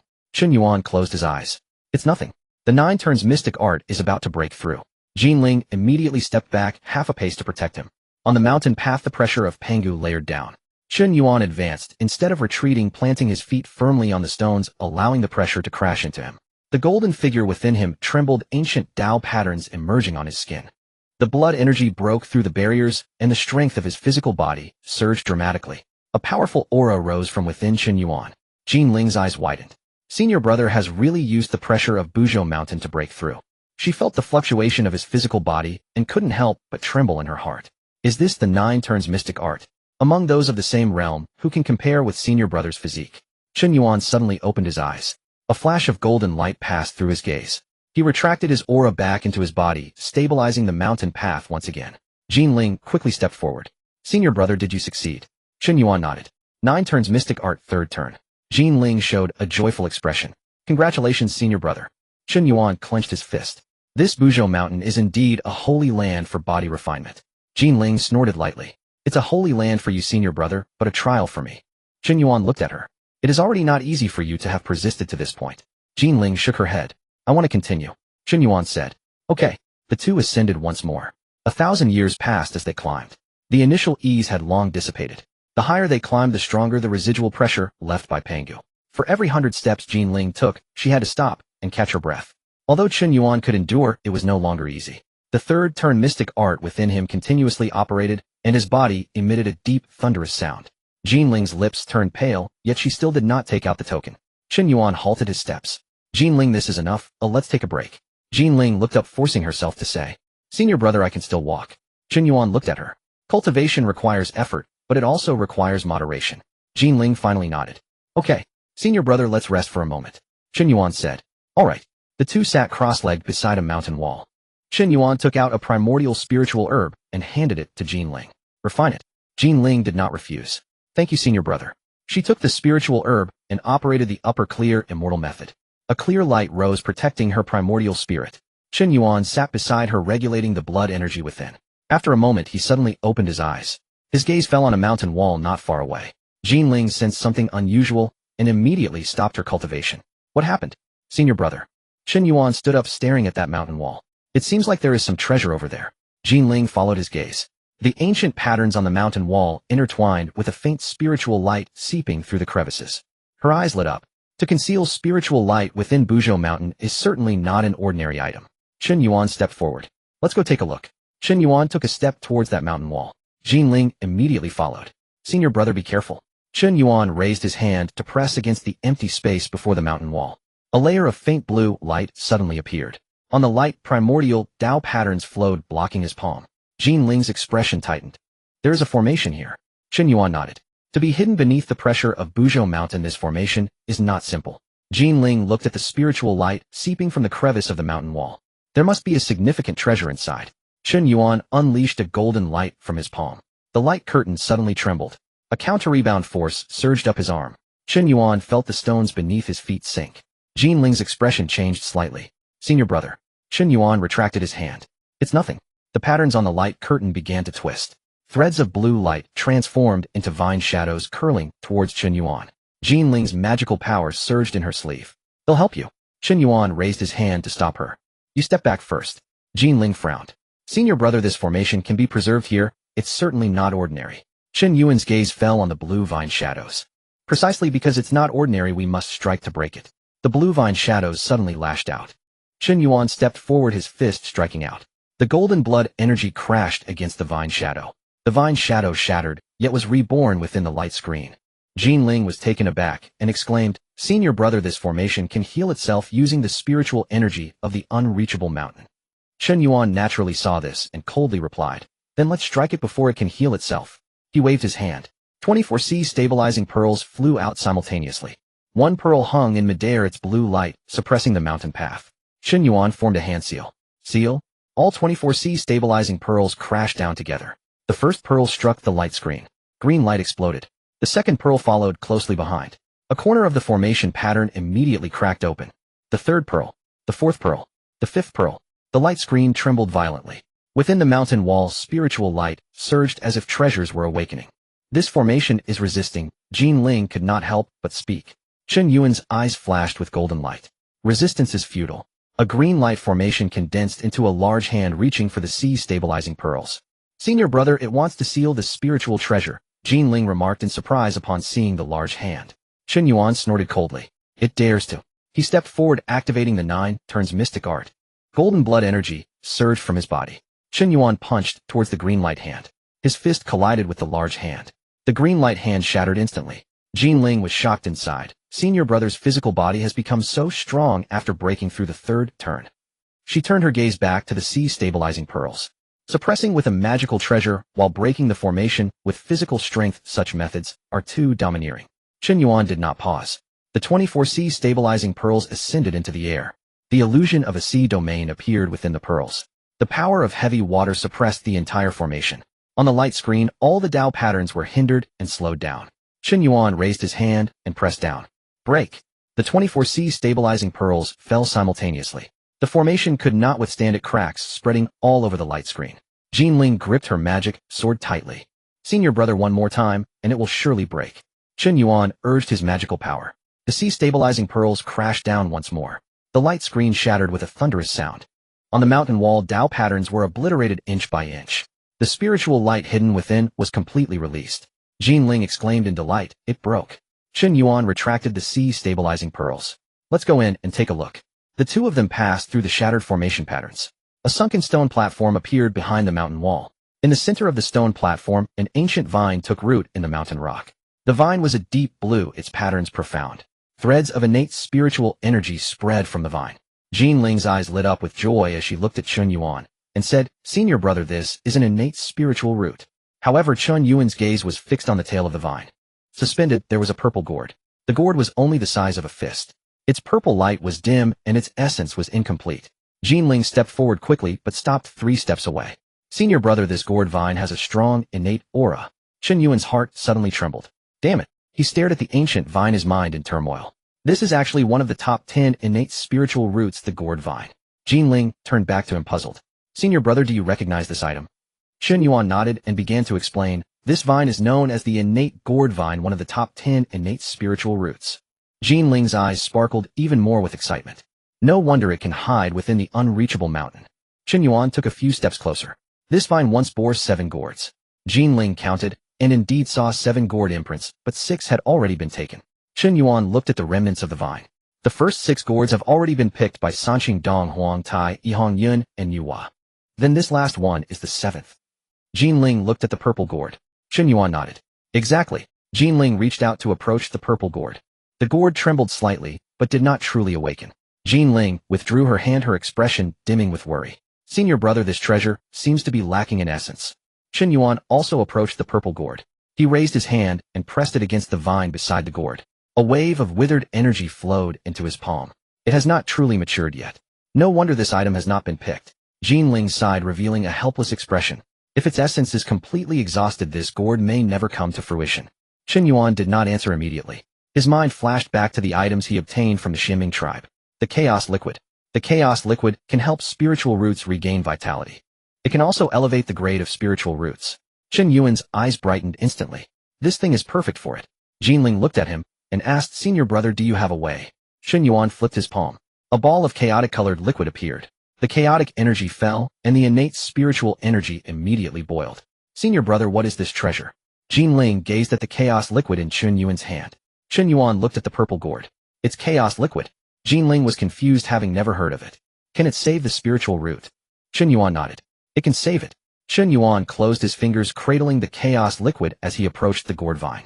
Jinling immediately held her breath, her gaze locked on his palm. If the essence can be restored, this 7th gourd can truly come into being. Chen Yuan raised his hand and dripped the chaos liquid onto the root of the gourd vine. A drop fell. The entire gourd vine suddenly trembled. Blue light surged and innate Tao patterns lit up on the vine. The purple gourd also trembled slightly. Jinling's eyes sparkled with sudden brightness. It worked. Chen Yuan flicked out a second drop of chaos liquid. The chaotic energy descended and the dry parts of the gourd vine quickly sprouted green vitality. The originally incomplete essence began to flow back. The cracks on the vine healed. The purple gourd inhaled spiritual energy, its dim purple light turning into a deep, mysterious glow. Jinling could not help but step forward half a pace. Senior brother, it has truly come back to life. Chen Yuan stared at the gourd vine, dropping another drop of chaos liquid into his palm. It still needs one last bit. The chaos liquid sank into the vine. The gourd vine suddenly grew 3 inches taller. Its roots penetrated into the mountain rock, drawing the innate spiritual energy of the unreachable mountain. The purple gourd hung at the tail of the vine, with chaotic patterns appearing at its opening. Jinling's face lit up with joy. It worked. Chen Yuan felt the aura of the gourd vine become complete, and his eyes also filled with warmth. Good. Jinling looked at the purple gourd. Senior brother, this treasure's essence has been restored, and its energy is stronger than ordinary innate treasures. Chen Yuan smiled. It was worth it to use the chaos liquid to save it. Jinling nodded. Such an opportunity, even if others found it, they would leave empty-handed. Chen Yuan waved his hand. The sea-stabilizing pearls emitted water light, protecting the surrounding spiritual energy. He placed his other hand on the gourd vine. Come. The gourd vine gently shook its roots, pulling out from the mountain rock. The entire spiritual root transformed into a beam of blue-purple divine light, falling into Chen Yuan's palm. At the moment the gourd vine was grasped, a flood of information surged into Chen Yuan's mind. Chaos gourd vine. Capable of nurturing innate supreme treasures. Requires millions of years. Chen Yuan's heart trembled violently. His hand holding the gourd vine shook slightly. Damn it. Jinling immediately looked at Chen Yuan. Senior brother, what's wrong? Could it be that the treasure has other issues? Chen Yuan forcibly suppressed the turmoil in his heart. It's nothing. Jinling looked at him with doubt. Chen Yuan stored the gourd vine in his internal small world. However, his heart was already in a tempest. An innate supreme treasure. This purple gourd, enhanced by the chaos liquid, actually advanced from an innate treasure to an innate supreme treasure. Chen Yuan settled the gourd vine in his inner small world and turned to Jinling, saying, let's go, we shall continue our ascent. Jinling nodded and got up to follow. The two of them stepped onto the mountain path once again. The pressure from Pangu increased layer by layer, weighing down on their primordial spirits. Jinling activated the upper clear immortal technique, enveloping herself in azure light. Chen Yuan rotated the Xian Gong within, shaking his bones and muscles with golden blood energy, resisting the heavy pressure. Day after day, year after year. A century quietly slipped by.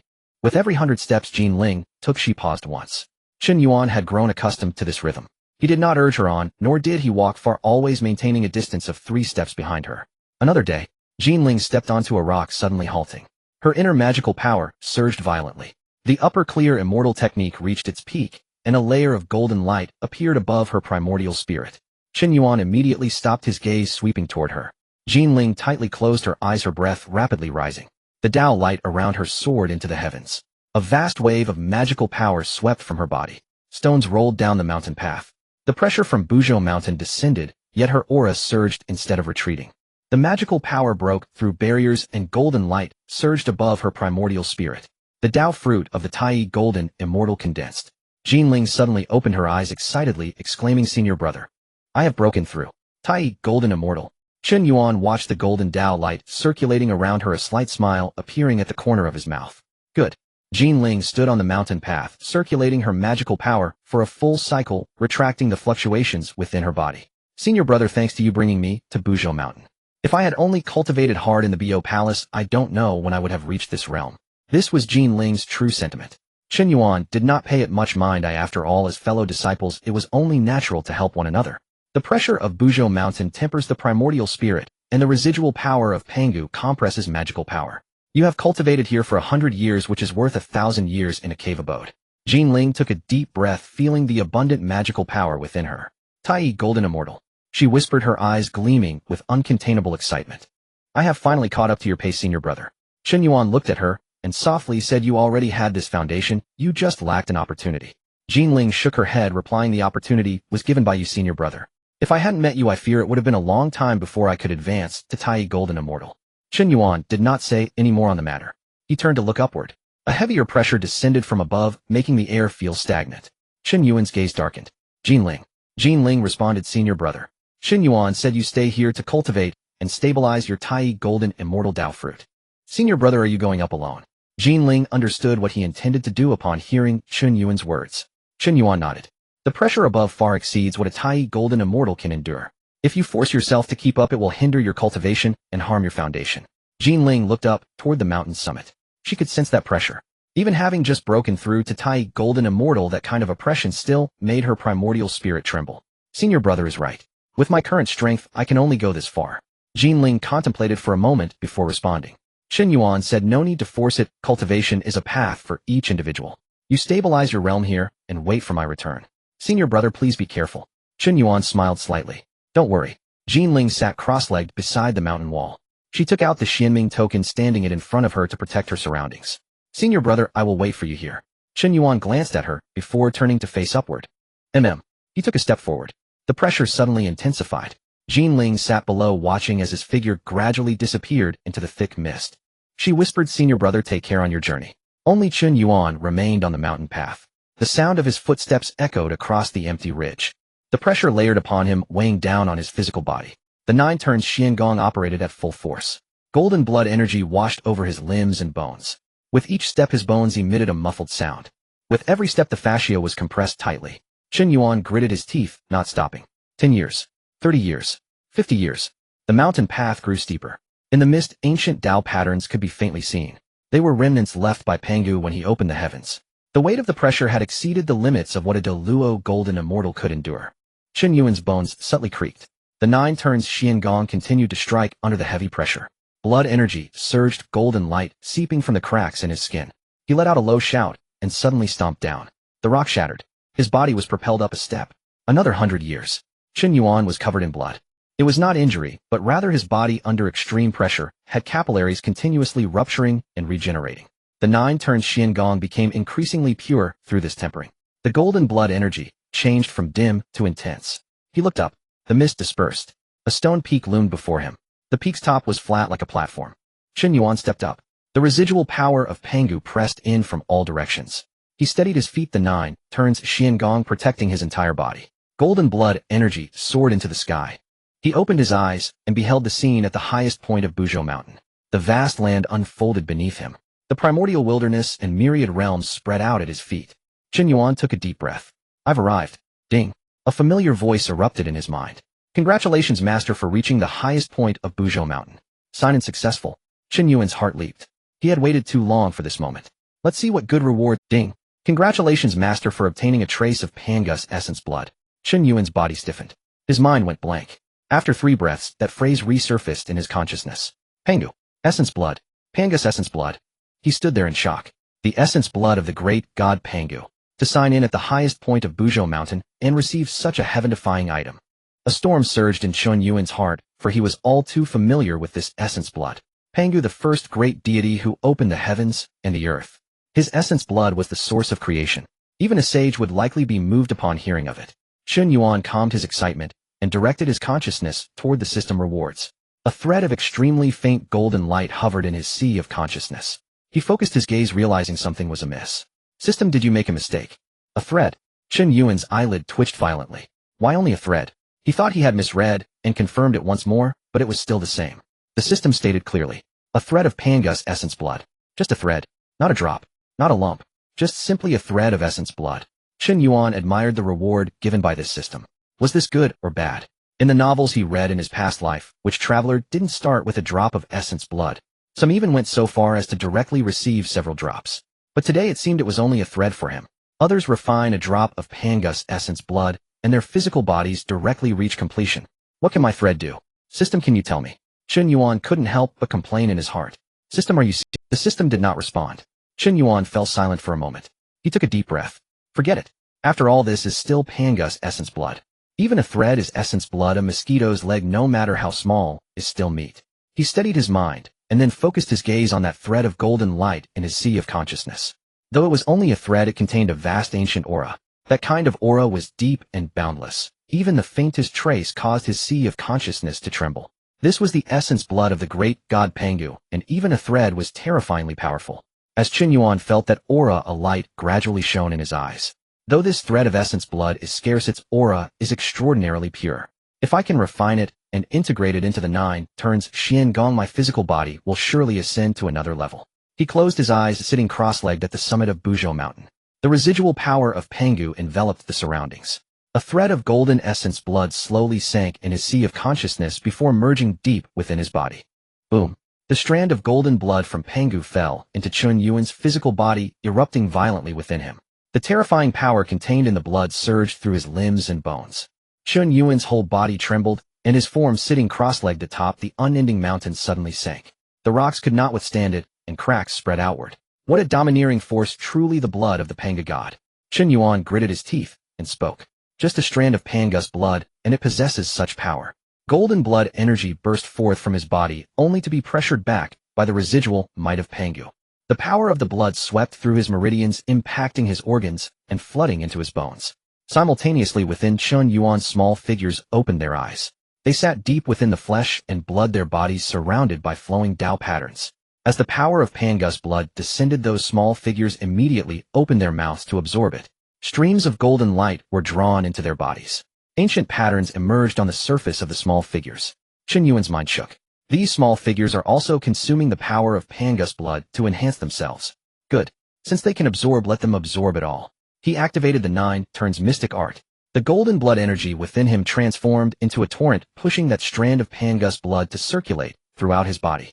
As it passed through each part, flesh was torn apart. As it passed through each part, bones were reforged. Sweat seeped from Chen Yuan's forehead. He did not retreat. If he could not withstand this, how could he hope to attain the Tao of the mixed Yuan Great Luo Golden Immortal in the future? He pressed his hands on his knees, forcefully enduring this power of creation. Come, make it even stronger. If I cannot refine you today, what can I speak of regarding the great Tao? The blood of Pangu gently trembled. An even more terrifying power erupted. Chen Yuan's bones rang in unison. The 9 turns mystic art was in frantic operation. The power of the 3rd turn was instantly pushed to its limit. Within his flesh, barriers were shattered. The small figures within him simultaneously inhaled and exhaled golden light. 1, 10, 100, 1,000, 10,000. More and more small figures condensed into existence. They sat within the dust of flesh and blood like small Tao furnaces, refining the power of Pangus blood. Chen Yuan let out a low roar. Refine for me. The golden light sank into the flesh. The flesh erupted with thunderous sounds. The residual might of Pangu pressed from the outside, while the blood of Pangu surged from within. The 2 forces assailed Chen Yuan's physical body. Chen Yuan did not collapse. He bore everything with the 9 turns mystic art. His body was crushed by an inch and immediately reborn by an inch. As his bones were shaken apart by 1 part, they immediately healed by 1 part. His aura continuously ascended. Atop the unending mountain, the golden blood energy soared into the sky. Chen Yuan's eyes were tightly shut, his primordial spirit firmly seated in the sea of consciousness. The Tai Golden Immortal is still not enough. The Great Luo Golden Immortal is my next step. Now that the opportunity is right before me, how can I give up? The blood of Pangu continued to merge into his body. The number of small figures surged dramatically. They absorbed the blood and exhaled magical power, then fed the strength back to Chen Yuan's main body. Within Chen Yuan, it was as if small worlds were blossoming. Each small figure was operating the mystic art. Each small figure was tempering the flesh. Time flowed. 100 years. 300 years. 500 years. Chen Yuan remained seated motionless. The pressure atop the unending mountain grew stronger day by day. His internal aura also grew stronger day by day. The 9 turns mystic art surged into the 4th turn. The power of his flesh exploded. Chen Yuan did not open his eyes. Not enough yet. The blood of Pangu has not yet been refined completely. Continue. The small figures within him trembled in unison. The 4th turn mystic art continued to assault. The remaining power of Pangu's blood was completely drawn out.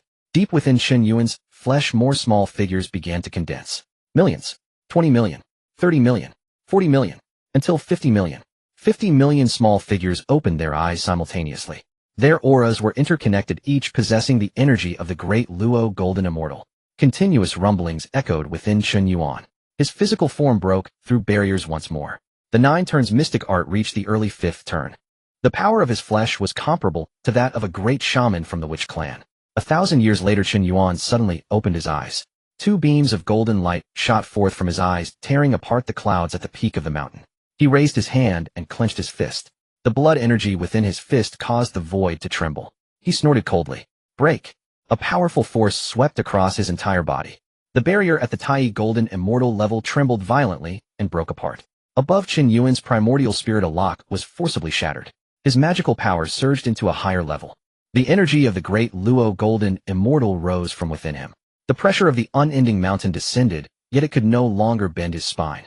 A strand of Dao light condensed at Chen Yuan's shoulder. The Dao light transformed into a budding flower. The bud trembled lightly. The first petal blossomed. The second petal blossomed. The third petal blossomed. Chen Yuan's gaze sharpened. Continue. The 4th petal blossomed. The 5th petal blossomed. The 6th petal blossomed. That flower exhaled innate spiritual energy, its aura becoming ever more complete. Within Chen Yuan, 50 million small figures simultaneously operated magical power. The residual power of Pangu's blood was completely pushed into the flower bud. The 7th petal blossomed. The 8th petal blossomed. The 9th petal blossomed. The 9 petals of the flower formed. Chen Yuan looked at the Dao flower on his shoulder, his eyes shimmering with brilliance. The mark of the Great Luo Golden Immortal. The 3 flowers open. 3 petals at least. 6 petals are acceptable. 9 petals are the strongest. Since I, Chen Yuan, have entered the Great Luo, I will open the strongest flower. The human flower hung at his shoulders, scattering golden Dao light. The magical power surrounding Chen Yuan underwent a complete transformation.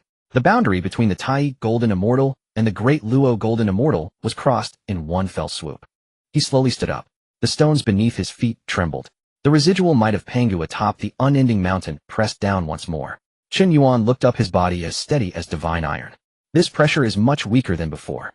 No, I have become stronger. He raised his palm. Within his palm, golden blood energy gathered. The power of the early 5th turn of the 9 turns mystic art surged within his palm.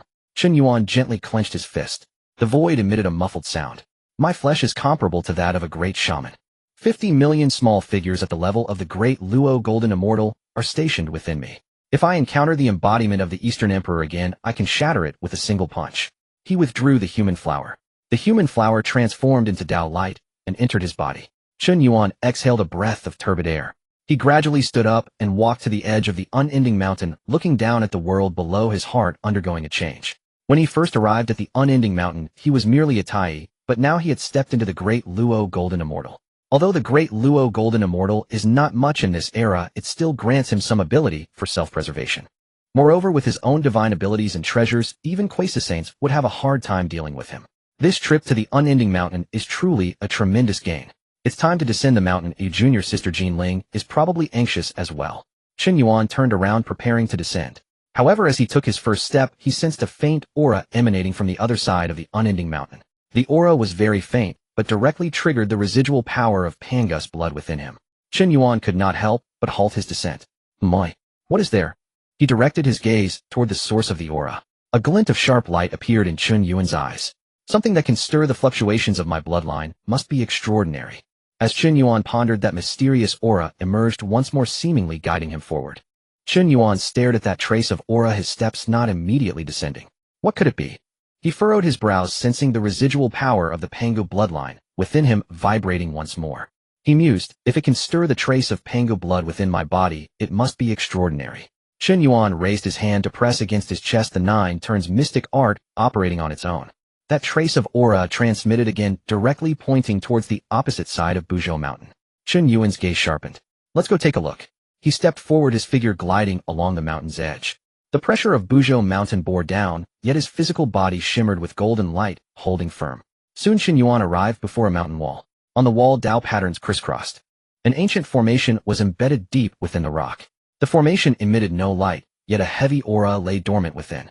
Chen Yuan halted, his eyes fixated on the formation. Could it be a treasure? He raised his hand to summon 24C stabilizing pearls. The pearls hovered in the air, a blue light pressing down. Just as Chen Yuan was about to infuse his power into the pearls for an attack, the formation suddenly trembled. Boom! A force erupted from the formation, directly sweeping toward Chen Yuan. His expression changed. Not good. Just as he was about to activate the 9 turns mystic art, the power of the formation had already ensnared his body. The 24C stabilizing pearls trembled in unison, yet they were dragged into the formation by that force. This formation can suppress a congenital spiritual treasure. Chen Yuan was shocked. But before he could react, his entire being was pulled into it. The world before him spun. His spiritual power roared within. Chen Yuan felt his primordial spirit sink, his consciousness pressed into darkness by an ancient force. He did not know how long had passed before he suddenly opened his eyes. A blood-red sky loomed above him. The earth was charred, black fissures crisscrossed. In the distance, fragmented Dao patterns floated, carrying a chaotic aura. Chen Yuan immediately got up, the sea stabilizing pearls swirling around him. Where's this place? He scanned his surroundings, his expression grave. Am I still within Buzhou Mountain? Ding! A system notification resonated in his mind. Congratulations, Master, you have signed in at the Demon God's realm. You have received 10 drops of the 3 light divine water. Chen Yuan's heart jolted. Had the sign-in location refreshed. Moreover, he was rewarded with 3 light divine water, a substance used by Nuwa to create humanity, thus a valuable treasure. But before Chen Yuan could rejoice, his gaze suddenly sharpened. Demon God's realm. What kind of place is this? Boom. A force capable of destroying the heavens and earth surged forth. The blood-red sky trembled. The ground's fissures erupted. Chen Yuan's body sank, the bones throughout his frame producing muted sounds. Such a powerful aura. He immediately began to channel his spiritual power. The 24C stabilizing pearls simultaneously erupted with blue light. The phantom of a sea realm appeared within the pearls, the force of heavy water suppressing the void. Chen Yuan formed seals with his hands and shouted, "Suppress." The sea stabilizing pearls hovered in all directions, blocking that destructive aura 3 zhang away. But the aura was too strong. The blue light of the pearls trembled continuously. The ground beneath Chen Yuan's feet crumbled inch by inch. This aura likely surpasses that of a Kwasa saint. He felt a chill in his heart. Without the sea stabilizing pearls, I would have been crushed just now. Ha ha ha. A great laugh erupted from deep within the blood-red heavens. The laughter impacted his primordial spirit, causing the sea stabilizing pearls to shake violently. Chen Yuan's eyes turned cold. Who? Blood mist surged. A massive figure approached from the distance, possessing wings on its back and horns upon its head. It had a towering stature, its body entwined with chaotic patterns. A black iron chain pierced through its chest, binding its limbs, the other end disappearing into the depths of the void. With each step it took, the chain trembled. With each tremor, the blood-red earth cracked further.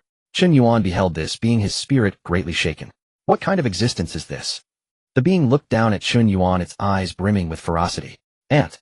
Chen Yuan tightened his magical seals, the sea stabilizing pearls safeguarding him. Who are you? The being flapped its wings, chaos transforming into a storm bearing down. The sea stabilizing pearls were forced back half a zhang. Chen Yuan grunted, the power of the 5th turn of the 9 turns mystic art erupting. Golden blood energy surged forth, forcibly stabilizing the pearls. A strange light flickered in the being's eyes. Above the Tai stage, the great Luo is just beginning, yet you can block a strand of my aura.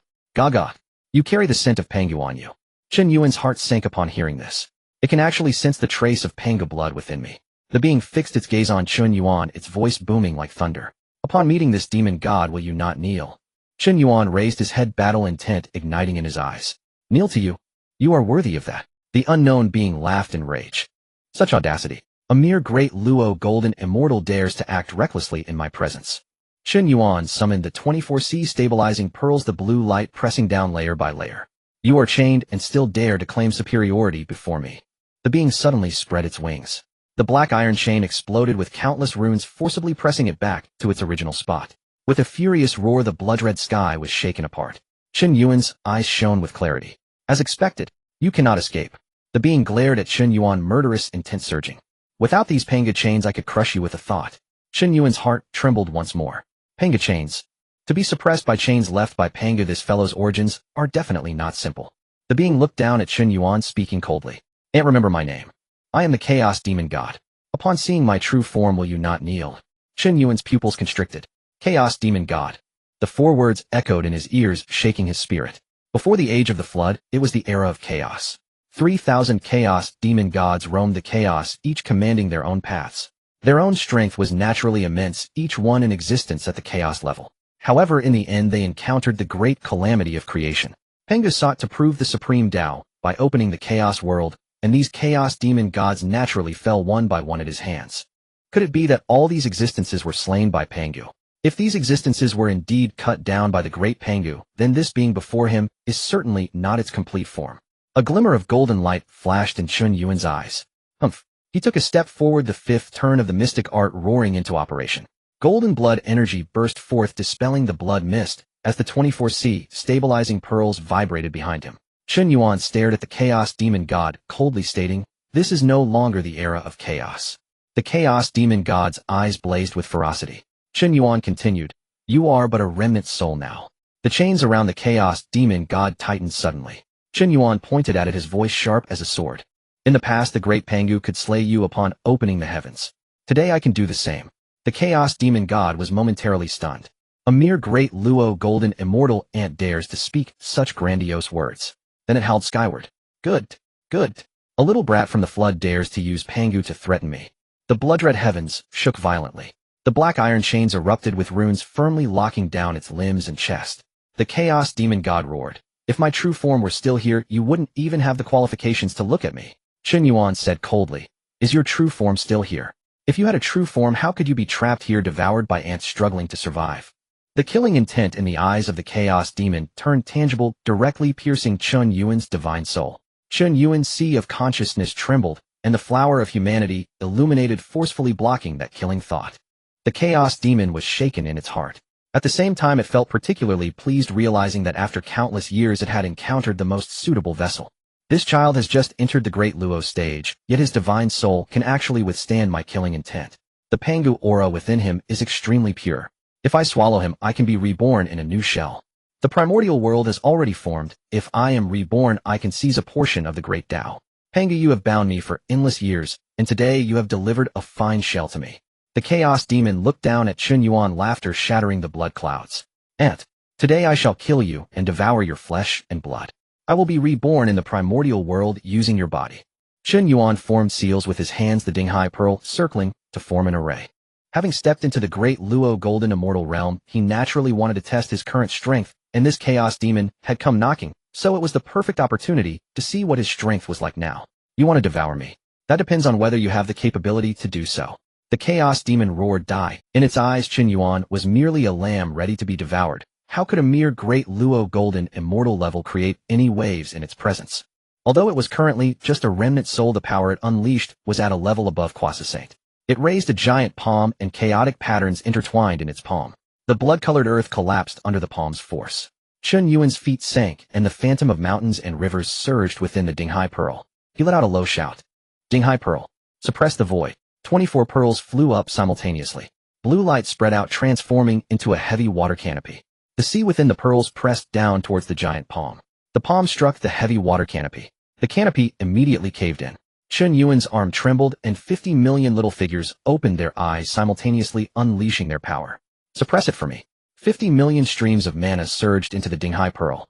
In that instant, the 24 Dinghai pearls burst forth with dazzling light. The chaos demon flashed with anger in its eyes. An ant is still an ant, and should obediently be devoured by itself.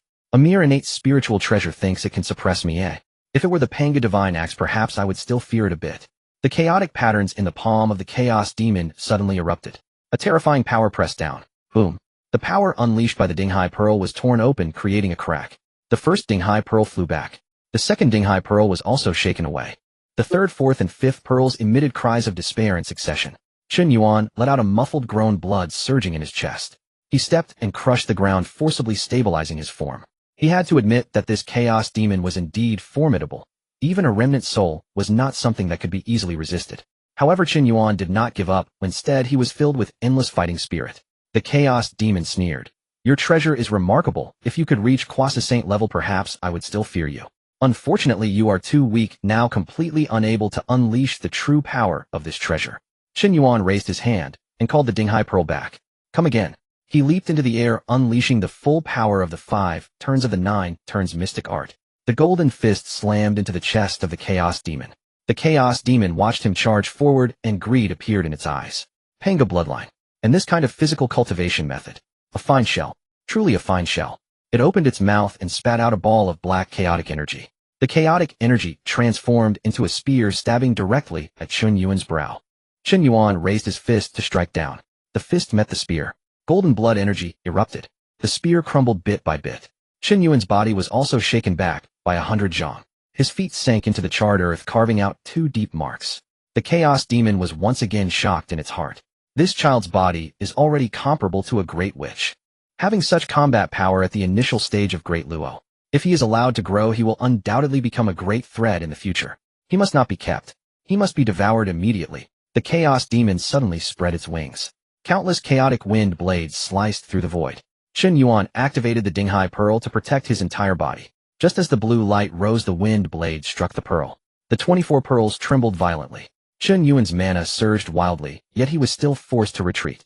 He gritted his teeth and said, "Is this the power of a remnant soul of the chaos demon?"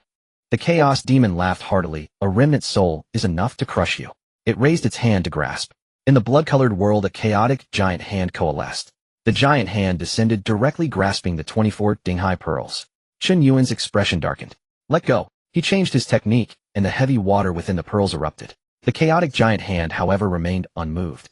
The chaos demon said coldly, suppress. The giant hand suddenly closed. The 24 Dinghai pearls were dimmed under the pressure.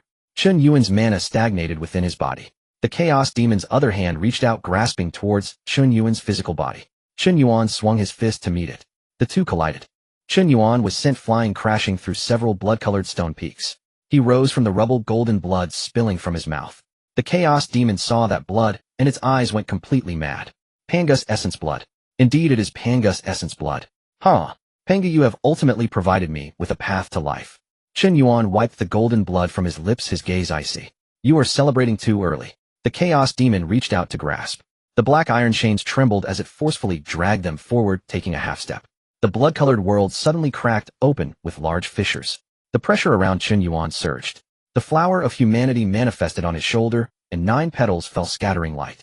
The chaos demon stared at that flower of humanity, its voice deep. 9-petal flower of humanity. This shell of yours is better than I expected. Obediently become my new body. The chaotic giant hand fell again. This time, ancient symbols of the Tao emerged in its palm. The Dinghai Pearl was pinned in midair, unable to come to its aid.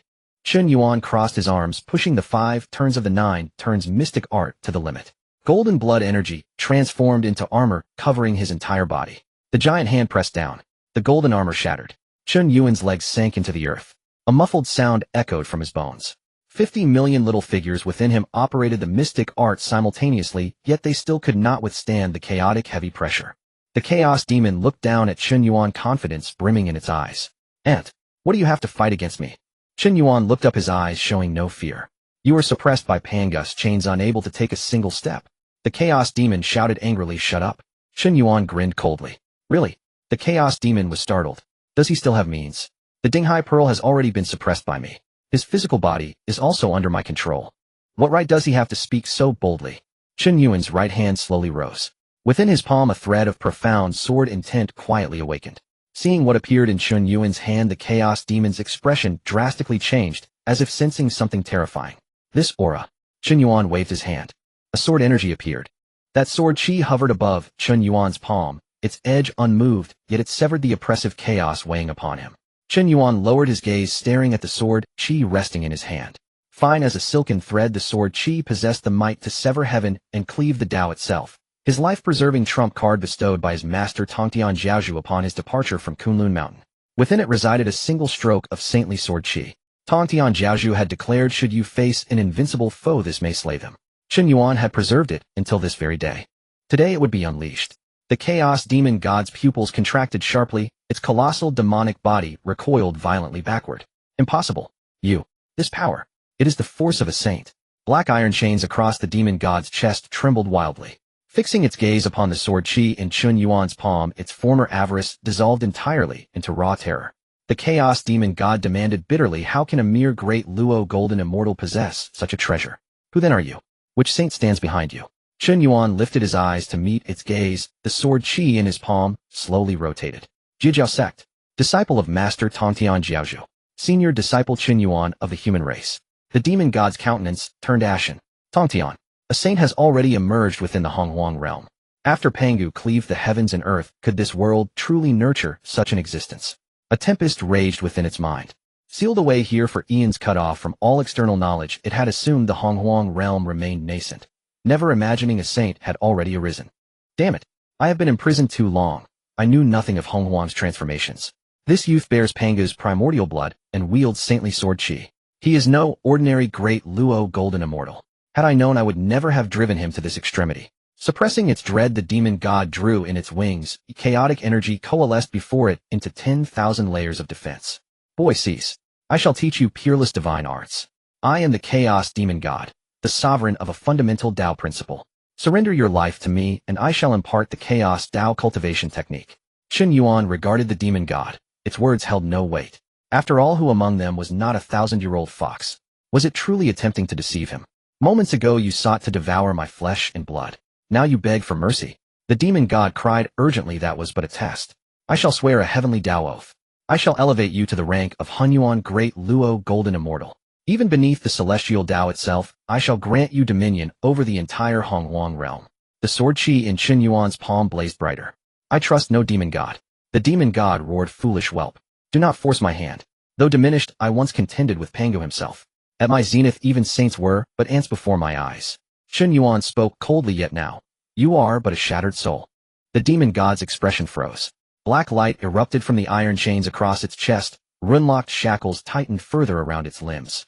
Chen Yuan stepped forward. One step, and golden blood chi reignited within him.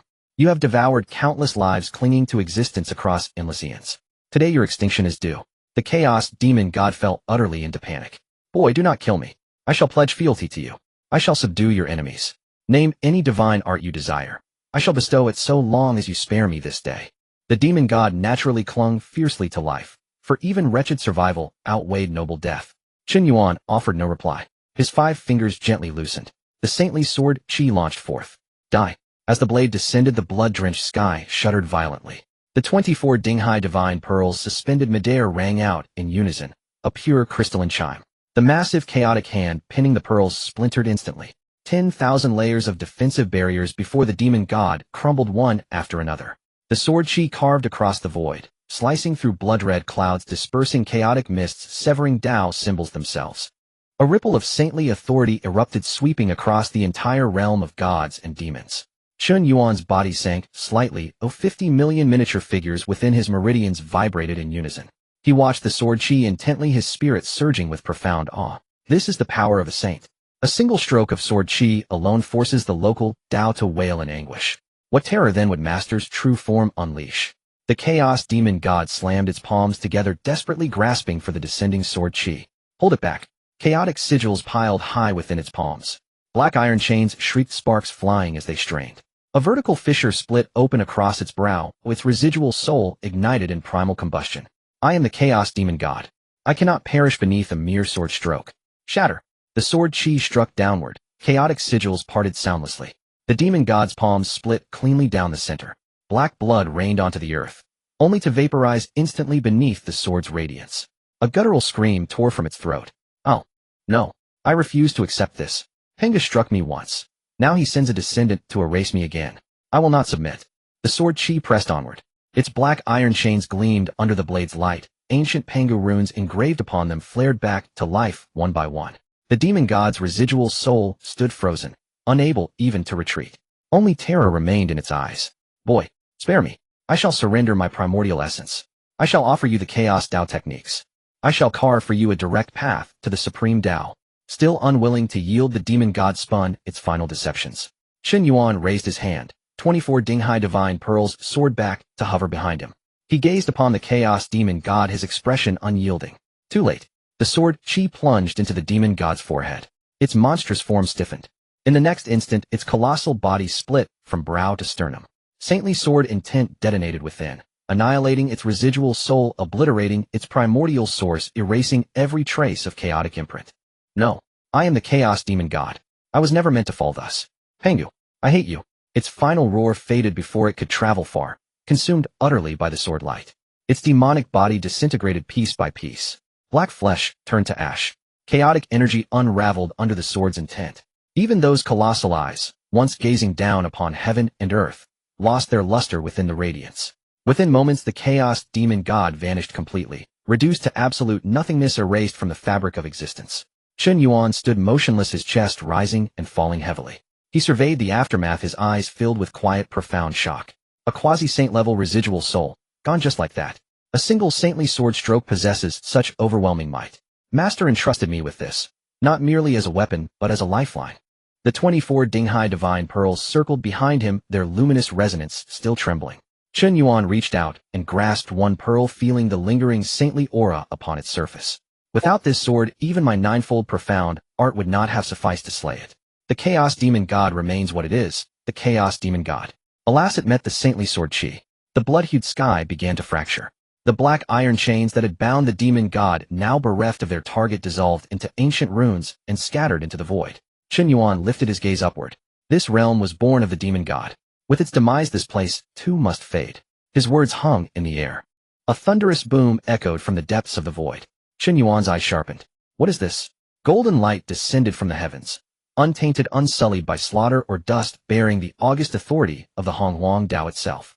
The human flower bloomed spontaneously upon Chen Yuan's person, its nine-petaled blossoms swayed gently. Merit.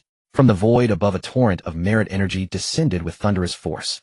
Chen Yuan stared at the golden light, cascading down, his pupils suddenly constricting. This merit is not the merit of the heavenly Tao. He had once signed in at Kunlun Mountain and received 100,000 merits. The merit was warm and gentle, nourishing the primordial spirit and refining his magical power after entering his body. But the golden light before him was more intense, even more ancient. It seemed to descend from beyond the heavens, pressing down until the primal blood within him trembled. What exactly is this merit? Did slaying the chaos demon god actually attract a response from beyond the heavenly Tao?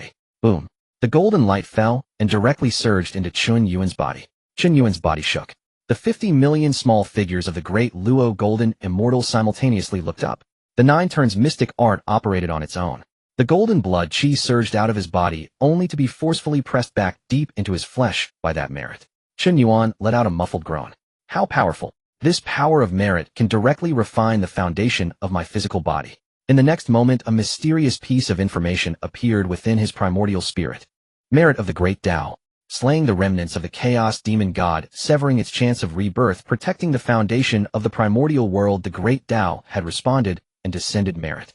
Chen Yuan's mind trembled violently. Merit of the great Tao. It is actually the merit of the great Tao. My slaying of that chaos demon god has actually stirred the great Tao. He inhaled deeply. 24C stabilizing pearls circled around him, their light made transparent by the merit of the great Tao. Chen Yuan pressed his hand against his chest. The merit of the heavenly Tao is already hard to come by in the primordial world. The merit of the great Tao is even above that of the heavenly Tao. This time I struck it rich.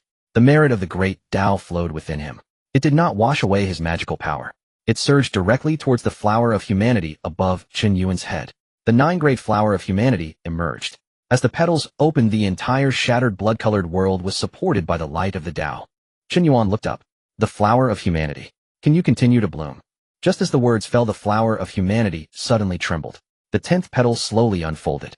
Chen Yuan's eyes blazed with golden light. The 10th grade. The flower of humanity of the great Luo golden immortal at the 10th grade. How many can achieve this in the primordial world?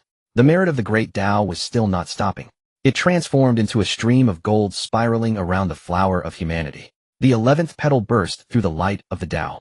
The 50 million small figures within Chen Yuan recited the true meaning of the mystic art in unison. Open again. Give me another bloom. Chen Yuan shouted. Above the flower of humanity, the mystic light surged into the sky. The 12th petal gradually unfolded within the merit of the great Tao. At this moment the flower of humanity reached perfection. The 12th grade flower of humanity hung above Chen Yuan's head. 12 petals opened reflecting the primordial spirit. The light of the Tao descended protecting his physical body. Chen Yuan stood in place, the golden blood qi intertwined with the merit of the great Tao emitting a terrifying aura. He clenched his fist. Good. Good. The 9th grade flower of humanity has transformed into the form of the 12th grade flower of humanity. This time, even if I used a sword qi from my master in Mount Buzhou, it would be worth it. The 24C stabilizing pearls emitted a clear ringing sound. Chen Yuan raised his hand and drew the residual aura of the merit of the great Tao into his body. By absorbing these incomplete merits, he reawakened the 50 million small figures in his body, reaching a total of 100 million great Luo golden immortal small figures. His strength had naturally been elevated to a new level. The chaos demon god has been destroyed. This place should also dissipate completely. The cracks in the blood-colored world widened. The edges of the void began to collapse. Chen Yuan did not linger. He stepped forward, the golden blood qi tearing through the remaining blood mist ahead. Junior sister Jinling is still waiting for me below. Since I promised to bring her along, I cannot make her wait too long. Another step down. Chen Yuan's surrounding space shifted. The blood-colored world was left behind. The pressure of Mount Buzhou pressed down again. The Pangu aura felt like an ancient divine mountain resting upon Chen Yuan's shoulders. Yet he felt a sense of closeness. The 12th grade flower of humanity gently shook, absorbing that pressure into his body. Chen Yuan looked up towards the depths of Mount Buzhou. Great God Pangu, I as a junior have slain a remnant soul of the chaos demon god. This can be considered a removal of a threat for the primordial world. No one answered. Yet the primal blood within Chen Yuan slightly heated up. Chen Yuan's expression changed. Is this a response? He fell silent for a moment, then bowed deeply. I Chen Yuan thank you for your protection, great god. After the greeting, Chen Yuan turned and walked down the mountain. With each step he took, the 12th grade flower of humanity disappeared into his primordial spirit. The 9 turns mystic art flowed through his flesh. The residual echoes of the merit of the great Tao were still widening his Tao foundation. The sharp light in Chen Yuan's eyes had not faded. Now I have become a great Luo. The flower of humanity has reached the 12th grade again. When I return to the Bo Palace, master will surely be astonished. His figure passed through the mountain path, heading down Mount Buzhou. Meanwhile, above the 33 heavens, a palace stood at the edge of chaos. The palace gates were tightly shut, and the patterns of Tao flowed. This place was precisely the Purple Cloud Palace. The teacher of heaven and earth Hongjun resided here. Suddenly, within the Purple Cloud Palace, a breath abruptly erupted. On the futon, Hongjun opened his eyes. His gaze pierced through layers of the heavens, landing on the primordial earth. The heavenly Tao has sounded an alarm. An unknown variable has arisen in the primordial world. The creation jade dish appeared before him. On the jade dish, the patterns of fate whirled madly. Hongjun raised his hand to point. Countless future trajectories manifested on the jade dish. In the next moment, one of the trajectories suddenly deviated. Hongjun's gaze sharpened. The future trajectory has undergone fluctuations. It seems I need to accelerate my path of merging with the Tao, or else it will be difficult to control if changes occur in the future. Hongjun pressed his hand on the creation jade dish forcefully, suppressing the patterns of fate back into the depths of the jade dish. The light of the Tao flowed in his eyes, and 3,000 laws flashed within the Purple Cloud Palace. Since a variable has arisen, it seems that the matter of merging with the Tao cannot be delayed any longer. The creation jade dish gently trembled. Hongjun closed his eyes, his aura returning to the void. On the mountainside of Mount Buzhou, Chen Yuan stepped down, causing the stones to tremble lightly. The pressure of Pangu weighed upon him, but the residual aura of the 12th grade flower quietly dissipated it. Jinling was standing beside the mountain path. She looked up and saw Chen Yuan, her eyes instantly lighting up with joy. Senior brother, you're back. Chen Yuan nodded, the sea stabilizing pearl behind him disappearing into his sleeves. I've kept junior sister waiting for too long. Jinling quickly stepped forward, but just as she was about to speak, her expression suddenly froze. She stared at the aura surrounding Chen Yuan, her eyes filled with astonishment. Senior brother, have you broken through? Jinling took another half step forward, her voice unable to hide her shock. This is the aura of the great Luo. Senior brother, have you already attained the great Luo golden immortal? Chen Yuan slightly nodded, softly replying. In the depths of Mount Buzhou, I obtained an opportunity, using that chance to fortuitously step into the great Luo. Jinling's eyes widened with even greater shock. Senior brother, you have not been in the sect for long, yet you have already attained the great Luo. If this news were to reach Jiejiao Island, all the junior brothers and sisters would surely be astonished. Chen Yuan replied, the great Luo is just the beginning. The primordial world is vast, and there are too many strong ones. Jinling nodded, her senior brother's words were not false. In the primordial world, great Luo golden immortals were numerous, but only the Quasi Saints had a say. Let's go. We will descend the mountain and return to Jiejiao Island. Jinling nodded, a joyful expression reappearing on her face. Good. If Master knows that senior brother has broken through the Great Luo, he will surely be very happy. The two of them walked together heading down Mount Buzhou. The two of them descended together. The mountain gradually became lower. The pressure emanating from the fall of Pangu also gradually dissipated. Upon reaching the entrance at the foot of the mountain, Chen Yuan glanced back at Buzhou Mountain. Jinling also stopped, seeing the look in Chen Yuan's eyes, thinking he was reluctant to leave. She asked, senior brother, are you unwilling to part with the opportunities here? Chen Yuan shook his head at Jinling's words. The opportunity has been obtained. We should not linger here. Jinling asked why. Chen Yuan did not answer. He could not say that this place would soon be shattered due to the battle between the witch and the demon, and that Buzhou Mountain would also disappear from between heaven and earth. He merely took one last look at Buzhou Mountain. After leaving Buzhou Mountain, the two did not choose to tear apart the void to travel. Only after becoming a great Luo golden immortal could one begin to tear the void for teleportation. Chen Yuan naturally wanted to see if he could encounter some blessed land for a registration. After all, there was no urgency to return to Jiejiao Island. After several days, a place where spiritual energy was gathering appeared ahead. Spiritual springs flowed from the mountains, transforming into a great river rushing eastward. Jinling looked towards that mountainous area, a familiar look appearing in her eyes. Senior brother. It seems like the place ahead is the Taoist sanctuary of junior brother Zhao Gongming. She turned to Chen Yuan and asked, senior brother, shall we go take a look? Upon hearing Jinling's words, Chen Yuan paused his steps. He looked at the area where the spiritual energy was converging, a hint of unusual color flashing in his eyes. A Mei Mountain. Jinling nodded. Indeed, this place. Ever since junior brother Zhao Gongming entered our master's sect from Kunlun Mountain, he often cultivates in this mountain. Chen Yuan gazed in the direction of a Mei Mountain, his mind stirred. Since we have arrived at junior brother Gongming's sanctuary, we naturally should go. Jinling smiled, senior brother, it has been a long time since you last saw junior brother Gongming. Chen Yuan nodded. Let's go. We will go take a look. As his words fell, Chen Yuan took a step forward. Jinling followed closely behind. The two transformed into two streams of celestial light sweeping across the mountains and rivers, landing on a Mei Mountain. The spiritual energy of a Mei Mountain surged like a tide, celestial mist swirling in the mountains, and spiritual birds flapping their wings took flight. As Chen Yuan's feet just touched the ground outside the mountain gate, a notification sounded in his sea of consciousness. Ding! Congratulations, Master, for signing in at a Mei Mountain and receiving a book of generated techniques. Chen Yuan's gaze shifted. A book of generated techniques. What is this? Jinling noticed Chen Yuan's pause and turned to ask, senior brother, what's wrong? Chen Yuan composed himself. It's nothing. I just feel that junior brother Gongming's sanctuary has a wealth of spiritual energy. Jinling looked at a Mei Mountain and nodded. Junior brother Gongming has extraordinary roots, and this place gathers innate spiritual veins. It is indeed suitable for cultivation. Chen Yuan's mind sank into the system, directly checking the book of generated techniques. A piece of information appeared in his sea of consciousness. The book of generated techniques can generate a specific technique according to the master's needs. A glint of brilliance flashed in Chen Yuan's eyes. This item is indeed powerful. It can generate whatever is needed. If in the future I have many disciples, or if I need something else, this item will be very useful. However, I currently have the Great Tao Suppression and 9 turns Mystic Art, so it is temporarily unnecessary. I will keep it for now. With that thought, Chen Yuan stored the book of generated techniques in the system space. Jinling looked at him and asked, senior brother, shall we go directly into the mountain? Chen Yuan looked up towards the depths of a Mei Mountain. No need to intrude without permission. Junior brother Gongming is cultivating here, I can just call him. Jinling nodded. That's fine. Chen Yuan took a step forward, and the aura of Great Luo slightly stirred around him. He opened his mouth to speak, and his voice resonated through every peak of a Mei Mountain. Junior brother Gongming. As this call fell, the spiritual springs in the mountain trembled, and the clouds parted to the sides.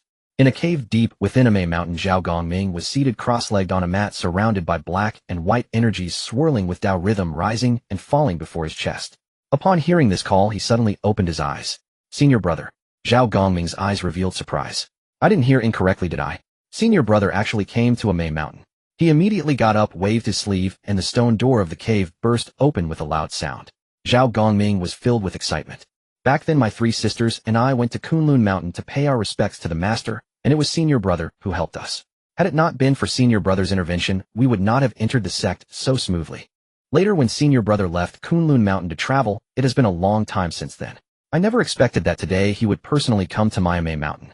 Zhao Gongming stepped out of the cave, transforming into a stream of light rushing towards the mountain gate. The young disciples in the mountain saw him emerge, and all bowed in respect. Master. Zhao Gongming waved his hand. Everyone stepped back. Senior brother has arrived. The disciples' expressions changed. The senior brother of the Jiejiao Zhao Gongming's figure did not stop directly crossing over the sea of clouds. Indeed, everyone do not be disrespectful. Outside a Mei Mountain Jin Ling sensed the aura from within and spoke, junior brother Gongming has arrived. Chen Yuan nodded. His cultivation has indeed advanced a lot. Jin Ling said junior brother Gongming has always been diligent, and junior sister San Shao often comes here to discuss the Tao.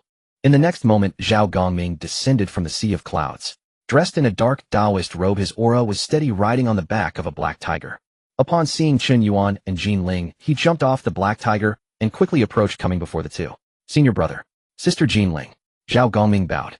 Chen Yuan raised his hand to support him, saying junior brother Gongming need not be so formal. Zhao Gongming stood up and set his gaze on Chen Yuan. His mind suddenly shook. Great Luo, golden, immortal. A great wave surged in his heart. Senior brother has actually broken through to Great Luo, golden, immortal. How is this possible?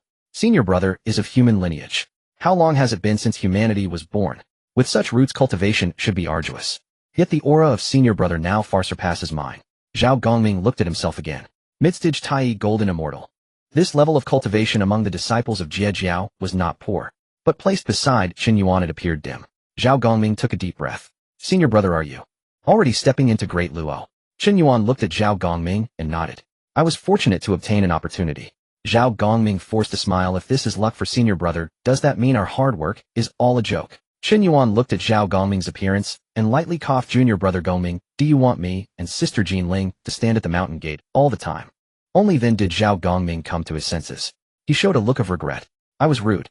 Senior brother sister Jin Ling, please enter the mountain quickly. Today, since senior brother has come to my Mei Mountain, how can I not serve you with spiritual tea? Jin Ling smiled. Now that sounds right. Zhao Gongming immediately stepped aside to lead the way. Come. Senior brother, please come in. Sister Jin Ling, please as well. Chen Yuan nodded and stepped into the mountain. Jin Ling followed beside. Zhao Gongming waved his sleeve to cast a spell. The clouds and mist of a Mei Mountain parted to the sides.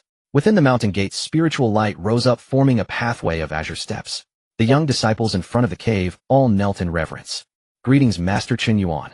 Greetings, Master Jin Ling. Chen Yuan glanced at the young disciples. You may rise. The disciples immediately stood up, but dared not look around. Chen Yuan gently waved his hand, and innate spiritual fruits appeared one by one. These were what he had casually gathered from the unfathomable mountain, of no use to him, but quite valuable to these disciples. Senior brother, what are you doing? Zhao Gongming naturally addressed Chen Yuan, then turned to the disciples. Why don't you quickly thank Master Chen Yuan? Thank you, Master Chen Yuan. The disciples were naturally delighted and hurriedly accepted the innate spiritual fruits. Zhao Gongming shot them a glare. Go fetch the finest spiritual tea. Open the spiritual spring. Today senior brother has entered the mountain, so do not be negligent. The disciples quickly responded in agreement. As you command, my lord. The three entered the cave dwelling. Inside, the air was filled with spiritual energy, and the stone walls were etched with Tao patterns. Zhao Gongming invited Chen Yuan to sit at the head. Chen Yuan did not decline. Jin Ling sat to one side. Zhao Gongming personally served tea. Senior brother, please. Chen Yuan took the jade cup and gently sipped. This Mei Mountain of yours is quite peaceful, senior brother. Zhao Gongming smiled and said, it cannot compare to Kunlun Mountain or Jiejiao Island. However, this place has an innate spiritual vein sufficient for my cultivation. Chen Yuan looked at Zhao Gongming. You have already reached the midstage of the Tai, golden, immortal. Your foundation is stable, and your Tao rhythm is profound. You have not been idle over the years. Zhao Gongming, hearing Chen Yuan's praise, became serious. Senior brother, back in Kunlun Mountain you helped me and my three sisters enter the master's teachings. This kindness I have always remembered, Gongming. After joining the Jiejiao Sect, I have not dared to slack off. I fear to tarnish the master's legacy and feel indebted to you for your help that day. Chen Yuan set down the jade cup. It is good that you can have such a heart. Jin Ling nodded. Junior brother Gongming is indeed diligent in the Zhao Gongming looked at Chen Yuan, unable to resist his curiosity, and asked, Senior brother, after leaving Kunlun Mountain, it seems you have gained great fortune. Otherwise, how could you have directly attained the great Tao in such a short time? Chen Yuan did not immediately respond. Jin Ling spoke first. Junior brother Gongming, you did not see it with your own eyes, which is why you ask so. Did senior sister witness senior brother in action? Zhao Gongming asked, puzzled. Jin Ling glanced at Chen Yuan, and seeing that he remained silent, continued. That is for sure. I encountered danger on the road, and it was senior brother who saved me. I followed him closely. Before the unfathomable mountain, the demonic army surrounded us, and senior brother stood resolutely at the front.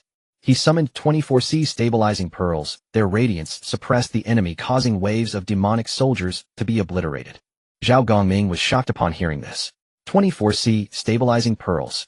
Senior brother actually obtained this treasure. May I see it? Hearing Zhao Gongming's request, Chen Yuan raised his hand. The 24C stabilizing pearls flashed in his palm before vanishing again. Zhao Gongming looked at the pearls feeling inexplicably as though they were somehow connected to him, which puzzled him. Chen Yuan noticed Zhao Gongming's gaze and smiled inwardly. Theoretically, these pearls originally belonged to Zhao Gongming, but had been acquired by him first. Junior brother, Zhao Gongming, you may discover that I will compensate you later. Jinling continued. After defeating the demonic soldiers, a demonic king appeared and was ultimately slain by senior brother. That demonic king had summoned the avatar of the Eastern Emperor Tai just before his demise. What? The avatar of Eastern Emperor Tai? Zhao Gongming was shocked. Who is Eastern Emperor Tai? He is one of the two supreme emperors of the demon race. There is no need to mention his cultivation level. Although it was just an avatar, it must be immensely powerful. Jinling said exactly. The avatar of Eastern Emperor Tai descended with the might of the demon race, attempting to coerce senior brother into yielding his spiritual treasures. That avatar, relying on the prestige of its original self, demanded to take people. Zhao Gongming's eyes filled with anger. The demon race is too arrogant. Senior brother is the first disciple of the Jiejiao Sect. How dare Eastern Emperor Tai behave like this? Jinling sneered. Of course he dares. But senior brother dares to kill. Zhao Gongming's body shook again. Jinling waved her hand. A surge of magical power manifested the scene of that day. In the void, the avatar of Eastern Emperor Tai appeared. Chen Yuan stood at the mountain front surrounded by the 24C stabilizing pearls. Zhao Gongming focused on the magical image, his breathing becoming heavier. In the image, the avatar of Eastern Emperor Tai raised its hand to suppress. Demonic flames transformed into a golden will, tearing apart the void. Chen Yuan stepped forward, his golden blood energy soaring into the sky, a long spear appearing in his hand. In the end, a single spear pierced through the avatar's body. The image froze at this point. Hiss! Zhao Gongming inhaled sharply, looking at Chen Yuan, realizing that this senior brother was a bit terrifying. However, Chen Yuan remained indifferent and said, "It was merely the avatar of Eastern Emperor Tai. It is nothing remarkable." Zhao Gongming, hearing this, felt a chill run down his spine. What does it mean to say it was just an avatar? Eastern Emperor Tai is the Eastern Emperor of the demon race. He controls the Chaos Bell and ranks among the Quasi-Saints. Even if it is just an avatar, it is definitely not something an ordinary Tai can contend with. By the way, senior sister Jinling, what was senior brother's cultivation level at that time? Jinling replied, Tai Golden Immortal. Zhao Gongming was left dumbfounded. Tai Golden Immortal? Jinling nodded. Correct. At that time, senior brother had yet to attain the Great Tao. Zhao Gongming moved his lips, but could not utter a word. He looked at Chen Yuan, his heart trembling in waves. A Tai Golden Immortal defeating a Quasi-Saint's avatar. Such a feat, if spread, would surely shock the primordial world. What kind of figure is the Eastern Emperor of the demon race to suffer losses at senior brother's hands? No wonder senior brother's aura is so astonishing now. What if he is from the human race? Senior brother on this journey has already surpassed many innate beings. Chen Yuan looked at Zhao Gongming's expression and lightly coughed. When senior brother was a Tai Golden Immortal, he could slay a Quasi-Saint's avatar. Now that senior brother has entered the Great Tao, how powerful must he be? He looked at Chen Yuan, respect filling his eyes. I, Zhao Gongming, consider myself not weak and my cultivation not slow. Today, seeing senior brother, I realized the vastness of the world. Chen Yuan shook his head. The avatar of Eastern Emperor Tai is ultimately just an avatar. If the original self had come, I might not have been able to withstand it. Zhao Gongming immediately said, senior brother need not say such things. The Quasi-Saint's avatar also carries the Tao rhythm of its original self. For a Tai to slay, it is already a rare occurrence in the primordial world. Jinling said, junior brother Gongming is correct. If it had been an ordinary Tai that day, I fear they wouldn't even be able to withstand a glance from the avatar of Eastern Emperor Tai. Zhao Gongming sat down again, yet still found it hard to conceal his shock. After calming his mind for a moment, Zhao Gongming asked, since senior brother has attained the Great Tao, do you intend to return to Jiejiao Island to meet the master? Chen Yuan replied, that is indeed my intention. I and junior sister Jinling will pass by Amei Mountain, so let us come to see you. Zhao Gongming immediately stood up. Since senior brother intends to return to Jiejiao Island, let me accompany you. I have not seen the master and my three sisters for a long time. Jinling looked at Chen Yuan. Senior brother, it wouldn't be a problem for junior brother Gongming to accompany us. Chen Yuan nodded slightly, as it was on the way anyway. All right. Thus the three did not stay long on Amei Mountain, and set off together towards Jiejiao Island. The three soared as immortal light, hastening toward Jiejiao Island. Chen Yuan led the way, his great Luo aura fully retracted within his body. Zhao Gongming trailed beside him, glancing repeatedly at Chen Yuan. Senior brother, the fortuitous opportunities you've encountered on this journey are truly astonishing. Had I known you would pass by Amei Mountain, I would have left my cultivation retreat early to welcome you in person. Chen Yuan cast a glance toward him. Brother Gongming, there's no need for such formality. Among fellow disciples, what use is there for empty ritual? Jinling Xingmu smiled. Brother Gongming, if you truly wish to welcome him, then devote yourself more diligently to cultivation. When you attain the great Luo realm, you may stand shoulder to shoulder with senior brother in battle. Zhao Gongming's expression grew solemn. Sister Jinling speaks wisely. Seeing senior brother ascend to the great Luo realm today has deeply stirred my heart. The great Luo Dao fruit grants transcendence and freedom across heaven and earth. I Zhao Gongming must break through my current realm without delay. Chen Yuan nodded. Your foundation is solid. So long as your Dao heart remains unwavering, the path from Tai to great Luo is not insurmountable. Chen Yuan well knew that among Jiejiao Sect's foremost direct disciples, each possessed extraordinary origins. Attaining great Luo immortality would pose no fundamental obstacle for them. Upon hearing these words, a flash of brilliance lit Zhao Gongming's eyes. With senior brother's assurance, my heart is settled. The three continued onward together. Before long, an island emerged upon the sea ahead. Its peaks wreathed in immortal radiance, clouds and rosy mists swirling above, spiritual energy rising like mist from the ocean's surface. Zhao Gongming raised his hand, pointing forward. Senior brother, sister Jinling, yonder lies Sanxian Island. My three younger sisters cultivate here. Jinling Xingmu gazed upon the island, a gentle smile softening her features. Sister Yunxiao has always cherished stillness. But sisters Qiongxiao and Bixiao are never idle. When brother Gongming arrives, they'll surely drag you into profound Dao discussions for hours. Zhao Gongming chuckled. If my younger sisters wish to discourse on the Dao, their elder brother will of course gladly comply. Chen Yuan observed Sanxian Island, his thoughts stirring faintly. Sanxian Island. Indeed a famed place in the Primordial Chaos. He stepped forward, his foot descending toward the island's sacred domain. The moment his soles crossed the threshold of the island's luminous spiritual veil, a familiar chime resonated within his consciousness. Ding. Congratulations, master. You have signed in at Sanxian Island and acquired 3 Dinghai divine pearls. Chen Yuan halted mid-step. A blazing divine light blazed suddenly in his eyes. Dinghai divine pearls. Damn it, it's actually the Dinghai divine pearls. A tempest surged within Chen Yuan's heart. He already possessed 24 Dinghai divine pearls, each a supreme primordial spirit treasure complete in itself. Yet the full set numbered 36. When all 36 converged, their power would eclipse that of 24 beyond measure. And should they one day evolve into myriad heavens, they could sustain even greater cosmic transformations. Chen Yuan suppressed the inner tumult. I'd assumed retrieving the remaining 12 would demand immense effort. Never did I imagine 3 would manifest instantly upon arriving at Sanxian Island. Sanxian Island was indeed the right destination. Seeing Chen Yuan pause, Zhao Gongming immediately asked, Senior brother, is something amiss with Sanxian Island? Jinling Xingmu also turned her gaze toward Chen Yuan. Senior brother, do you sense anything unusual? Chen Yuan dimmed the radiance in his eyes. Nothing is wrong. This island simply possesses exceptionally dense spiritual energy. It is truly extraordinary. Zhao Gongming exhaled in relief. Naturally, after my sisters chose this place for cultivation, I've visited several times myself. It is serene here, its spirit veins profound and robust, perfect for them. Chen Yuan willed his mind, drawing the 3 newly acquired Dinghai divine pearls into his system space. As the 3 treasures entered, they instantly resonated with the original 24. A deeper, more primordial resonance of water, Dao, surged through the system space. Chen Yuan murmured inwardly, 27. 9 remained before completion. Once those 9 join, the full set of 36 Dinghai divine pearls shall converge, and only then will this treasure achieve true perfection. Jinling Xingmu peered into the heart of Sanxian Island. Brother Gongming, your 3 sisters must have sensed your arrival. Zhao Gongming nodded. Should they be in deep meditation, they've surely awakened by now. Deep within Sanxian Island, inside a celestial pavilion, Yunxiao sat cross-legged upon a meditation cushion, pure light flowing about her form. Qiongxiao was contemplating a magical artifact, her palm pulsing with ethereal light. Bixiao rested her chin upon her hand, lost in thought before a complex formation. Suddenly all 3 opened their eyes simultaneously. Bixiao rose first. Elder brother is here. Joy flared in Qiongxiao's eyes. Truly elder brother's aura. Why has he come to Sanxian Island so unexpectedly? Yunxiao remained silent for a moment, then focused her senses. Her gaze sharpened. No, he is not. Qiongxiao's expression shifted. Who else? Bixiao blinked. I don't know. Yunxiao recognized the other 2 auras as vaguely familiar, yet she could not recall which Jiejiao Sect disciple they belonged to. At that very instant, Zhao Gongming's voice echoed from beyond the island. My 3 younger sisters, won't you emerge?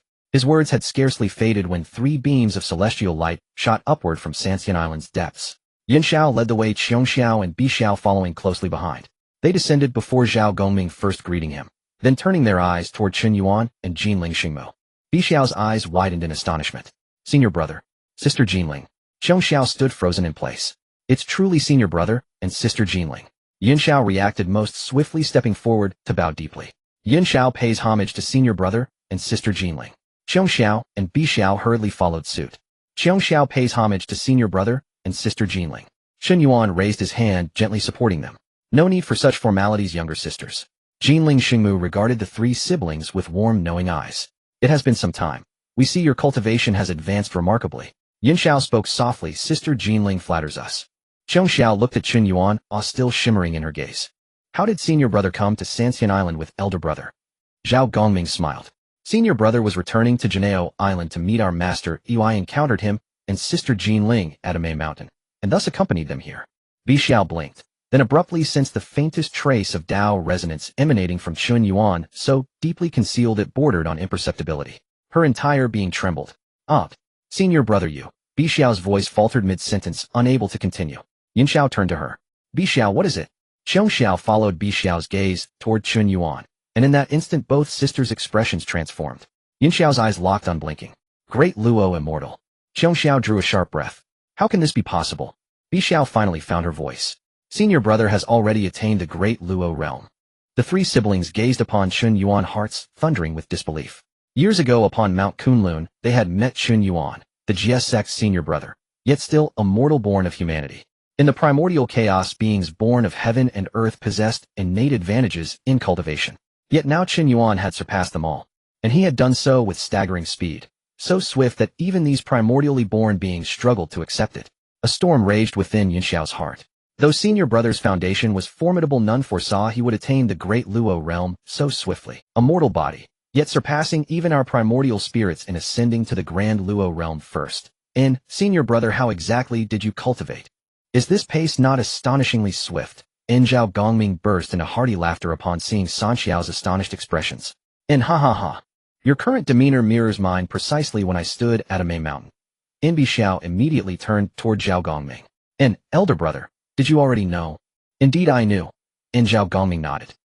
When I first beheld senior brother, I too was utterly startled.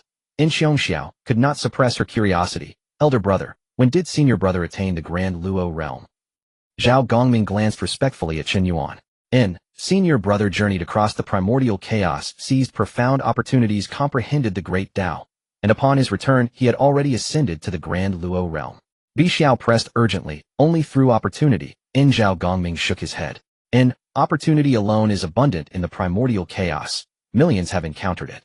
Senior brother reached this pinnacle through unwavering Tao heart and iron-willed martial resolve. Xiao's expression shifted subtly. Martial resolve. Jinling Xingmu interjected. Dear younger sisters, you are unaware. Before Mount Buzhou, senior brother, still at the celestial immortal realm of Tai, slayed a manifested avatar of Dongwang Tai. Hearing this, Chen Yuan inwardly sighed. Jinling Xingmu, must you recount this tale to every Jiejiao disciple you meet? Repeating it endlessly left Chen Yuan no choice but to endure mild embarrassment. And all three sisters trembled simultaneously. Bixiao gasped aloud. An avatar of Dongwang Tai. Xiao's eyes widened further. Even an avatar of the celestial sovereign of the Yaos, slain by senior brother. Xiao gazed at Chen Yuan, her heart unable to settle. She knew Dongwang Tai's name. The wielder of the chaos bell whose authority oppressed the entire primordial chaos, one of the two sovereigns of the Yao celestial court. And even a single avatar bore the profound resonance of a quasi-sage. Ordinary Tai celestial immortals would struggle to stabilize their Tao hearts beneath such overwhelming aura. Yet Chen Yuan had severed it.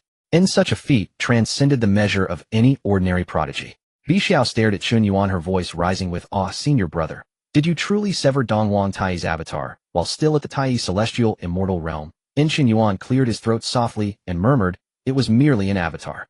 Xiao immediately shook her head.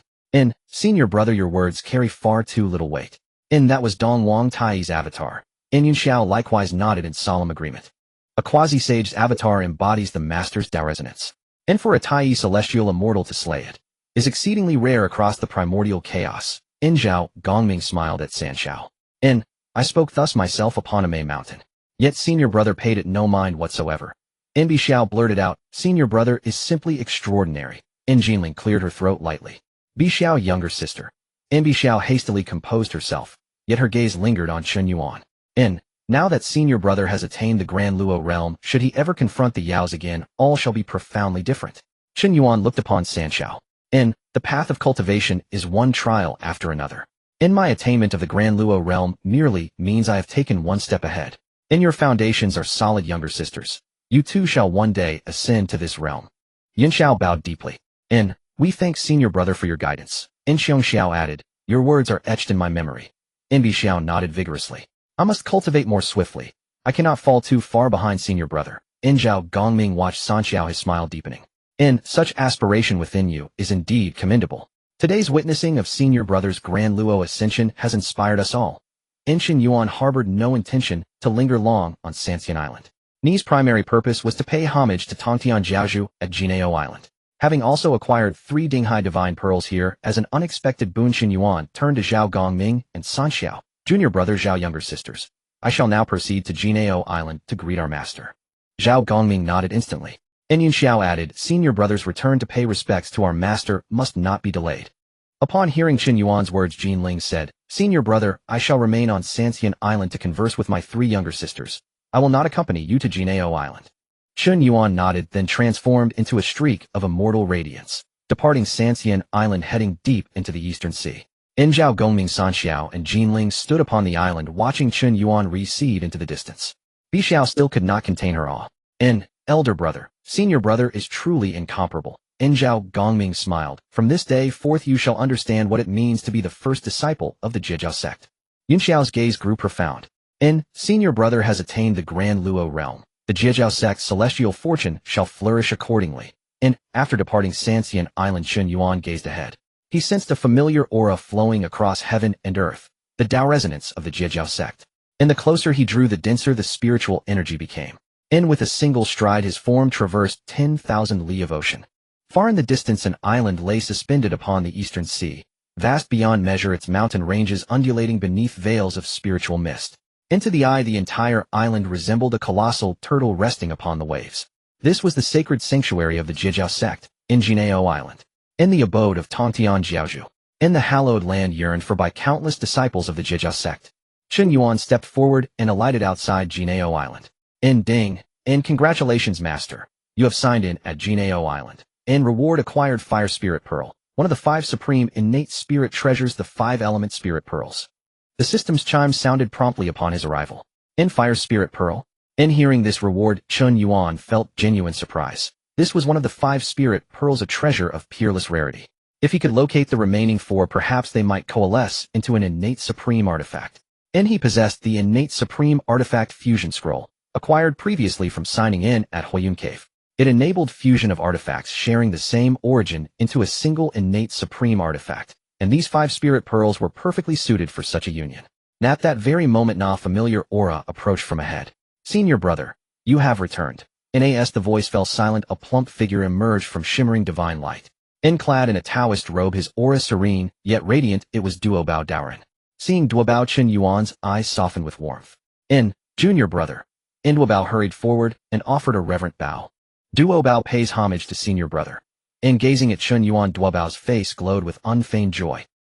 Senior brother has been absent from the sect for so long. Today, at last you have returned. Our master will surely rejoice upon learning of senior brother's return. Chen Yuan nodded. I have indeed returned, to pay formal homage to our master. Duobao smiled. Senior brother's journey across the Primordial Chaos must have borne great fruit. Chen Yuan replied, I have indeed gained much. Just as Duobao prepared to speak further, his expression suddenly tightened. His gaze locked onto Chen Yuan. His divine soul jolted violently.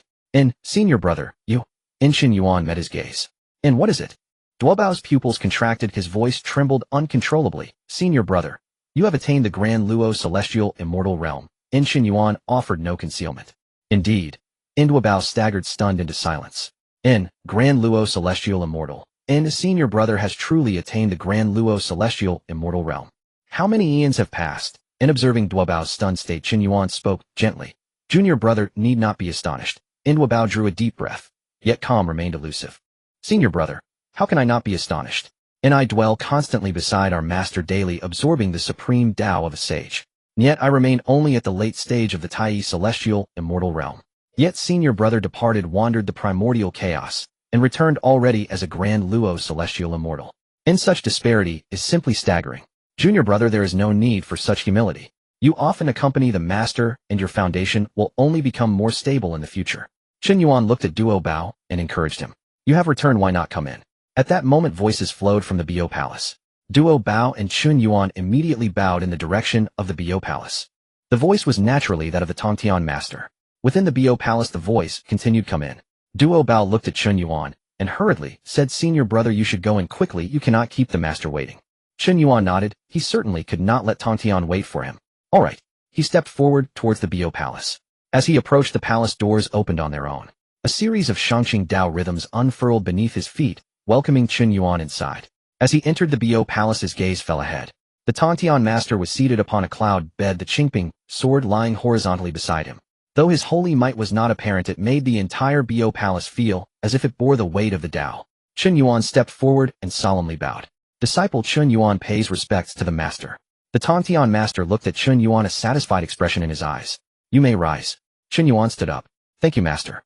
The Tongtian master's gaze remained fixed on Chen Yuan, not speaking immediately.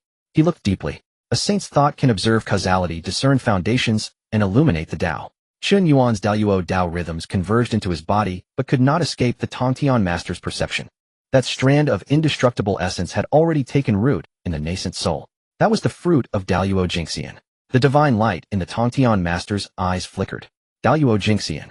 Chen Yuan cupped his hands. Disciple was fortunate to break through. The Tongtian master glanced at him. In the matter of cultivation, where is the fortune to speak of? To enter Dao from Tai, one must sever various confusions and solidify one's own Dao fruit. If you can reach this realm, it is your own ability. Chen Yuan replied, disciple does not dare to be complacent. The Tongtian master nodded. Your heart in this regard is commendable, and it is not in vain that I took you as my disciple back in Kunlun Mountain. As he said this, a hint of nostalgia appeared in his eyes. Back then, when the three pure ones were still in Kunlun, I sensed that although you were of the human race, your Dao heart was resilient and your sharpness was hidden. At that time I accepted you as my disciple, feeling a connection with you. As for how far you can go in the future, I have never set a conclusion. Chen Yuan listened quietly. The Tongtian master continued, in the wilderness the discussion of foundations is not absolute, yet it greatly influences one's path. The innate demon gods born from the transformation of heaven and earth are inherently close to the Dao. Innate beings possess deep foundations surpassing the myriad races at the start of their cultivation. The human race is just beginning. Their physical bodies are weak and their lifespans are short. You, having entered the Jiejiao Sect as a human and being the foremost disciple, have drawn much attention in the past. Chen Yuan's expression tightened slightly. Disciple understands. The Tongtian master looked at him. It is good that you understand. The Jiejiao Sect is inclusive, and since I have taken you as my eldest disciple, I have never cared about your background. But the various powers of the wilderness will pay attention. The Chan Sect will watch, the demon race will observe, and the West will take note. They will wonder how far my foremost disciple can truly go. But it is good you have not disappointed me. Chen Yuan said solemnly, disciple will not tarnish the name of the Jiejiao Sect. The Tongtian master's eyes brightened. This statement is very much like my Jiejiao Sect disciples. He waved his hand, and a ray of Shangqing celestial light descended.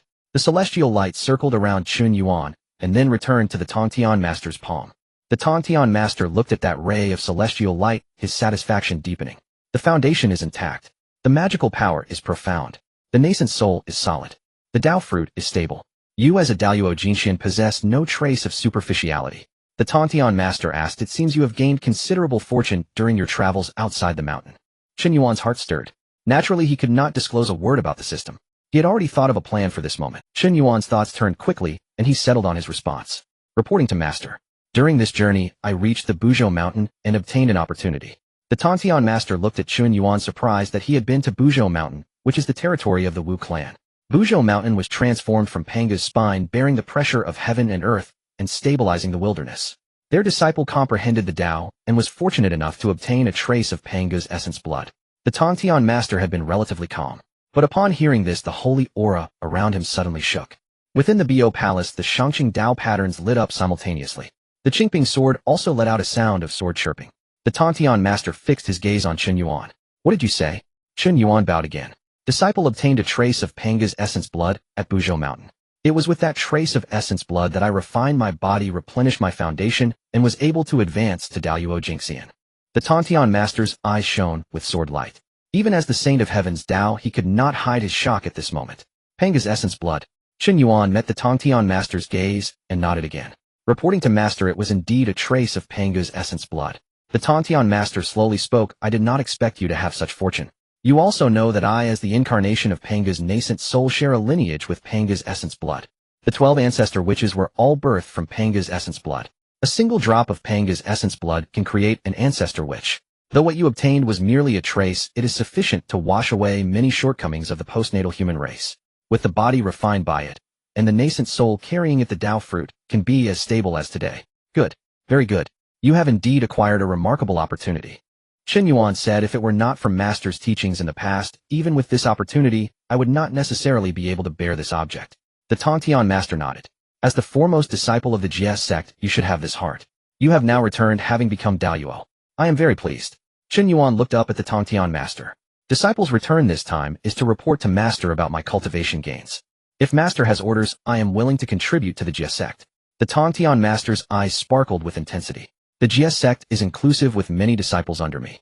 But with so many disciples, someone needs to stabilize the fortune, and someone needs to establish a reputation. Duo Bao is steady, Jin Ling is sharp, Zhao Gongming is bold, and the 3 Shao are upright. And you, as the eldest disciple, having now attained Daoyuo, should let the other disciples know that the foremost disciple of the Jiejiao Sect has returned. Chen Yuan cupped his hands. Disciple understands. The Tongtian Master placed his hand on the Qingping sword. The Qingping sword trembled lightly. Within the Bo Palace, the Shangqing Dao patterns unfolded layer by layer. A stream of sword intent surged out from the palace. The Tongtian Master looked at Chen Yuan and suddenly laughed. Since you have returned, I shall give a lecture on the Dao. Chen Yuan's spirit stirred. Master is going to lecture. The Tongtian Master nodded. Indeed. The Jiejiao Sect disciples are scattered throughout the wilderness, and it is time to gather them. Moreover, having moved here, I have yet to give a single lecture on the Saints' Dao, and now is just right. Chen Yuan stepped back to the side. The Tongtian Master waved his hand. A decree of Shangqing flew out from the Bo Palace. The decree soared into the clouds, crashing onto a golden bell above Jiejiao Island. Dong! The golden bell rang out. The sound of the bell passed through the sea of clouds, overpowering the tides of the East Sea. On Jiejiao Island, all the peaks simultaneously lit up with celestial light. As the Dao voice descended, the celestial lights of the peaks of Golden Arowana Island trembled in unison. Countless disciples of the Jiejiao Sect looked up, their eyes filled with joy. Some immediately bowed towards the direction of the Bayou Palace. Master is going to give a lecture. 3 days later, a lecture at Golden Arowana Island. When the sage speaks, how can we miss such an opportunity? Quickly send messages to the fellow disciples, do not let the time pass. Since we joined the Jiejiao Sect, we have yet to hear Master give a lecture at Golden Arowana Island. This time we must hurry to the Bayou Palace to listen to the lecture. Above the islands of the East Sea, beams of escaping light shot up into the sky. Disciples emerged from their caves. Some disciples put away their alchemy furnaces. Some stopped refining their magical treasures. Others directly rode clouds to pay their respects towards Golden Arowana Island. 3 days later we shall surely arrive. When Master gives a lecture, who dares to be negligent? This is a sign of great prosperity for our Jiejiao Sect. On the 3 immortal islands, Bai Xiao could no longer contain her excitement. Elder brother Master has issued the decree, we should go now. Zhao Gongming smiled at her. 3 days is enough time, why are you so anxious? Bai Xiao snorted. When the sage speaks, it's naturally better to arrive early. Qiong Xiao nodded. Little sister has a point. Yun Xiao looked towards the direction of Golden Arowana Island and said, this lecture must be related to senior brother's return. Senior brother has attained the great Luo. Master must want all the Jiejiao Sect disciples to see him. Zhao Gongming laughed heartily. Inside the Bayou Palace, Chen Yuan looked at Tongtian and softly said, Master's disciple wishes to meet the Lantern Master. After all, this person was tricked into joining our Jiejiao Sect by me. A smile flickered in Tongtian's eyes. Since entering our Jiejiao Sect, the Lantern Master has been quite settled. He moved Lingzhou Mountain to the East Sea, establishing a separate practice venue outside Golden Arowana Island. Over the years, he has diligently listened to lectures and practiced. Chen Yuan said, the Lantern Master entering the Jiejiao Sect is indeed a blessing for our sect. Tongtian chuckled. Your words back then surely dispelled his doubts completely. Chen Yuan cupped his hands and said, I merely spoke the truth. Tongtian looked at him. The Lantern Master is a person of deep thought and broad knowledge. In dealing with him, you should utilize his strengths, but also understand his nature. I understand, Master. Tongtian waved his hand. Go on. Chen Yuan bowed again. I take my leave, Master. Stepping out, he left the Bayou Palace. Outside the palace, Duo Bao was still waiting. Seeing Chen Yuan come out, Duo Bao immediately stepped forward. Elder brother, you have quite the treatment. Master is giving a lecture just as you return. Indeed, Master treats you like his own son. Chen Yuan glanced at Duo Bao, who truly spoke without restraint. All right, you go prepare for the lecture. I will visit the Lantern Deputy Master. Upon hearing that Chen Yuan was going to see the Lantern Master duo, Bao said, "The Lantern Deputy Master has been cultivating on an outer island since joining the sect. His Jiejiao Mountain venue is not far from Golden Arowana Island." Chen Yuan said no more. He took a step and transformed into a beam of clear light, leaving Golden Arowana Island. Soon he arrived at a location, raising his eyes to see an ancient lamp standing tall at the mountain's peak, illuminating a section of the venue. Chen Yuan recognized the place at a glance. This was the venue established by the Lantern Master in the East Sea. Since joining the Jiejiao Sect, the Lantern Master had brought Jiejiao Mountain here, settling it outside Golden Arowana Island. A strand of the lamp's Tao rhythm hid deep within the mountain, ancient and steady. Chen Yuan landed outside the mountain gate, not entering directly. He raised his hand in salute. "Lantern Master Chen Yuan has come to visit." The words echoed into the mountain. Inside Jiejiao Mountain, a flame suddenly brightened. In the cave at the mountain's peak, the Lantern Master abruptly opened his eyes. His eyes first showed confusion, then astonishment surged forth. "Chen Yuan, this kid actually returned." In the next moment, the Lantern Master flashed and appeared outside the mountain gate. Seeing Chen Yuan standing at the gate, the Lantern Master was first taken aback, then scrutinized him from head to toe. A gleam of light gathered in the Lantern Master's eyes, and his surprise deepened. "Great Luo Golden Immortal. You actually broke through to Great Luo Golden Immortal." Chen Yuan cupped his hands and smiled. It was merely luck. The Lantern Master shot him a glare. "Cut the nonsense. How can one be lucky in entering the Great Luo? Your magical power is profound, and your Tao fruit is stable, evidently a solid foundation." Chen Yuan said Senior's insight is commendable. The Lantern Master walked around Chen Yuan, becoming increasingly astonished. "Back then when you persuaded me to join the Jiejiao Sect, you were still merely a golden immortal. Only such a short time has passed, and you have already stepped into the Great Luo. In the Primordial Chaos, those innate saints would envy you." Chen Yuan said Senior is overpraising me. The Lantern Master waved his hand. "I never flatter people indiscriminately. No wonder the Master suddenly issued a decree to give a lecture in 3 days. I was just wondering why the Master suddenly wanted to lecture. Now that I see you arrive, I understand. It must be because of you that the Master is giving a lecture." Chen Yuan said, "When Master lectures, it is a blessing for the disciples of Jiejiao Sect." The Lantern Master nodded. "That is indeed true. When the sage speaks, countless immortals will gather at Golden Arowana Island in 3 days. As the Jiejiao Sect's senior brother, you should let your disciples meet him." Chen Yuan said. Senior's words put some pressure. The Lantern Master looked at him and suddenly laughed loudly. "You feel pressure too? Back then on Jiejiao Mountain, you dared to say in front of me that the Chan Sect might not accept me. You dared to persuade me to join the Jiejiao Sect, laying out the reasons before me one by one. Now that you have become a great Luo, you say you feel pressure?" Chen Yuan laughed. "Back then it was also for your path I was considering." The Lantern Master stared at Chen Yuan. "You really have a way with words. But compared to your words, your cultivation is even more frightening. Speak up, are you here to see me, or is there something else you need me for?" Chen Yuan said, "I just came out from Bayou Palace. Master allowed me to visit fellow disciples first. Thinking of past events, I came to see Senior first." The Lantern Master's smile deepened. "Looks like you still have some conscience." Chen Yuan said, "Senior, since joining the Jiejiao Sect, do you still find it comfortable?" The Lantern Master, with his hands behind his back, looked towards Jiejiao Mountain, pondering for a moment, replied, "I am quite accustomed, but there is one issue I need to mention, that is the Jiejiao Sect has many disciples with diverse temperaments, and conflicts arise from time to time. This could pose an unsettling factor for the future of the Jiejiao Sect." After becoming the Deputy Master of the Jiejiao Sect, the Lantern Master was naturally keeping an eye on everything within the sect. Upon hearing the Lantern Master's words, Chen Yuan naturally understood that this was also a flaw of the Jiejiao Sect. Tongtian accepted disciples indiscriminately, resulting in a mixed bag of talents. However, for this problem, Chen Yuan had already thought of a solution to establish several rules to restrain the disciples of the Jiejiao Sect. Yet the biggest problem remained to find an item to suppress the Jiejiao Sect's fortune. The Jiejiao Sect's fundamental issue, aside from its disciples, was the lack of a suppressive item for its fortune. Tongtian's 4 swords of extermination were weapons of slaughter and could not suppress fortune. The human race has the Tai Chi diagram, the Chan Sect has the Panga banner, the West has the Golden Lotus of Merit, yet the Jiejiao Sect is the only one without a supreme treasure to suppress its fortune.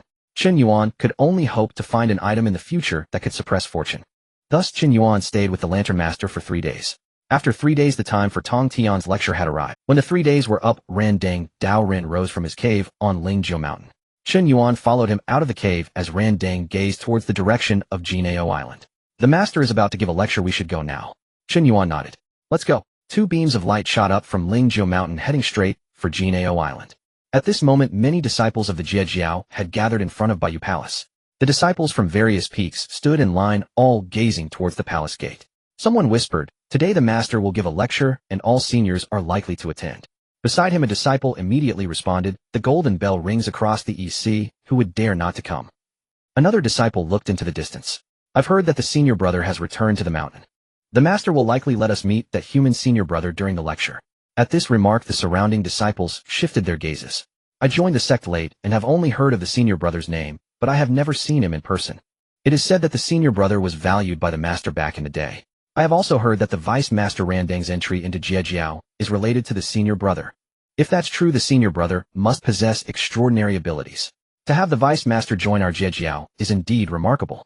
Just as they spoke, 7 beams of celestial light broke through the sky. 7 figures landed in front of Bayou Palace simultaneously. One held a long sword exuding a sharp aura. One carried a spiritual gourd on his back, his magical power profound. The remaining figures displayed distinct Taoist auras, all being renowned immortals of Jiejiao. Some disciples immediately recognized them. The 7 immortals have arrived. Wu Yunxian, Jin Guxian, Pai Luxian, Linguxian, Qiuxian, Jin Guangxian, Chang'er Ding Guangxian. The disciples hurriedly bowed. "We greet you, esteemed seniors." Wu Yunxian nodded. "Today as the master gives a lecture, do not create any disturbances." Jin Guxian scanned the crowd. "Has senior brother Duo Bao arrived yet?" A disciple replied, "We have not yet seen senior brother Duo Bao." Chang'er Ding Guangxian looked towards Bayou Palace. "Senior brother Duo Bao manages the affairs of the sect. He is likely still arranging the seating for the lecture." Wu Yunxian spoke solemnly. "Senior brother Duo Bao is naturally thorough in his work." Just as he finished speaking, 10 beams of light approached from the distance. The 10 beams landed, transforming into 10 Taoists. A wave of array energy spread out, causing the disciples to be taken aback. It is indeed the 10 heavenly lords of Jiejiao. Qin Tianjun, Zhao Tianjun, Dong Tianjun, Yuan Tianjun, Jin Guangshengmu, Sun Tianjun, Bai Tianjun, Yao Tianjun, Wang Tianjun, Zhang Tianjun. After the 10 heavenly lords landed, they all looked towards the 7 immortals. Chen Yuan was the first to clasp his hands in greeting. "Esteemed seniors have arrived quite early." Wu Yunxian returned the gesture. "How could we arrive late for the master's lecture?" Jin Guangshengmu surveyed the surroundings. Today, with so many disciples gathered, it seems it has been a long time since Jiejiao Island has seen such a grand occasion. Zhao Jiang remarked, "I'm curious to see what kind of demeanor that senior brother possesses. For the master to sound the bell for him, he must have remarkable qualities." Dong Quan nodded. "Let's not rush. If he truly has returned, he will certainly make an appearance today." Before the discussions among the disciples had subsided, 3 beams of clear light swept in from beyond the East Sea. Within the clear light, Yun Xiao Qiongxiao and Bai Xiao arrived together. Zhao Gongming rode on a black tiger with a golden whip at his side. Gui Ling Shengmu and Wu Dang Shengmu followed closely behind. Upon seeing this, the disciples immediately parted to make way. As Bai Xiao landed, she looked around. "Is the senior brother not here yet?" Zhao Gongming chuckled. "Little sister, you've asked 7 or 8 times along the way." Bai Xiao shot him a glare. "I'm asking about the senior brother, not you." Qiong Xiao said softly. "Since the senior brother is outside Jiejiao Island, he should be arriving soon." Yun Xiao looked towards Bayou Palace. "The master has yet to appear. The time has not truly begun." Gui Ling Shengmu remarked, "Today disciples from all peaks have come. If the senior brother appears, it will surely draw everyone's attention." Wu Dang Shengmu nodded. "The senior brother has attained the great Tao. His return should be announced to the sect." Upon hearing this, the 10 heavenly lords' expressions changed. Chen Yuan could not help but speak up. "The senior brother has achieved the great Tao." Zhao Gongming laughed heartily. "Indeed, we witnessed it with our own eyes. No wonder the master sounded the golden bell." Bai Li gasped astonished. "A great Tao golden immortal. In our Jiejiao's generation, there truly is someone who has entered this realm ahead of others." Wu Yunxian's gaze sharpened. For a human to reach this level, their fortune and roots must be extraordinary. Chang'er Ding Guangxian's eyes flickered, yet he also clasped his hands. "If the senior brother has become a great Tao being, we shall certainly respect him." Just as everyone was discussing, a beam of treasure light rose from the side hall of Bayou Palace. Duo Bao Daoren stepped onto the treasure light and landed in front of the palace. As he appeared, many disciples of Jiejiao immediately bowed. "We greet you, second senior brother. We have seen you, senior brother Duo Bao." "Senior brother Duo Bao." Duo Bao raised his hand. "Everyone, no need for formalities. The master's lecture is imminent. Return to your positions. No pushing, no disturbances. Anyone who violates this will be sent to reflect at the cliff of reflection after the lecture." The disciples responded in unison. "We will heed the second senior brother's orders." A disciple whispered, "Once the second senior brother arrives, the situation is settled." Another disciple nodded. Over the years, many affairs of the sect have been managed by the second senior brother. Aside from the master vice master Randang, and that human senior brother, the second senior brother holds the highest prestige in the sect. If the senior brother comes today, it will be a chance for us to see all the leaders of Jiejiao. Duo Bao, having overheard some discussions, did not respond. He gazed towards the horizon, where the sea met the sky, his eyes lighting up. He's here. Zhao Gongming immediately turned around. Bai Xiao also looked over suddenly. The next moment, two figures stepped onto the clouds. One person wore a Taoist robe with lights and Taoist rhythms swirling around him. The other person radiated celestial light, and as he walked, the void opened up with traces of his path. All the disciples looked over at the same time. Someone immediately recognized Ran Deng. It's Vice Master Ran Deng. Who was that person beside the Vice Master? Who else could it be? It must be our Jiejiao senior brother. The human senior brother Chen Yuan. The gazes of the 7 immortals fell upon Chen Yuan. Naturally, the 10 heavenly lords' gazes also locked onto Chen Yuan. Duo Bao's eyes showed a smile as he stepped forward first. We greet you, Vice Master. We greet you, senior brother. Ran Deng Dao Run landed in front of Baiyu Palace. Chen Yuan descended alongside him. The disciples dared not be negligent, and all bowed respectfully. We greet you, Vice Master. We have seen you, senior brother. Chen Yuan raised his hand, and the disciples of the Jiejiao Sect felt a gentle surge of magical power lifting them up. The Taoist of the burning lamp also gestured for everyone to be at ease. Doubao looked at Chen Yuan and smiled. Today, as the senior brother returns, everyone gets to see the true master. Bai Xiao immediately said, Senior brother, you have finally come. Zhao Gongming laughed heartily. My little sister has urged on the way countless times, fearing to miss the appearance of the scene. Chen Yuan looked at the disciples, his gaze sweeping over the 7 great immortals, the 10 heavenly lords, the 3 Shaos, Zhao Gongming, Gue Ling, and Wu Dang. Many Jiejiao Sect disciples were also watching him. Some were deeply shaken. The aura of the senior brother truly is that of a great Luo Jingxian. The human body certifying as a great Luo, this kind of Tao fruit, has surpassed countless innate beings. No wonder the master summoned the disciples with the golden bell. Today, seeing the senior brother counts as witnessing the flourishing fortune of the Jiejiao Sect. This senior brother stands beside the deputy master, yet his presence does not fall short by any measure. Chang'er Dingwang's eyes flickered as he stepped forward to flatter. Dingwang, immortal, pays respects to the senior brother. Your return this time is a fortunate event for our Jiejiao Sect. Chen Yuan glanced at Dingwang, immortal, knowing that this guy was not a good person. In the future, the Jiejiao Sect's great defeat in the Fengshan would be caused by him. Wu Yun, immortal, also stepped forward saying, Senior brother, having certified as a great Luo, we are truly convinced. Chen Yuan spoke up. Today, being able to witness the senior brother's demeanor, our 10 heavenly lords certainly do not come in vain. The Holy Mother of Golden Light looked at Chen Yuan, her eyes flickering with light. The Tao rhythm of the senior brother is profound, and his magical power is restrained. It seems he is no longer simply a newcomer to the great Luo, Bai Li whispered. Such a foundation is indeed terrifying. Chen Yuan looked at everyone. All of you junior brothers and sisters who entered the Jiejiao Sect are all fellow disciples. The disciples immediately became solemn. Chen Yuan continued. As it is our first meeting today, I as the senior brother cannot come empty-handed. Doubao's eyes moved. The Taoist of the burning lamp looked at Chen Yuan, feeling a hint of curiosity arise. Zhao Gongming laughed. The senior brother is about to give a meeting gift. Bai Xiao's eyes lit up. Whatever the senior brother brings out must certainly be extraordinary. Xiong Xiao quietly said, Little sister, do not be rude. Bai Xiao immediately silenced herself, but continued to gaze at Chen Yuan's palm. Chen Yuan raised his hand and waved. A golden object emerged from his palm. The golden light rose, illuminating the front of the Baiyu Palace. As soon as the golden object appeared, the spiritual energies of heaven and earth instinctively retreated. A heavy aura descended, making the spirits of the disciples clear. Someone suddenly gasped. Hiss! This is merit. Truly it is merit. Such a vast amount of merit, the senior brother casually produces it. Merit is hard to come by. Ordinary immortals toil for countless years and may not obtain even a wisp. Such things can protect the spirit, can be refined into treasures, and can avert calamities and disasters. If used to cut away karmic debts, it has even more endless uses. The 7 great immortals simultaneously changed color. The 10 heavenly lords also raised their heads in unison. Yun Xiao displayed a shocked expression. The senior brother possesses such merit. Xiong Xiao exclaimed, such merit can greatly enhance the power of a spirit treasure. Bai Xiao could not help but ask, Senior brother, where did you obtain so much merit? Zhao Gongming glanced at her. Little sister, such origins of merit should not be casually inquired about. Bai Xiao stuck out her tongue. I was just too astonished. The Taoist of the burning lamp stared at the orb of golden merit, his expression also changing. He had practiced for a long time and had seen many treasures. Yet even the great powers of the primordial chaos do not dare to underestimate merit. The Taoist of the burning lamp solemnly asked, Chen Yuan, are you truly going to take out this merit? Chen Yuan, however, remained indifferent. Since it is a meeting gift, naturally, it cannot be taken back. The Taoist of the burning lamp looked at him deeply. You lad truly are generous. Dubao could not help but say, Senior brother, this merit is too precious. Chen Yuan looked at Dubao. Since it is the first meeting among fellow disciples, it is only appropriate for it to be somewhat valuable. Dubao opened his mouth, but ultimately smiled. Since the senior brother says, so we will thank you on behalf of all the fellow disciples. Chen Yuan looked at the disciples, and the golden light in his palm suddenly expanded. For our first meeting, let this merit be my meeting gift to all of you junior brothers and sisters. As soon as his words fell, that orb of merit suddenly split apart.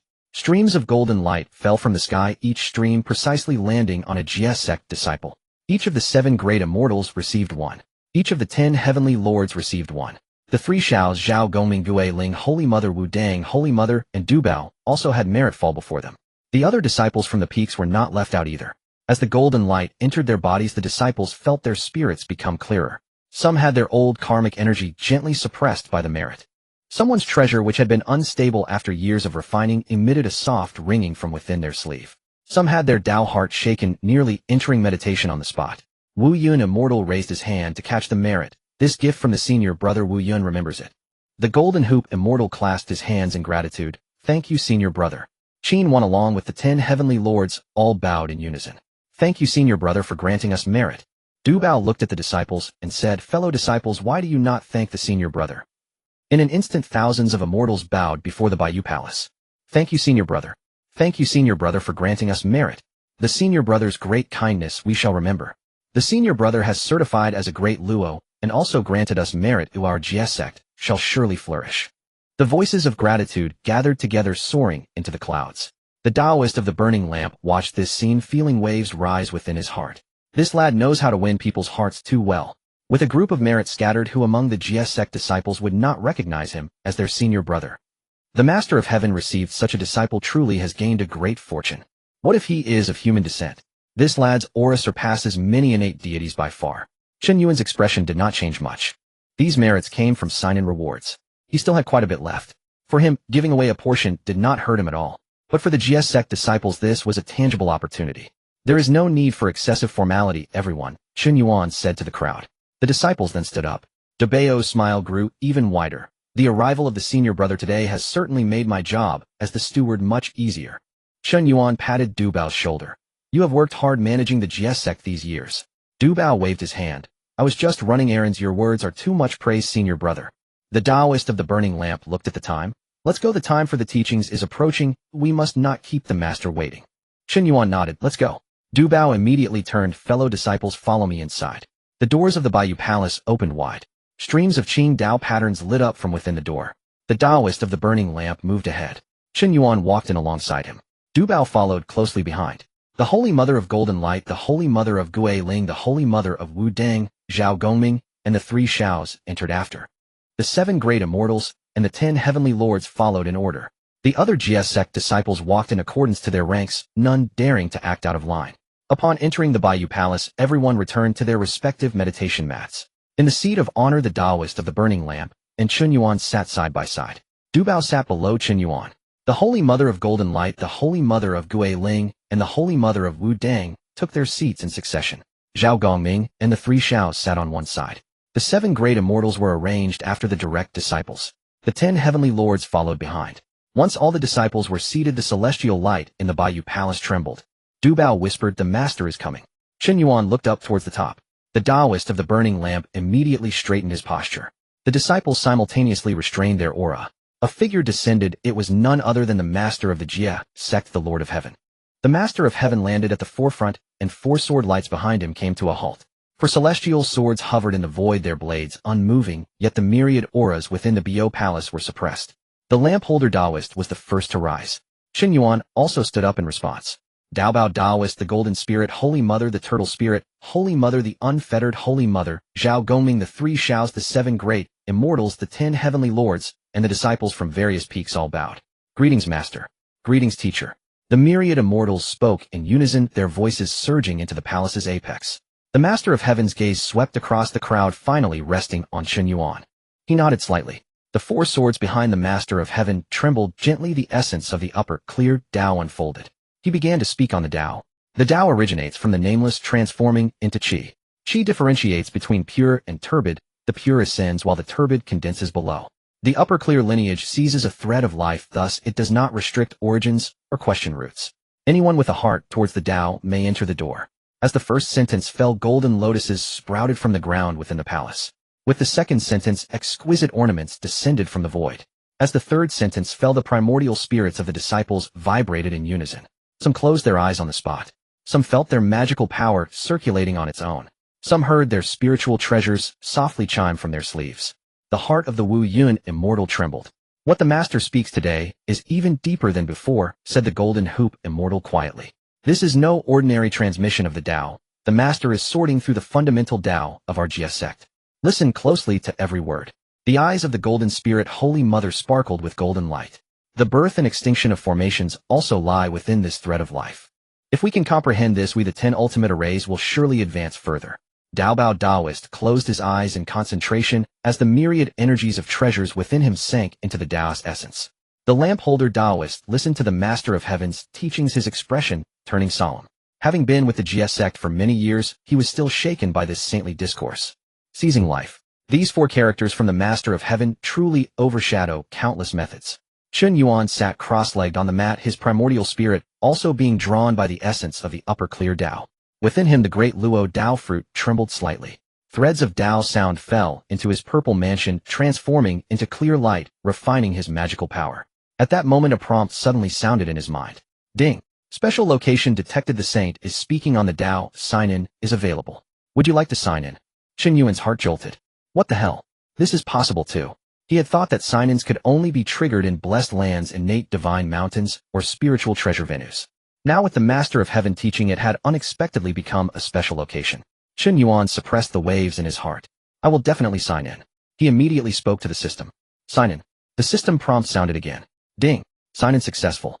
Congratulations, Master, you have obtained a fragment of an innate supreme treasure. Ah, another fragment. He recalled that he had previously obtained 3 fragments of innate supreme. 10 fragments could be combined into 1 innate supreme treasure. Now with 1 more he had 4. Still missing 6. Chen Yuan's thoughts turned. Innate supreme treasure. If it can truly be synthesized into 1, it would be just right to suppress the fortune of the Jiejiao Sect. The 4 swords of annihilation are unmatched in battle, but cannot stabilize fortune. If the master could obtain a treasure to stabilize the sect, it would provide an additional foundation for future calamities. At this moment, the saintly Tao of the Master of Heaven had also reached a critical point. With each word that fell, the golden lotuses on the ground grew an additional layer. With each sound that spread, the immortal light in the palace thickened a fraction. Chen Yuan listened with rapt attention. His great Luo Tao fruit became increasingly stable.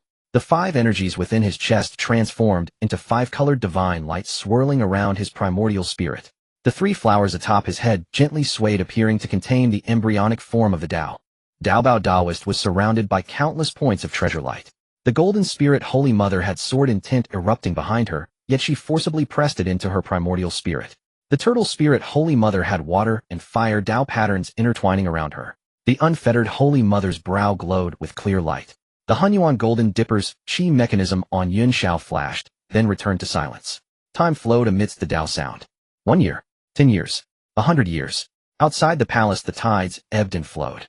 Inside the palace the golden lotuses remained unwithering. The disciples forgot the passage of time, solely focusing on their primordial spirits. One thought. The great Luo Qi mechanism on Chen Yuan grew increasingly stable. With each sentence he heard, he refined his own Tao a fraction more. The various foundations he had obtained from the sign-in were also fully integrated into his Tao fruit at this moment. He understood in his heart. The saint's teachings are a rare opportunity. 1,000 years can pass like a snap of fingers. Yet for every disciple of the Jiejiao Sect, this 1,000 years is worth more than 10,000 calamities of arduous cultivation. As the Master of Heaven concluded his teachings, he raised his hand and pointed. The essence of the upper clear Tao transformed into a blue light that fell in the center of the Bio Palace. Today's teachings will end here. As this statement fell, the golden lotuses on the ground slowly dispersed. The exquisite ornaments in the void returned to the Tao patterns. The 4 swords of annihilation also retracted their sword light. The disciples remained immersed in the essence of the Tao, reluctant to open their eyes. Daobao Daoist opened his eyes and let out a long breath. 1,000 years have passed. Zhao Gongming was momentarily stunned. It has already been 1,000 years. Bixiao opened her eyes with a reluctant expression. I haven't heard enough. Qiong Shao said softly. To listen to the saint's teachings for 1,000 years is indeed a great fortune. Yun Shao looked towards the forefront, clasped her hands and bowed. Thank you, Master, for transmitting the Tao. The lamp-holder Taoist rose to salute. I thank the teacher for transmitting the Tao. Chen Yuan also stood up and bowed. I thank the master for transmitting the Tao. The myriad immortals rose in unison, bowing together. We thank the master for transmitting the Tao. The master of heaven accepted their bow and looked over the disciples.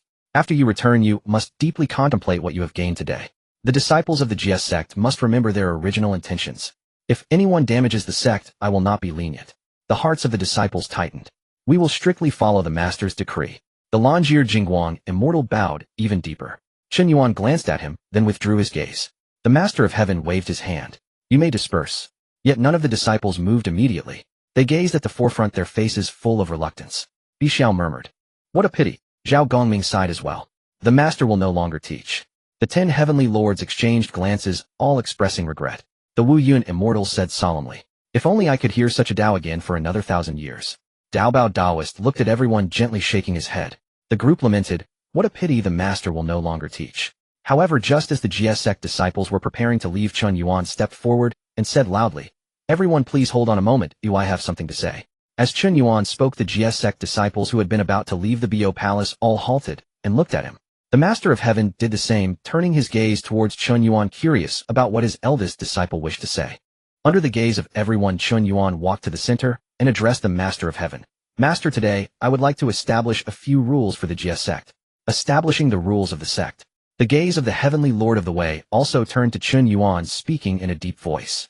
Chen Yuan clasped his hands and replied, indeed. The lamp-burning Taoist had already understood what Chen Yuan intended to do. I didn't expect that this kid Chen Yuan actually listened. The disciples of the Jiejiao Sect are numerous and mixed. Without rules to restrain them, troubles will surely arise in the future. Now that the Jiejiao Sect lacks the treasure to suppress its fortune, he intends to establish rules to stabilize the hearts of the people. The lamp-burning Taoist looked at Chen Yuan, feeling even deeper shock in his heart. Such means are not merely about cultivation. He has seen the fundamental issues of the Jiejiao Sect. If the Heavenly Lord of the Way agrees, the fortune of the Jiejiao Sect will surely change. In the Bo Palace, the disciples were all stunned. The senior brother wants to establish rules for the sect. The Duo Bao Taoist spoke up. Senior brother, our Jiejiao Sect is governed by the decree of our master. Why do you wish to establish new rules? Chen Yuan looked towards Duo Bao. The master's decree emphasizes the transmission of the Tao. With countless immortals coming to the Jiejiao Sect and disciples spread across the Eastern Sea and the primordial wilderness, if there are no fundamental iron laws, someone will surely take advantage of the saint's reputation to do evil in the future. Duo Bao Taoist's expression changed. What the senior brother is worried about is not without reason. The Golden Spirit Holy Mother nodded. The more disciples there are, the greater the need for fundamental constraints. The Turtle Spirit Holy Mother spoke solemnly. In recent years there have indeed been disciples competing fiercely outside. The Wudong Holy Mother said, if it's just sparring among the same sect it would be fine. Zhao Gongming interjected, but if someone harms the lives of their fellow disciples and tarnishes the reputation of the Jiejiao Sect, that is no small matter. Bixiao whispered, what the senior brother says is also correct. The Black Cloud Immortal clasped his hands, saying, since the senior brother wishes to establish rules, we are willing to obey. Chen Yuan also said the 10 heavenly lords are willing to heed the senior brother's commands. The Longier Dimming Light Immortal lowered his head, but a look of indifference flickered in his eyes. Rules for the sect. With a saint overseeing the Jiejiao Sect, who would dare to truly take action against us? If one encounters opportunities in the future, would they still be bound by a few rules? As the thought arose, he suppressed it. Chen Yuan did not look at the Longier Dimming Light Immortal. He turned to face the Heavenly Lord of the Way and bowed again. Master, the Jiejiao Sect seeks a glimmer of survival. Having a sect without differentiation is the foundation of the Jiejiao Sect's way. Disciples should have freedom, but there must be boundaries. Today I dare to request the Master to allow me to establish 3 rules for the sect. The Heavenly Lord of the Way did not immediately respond. He looked at Chen Yuan, a glint of sword light flickering in his eyes. Speak. Chen Yuan stood up, his voice resonating throughout the Bo Palace. The first rule. Disciples of the Jiejiao Sect are not to kill each other. As these words were spoken, the hearts of the myriad immortals trembled. Many disciples in the Bo Palace instinctively raised their heads. Some of the same sect who had grievances in the past now changed their expressions. Chen Yuan continued, among fellow disciples, one can discuss the Tao, engage in contests of magic, and compete for superiority. But if someone uses personal grudges to kill their fellow disciples, seize their treasures, or ruin their path, then they are undermining the foundation of the Jiejiao Sect. Such individuals shall face light punishment of having their cultivation abolished and being expelled from the sect. Severe cases will result in the master descending with a sword to extinguish their nascent soul. Duo Bao Taoist was the first to stand up. I agree with this rule from the senior brother. The Golden Spirit Holy Mother also stood up saying killing among fellow disciples is the greatest harm to the foundation of a sect. The Turtle Spirit Holy Mother said without this rule the more immortals there are the deeper the internal strife. The Wudong Holy Mother declared this rule should be established. Zhao Gongming laughed heartily. Whoever dares to kill a fellow disciple, Zhao Gongming will be the first to not spare them. Bixiao also raised her voice, saying yes, whoever dares to harm a fellow disciple should be punished. What the senior brother said accurately addresses the hidden dangers of the Jiejiao Sect. The lamp-burning Taoist spoke up saying, Master, I also believe this rule should be established. The Heavenly Lord of the Way scanned the disciples. Do you all have any objections? We have no objections. The disciples of the Jiejiao Sect responded in unison. Chen Yuan glanced at everyone and continued the second rule, disciples of the Jiejiao Sect must not flaunt the name of. As these words fell, many disciples' expressions subtly changed. The Master is a saint.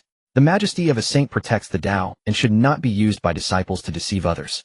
If someone takes advantage of the Jiejiao Sect's name outside to seize opportunities, bully the weak, and tarnish the reputation of the sect, they are damaging the fortune of the Jiejiao Sect. Such individuals shall face a first reprimand, a second heavy punishment, and a third expulsion from the Jiejiao Sect. Duo Bao Taoist's expression turned serious. Senior brother, once this rule is established, many disciples must restrain themselves while traversing the primordial wilderness. Chen Yuan replied, precisely because they need to restrain themselves, it is necessary to establish this rule. The Jiejiao Sect can be strong. Disciples of the Jiejiao Sect can be proud. But the Jiejiao Sect should not allow others to think of them as bullies just by mentioning their name. The lamp-burning Taoist slightly nodded. Well said. The holy saint's lineage should possess the grandeur befitting of a saint. If everyone flaunts it outside, one day the consequences will fall upon the Jiejiao Sect. The Heavenly Lord of the Way's gaze shifted. Upon hearing the word consequences, the four swords of extermination behind him gently vibrated. Continue. Chen Yuan said, after this rule is established, if any of you masters or juniors are humiliated outside, you may invoke the name of the Jiejiao Sect for self-protection. If it is for seizing treasures for personal gain, or for showing off using the master's name to oppress others, then one violates this rule. Many disciples echoed, we will strictly heed the senior brother's words. Chen Yuan did not stop. He looked at the Heavenly Lord of the Way, his voice growing heavier. The third rule. All the disciples sensed that this third rule must be the most severe. Chen Yuan enunciated each word, disciples of the Jiejiao Sect must not betray the sect. Within the Bo Palace, everyone tensed up. The master opens the door to transmit the Tao, not asking about origins or backgrounds. To be accepted into the Jiejiao Sect is to receive the master's grace. If anyone benefits from the Jiejiao Sect's teachings and protection, but later betrays fellow disciples, forsakes the sect, and turns to external enemies, such a crime cannot be forgiven. He raised his head to look at the Heavenly Lord of the Way. I request this rule to be established. Anyone who betrays the sect shall be turned to ashes. As these 8 words fell, the Tao patterns within the Bo Palace suddenly trembled. The 4 swords of extermination behind the Heavenly Lord of the Way simultaneously emitted a sound of swords. The lamp-burning Taoist's eyes shone brightly. Such a ruthless rule, and such an accurate one. What the Jiejiao Sect fears the most is precisely the discord among its disciples. If this rule becomes part of the doctrine, who would dare to betray the sect knowing they must first bear the consequences of the saint? Duo Bao Taoist suddenly stood, bowing to the Heavenly Lord of the Way. Master, this rule should be established.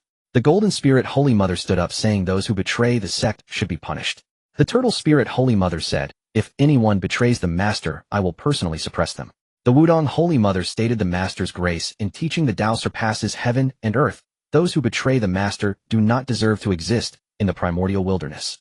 Zhao Gongming said solemnly, Zhao Gongming also agree. The 3 Xiaos stood up simultaneously. Other disciples of the Jiejiao Sect also rose one after another. I support it. This rule should be established. Those who betray the sect shall be turned to ashes. Just as the 3 rules were unanimously recognized by the disciples, the fortune above Jiejiao Island suddenly surged. The Heavenly Lord of the Way, being a saint, was the first to sense the change. Originally, the fortune of the Jiejiao Sect surged like the sea, yet wisps of energy began to disperse outward. That flow was very slow, but it never ceased. The Heavenly Lord of the Way had also sensed it in the past, but due to the lack of a treasure to suppress the fortune, it remained difficult to stabilize completely. But at this moment, with the 3 rules established and countless immortals affirming them, the fortune of the Jiejiao Sect suddenly solidified. The dispersing momentum was forcefully halted. The Heavenly Lord of the Way's heart trembled. The fortune has stabilized. He looked at Chen Yuan, his eyes filled with delight. With just these 3 rules, it can actually stabilize the Jiejiao Sect's fortune by a fraction. This is binding the hearts of the people with rules, and then using the hearts to stabilize the fortune. Though this method cannot compare to a treasure that suppresses for eternity, it can make up for the Jiejiao Sect's current shortcomings. Lord Tongtian listened to the unified chant of his Jiejiao Sect disciples below, his eyes gleaming ever brighter. He turned his gaze toward Chen Yuan and a rare smile softened his countenance. Very well. As this single word fell, the supreme clarity Dao patterns within Bo Palace trembled in unison. Duo Bao Daoren immediately bowed low and asked, Master, have you approved Senior Brother's 3 precepts? Lord Tongtian nodded. Approved. A profound shock rippled through the disciples' spirits. If even their master endorsed it, what else could they possibly say? Zhao Gongming laughed heartily. Since master has granted approval, any who violate these precepts henceforth shall invite calamity upon themselves. Bixiao raised her voice. Senior Brother has established them admirably. Xiao gazed at Chen Yuan and spoke softly. With the 3 precepts now enacted, a fundamental code of conduct binds all fellow cultivators. Yin Xiao added, this matter concerns the very fate of the Jiejiao Sect. Indeed, it must be thus. Ran Deng Daoren stepped forward, clasped his hands in salute, and declared, Your Eminence's judgment is impeccable. Lord Tongtian fixed his gaze upon Ran Deng Daoren. Ran Deng, you perceive it too. The Jiejiao Sect commands 10,000 immortals, its destiny vast as an ocean. Yet like ocean tides it surges with unruly force. Without an anchor to still its currents, discipline must serve as its guiding banks. Though the 3 precepts set forth by Chen Yuan today cannot suppress destiny, as a primordial supreme treasure might, they shall stem its wasteful dissipation. Lord Tongtian's gaze settled upon Chen Yuan. What you have spoken today aligns perfectly with my own intent. With a gentle flick of his sleeve, Lord Tongtian sent forth a streak of azure light. The moment the azure light appeared, sword intent unfurled across Bo Palace. Not the world-shattering slaughter aura of the 4 swords of Zhu Xian, but a pure righteous resonance that embodied the very essence of the supreme clarity Dao. Duo Bao Daoren abruptly lifted his head. The Qingping sword. Master has drawn forth the Qingping sword. Zhao Gongming drew a sharp breath, astonished. This blade is Master's personal treasure born beside him for eons. Yin Xiao rose to her feet. This artifact embodies Master's lineage and authority. It carries unparalleled significance. Bixiao stared intently at the azure radiance and exclaimed, could it be that Master intends to bestow the Qingping sword upon Senior Brother? Ran Deng Daoren watched the Qingping sword, his heart jolting. Lord Tongtian is entrusting the governance of the Jiejiao Sect to Chen Yuan. Once the Qingping sword appears, who would dare defy it? From this day forth, Chen Yuan is no longer merely Senior Brother. He shall wield Master's authority to administer rewards and punishments throughout the sect. Chen Yuan regarded the Qingping sword with solemn reverence. Lord Tongtian raised his hand and sent the sword gliding forward. It settled before Chen Yuan, its blade shimmering with serene azure light, its hilt entwined with luminous supreme clarity Dao patterns. Lord Tongtian spoke, Chen Yuan. Chen Yuan immediately knelt in deep obeisance. Your disciple attends. Today, Lord Tongtian declared, I bestow the Qingping sword upon you. 10,000 immortals within Bo Palace lifted their heads as one. Though not a primordial supreme treasure, this sword has accompanied me for countless eons. In ancient times, the 3 pure ones roamed the primordial chaos together, and each received one sacred artifact. This Qingping sword was mine. Today I entrust it to you, to govern the Jiejiao Sect in my stead. All disciples of the Jiejiao Sect shall regard this sword as if beholding me myself. Should any transgress the 3 precepts, you may strike them down with this blade. At these words, every disciple's spirit trembled violently. Chen Yuan accepted the Qingping sword with both hands. As the blade touched his palms, a torrent of supreme clarity sword intent surged directly into his spiritual palace.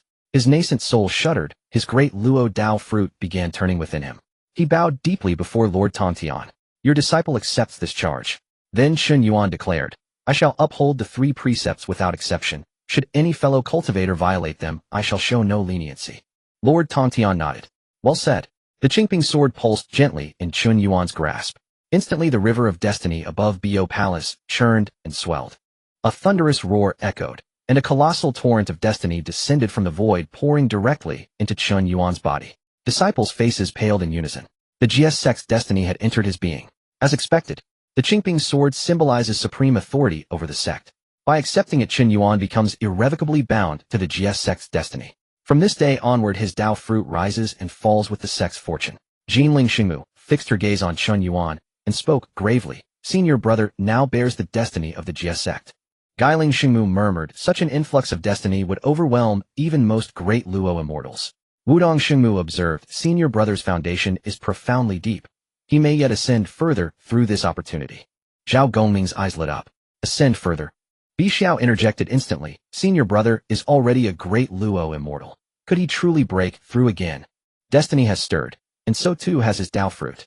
A thunderous surge erupted within Chen Yuan. The cultivation energy in his meridians surged violently.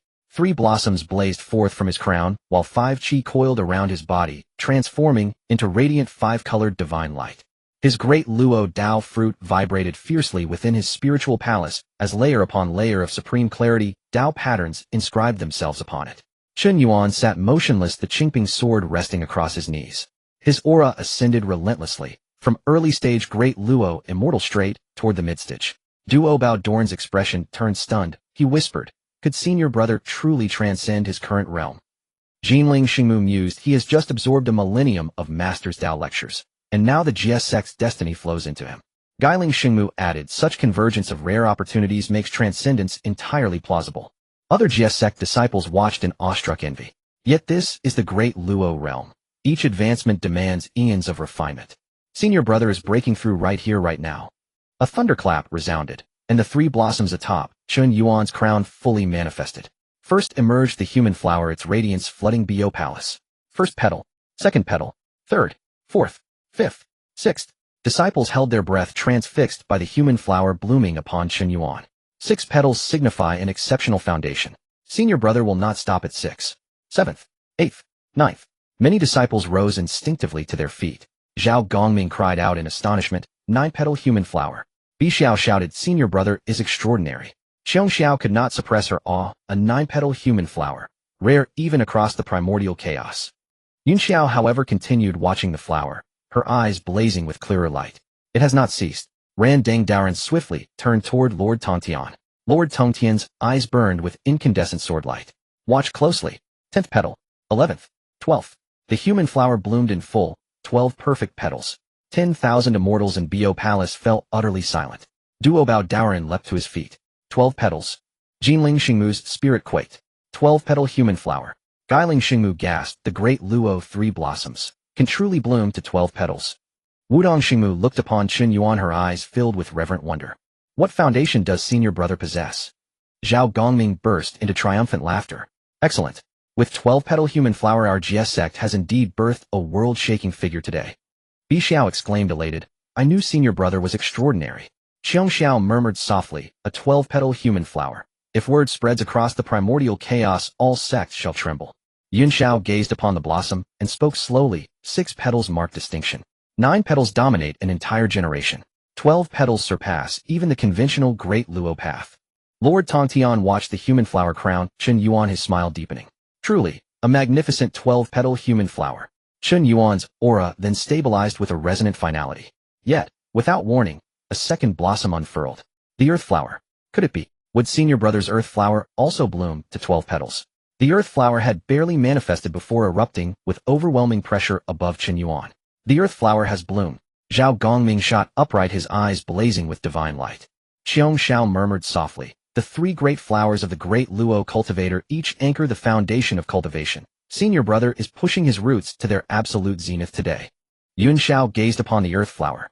The earth flower bears the very foundation of the Dao body. Should it bloom in supreme grade, senior brother's path forward shall be unshakably firm. Duo Bao Daoren drew a deep breath and said, "Senior brother has already unlocked the human flower at its 12th rank. If the earth flower likewise blooms at its highest tier, our Jiejiao Sect's celestial fortune gains yet another peerless root of supremacy." Watch closely. Guiling Xingmu spoke solemnly. Such a rare opportunity for transcendence has not occurred in 10,000 eons. Wu Dang Xingmu watched Chen Yuan and whispered gently, "Senior brother bears the Jiejiao Sect's celestial fortune and has been recognized by Master's Qingping sword. This moment marks the metamorphosis of his Dao fruit." Ran Deng Daoren was equally stunned. If this youth blooms the earth flower to its 12th rank, it will be truly terrifying. Tongtian Zhaozhu remained silent, his gaze fixed solely upon the earth flower hovering above Chen Yuan. The earth flower slowly rotated, and its first petal burst open with thunderous force. Rank 1. Instantly, the supreme clarity Dao patterns within Bo Palace flared to life. The second petal unfurled immediately thereafter. Rank 2. Chen Yuan's magical energy surged like a tide, while the 5 chi spiraled about his body. Rank 3. Rank 4. Rank 5. Each unfolding rank sent a resonant tremor through the Jiejiao Sect's celestial fortune. Already rank 5. Chen Yuan suppressed his inner shock, eyes locked on the earth flower. It continues blooming. Jin Guang Xingmu's golden pupils blazed even brighter. Rank 6. Bailey uttered a low cry. As the 6th petal unfolded, a supreme clarity, divine manifestation appeared behind Chen Yuan, wielding the Qingping sword, standing upon the river of celestial fortune. Rank 7. Wu Yunxian's gaze ignited with brilliance. Rank 8. Jin Guxian could no longer contain himself. Rank 9. Ling Yixian exclaimed in awe. In that instant, all 9 petals of the earth flower bloomed in full. Disciples throughout Bo Palace paled in unison. 9 rank earth flower. Zhao Gongming slammed his palm onto his knee. Senior Brothers Foundation now surpasses most great Luo cultivators across the Primordial Chaos. Bai Xiao exclaimed elated, 12 rank human flower, 9 rank earth flower. This alone is already awe-inspiring. Qiong Xiao watched Chen Yuan and gently shook her head. Little sister senior brother will not halt here. Yun Xiao spoke calmly. Since his human flower attained 12 ranks, the earth flower still possesses the potential to ascend further. Duo Bao Daoren stared intently at the earth flower, voice grave. Beyond rank 9, each additional rank shakes the very essence of the Dao body. Ran Dang Daoren spoke solemnly. Beyond the 9th rank of the great Luo's 3 flowers, cultivation transcends mere magical energy. It hinges upon the Dao fruit, celestial fortune, and fate itself. Jin Ling Xingmu said, senior brother presently possesses all 3. He may yet advance further. Chen Yuan sat motionless, then suddenly opened his eyes. He gazed upward at the 9-rank earth flower above him, and within his chest the 5 qi erupted violently. Open, for me. At that command the Qingping sword vibrated instantly. The Jiejiao Sect celestial fortune surged like a tidal wave, pouring directly into the earth flower. Chen Yuan's tendons and bones resonated in unison. His nascent soul anchored the purple mansion, forcibly propelling his Dao fruit forward. If the human flower can bloom to 12 ranks, so too must the earth flower. Chen Yuan roared, slashing the Qingping's sword from his palm. A pure silvery light cleaving the air. That radiant light vanished into the earth flower. The 10th petal trembled violently. Boom. Rank 10 bloomed. Immortal radiance within Bo Palace flared with unprecedented intensity. Rank 10. Duo Bao Daoren rose abruptly to his feet. Senior brother has truly reached rank 10. Zhao Gongming laughed heartily. Excellent. Excellent. Excellent. Bai Xiao clapped her hands. Senior brother bloomed 2 more ranks. Qiong Xiao immediately cautioned, do not disturb senior brother's concentration. Yun Xiao did not reprimand Bai Xiao. She simply watched the earth flower above Chen Yuan. Beyond rank 10 it grows arduous.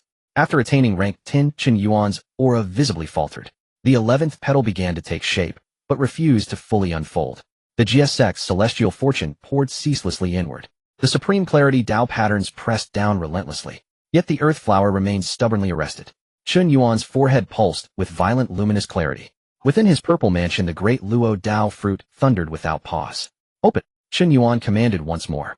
The 11th petal quivered, but unfolded only half an inch. All disciples held their breath, uttering not a single word. Ran Dang Daoren frowned. He lacks but a single spark, the sacred Dao opportunity. Duo Bao Daoren immediately turned toward Tongtian. Master, Jin Ling Xingmu discerned the anomaly as well. Senior Brothers Foundation is sufficient, but the earth flower bears the Dao body. Beyond rank 10 it requires a far stronger catalyst. Gui Ling Xingmu spoke gravely. Forcing the breakthrough would damage the Dao fruit. Wu Dang Xingmu looked to Tongtian Jiaozhu. Master senior brother cannot retreat. A flash of sword light flickered within Tongtian Jiaozhu's eyes. Very well, then this master shall lend you aid. Hearing those words, Chen Yuan's spirit trembled. Master, Tongtian Jiaozhu raised his right hand and gently tapped his fingertip. A single drop of blood floated forth from his finger. From the moment it appeared, every Dao pattern within Bo Palace parted aside like waves before a sovereign tide. The blood of a sage. Ran Dang Doran's face drained of color. The sect master offers his own sage blood to assist Chen Yuan's blooming. Duo Bao Doran's heart surged with profound shock. By this act master bestows upon senior brother a sliver of the sage's own Dao opportunity. Zhao Gongming's eyes gleamed with fervent light. With master's aid senior brother shall surely attain rank 12. Bai Xiao cried out elated, senior brother, quickly absorb it. Qiong Xiao whispered low, little sister, do not speak aloud. Yun Xiao watched the sage blood, her expression deeply reverent. When sage blood enters the earth flower, should this bloom succeed, senior brother's foundation shall ascend yet another tier. Tongtian Jiaozhu flicked his finger. The drop of sage blood descended toward the earth flower above Chen Yuan. Boom. The sage blood scattered across the earth flower. Its radiance bore no violent killing intent. Only pure unadulterated supreme clarity, Dao resonance. The earth flower shuddered violently. All 9 petals blazed with incandescent light. The 11th petal burst open. Rank 11. Chen Yuan's magical energy surged anew. The Qingping sword's silvery light flared brilliantly. At that very moment, the Jiejiao Sect's celestial fortune descended in totality, fully merging into the earth flower. Chen Yuan opened his eyes and directly absorbed the final trace of supreme clarity, Dao resonance from the sage blood into his Dao fruit. Open. The final petal unfurled at his command. The 12-rank earth flower bloomed in flawless perfection. Boom. Immortal radiance pierced the heavens from within Bio Palace. Golden lotuses reappeared upon the floor. Celestial garlands descended from the void. The 4 swords of Zhu, Xian rang in unison. The 12-rank human flower and 12-rank earth flower hovered side by side above Chen Yuan's crown. Between them supreme clarity Tao patterns wove together into a luminous bridge of the Tao. 10,000 immortals trembled as one. 12-rank earth flower. Duo Bao Daoren gasped in disbelief. Senior brother has truly accomplished it. Jin Ling Xingmu's sword intent pierced the heavens. 12-rank human flower, 12-rank earth flower. Such a foundation is exceedingly rare across the primordial chaos. Gue Ling Xingmu spoke gravely. From this day forward, senior brother, even among great Luo cultivators, shall stand above countless ancient masters. Wu Dang Xingmu looked upon Chen Yuan and murmured softly, with senior brother the Jiejiao Sect's celestial fortune shall flourish. Zhao Gongming laughed triumphantly. What exhilaration!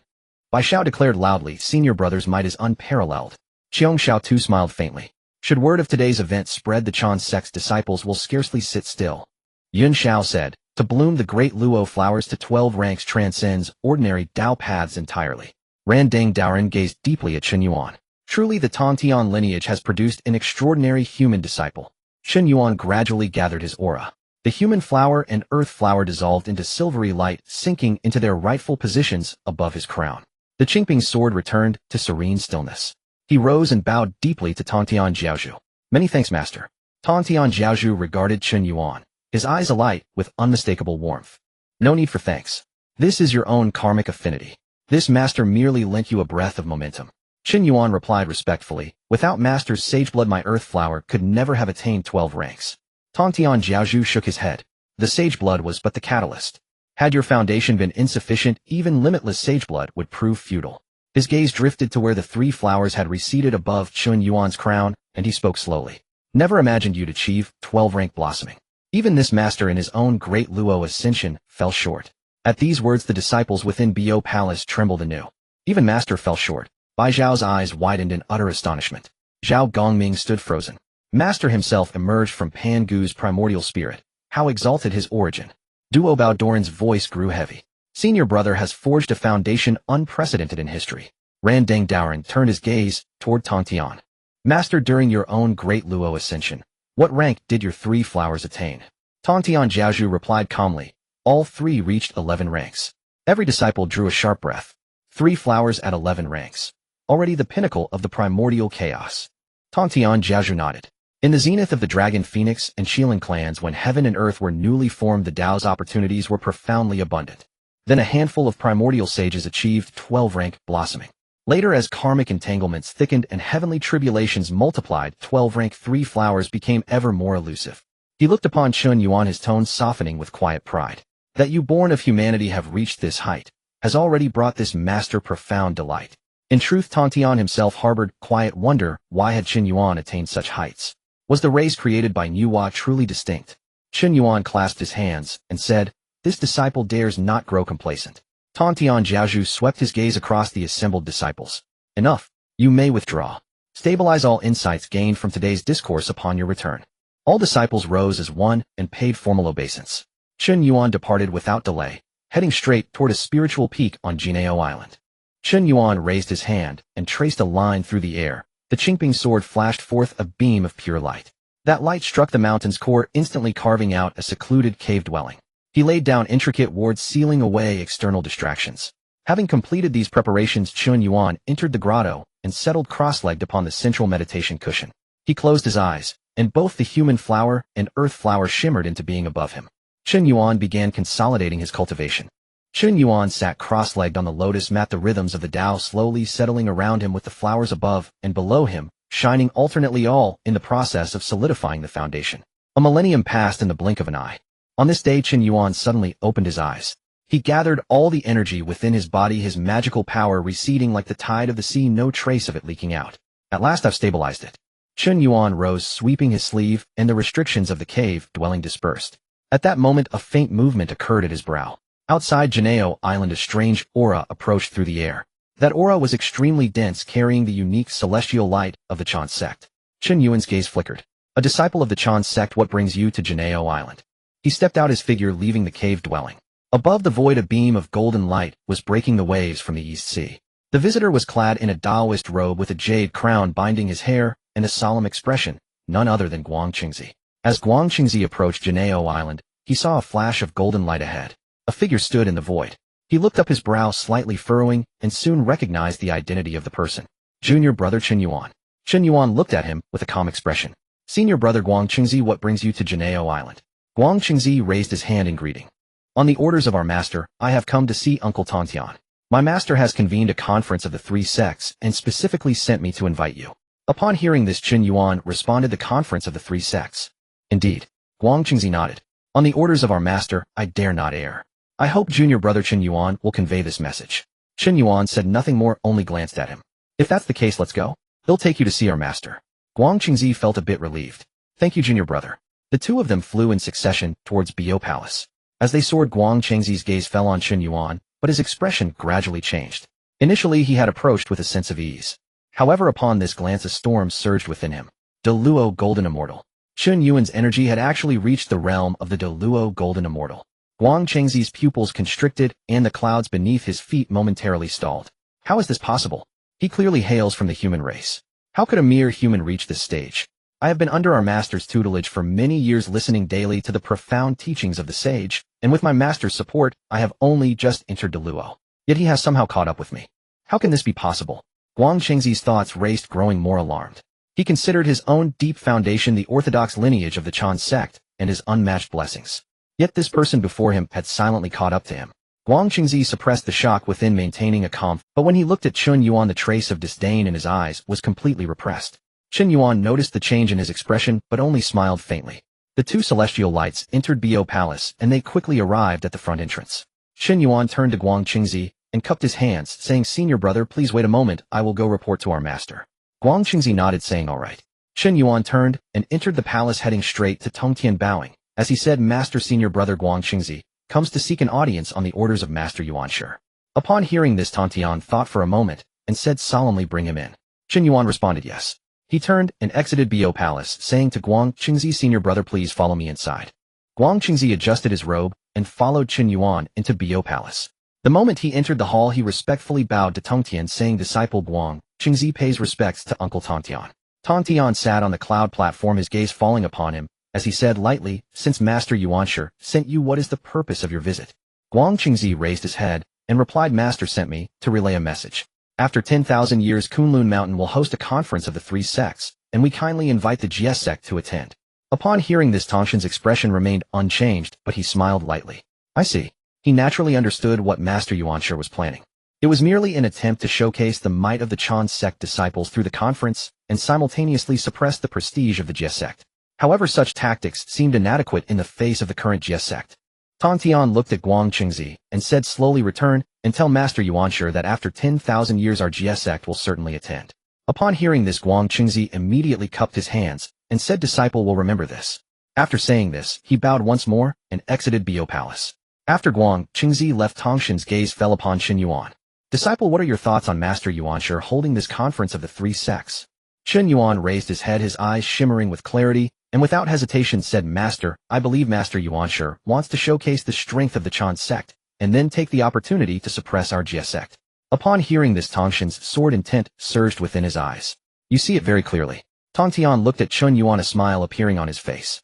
Since you see it so clearly, then tell me how we should respond. Chen Yuan bowed and said, disciple believes that for this conference of the three sects, the Jiejiao Sect not only needs to attend, but must do so in a grand manner with overwhelming momentum.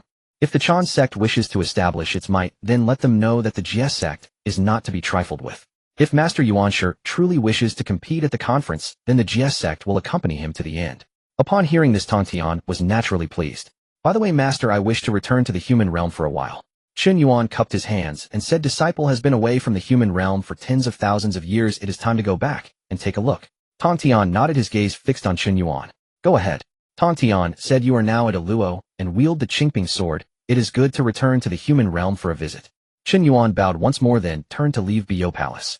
After exiting Bio Palace, Chen Yuan soared into the clouds, rushing towards the outside of Jiejiao Island.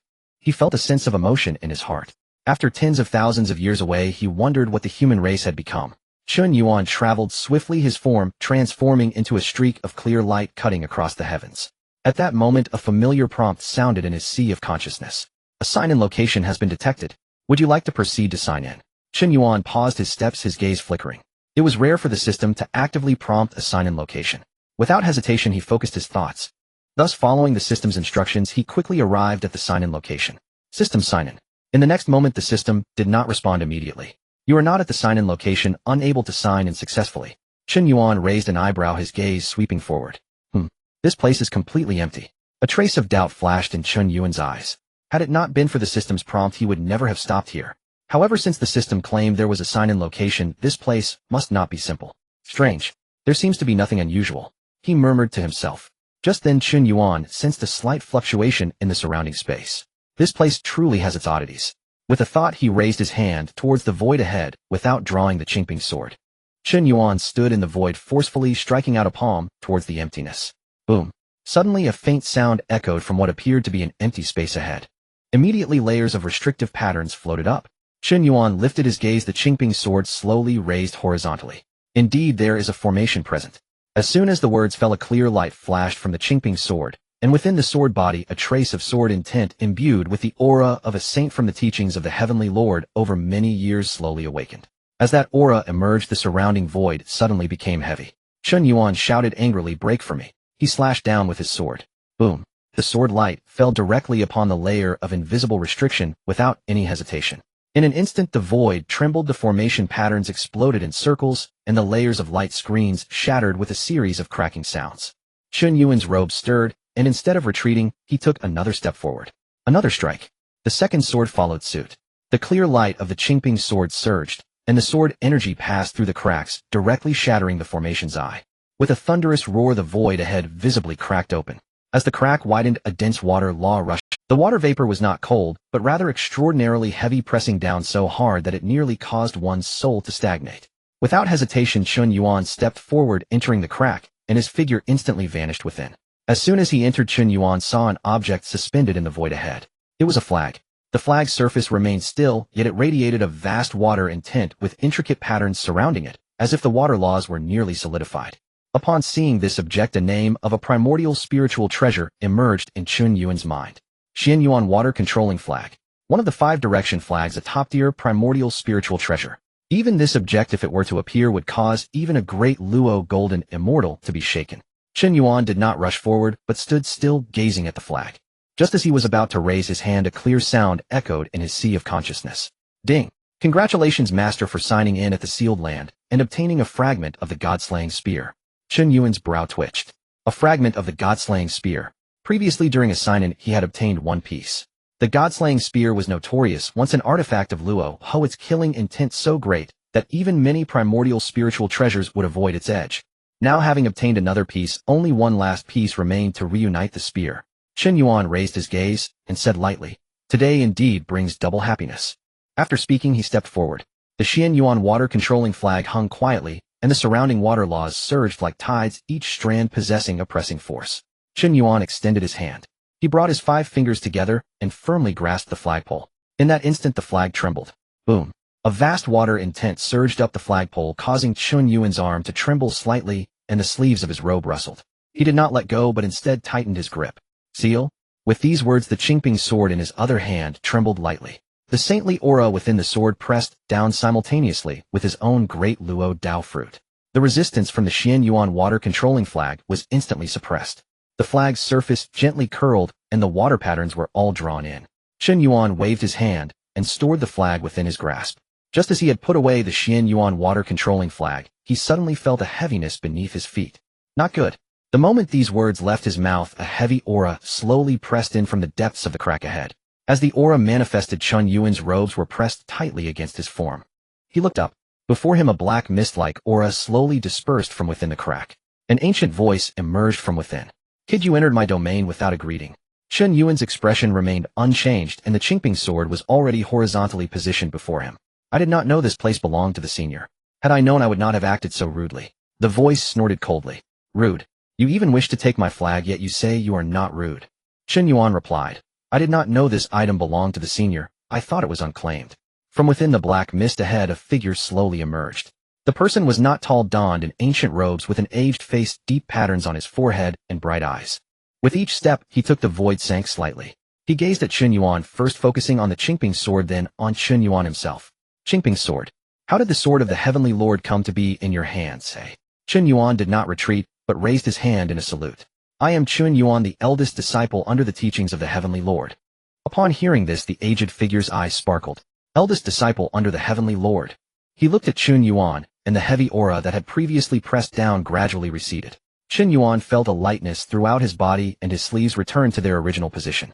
He did not lower the Qingping sword, but instead gripped it even more firmly. The old man before him, though seemingly frail, gave him an extremely peculiar feeling. This was not the aura of an ordinary great Luo, nor was it that of a quasi-saint. It was a heaviness that connected with heaven and earth and mountains and seas. Chen Yuan's heart stirred. Who exactly is this person? To be able to set up a seal here and dare to openly claim the Xian Yuan water-controlling flag, he is definitely not an unknown figure. The old man scrutinized Chen Yuan for a moment, then suddenly smiled widely. Kid, you are the first being to reach this place since my birth. Chen Yuan's eyes narrowed slightly. Senior's words make me feel even more ashamed. The old man waved his hand. Stop with these empty words. Since you were able to enter holding the Qingping sword, it signifies that the Heavenly Lord indeed values you.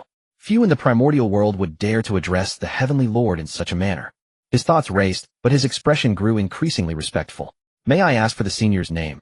The old man did not answer immediately. He merely gazed at Chen Yuan, as if reminiscing about some long-forgotten matter. After a moment, he slowly began to speak.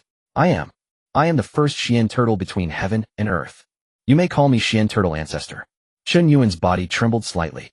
Xian Turtle Ancestor. He almost blurted it out. So it is him. This is the being who would support heaven and earth in the future. In an instant, many long-sealed legends of the primordial world surged to the forefront of his mind. The Xian Turtle of the Northern Sea. A body that supports the heavens. After the battle between the Wu and the Yao, when the heavens and earth were shattered, after Nuwa mended the heavens, there still needed to be a powerful being to transform into a pillar supporting the crumbling heavens. The last to be slain was the Xian Turtle Ancestor. Seeing the expression on Chen Yuan's face, the Xian Turtle Ancestor asked in confusion, how come you have heard of my name in the primordial world? Chen Yuan shook his head, saying, logically, for a being like you, why have I not heard your name in the primordial world? The Xian Turtle Ancestor looked up at the void with a sigh, saying, it is not that I do not wish to leave this place, but rather that the heavenly Tao has sealed this land. Although it is a sealed place, my physical body is immensely powerful, and even a saint cannot harm me in the slightest. Heavenly Tao seal. An invincible body. Chen Yuan understood with this explanation. In simple terms, the mission of this Xian Turtle was to be born for the tribulation.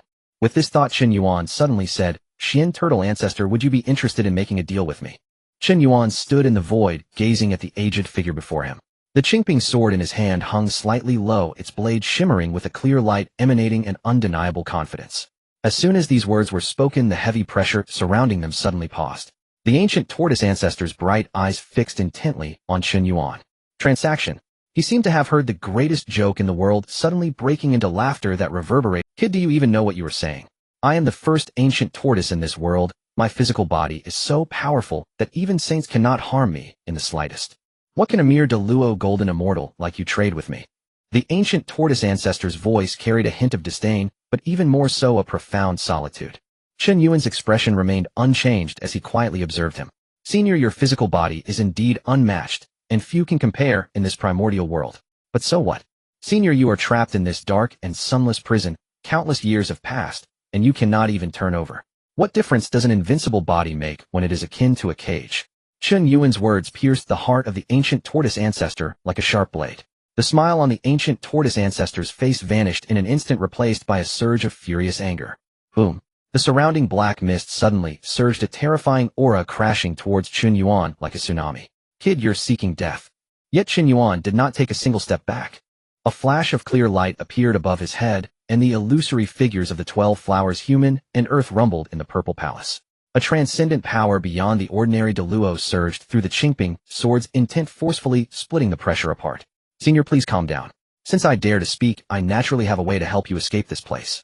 Chen Yuan's voice pierced through the black mist, clearly reaching the ancient tortoise ancestor's ears. The ancient tortoise ancestor's movements suddenly halted. The swirling black mist also stilled. He stared fixedly at Chen Yuan, a glimmer of disbelief flashing in his eyes. What did you say? You can help me leave this place. The ancient tortoise ancestor's voice trembled with an uncontainable quiver. He had been trapped here for far too long enough that he had even forgotten what the outside world looked like. Even the slightest hope was something he would not dare to let go. Chen Yuan nodded, his tone earnest. Indeed, I can help you leave this place. However, the price is that you will have to forsake this invincible body that you take such pride in. The ancient tortoise ancestor was taken aback for a moment, then fell into silence. Chen Yuan did not urge him, merely waiting quietly. He knew how difficult a decision it was for a being to forsake a body cultivated over countless eons.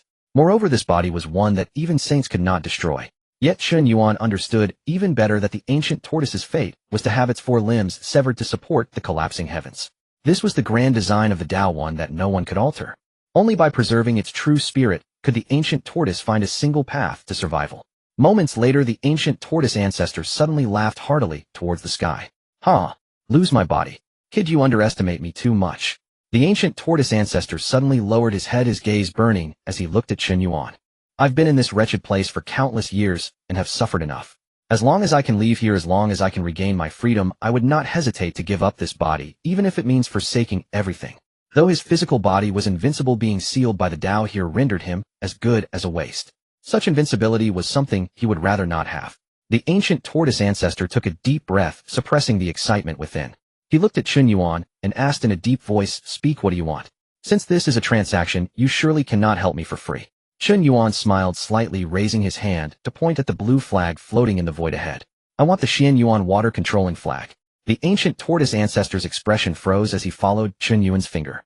Just that. He had expected Chen Yuan to propose some exorbitant condition, perhaps demanding a great oath of loyalty or something similar. But instead it was just a flag. Though the Chen Yuan water-controlling flag was a top-grade, innate spiritual treasure immensely precious, it was utterly useless to him, being trapped here. Chen Yuan nodded, saying, "Just that." The ancient tortoise ancestor laughed heartily, waving his hand. "Here you go." As soon as the words fell, the laws of water on the Chen Yuan water-controlling flag suddenly converged. The flagpole transformed into a beam of blue light, gently descending into Chen Yuan's hand. The ancient tortoise ancestor even took the initiative to erase a trace of his aura from it, allowing Chen Yuan to refine it without hindrance. Chen Yuan grasped the Chen Yuan water-controlling flag, feeling the vastness of the water's Tao, within it a hint of joy flashing in his eyes. He tucked the flag into his sleeve and performed a solemn bow to the ancient tortoise ancestor. "Senior, thank you for being so straightforward. Rest assured, when the time comes, I will naturally come to rescue you from here. I, Chen Yuan, swear by my Tao heart that I will not go back on my word." The ancient tortoise ancestor looked at Chen Yuan, his eyes filled with anticipation and trust. "Good. Kid, I believe in you. I have waited here for countless eons and do not mind waiting a little longer. Just make sure you don't fall outside." Chen Yuan smiled slightly, turned, and took a step forward, his figure transforming into a beam of clear light directly passing through the crack. The crack slowly closed behind him, the formation patterns once again vanishing into the void.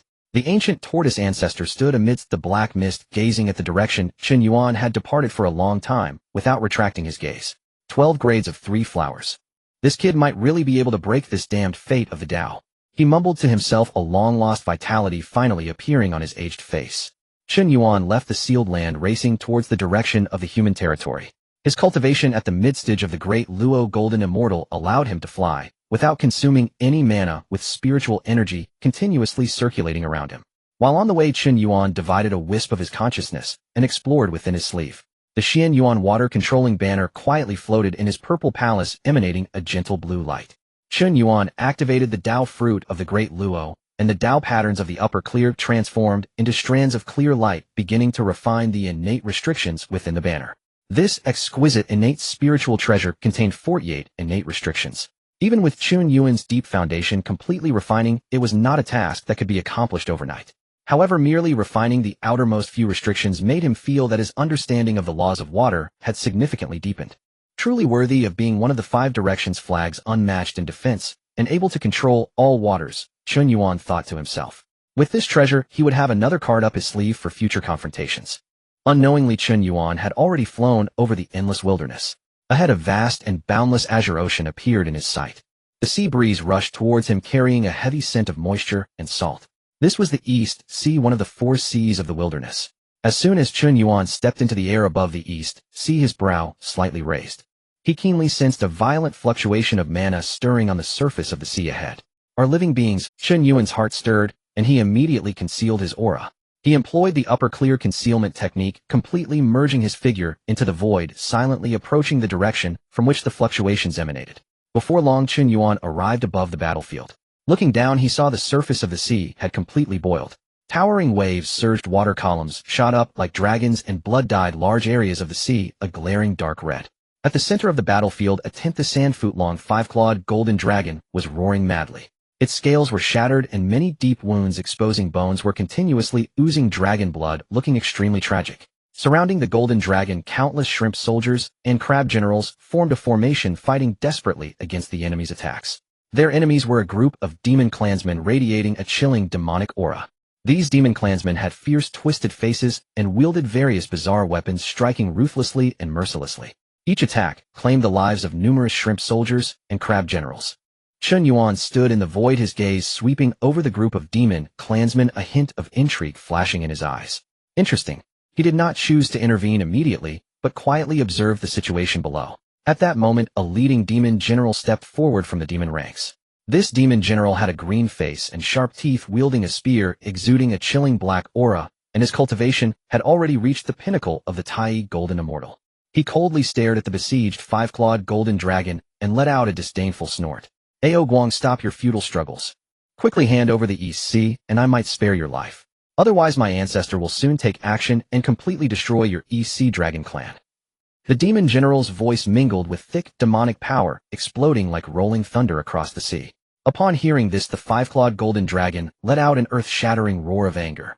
In a flash of golden light, the golden dragon transformed into a middle-aged man clad in tattered imperial robes. It was none other than the East Sea Dragon King, Ao Guang.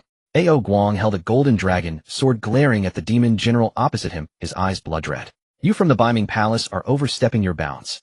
Ao Guang gritted his teeth, his voice filled with endless sorrow and humiliation. Upon hearing the words, Beiming Palace, Chen Yuan in the void slightly narrowed his eyes. So it is under the command of the demon master Kunping. The Beiming Sea is billions of miles away from the East Sea. How could Kunping's influence reach this far? Below, the demon general laughed maniacally at Ao Guang's words. "Overstepping. Ao Guang, have you not awoken from your slumber? In the wilderness world, the weak are prey to the strong. This East Sea being such a wealthy land, how can your pitiful dragon clan occupy it?" The demon general suddenly thrust his spear, causing the sea surface to explode. "Hand over the token and scram from the East Sea. That is your only chance at survival." Ao Guang was trembling with rage, the veins on the back of his hand bulging as he gripped his sword. He stared fiercely at the demon general, his eyes filled with unwillingness and despair. Could it be that the East Sea Dragon Palace would truly fall today? Ao Guang stood atop the rolling waves, his imperial robe stained with blood, his figure appearing exceedingly. He looked at the arrogant, Beiming demon general opposite him, and then glanced at the surrounding shrimp soldiers and crab generals, who were continuously falling, a sense of indescribable melancholy surging within him. Thinking back to the past, Ao Guang's voice was hoarse, filled with endless sorrow. "In those glorious days, my dragon clan ruled the 4 seas with myriad clans bowing in submission. Back then, not even a little demon general from the Beiming Palace, nor your ancestor Kunping, would dare to approach my dragon clan elders without retreating." Ao Guang's words were full of reminiscence of past glory. During the early chaos of the Dragon Age, the Dragon Clan was undeniably the overlord of the world. At the command of the ancestral dragon, the 4 seas roiled and the wilderness trembled. But now, a tiger fallen in the plains is bullied by dogs. Ever since the fall of the ancestral dragon, the Dragon Clan has borne boundless karmic retribution from heaven and earth. The clan's younger generation struggled to improve their cultivation, talents dwindled, and powerful figures fell. By his generation, the dignified East Sea Dragon King had only reached the mid-stage of the Tai Golden Immortal. Any being with a bit of power dared to trample over their Dragon Clan. If it were not for the grand formation left behind by the ancestral dragon providing protection, the East Sea Dragon Palace would have long been divided cleanly by other forces. The demon general, upon hearing Ao Guang's words, laughed even more recklessly. "Ha ha ha! Ao Guang, are you still living in a dream?" A cruel, killing intent flashed in the demon general's eyes. "The current Dragon Clan is nothing more than a bunch of loaches that cannot leave the water. Since you refuse to drink the wine offered, don't blame me for being ruthless." The demon general abruptly raised the black spear in his hand and shouted, "Beiming lads, kill them. Leave not a single one alive." With the demon general's command, surrounding demon clansmen pounced like wolves and tigers toward the remaining shrimp soldiers and crab generals. The sounds of screams, clashing weapons, and roaring spells instantly intertwined. The sea was completely dyed crimson. "No, Ao Guang's eyes widened in fury as he watched his subjects being slaughtered. His heart was bleeding. I will fight you to the death. Ao Guang roared, igniting the true dragon blood within him. The golden dragon sword in his hand burst forth with brilliant light, transforming into a massive golden sword shadow that struck towards the demon general. This strike encompassed all of Ao Guang's mana and rage. The demon general, upon seeing this, showed a hint of disdain in his eyes. The last gasp of a dying ember. He gripped the spear with both hands, and the peak Tai golden immortal demonic power surged forth from within him. The black aura on the spear coalesced into a ferocious black water snake, meeting the golden sword shadow Hedon. Boom. The golden light and black aura violently collided midair. A furious shockwave swept through the surroundings, stirring up tsunamis hundreds of feet high. Ao Guang felt a tide-like force rushing into his body through the dragon's sword, shaking his internal organs as if they were about to shift. Ao Guang spat out a mouthful of blood, his figure flying backward like a broken kite, crashing heavily into the sea. The remaining shrimp soldiers and crab generals cried out in grief and anger, but were ruthlessly slaughtered by the demon clan. Chen Yuan stood in the void, coldly observing this scene. He did not immediately intervene out of pity for the dragon clan's plight. Such slaughter unfolded daily in the wilderness. The law of survival is that the weak are prey to the strong. However, Chen Yuan was contemplating another matter. Though the dragon clan has fallen, their foundation in the four seas remains vast. The human race is currently developing. If they could obtain the dragon clan's support, perhaps by becoming a totem of the human race, this would greatly enhance the luck of the human race. Now is the best time to subdue the East Sea Dragon clan. Chen Yuan's gaze flickered. A timely aid is better than a gift after the fact. Below, Ao Guang struggled to fly out of the sea, his aura waning to its utmost limit. The demon general grinned menacingly, pressing closer, the spear in hand, pointing directly at Ao Guang's brow. It's over, Ao Guang. Chen Yuan looked at the battlefield below. The moment had arrived. Ao Guang stood atop the surging waves, his body stained with blood, his figure appearing remarkably frail. He gazed at the arrogant, beaming demon general across from him, a profound sense of desolation surging within his heart. The demon general approached with a sinister grin, the long fork in his hand aimed directly at Ao Guang's brow. Ao Guang, go seek your ancestor, he bellowed, unleashing the overwhelming power of a peak Tai golden immortal from within. Black mist enveloped the long fork, transforming into a fierce black water serpent that opened its massive maw. The serpent, emanating a nauseating stench of decay, lunged viciously at Ao Guang's head. Ao Guang closed his eyes, his hands falling limply to his sides. The true dragon's blood within him had already burned out, leaving him unable to muster even a shred of magical energy. Heaven has forsaken my dragon clan. Ao Guang lamented in despair, waiting for death to descend. Just at that critical moment, an unexpected change occurred. Who would have thought that the dragon clan, once rulers of the four seas, would fall to such depths? A cold and calm voice suddenly resonated between the sea and sky. The voice was not loud, yet it clearly reached the ears of every being present. It resembled the profound sound of the Tao, carrying an undeniable supreme majesty. Ao Guang opened his eyes wide, disbelief written all over his face.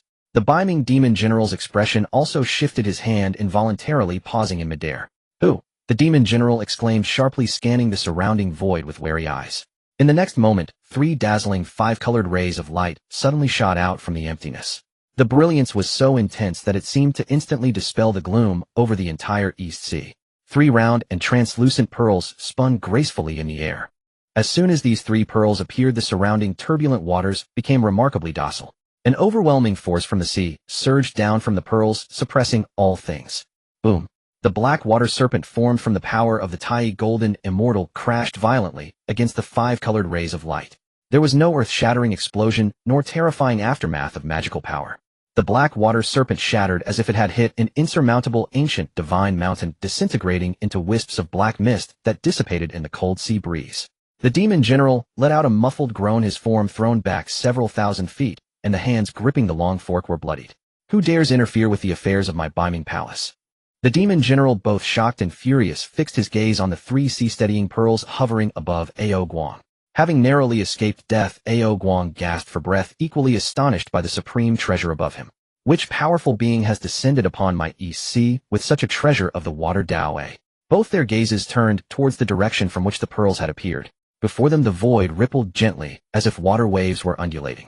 A young man clad in a Taoist robe stepped slowly out of the emptiness. Chen Yuan stood in the void, overlooking the brutal battlefield below. He did not deliberately release his oppressive aura, yet the inherent Tao rhythm emanating from him left all beings feeling breathless. A great Luo golden immortal. Ao Guang and the demon general exclaimed almost in unison, their voices laced with extreme shock. The aura transcending the river of fate, unyielding through countless tribulations, was undeniably that of a great Luo golden immortal. In an age where quasi-saints did not emerge, a great Luo golden immortal was the pinnacle of strength traversing the primordial chaos. However, when they discerned the source energy flowing around Chen Yuan, their shock quickly turned to horror. You are actually human. The beaming demon general's eyes widened in disbelief as if he had seen a ghost, his voice trembling.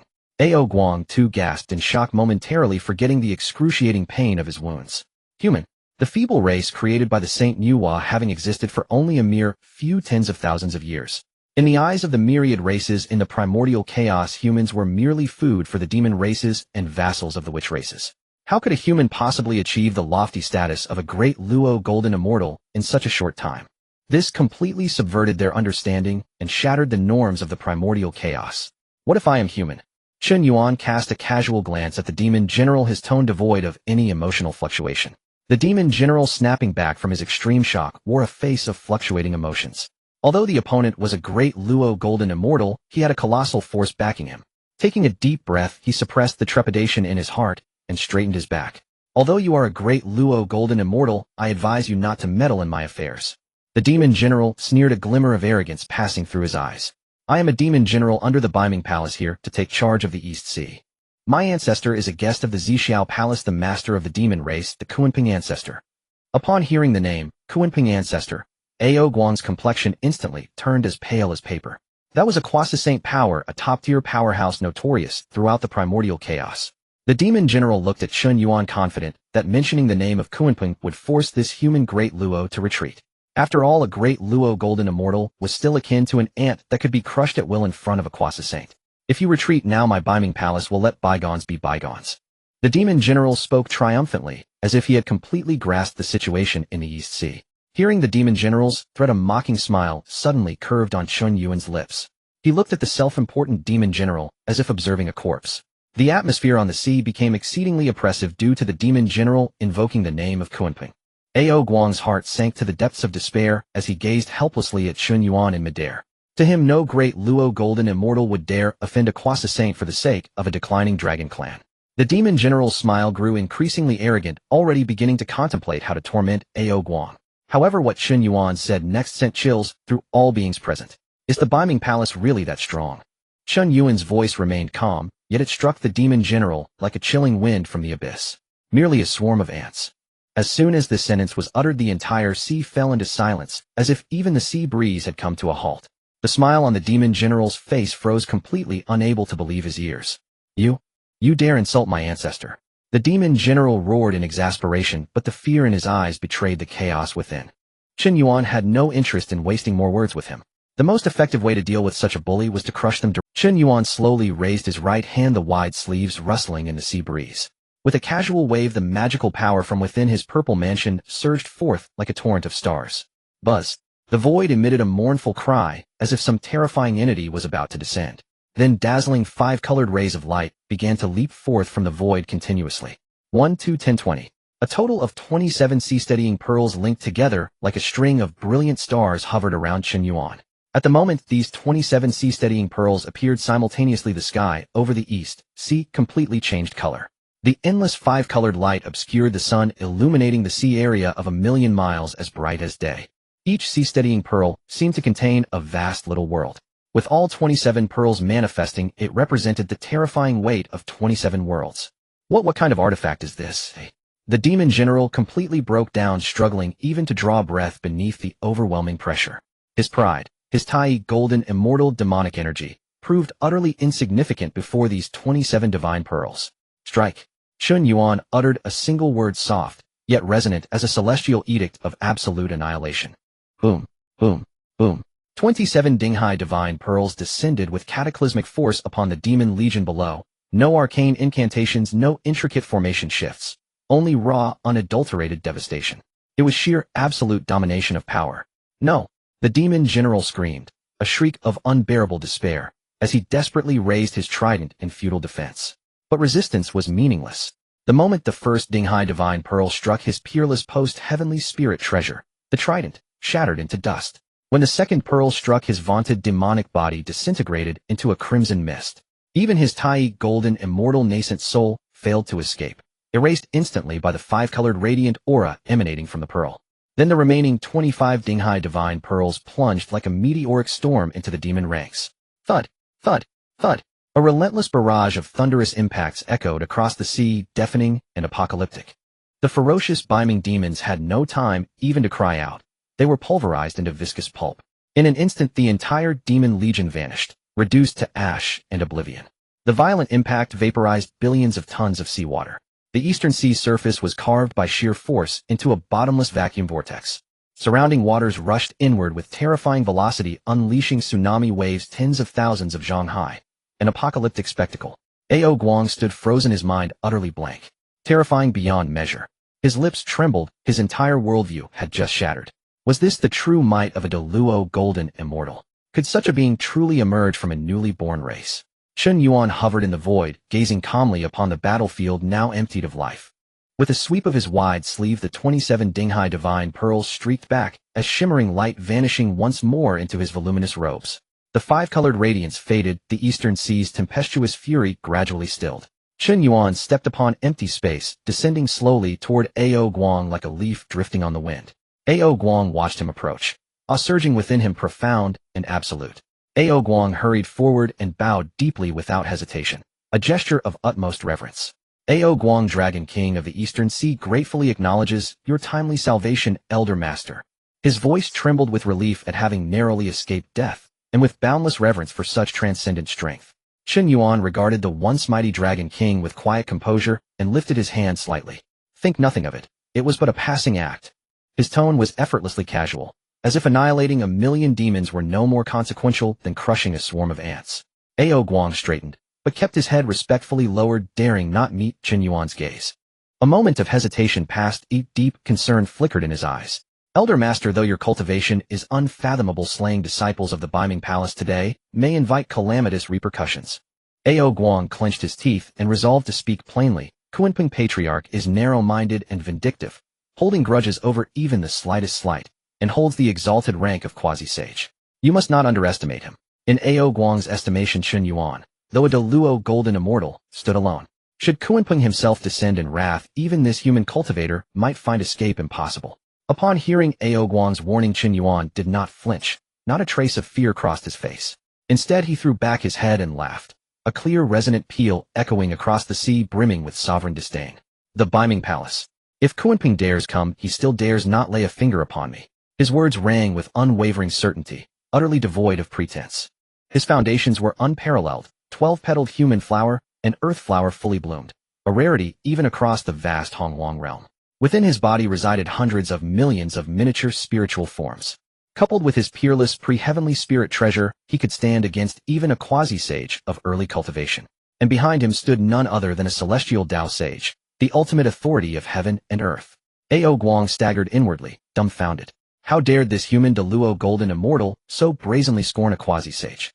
Swallowing hard, Ao Guang gathered his courage and asked, might this humble one inquire where you cultivate, and your honored title? He burned with curiosity when had such a peerless figure emerged within the Hongjun realm. Chen Yuan's laughter ceased.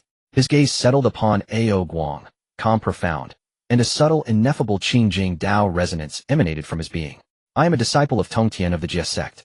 His voice was soft, yet struck Ao Guang's heart like a thunderclap. Senior disciple Chen Yuan. Those few words detonated within Ao Guang's mind like a spiritual tsunami, far more shattering than the descent of the Dinghai divine pearls. What a... He gasped aloud, knees buckling as if ready to collapse onto the sea's surface. Staring at Chen Yuan, his eyes widened in utter disbelief. A sage's disciple, and none other than Tongtian's first senior disciple. Now it made sense why he held Kunping in such contempt. Even Kunping's formidable power paled before a celestial Tao sage, rendering him no more than an ant awaiting effortless annihilation. As Jiejiao Sect's eldest brother, Chen Yuan embodied not only personal mastery, but the sect's supreme celestial fortune. Ao Guang, blind and ignorant, failed to recognize a disciple of sage Tongtian. Please forgive my transgression, esteemed cultivator.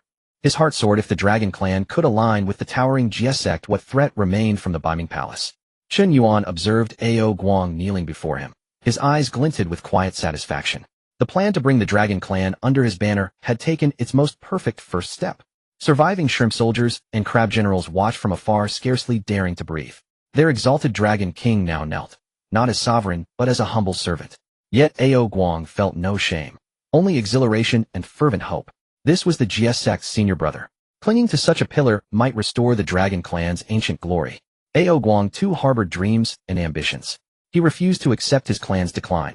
He yearned to restore the dragon clan's lost majesty. Recall the dawn of the Longhan Cataclysm. Zhu Long ruled supreme across Hongjun dragons, commanding the four seas, unrivaled in dignity and dominion. 10,000 races paid homage, none dared defy. But now, Zhu Long perished. The dragon clan bore immeasurable karmic burden, stagnating in cultivation. In Ao Guang's generation, even the dragon king of the Eastern Sea attained only mid-tier Tai golden immortal cultivation. A mere demon general from the Beiming Palace dared point his finger and curse him, and threatened to obliterate the entire Eastern Sea Dragon Palace.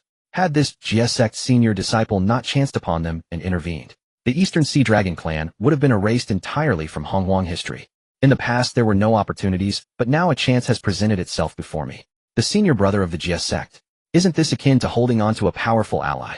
If I can align myself with him, won't the dragon clan soar? This is an opportunity, an unparalleled chance that comes once in a millennium. He understands clearly that in this brutal world of the primordial chaos, survival and the revival of the dragon clan depend on seizing such moments. The only way is to cling to a powerful ally, and it must be an unimaginably strong one. The esteemed Chen Yuan standing before me is undoubtedly the best candidate. He is a great Luo golden immortal with limitless potential, and behind him stands the exalted Dao Saint. If I can attach myself to such a figure, even the demon master Kuanpeng of the Beiming Palace would be insignificant. Even if the Emperor Jun of Heaven and Dong Huang Tai were to arrive, they would still have to show some respect to the Tongtian saint. But how can I impress such a powerful being? Ao Guang furrowed his brows, his mind racing. After all, he is a great Luo golden immortal and the foremost disciple of a saint. What treasures has he not seen? Common treasures would hardly catch his eye. Suddenly a spark of inspiration struck Ao Guang's mind. He vividly recalled the supreme treasure Chen Yuan had used to instantly defeat that Beiming demon commander. Those 27 orbs radiating with multicolored brilliance, containing terrifying world power. The sea stabilizing pearl. Ao Guang shouted in his heart. As the dragon king of the East Sea, he was all too familiar with the aura of water treasures. He clearly remembered that deep within the treasure vault of the East Sea Dragon Palace, in a dusty corner, there seemed to be 3 identical pearls. They were treasures that the ancestral dragon had obtained during his travels in the Primordial Chaos. However, with only 3 pearls, they could not unleash their true power, nor could one comprehend their mysteries. Thus they had remained untouched in the vault, gathering dust for countless epochs. It seems the sea-stabilizing pearl of the esteemed one is not yet complete. If I were to present those 3 pearls, I am sure to earn your favor. Thinking of this, Ao Guang could no longer contain his excitement. If he offered this item, he would certainly win Chen Yuan's goodwill. At that point, following him would be as easy as a flowing river. He abruptly raised his head and looked at Chen Yuan, who stood in the void. Esteemed one. Ao Guang's voice trembled, yet it carried a sense of resolution. Chen Yuan slightly lowered his head, looking at him with calm eyes. What is it? Ao Guang took a deep breath, bowing deeply before the water's surface. I owe you my life, esteemed one, and I have no means to repay you. Earlier I witnessed your use of that supreme treasure. I dare to guess, could it be the top-grade innate spirit treasure, the sea stabilizing pearl? Upon hearing this, a glimmer of surprise flashed in Chen Yuan's eyes. He hadn't expected Ao Guang to have such keen insight, recognizing the sea-stabilizing pearl at a glance. Indeed, Chen Yuan nodded lightly, not hiding the truth. Ao Guang felt even more assured upon receiving this confirmation. He raised his head, his voice tinged with undeniable excitement. Esteemed one, I remember that deep within the treasure vault of my East Sea Dragon Palace, there seem to be 3 pearls that resonate with the aura of your treasure. If you would not mind, I would gladly offer those 3 pearls in gratitude for your saving grace. As soon as these words left his mouth, a brilliant light suddenly exploded from Chen Yuan's otherwise calm eyes. What? Even with Chen Yuan's composure, he couldn't help but exclaim in surprise. The Dragon Clan's treasure vault actually contains the sea-stabilizing pearl. One must know that the sea-stabilizing pearl is a top-grade innate spirit treasure divided into 36 pearls. Each pearl contains an immense amount of world power. Previously, he had obtained 27 of them through system sign-in, and their power had already reached an astonishing level. He had thought that the remaining 9 pearls had long since scattered to various corners of the primordial chaos, nearly impossible to find. They might have even been destroyed in some past calamity. But he never expected that within this dilapidated East Sea Dragon Palace, 3 pearls were hidden. If he could obtain these 3, his sea-stabilizing pearl would reach 30 in total. Their power would certainly experience a qualitative leap once again. Are you truly speaking the truth? Chen Yuan's figure flickered, and an almost imperceptible pressure of great luo radiated outward, causing the surrounding seawater to cease its flow. Ao Guang was enveloped by this pressure, making even breathing difficult. Yet he was filled with ecstatic joy. The esteemed one was intrigued. This indicated that his plan had succeeded. I swear on my life. The aura of those 3 pearls is identical to that of the treasure you just displayed, absolutely no deception. If the esteemed one does not believe me, please follow me to the Dragon Palace treasure vault for verification. Ao Guang confidently stated, his tone resolute. Chen Yuan gazed deeply at Ao Guang. He understood that Ao Guang would not dare to deceive him. Even if this old dragon had 10 times the courage, he wouldn't risk trifling with a great luo golden immortal in such matters. Very well. Chen Yuan nodded and waved his sleeve. In that case, lead the way. Ao Guang felt as if a burden had been lifted from his shoulders. He struggled to stand, ignoring his grievous injuries, and quickly led the way. Esteemed one, please follow me. The two transformed into streaks of light, breaking through the turbulent sea surface, diving deep into the East Sea. Along the way, Chen Yuan saw countless remnants of sunken underwater structures. Huge coral reefs had been severed in half, and the underwater spiritual veins had run dry. Everywhere exuded an aura of decay and desolation. This was a stark contrast to the legendary East Sea Dragon Palace, which was once immensely wealthy. It was evident how terribly the Dragon clan had been oppressed by other forces over the years. After an unknown duration of swimming, a brilliant light finally appeared ahead in the dark sea. A magnificent palace covering tens of thousands of miles quietly stood in the depths of the sea. The palace was entirely crafted from exquisite crystal, radiating a gentle yet bright glow. Though many parts of the palace had cracked and some side halls had even collapsed, it still could not obscure its former grandeur and majesty. Here lies the East Sea Dragon Palace. Ao Guang brought Chen Yuan through layers of defensive formations, arriving at the grand entrance of the palace. Esteemed one, this is but my humble abode. I apologize for the lack of grandeur. Ao Guang smiled awkwardly.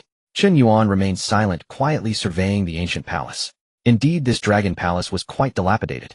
But that was to be expected, as the dragon clan had fallen after the great war among the 3 clans. Just then a crisp system notification suddenly rang in Chen Yuan's sea of consciousness. Ding! A sign-in location has been discovered, East Sea Dragon Palace. Would you like to sign in now? The system prompt echoed in the sea of consciousness. Chen Yuan naturally signed in. Sign in, he silently recited in his heart. Ding! Sign in successful. Congratulations, Master, you have obtained the Dao Divine Ability, Dao Forging Technique. As the system voice faded, an immense flow of information surged into Chen Yuan's purple mansion, like a flood breaking through a dam. The information was so vast that even Chen Yuan, a Deluo golden immortal, felt a slight, throbbing pain in his primordial spirit. Chen Yuan closed his eyes and began to rapidly digest this information. Moments later, when he fully understood the details of this divine ability, a tremendous wave of excitement surged within him. What is this? Such an astonishing divine ability! Chen Yuan exclaimed wildly in his heart, even his breathing quickened a bit. Dao Forging Technique. This was not merely a method for crafting artifacts, but an unparalleled divine skill that pointed directly to the origin of the Dao. In the primordial world, magical treasures were divided into postnatal and innate. Postnatal magical treasures are crafted by mighty beings using the spiritual materials of heaven and earth, refined with their true fire and laws. Even at their peak, like the heavenly sovereign's earthly mystic tower, they are still considered postnatal treasures of merit. However, postnatal treasures are ultimately just that, postnatal. Innate spiritual treasures, on the other hand, are entirely different. They are fragments of laws that were birthed from chaos before the world was opened. Or they could be the innate, indestructible spiritual light bestowed by the heavenly Tao at the dawn of creation. Each innate spiritual treasure embodies the might of heaven and earth, containing the complete Tao laws. In the iron laws of the primordial world, innate spiritual treasures cannot be artificially forged. Even the exalted heavenly Tao saints can only forge postnatal treasures. But now this Dao Forging Technique has forcefully broken this iron law. The information clearly states that as long as Chen Yuan masters this divine ability, as long as he possesses sufficient top-tier materials and the corresponding source of laws, he can artificially forge innate spiritual treasures. Moreover, if the materials are extraordinary enough, even the legendary chaos treasures can be forged hammer by hammer. What the hell? Chen Yuan couldn't help but curse in his heart. This divine ability was simply outrageous. It is known that in the future calamity of the function, the reason the Jiejiao Sect suffered so miserably, aside from being plotted against by the 4 saints, there was another extremely important reason.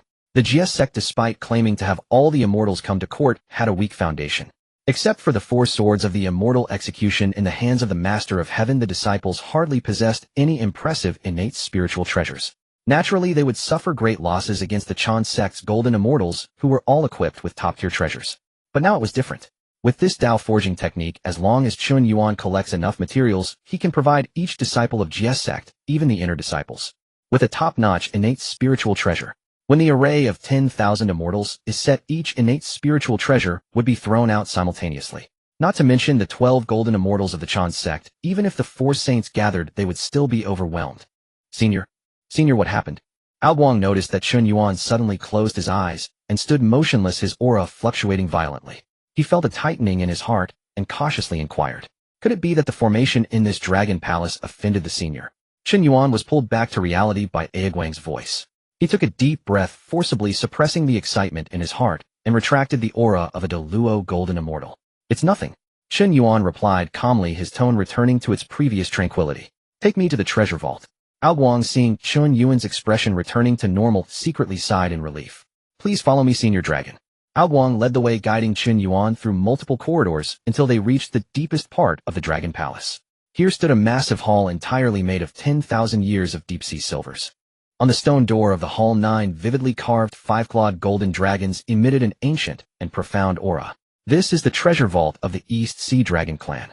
Awakens approached the stone door, bit his fingertip, and flicked a drop of true dragon blood onto the door. Simultaneously, he quickly formed seals with his hands, casting intricate spells. Boom! The heavy stone door let out a deep rumbling sound and slowly opened to the sides. An exceptionally rich spiritual energy, mixed with the brilliance of various rare materials, poured out from the vault. Senior, please. Awakens respectfully stepped aside. Chen Yuan walked into the vault. As soon as he entered, even with Chen Yuan's composure, he couldn't help but raise his eyebrows. The space of this vault was immense, spanning hundreds of miles in circumference. Inside, countless rare treasures were piled up densely. Although the top-tier innate spiritual treasures had long been robbed due to the decline of the Dragon clan.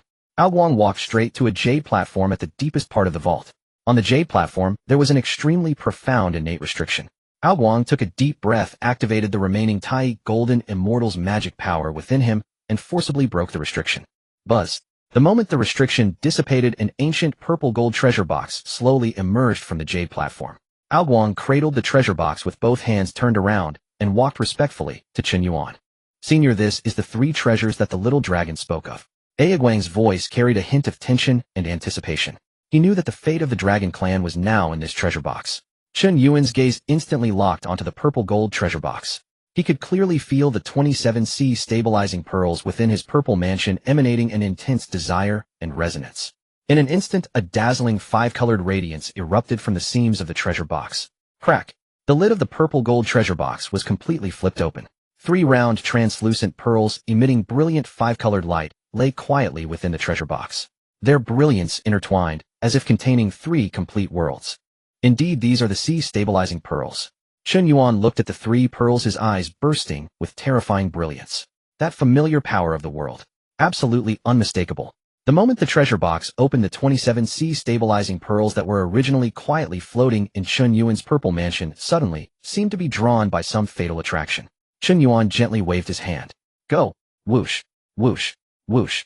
27 brilliant streaks of light, like shooting stars piercing the night sky, soared out from Chen Yuan's sleeves. They instantly hovered in midair within the vault, forming a massive 5-colored halo with the silhouettes of the 27 small worlds faintly visible within the halo, exuding a terrifying pressure that suppressed all eternity. The 3 sea stabilizing pearls in the treasure box sensed the call of their companions. Whoosh! The 3 pearls transformed into 3 streaks of light directly shooting out from Awakens' hands at an almost imperceptible speed, crashing forcefully into the halo formed by the 27 pearls. Boom! The moment the 30 sea stabilizing pearls converged, a terrifying power erupted that was more than 10 times stronger than before. This was not merely an increase in quantity, but a completion and sublimation of the source laws. 30 sea stabilizing pearls floated in midair, emanating a terrifying pressure that sent chills down one's spine. Multicolored rays intertwined, illuminating the entire Dragon Palace treasury, as if it were daylight.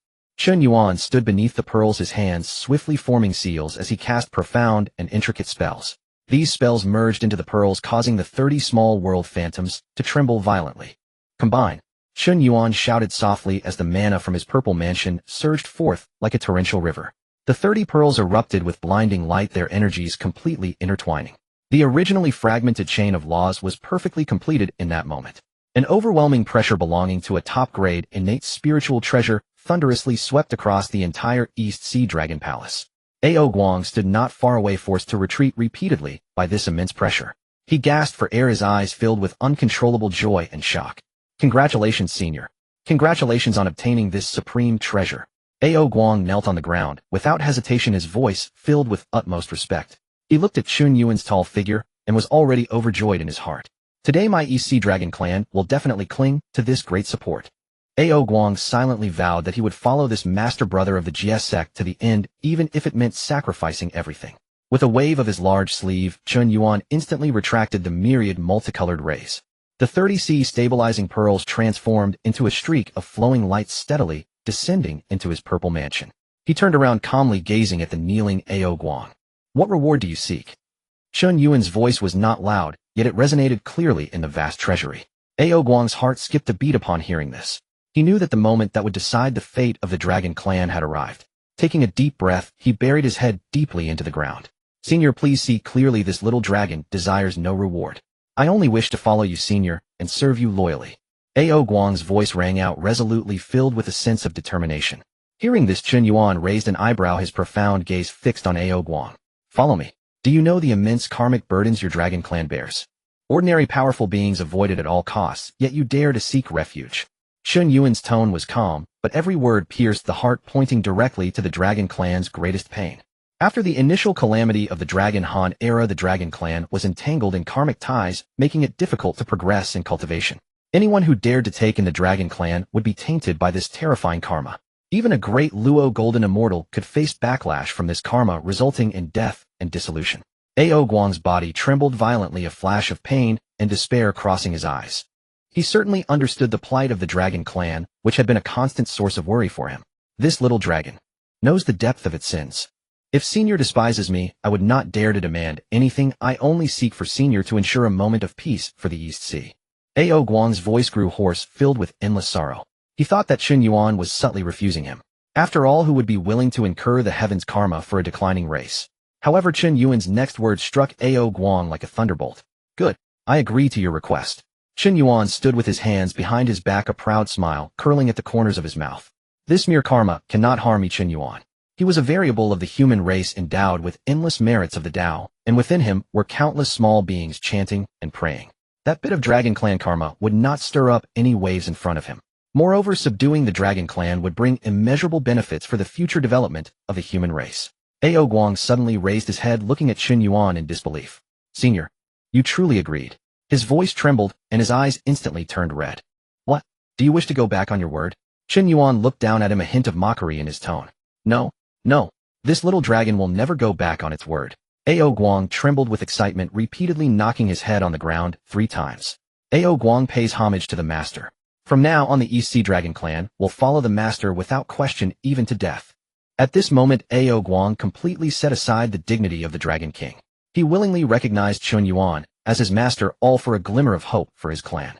Chen Yuan nodded in satisfaction, raising his hand to gently support him. Rise. Since you recognize me as your master, I naturally will not treat you poorly. Looking at the respectful Ao Guang as he stood up, a glint of sharpness flashed in Chen Yuan's eyes. With Ao Guang's current cultivation at the mid-stage of the Tai Golden Immortal, he was far too weak. He would not be able to assist him in the upcoming great matters. It was necessary to enhance his strength. Chen Yuan's mind stirred as he connected with the system space. He slowly raised his right hand, and suddenly countless golden rays burst forth from his palm. An indescribably terrifying medicinal fragrance instantly enveloped the entire treasury. Under the impact of this medicinal fragrance, Ao Guang felt the mana within him surging wildly. He stared fixedly at Chen Yuan's hand, even holding his breath. There, a golden core the size of a dragon's eye, swirling with profound Tao patterns, quietly floated. It seemed to contain the purest essence of the laws of the world. Just the faint aura emanating from it caused the surrounding void to subtly distort. Ao Guang's eyes widened, feeling parched. He had lived through countless eras and encountered numerous treasures. Yet the golden core before him sent a shiver from the depths of his soul. What kind of elixir is this? Ao Guang swallowed hard, his voice trembling uncontrollably. He could sense that just by inhaling the fragrance of this pill, the stagnation in his long-held cultivation would begin to loosen. Chen Yuan looked at Ao Guang's shocked expression and couldn't help but chuckle internally. This pill was the incredible reward he received during his previous sign-in. It had been gathering dust in the system space, and today it finally found its use. What do you think of this item? Chen Yuan casually inquired as he held the golden core. Ao Guang fixed his gaze on the golden core frantically, searching his mind for any memories related to the elixir. Suddenly a glimmer of inspiration struck him as he recalled a legendary existence. Could it be? Could this be the 9 Revolutions golden core refined by the Supreme Sage? Ao Guang exclaimed, his legs weakening, nearly causing him to kneel again. The 9 Revolutions golden core. It is a renowned supreme divine medicine in the primordial era. A mortal who consumes one could instantly achieve the status of a great Luo golden immortal, transcending the 3 realms and stepping beyond the 5 elements. Even for a powerful being, consuming it would spare them countless tribulations of hard cultivation. Such a divine object only exists in the 8 scenic palace of the Supreme Laozi. Common beings are not even qualified to take a single glance at it. Master is indeed the senior brother of the Jiejiao. To even bring out the 9 Revolutions golden core of the Supreme Sage. Ao Guang shouted inwardly, his awe for Chen Yuan reaching unprecedented heights. He looked at the golden core with intense desire in his eyes. If he could consume this 9 Revolutions golden core, breaking through to the great Luo golden immortal would be a certainty. At that time the EC Dragon clan would have a powerful being to safeguard them. Chen Yuan watched Ao Guang's excited demeanor, shaking his head with a smile. 9 Revolutions golden core. You underestimate me, and you also underestimate this elixir. Chen Yuan's words were like a bucket of cold water, instantly dousing Ao Guang's excitement. He stood there in a daze, looking at Chen Yuan with a puzzled expression. Not the 9 Revolutions golden core. Then what could possibly exude such a terrifying aura in the primordial era? Chen Yuan looked at the golden core, a hint of pride flashing in his eyes. This item is called the Quasi-Saint Dao Fruit. These 4 light words struck Ao Guang's ears like a thunderclap from the heavens. Ao Guang's pupils suddenly constricted, and his mind plunged into a blank state. He stared blankly at Chen Yuan, as if he had heard some fanciful tale. A Quasi-Saint Dao Fruit. How could there possibly be a medicinal pill with such a name in this world? Chen Yuan ignored Ao Guang's shock and continued to speak slowly. Consume this, and you will immediately advance to the Quasi-Saint realm. Boom. As soon as these words were spoken, the air in the entire treasury seemed to freeze. Ao Guang's breath completely halted, feeling as though the world was spinning around him. He widened his bloodshot eyes, staring intently at the golden core. An uncontrollable frenzy surged within him. What? Just consuming it can lead to advancing to Quasi-Saint? Ao Guang screamed, his voice sharp enough to startle even himself. Holy crap. This can't be real. Ao Guang raged inwardly, even unable to resist cursing in modern slang. He was a dragon king who had lived countless years, having seen all sorts of storms. But today his worldview was being mercilessly ground into the dirt by Chen Yuan. A Quasi-Saint. That is the pinnacle existence atop the pyramid of the primordial era. Other than the lofty Dao Saints, Quasi-Saints are the absolute overlords of this world. How many extraordinarily talented, innate holy beings have struggled through countless tribulations, yet remain stuck at the peak of the great Luo golden immortal without making any progress. To sever the 3 corpses and advance to Quasi-Saint requires tremendous fortuitous encounters and insight. But now the master actually tells him that as long as he consumes this elixir, he can directly become a Quasi-Saint. This is simply absurd to the extreme. This surely can't be something even the saints can accomplish. Ao Guang trembled all over, looking at Chen Yuan as if he were a monster. Even the Supreme Laozi couldn't forge a pill that would allow someone to directly become a Quasi-Saint. Chen Yuan looked at Ao Guang's ghostly expression and smiled lightly. He certainly knew just how extraordinary this elixir was. This was a supreme divine object bestowed by the system, not a product of the primordial Tao. You need not doubt it. Since I have brought it out, I naturally want to deceive you. Chen Yuan played with the Quasi-Saint Dao Fruit in his hand, his tone calm and unwavering. Ao Guang swallowed hard, forcibly suppressing the shock within him. He knew that the master had no reason to toy with him over such matters. Since the master said it was so, then it must be true. Thinking about the possibility of becoming a Quasi-Saint, Ao Guang's blood began to boil. But just then Chen Yuan's tone shifted. However, this item has a side effect. Chen Yuan's gaze became profound as he fixedly stared into Ao Guang's eyes. That is, after consuming it, your cultivation will become completely fixed. You will not be able to advance further, and will remain at the early Quasi-Saint stage for the rest of your life. Chen Yuan laid out the drawbacks of the Quasi-Saint Dao Fruit without reservation. He wanted to see if Ao Guang truly had the fortitude for this. Upon hearing this, Ao Guang paused slightly. Then a strangely peculiar expression appeared on his face. He looked at Chen Yuan, and then at the Quasi-Saint Dao Fruit. What kind of side effect is this? Ao Guang thought furiously, nearly laughing out loud. Only able to be a Quasi-Saint for a lifetime. This is even called a side effect. One must understand how many beings in the primordial era throughout their entire lives cannot even touch the threshold of the great Luo golden immortal. let alone the exalted quasi-saints.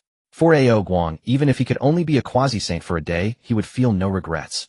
If this thing were to appear in the primordial continent, I fear that many powerful beings would fight tooth and nail to get it. Ao Guang secretly marveled, deeply admiring Chen Yuan's methods. Chen Yuan observed Ao Guang's ever-changing expression and casually tossed the quasi-saint Dao fruit over. This is for you. Consider whether or not you wish to consume it. Chen Yuan stood with his hands clasped behind his back, quietly waiting for Ao Guang's decision. The quasi-saint Dao fruit traced a golden arc through the air and landed steadily in Ao Guang's palm. Feeling the terrifying fluctuations of the laws emanating from the elixir, Ao Guang's eyes turned completely red. He held the quasi-saint Dao fruit in both hands, his body trembling. He stared fiercely at the golden core in his palm, the madness and desire in his eyes intertwining. Consider. What is there to consider? If Ao Guang could not grasp such a heaven-defying opportunity to change his fate, he might as well find a rock to die against. Ao Guang will never disappoint the master's cultivation. In the next moment, Ao Guang hesitated not at all. He opened his mouth wide and swallowed the quasi-saint Dao fruit, which radiated a terrifying pressure in one gulp. The elixir melted upon entry, transforming into a violently surging warmth. Boom! Ao Guang felt as if a volcano had erupted within him. A vast and boundless power of law instantly swept through his limbs and bones. Ao Guang let out a cry of pain mixed with pleasure, his voice ringing like a dragon's roar. His body involuntarily soared into the air, rolling madly above the treasury. His tattered imperial robe was instantly torn to shreds. Amidst the flickering golden light, Ao Guang transformed into a gigantic five-clawed golden dragon. Chen Yuan stood below, quietly observing this scene. With a casual wave of his hand, he cast a ray of pure yang celestial light to protect the surroundings of the treasury. If left unchecked, the commotion from the quasi-saint breakthrough would likely demolish the entire East Sea Dragon Palace. In midair, the five-clawed golden dragon roared in agony. The power of the quasi-saint Dao fruit was too domineering, forcibly altering his dragon body. The bottleneck of the Tai golden immortal, which had remained stagnant within Ao Guang, felt like paper before this power. Crack! A crisp cracking sound echoed within Ao Guang's body. Tai golden immortal peak. Early Great Luo golden immortal. Mid-Great Luo golden immortal. Ao Guang's cultivation soared at an incredible speed akin to riding a rocket. His dragon scales became even more radiant, each shimmering with the light of the laws. The dragon bloodline, originally dimmed by karma entanglement, was completely ignited at this moment. Ao Guang's transformation had reached a critical juncture. Peak Great Luo golden immortal. Only a final push was needed to reach the supreme quasi-saint realm. Break for me. Ao Guang roared inwardly, gathering all his strength into one point. The last trace of medicinal power from the quasi-saint Dao fruit erupted violently. In an instant, a terrifying pressure that transcended the river of fate and overshadowed all beings exploded from Ao Guang's body. Boom! Endless power swept outwards, causing the pure yang celestial light laid down by Chen Yuan to ripple with waves. Ao Guang's immense dragon body suddenly paused in midair. Then the dazzling golden light retracted. Ao Guang transformed back into human form, gently descending before Chen Yuan. At this moment, Ao Guang had undergone a fundamental transformation. He wore a brand new Nine Dragons imperial robe, donned a Tongtian crown, and emanated supreme majesty with every gesture. Those originally murky dragon eyes now sparkled with captivating brilliance. Early quasi-saint. Ao Guang had finally taken this unbelievable step. Is this the power of a quasi-saint? Ao Guang clenched his fists, feeling the vast magical power within him as if it could obliterate the heavens. He had a feeling that he could even shatter the very void before him with a single punch. How many years has it been? My dragon clan finally has another quasi-saint born. Ao Guang was overwhelmed with excitement, his voice carrying endless weariness and release. Since the fall of the ancestral dragon, the dragon clan had endured relentless bullying from the myriad races of the primordial era. Today he finally had the confidence to stand tall. And all of this was granted to him by Chen Yuan. Thud! Ao Guang's knees buckled, and he knelt heavily before Chen Yuan. This time he did so willingly, completely prostrating himself. Deep within the treasure vault of Donghai Longgong, the blinding golden light gradually subsided. Ao Guang knelt upon the cold silver seabed, his body trembling slightly from overwhelming excitement. Chen Yuan regarded the reborn Donghai Dragon King before him. Very well. His voice rang through the cavernous vault, calm and laced with the unquestionable authority of one who stands above. Since you have entered the quasi-saint realm, this mess in the East Sea will be yours to clean up. I shall be leaving now. With a grand sweep of his sleeve, Chen Yuan unfurled an arcane Shangqing Dao resonance, and his figure began to grow ethereal. Ao Guang heard the words and felt his heart lurch. He hurriedly lifted his head, eyes alight with reverence and fervor, and answered loudly, "Yes, master." Ao Guang will not fail the master's grace of rebirth. I will seize firm control of the 4 Seas dragon clans. Chen Yuan watched Ao Guang's solemn vow and allowed a satisfied curve to touch his lips. When I require you, I shall call for you. The instant the words fell, Chen Yuan's form dissolved into a dazzling streak of light, shattering the dragon palace's seals and vanishing from sight. Ao Guang remained kneeling until Chen Yuan's aura had utterly faded from perception, then he rose slowly. He drew a deep breath, feeling the terrifying power within him, as if it could rend heaven and earth. Quasi-saint. Ao Guang finally stand among the pinnacles of the primordial age. A ferocious brilliance erupted from his eyes, the restraint of countless years of grievance finally shattering in that moment. He flung back his head and unleashed a dragon roar that shook the 9 heavens. The cry carried the supreme pressure of an early quasi-saint, instantly piercing the waters of the East Sea and raging outward in every direction. The entire Donghai Longgong trembled violently beneath that weight of will. Countless shrimp soldiers, crab generals, and patrol Naicha were utterly suppressed by bloodline dominance, pinned to the seabed silt, as if suffocated, not daring even a breath. Proclaim my decree. Ao Guang's voice thundered across the East Sea. Sound the gathering dragon bell at once, and summon the South Sea, West Sea, and North Sea dragon kings to come before me at the East Sea. Those who disobey shall be slain without mercy. Ambition burned in Ao Guang's eyes. Since his master had bestowed him such transcendent fortune, he would unify the 4 seas and restore the ancient glory of the dragon race. Chen Yuan had already flown out of the storm-tossed East Sea, standing upon an auspicious cloud as he hovered high above the 9 heavens. He glanced back at the roiling waters, and hearing the distant majestic dragon cry, allowed himself a satisfied smile. Subduing the dragon clans was only the first move in his design for Hongjun continent. More pressing matters awaited. Chen Yuan turned his gaze, cutting toward the continent's interior, a complex glint passing through his eyes. It has been many years since I left the ancestral homeland of mankind. I wonder what state the human race now finds itself in. Though Chen Yuan was the foremost disciple of the Tongtian leader of Jiejiao, he had never forgotten his origins as a human. In this ruthless Hongjun, where quasi-saints walk freely into Luo, are treated with contempt, the human race, only recently shaped by Nuwa, remained painfully frail. They possessed neither naturally hardy flesh nor innate spirit treasures, and their cultivation techniques were pitifully few. To the eyes of the demon and witch clans, humans were little more than blood prey to be butchered at will. The Wu Yao calamity is drawing near. If mankind cannot be strengthened, tragedy will repeat itself sooner or later. Chen Yuan calculated inwardly. He would not permit the human race to follow its original course of being ruthlessly slaughtered by demons and forged into that sinful witch-slaying sword. Chen Yuan inhaled deeply, pressing his doubts and distractions down into silence. Chen Yuan's speed was extraordinary. Every facet of his cultivation at the peak of a Deluo golden immortal was on display. His objective was clear: the origin place of humanity, a sacred site within Hongjun. Kongtong Mountain. This was the ancestral land of mankind, carrying the first hopes and fortune of the human race. Before long, a towering range rose before Chen Yuan, its peaks stabbing into the clouds. The mountains were alive with shifting mists and myriad phenomena. On the summits, a golden current of fate wound like a dragon. This was Kongtong Mountain, the cradle of human birth and propagation.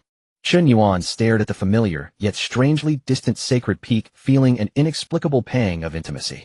The moment he crossed into Kongtong's domain, a crisp and mechanical tone suddenly sounded within his spiritual sea. Ding! Congratulations, Master, for signing in at Kongtong Mountain. You have received 9 Hongjun. The system voice had barely finished when Chen Yuan's footsteps froze midair. He felt as if struck by lightning, his eyes bulging in astonishment. What? Chen Yuan blurted, the incredulity spilling out of him. Hongjun. One of the 10 spiritual roots of Hongjun, the Hongjun. His pulse quickened uncontrollably. Even his breath grew coarse with excitement. He knew all too well what those 3 characters meant in this world. They were supreme treasures, on a par with Xinyuan's ginseng fruit and Wangmu Niangyang's pantao. Legends said that the Hongjun blooms once in 10,000 years, bears fruit once in 10,000 years, and takes another 10,000 years to ripen, 30,000 years in all, producing at a time only 9 precious fruits. Their rarity verged on the obscene. Chen Yuan could not wait. He extended his spiritual sense into the system space to inspect the specific properties of the Hongjun. 9 fruits, each exuding a dense aura of primordial chaos, floated silently within the space. Their forms resembled pearls, their surfaces naturally imprinted with the innate Daoic characters, Hongjun. A mere glance seemed to refresh the spirit, as if even the soul might take wing and ascend. When Chen Yuan read the system's description of their effects, he was astonished anew. Consume one of these, and one may instantly achieve golden immortal cultivation. Powerful, and without side effects. In Hongjun, items that could forcibly elevate cultivation were rare, but not unheard of. Yet most such treasures carried fatal defects. Some consumed future potential, condemning the user to a lifetime of stagnation, others made foundations hollow and prone to utter annihilation when facing heavenly tribulations. The Hongjun Li were utterly different. They contained the purest source of innate Daoic origin. Taken, they not only granted immediate golden immortal attainment, but could also perfectly forge an immaculate golden immortal foundation. With these 9 Hongjun Li, I could instantly create 9 golden immortal champions for the human race. Chen Yuan plotted with mounting excitement. For the present human race, this was a once-in-a-generation boon, a lifeline cast into a world of snow and ice. However, just as Chen Yuan was immersed in immense joy, an unexpected change occurred. A thunderous roar of magical power suddenly emanated from deep within Kongtong Mountain. Immediately after, a violent and bloodthirsty demonic aura surged into the sky. This demonic aura manifested as a tangible black cloud swiftly obscuring the sunlight above Kongtong Mountain. The smile on Chen Yuan's face abruptly froze. He turned his head sharply, his gaze piercing like lightning towards the source of the demonic aura. His divine sense at the pinnacle of the great Luo golden immortal realm swept out without reservation. This is... Chen Yuan's pupils suddenly constricted. He realized that Kongtong Mountain was facing an extremely deadly crisis. At the center of that demonic black cloud, a latest-stage great Luo golden immortal from the demon race was furiously attacking the ancestral ground of the human race. The chilling screams and desperate cries reached Chen Yuan's ears with the wind. Chen Yuan's eyes instantly turned crimson. An uncontrollable, overwhelming killing intent erupted explosively from within him. Seeking death, Chen Yuan was naturally furious, his voice cold, as if it came from the depths of hell. Without any hesitation, he tore apart the void and rushed over. At this moment, the ancestral ground of Kongtong Mountain had transformed into a horrifying purgatory. The once peaceful and harmonious tribe was now filled with ruins and engulfed in raging black, demonic flames. The earth was stained a glaring dark red with blood.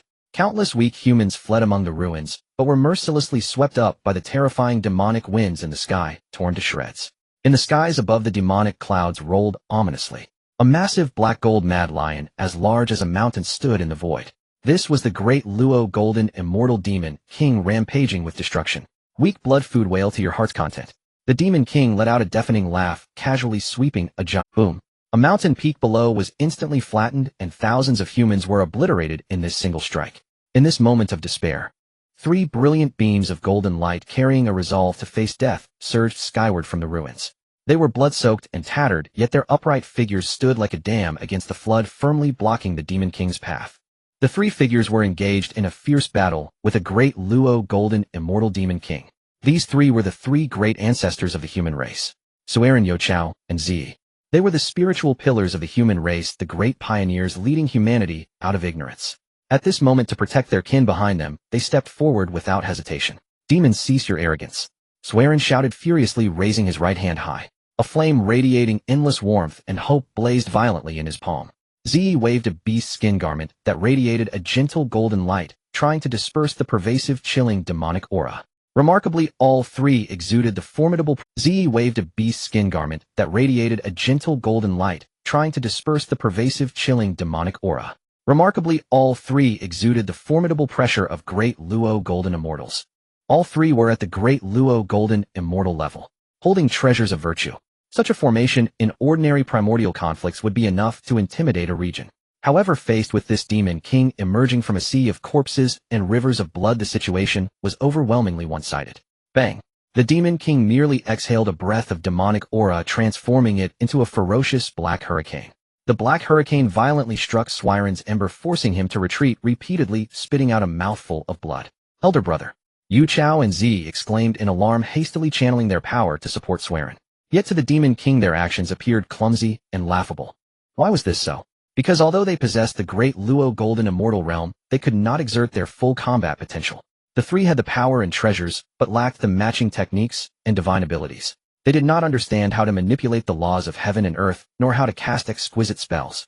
They could only flail about like barbarians, instinctively wasting their internal power to activate the defenses of their treasures. This crude style of combat presented numerous flaws before the latest-stage great Luo golden immortal demon king.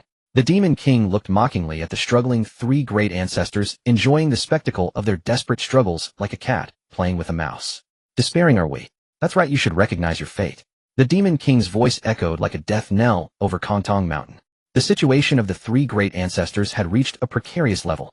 Their cultivation had all been forcibly elevated by the power of virtue. Suerin, by drilling wood to produce fire, illuminated the darkness for the human race. Yuchao constructed nests from wood to protect humanity from wild beasts. Zi sewed clothing to shield their bodies from the cold. Heaven's Tao recognized their immense contributions to human propagation and bestowed boundless virtue. This was what forcibly elevated their originally weak mortal bodies to the realm of great Luo golden immortals. It was a kind of artificial enhancement.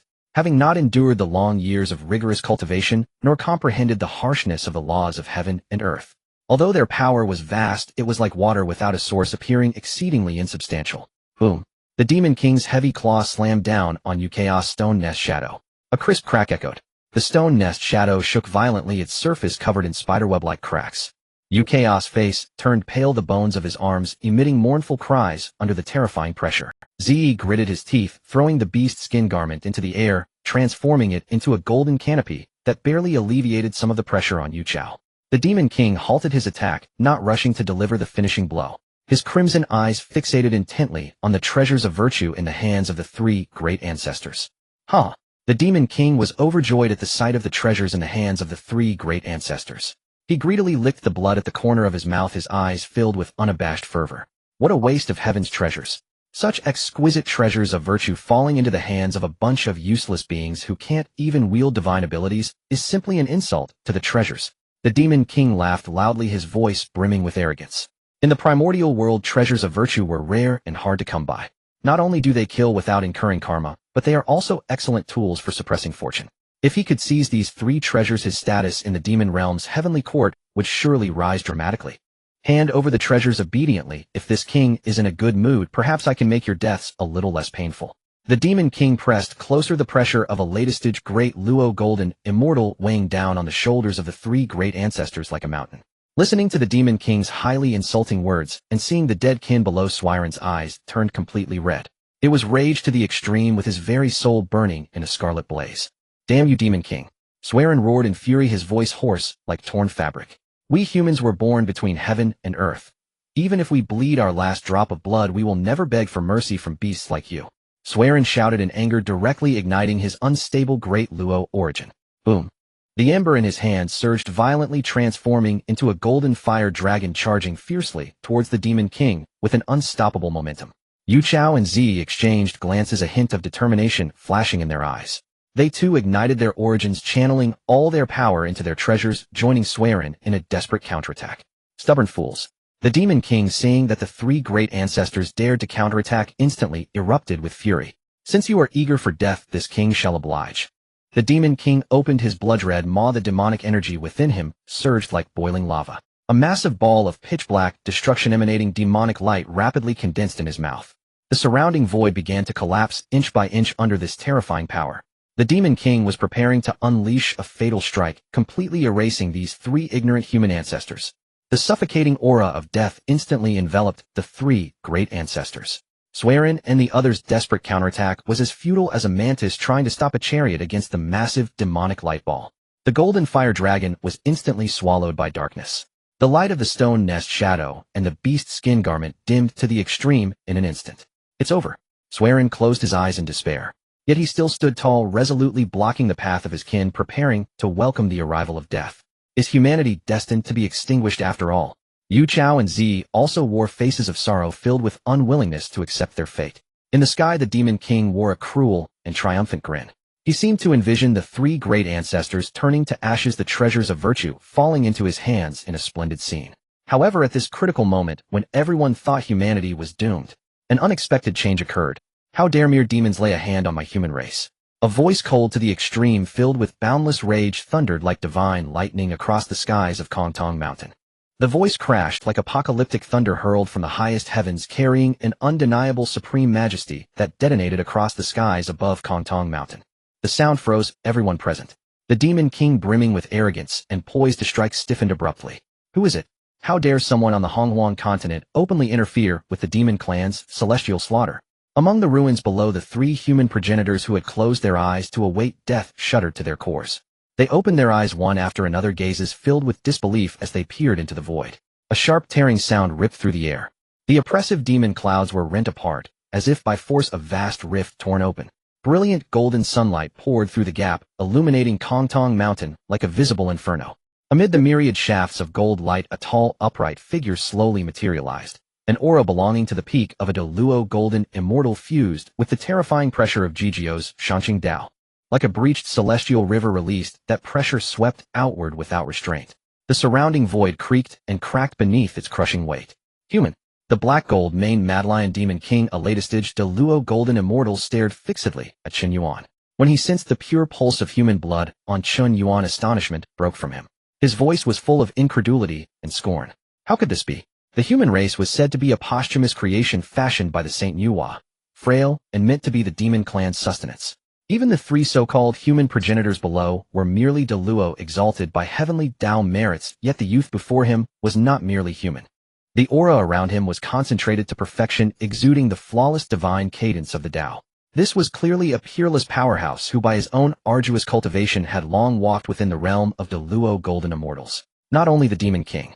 Below Swearin Shi, Yuchao Shi, and Zi Shi, the three progenitors, gaped eyes wide and faces etched with disbelief. They felt that kin blood tremor, a pulse of common origin, and their hearts quivered violently. Truly human.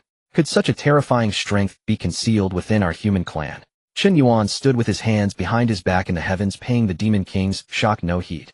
His gaze swept over the shattered tribal ruins below, taking in the human brethren slaughtered by the demon winds. Looking upon the soil of Kongtong Mountain stained crimson with blood, Chen Yuan's eyes turned an ominous dark gold. A tangible substantive killing intent descended, and the air around him dropped to an icy stillness. You dare speak of wiping out my human lineage? Chen Yuan spoke slowly, his voice was low yet bone-piercingly cold. Die. That single word left his lips like a decree of fate carrying the judgmental will of heaven itself. Chen Yuan made no ostentatious gesture. He simply raised his right hand coldly, then brought it down with fierce force. A whistling roar filled the air as 30 Dinghai Shinju, each suffused with iridescent light, like brilliant stars, shot forth from Chen Yuan's sleeve in an instant. They linked head to tail in midair, forming a colossal five-colored ring. Phantasms of 30 complete microworlds shimmered within that ring, exuding a dread power capable of suppressing the ages and erasing all. What treasure is this? The Demon King watched the 30 descending Dinghai Shinju and felt the lethal threat of a supreme, innate spirit treasure. His black fur bristled, and he let out a scream of utter terror. Flee! Must flee! The Demon King's mind held nothing but that single desperate thought. He frenziedly stoked his demon origin essence, trying to rend the void and escape. Yet sealed by the power of the 30 micro-worlds, the surrounding void had already become as solid as rock. The Dinghai Shinju fell together. Their speed was absolute, as if time itself halted in that instant. The Demon King had no chance to raise a defense, not even to detonate his Yuan Shun. The 30 Dinghai Shinju carrying world-shattering force slammed into his immense body without mercy. There was no cataclysmic explosion, only a bone-chilling muffled thud. That one surrogate latest-stage Deluo golden immortal Demon King, slayer of countless humans. His vaunted demon flesh, famed for its toughness, crumpled beneath the Dinghai Shinju as if it were paper. Together with his Deluo Yuan Shun, he was instantaneously reduced to the most primal nothingness. The Demon King had not even a single moment to resist. A Deluo golden immortal had fallen. Black demon blood rained down like a torrential storm. Yet the instant that blood neared the light of the Dinghai Shinju, it was utterly vaporized into void. The heavens and earth returned to a death-like silence. Only the 30 Dinghai Shinju hung silently in midair, casting a beautiful heart-stopping glow. Silence, an absolute deathly silence. The ancestral ground of Kongtong Mountain seemed to have been frozen in time. After an indeterminate span, a chorus of synchronized gasps rose and fell throughout the ruins. The three human progenitors were struck dumb with astonishment.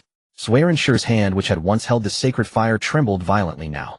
Yuchao Shi and Zi Shi widened their bloodshot eyes as though witnessing the most miraculous omen of the primordial age. That had been a latest-stage Deluo golden immortal after all. The terrifying presence that had earlier driven the three to burn their origins and face utter desperation. Was it truly slain in a single blow?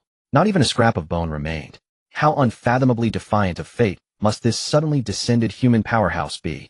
Yet Chen Yuan, suspended in midair, showed no trace of joy for slaying the Demon King. His gaze, like a honed blade, swept coldly across Kongtong Mountain's outskirts. Their tens of thousands of demon troops still gathered. Though they lacked a Deluo golden immortal to lead them, among their ranks were many Tai golden immortals and generals of golden immortal rank who had been frenziedly slaughtering the outer human tribes. Now the fall of the Demon King finally sobered these deranged demons. Lord Demon King. Dead. Flee. Retreat to the celestial court. Countless demons erupted in terrified screams, abandoning arms and armor, coalescing into vast demon clouds as they frantically scattered in all directions. Come when you please and leave when you please. Do you take my human race for your private garden? Chen Yuan sneered, and the killing intent in his eyes surged once more. If they dared to run rampant on Kongtong Mountain, then they would leave their lives behind. Chen Yuan waved his hand. A clear, piercing sword note, as if able to tear heaven and earth, rose from his core. In an instant, an unsurpassed, transcendent, saintly sword intent thundered down upon Kongtong Mountain. The Qingping sword appeared. This supreme, innate spirit treasure formed from 36 grades of pure world Qinglian petals, and the Tongtian Jiao's sword of attainment now in the hands of Jiejiao senior brother, Chen Yuan unfurled its peerless edge. Along the blade, cerulean Dao patterns flowed ceaselessly, emanating a terrifying aura that could sever all causality. Slash. Chen Yuan gripped the Qingping sword as the peak power of his Deluo golden immortal realm poured unreservedly into the blade. He cast a single composed stroke toward the fleeing demon host. A thunderous burst of endless sword ki swept across Kongtong Mountain. It became a jade-hued river of swords stretching tens of thousands of zhang. Within that sword river lay the Shangqing Dao, Jiejiao's slender lifeline, suffused with Chen Yuan's furious, annihilating will. Sword ki roared like dragons into the demon cloud. There was no chance for hesitation, no room for resistance. Before this saintly sword intent, those Tai golden immortals and golden immortal ranked demon generals were naught but ants. In a heartbeat, endless demons fell. The demon clouds were shredded by the cerulean sword ki. The 100,000-strong demon host under that single stroke melted like snow under a burning sun, without even time to utter a scream. They were cleaved into a sky of flying ash by the merciless sword ki. The heavens above Kongtong Mountain, once veiled by demonic miasma, became abruptly clear and cloudless. Having completed everything, Chen Yuan flipped his wrist, and the Qingping sword transformed into a streak of azure light, retreating back into his purple mansion. With a wave of his grand sleeve, 30 sea-settling pearls also retracted their radiance and vanished. In the world, only the faint smell of blood remained, still narrating the brutal massacre that had just occurred. In the ruins, the surviving human beings erupted with deafening cheers and cries of survival. We are saved. We have survived. The demon race has been completely annihilated. Heaven bless our human race.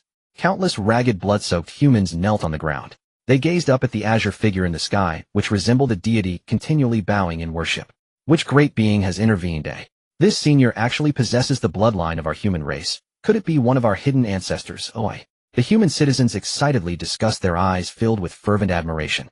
In this ruthless wilderness where the weak are preyed upon by the strong, the emergence of a powerful human being was the only glimmer of hope amidst the darkness. Cheers echoed like tidal waves around Kongtong Mountain. Those who had survived gathered their most devout faith and gratitude into an invisible force of will. This force surged towards Chen Yuan in the sky. Chen Yuan stood on the clouds, feeling the pure willpower of the human race. The billions of tiny beings within his purple mansion chanted scriptures, their voices growing louder, and his cultivation subtly advanced. However, Chen Yuan's mood was heavy. He had witnessed the horrific scenes below, seeing the blood and tears the human race had shed for survival. After resolving the situation, Chen Yuan descended beside the three great ancestors of the human race. He stepped on the void, as if walking on an invisible staircase, slowly descending from the heavens. The celestial light surrounding him gradually receded, yet the overwhelming majesty that had long resided in his presence made it increasingly difficult to look directly at him. The three great ancestors also turned their gazes towards Chen Yuan. When Chen Yuan truly stood before them, Sui Ren Yu Chao and Zi, the three ancestors leading the human race, felt their breaths quicken. Shock. An unparalleled shock spread wildly in their hearts. Up close, they could more clearly perceive the terrifying magical power within this young man, as deep and boundless as an abyss. It was a foundation that far surpassed their understanding, even many times more powerful than the demon king they had just faced. What made them even more apprehensive was that this mysterious human being bore an almost imperceptible aura of a saint. The existence of this human being completely overturned the three ancestors' perceptions. They exchanged glances, their eyes filled with deep confusion and disbelief. When had such a remarkably talented being emerged within the human race? In their memories, the human race had been shallow since its inception. Apart from the three of them who had forcibly elevated their cultivation through the merits of the Tao, there had been no others. Among the human race, they remembered only one who had entered the service of a saint. That was Xuandu. Back then, Taishang Laojun had established the human teachings and attained sainthood. Xuandu, due to his outstanding qualifications, was taken as the only direct disciple by Taishang Laojun and brought back to Shouyang Mountain's 8 scenic palace. That was once the greatest pride of the human race and their greatest hope. However, Xuandu had never returned. regardless of the severe calamities the human race faced no matter how the demon race rampaged. That exalted master Xuandu seemed to have completely severed his worldly ties, achieving a state of supreme detachment, never once extending a helping hand to the human race. Thinking of this, the three ancestors' eyes flashed with an unhidden melancholy and desolation. But soon their gazes refocused on Chen Yuan. Since it wasn't Xuandu, then who was this powerful being before them, who equally possessed the bloodline of the human race, and even wielded a saint's treasure? Sui Run endured the tearing pain from the burning of his essence, and with the support of Yu Chao, he staggered forward with great difficulty. He adjusted his tattered clothing and deeply bowed to Chen Yuan. "Thank you, senior, for saving our lives and rescuing our human race from peril." Sui Ren's voice was hoarse, yet it conveyed immense sincerity and respect. Chen Yuan looked at the white-haired, gravely injured Sui Ren, and a surge of sorrow rose in his heart. This was the backbone of the human race. To protect their kin, they would risk their lives without hesitation. Chen Yuan slightly turned aside, not accepting the full bow, but instead raised his hand to release a gentle stream of celestial energy. It steadied the wobbling bodies of Sui Ren and the others. "Ancestor, you overstated. We are both of the human race. There is no need for thanks." Chen Yuan's tone was gentle, yet bore an undeniable firmness. Upon hearing the words of the human race, the eyes of the three ancestors instantly reddened. "I don't know who you are." Sui Ren inhaled deeply, finally voicing the question in his heart. Chen Yuan replied, "I am also a member of the human race. My name is Chen Yuan. I left the human race back then to seek great beings in the wilderness for apprenticeship." His voice was calm, as if recounting an inconsequential matter. However, this simple sentence, when it fell upon the ears of the three great ancestors, was like thunder crashing down from the heavens. Bang! Their minds instantly plunged into a blank state. "What? You are Chen Yuan?" At that moment, Yu Chao suddenly recalled Chen Yuan. He widened his eyes, staring fixedly at Chen Yuan's face, which, though weathered by time, still bore some traces of its former contours. Yu Chaos' body trembled violently, and two streams of murky old tears burst forth from his eyes. A long-buried memory, nearly concealed by despair, surged in his mind like a tidal wave. Back then, a group of innate humans left their ancestral land to seek apprenticeship from the great beings of the wilderness. At that time, the human race had just been born weak and helpless, suffering from the oppression of myriad races in the wilderness.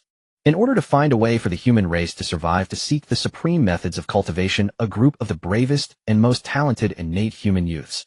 They resolutely left their homes and embarked on the perilous wilderness. They swore that if they could not attain the great Tao to protect the human race, they would die on the path of seeking the Tao. Yet in the end, none returned. The wilderness was too vast and too dangerous. Those passionate youths were either devoured by ferocious beasts, lost in toxic mists, or perished in the aftermath of battles between great beings. As time flowed by, the people in the ancestral land of the human race gradually gave up waiting amidst despair. They believed that the group of innate humans who had left had all perished in the cruel wilderness. And Chen Yuan was one of them. He remembered this child, the boy named Chen Yuan, whose gaze had been the most resolute. Unexpectedly, he had truly succeeded. Thus Sui Ren stepped forward and asked, "Chen Yuan, may I know which great being you served in the wilderness?" "Back then, I left our ancestral land with a group of innate human beings, stepping into the primal wilderness. After enduring countless hardships, risking my life numerous times, I finally encountered an opportunity at Kunlun Mountain. Now I have become a disciple of the Supreme Sage and the Master of Heaven." Boom. At these words, the surrounding air seemed to freeze completely in that moment. Silence. A deathly silence. Sui Ren was stunned, his weathered eyes widening in disbelief. The Nesting clan and the Black Robe clan were also dumbfounded, their mouths agape, unable to utter a single word for a long time. Disciple of the Sage. What do these four words represent in the primal world? They signify absolute authority, supreme fortune, and an unbreakable support. In this harsh primordial wilderness, where even De Luo is treated like a dog and Quasi-Saints roam freely. As long as you bear the halo of a sage's disciple, even the Emperor Jun and Dong Huang Tai E of the Demon Clan would not dare to touch you lightly. Sage. Sage's disciple. Sui Ren's voice trembled violently, as if he were dreaming. Haha. Wonderful. Great. The Nesting clan suddenly burst into loud laughter, tears streaming from their eyes. He slammed his thigh, trembling with excitement. Our human race, apart from Xuandu, finally has another disciple who has become a sage's disciple. Sky has eyes. Sky has eyes indeed. The Black Robe clan also covered their mouths, crying tears of joy. They have suffered too much. The human race has suffered too much. Without a strong background, without accompanying treasures in this wilderness among myriad races, they could only sink to the lowest tier of blood food. Now, with Chen Yuan becoming a disciple of the Master of Heaven, it means the human race finally has a chance to breathe. However, looking at the three in their ecstatic state, a faint smile crept at the corners of Chen Yuan's mouth. He knew this was not enough. He needed to inject a booster shot for these three ancestors, and for the entire human race. 3 ancestors, there's no need to be so excited. Chen Yuan spoke lightly, his voice carrying an air of arrogance that looked down upon the heavens. I did not only become a disciple of the Master of Heaven. At the same time, Chen Yuan slightly raised his chin, the Tao rhythm of Shangqing swirling around him. I'm also the chief disciple of Jiejiao. Jiejiao, the senior brother. What? As soon as these words came out, it was like countless purple clouds thundered down from the sky. It struck deeply into the souls of the 3 great human ancestors. Bang! Sui Ren's legs went weak, almost falling to the ground, but fortunately the nesting clan reacted quickly and caught him. Senior brother. Sui Ren's voice had completely changed, filled with extreme disbelief. The senior brother of Jiejiao. This identity and status is simply terrifying. You must know Jiejiao is known for attracting countless immortals. Who in the primal world does not know of it? The disciples of the Master of Heaven are countless, with strong beings like clouds. To stand out among these many immortals and become the chief disciple requires unimaginable talent and strength. This is far more valuable than an ordinary sage's disciple. Chen Yuan. You are actually the chief disciple of Jiejiao. The nesting clan gasped, looking at Chen Yuan with eyes that had shifted from a senior's satisfaction to awe. Absolute awe. Good. We humans have hope now. We really have hope. The Black Robe clan was so excited they spoke incoherently, their hands pressed together in thanks towards the sky. Becoming a disciple of the sage was already impressive. But no one expected that Chen Yuan would actually become the chief disciple of Jiejiao. Such an identity, such a status. As long as Chen Yuan says a word, who among the myriad immortals of Jiejiao would dare to disobey? With Jiejiao as a backing, if the demon clan dares to strike again, they must weigh the consequences of the Master of Heaven's extermination sword array. The 3 great ancestors were as happy as children surrounding Chen Yuan, their eyes shining with fervent light. Let's go. Chen Yuan, hurry back to the ancestral hall with us. Sui Ren endured the pain and pulled Chen Yuan's sleeve eagerly, saying, Today let's enjoy a grand feast to welcome you and wash away your fatigue. Chen Yuan smiled and nodded, not declining. Thus, in the company of the 3 great human ancestors, Chen Yuan stepped through the void, slowly walking towards the depths of Kongtong Mountain.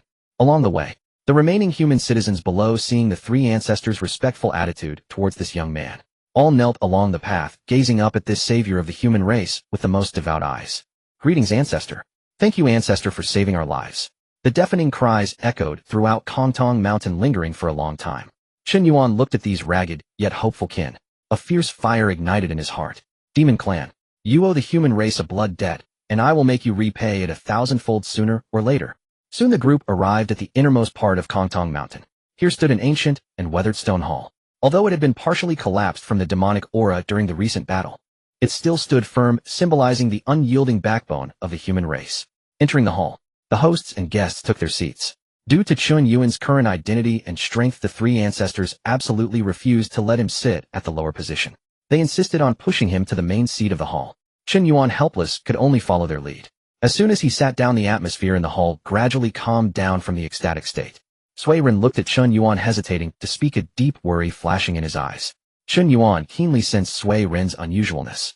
3 ancestors, do you have something difficult to say? Chen Yuan asked softly. Sui Ren sighed, the sigh filled with endless sorrow and helplessness. He stood up and bowed deeply to Chen Yuan. Chen Yuan, your cultivation is now at the pinnacle, and you are the chief disciple of Jiejiao. Do you have a method for our human race to cultivate? As soon as this was said, the hall fell silent instantly. The nesting clan and the Black Robe clan also stared intently at Chen Yuan, their eyes full of longing. Inside the grand hall, the atmosphere became exceptionally heavy. The question posed by Sui Ren was like a heavy hammer striking the heart of everyone present. Chen Yuan looked at the hopeful gaze of the 3 ancestors, his brows slightly furrowing. He was well aware of the current plight of the human race. I remember that the Taishang Saint established the human teachings back in the day. Did he not pass down the Golden Core Path? Upon hearing the words Golden Core Path, a bitter smile appeared on Sui Ren's face. The Golden Core Path. Sui Ren shook his head, his voice filled with profound helplessness. The teachings passed down by the Taishang Saint are indeed supreme methods. However, this cultivation technique cannot strengthen our human race at all. Yu Chao also slammed the table, indignantly interjecting, Chen Yuan, you are unaware of the truth. The Golden Core Path emphasizes tranquility and non-action, transcending emotions. It requires cultivators to discard their 7 emotions and 6 desires, to sit silently in deep mountains and comprehend the natural order of heaven and earth. Yu Chao grew more agitated as he spoke, his eyes turning red. But our human race faces daily assaults from beasts, with clan members starving and freezing to death every day. When survival itself is a problem, where is the time for tranquility and non-action? Z also sighed, adding, Moreover, the golden core path only cultivates the primordial spirit, not the physical body. Our human race is inherently weak, lacking the robust physique of the demon race. If we only cultivate the primordial spirit once the demon race closes in, we would be like meat on a chopping board at their mercy. Ze pointed at the three of them. Just like us three old bones.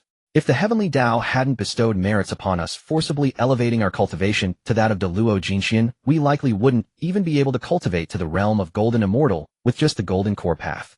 Chen Yuan quietly listened to the grievances of the three ancestors, nodding in agreement. The golden core path of the Taishang Laozi was not tailored for the human race at all. It was merely an excuse he gave to brush off the human race, while seeking enlightenment and sanctification. The golden core path is more suited for those innate beings, for cultivators who possess long lifespans and comfortable environments. For the human race who struggles on the brink of life and death, it is simply a hindrance. It is tasteless to eat, yet regrettable to discard. Chen Yuan, since you are the senior brother of the Jiejiao, well-informed and experienced, do you have a way to find a truly suitable cultivation path for the human race? Swiren's eyes brimmed with tears as he deeply bowed to Chen Yuan once more. As long as it can make the human race strong again, no longer reduced to blood food for the demon race. Even if it means my immediate demise, I would willingly accept it. Seeing Swiren's resolute demeanor, Chen Yuan's heart was deeply moved. Ancestor, please rise. Chen Yuan hastily released a gentle force, lifting Swiren. Looking at the three, his eyes sparkled with determination. I will certainly keep the matter of cultivation in mind. In fact, Chen Yuan had already been contemplating this issue on his way to Kongtong Mountain.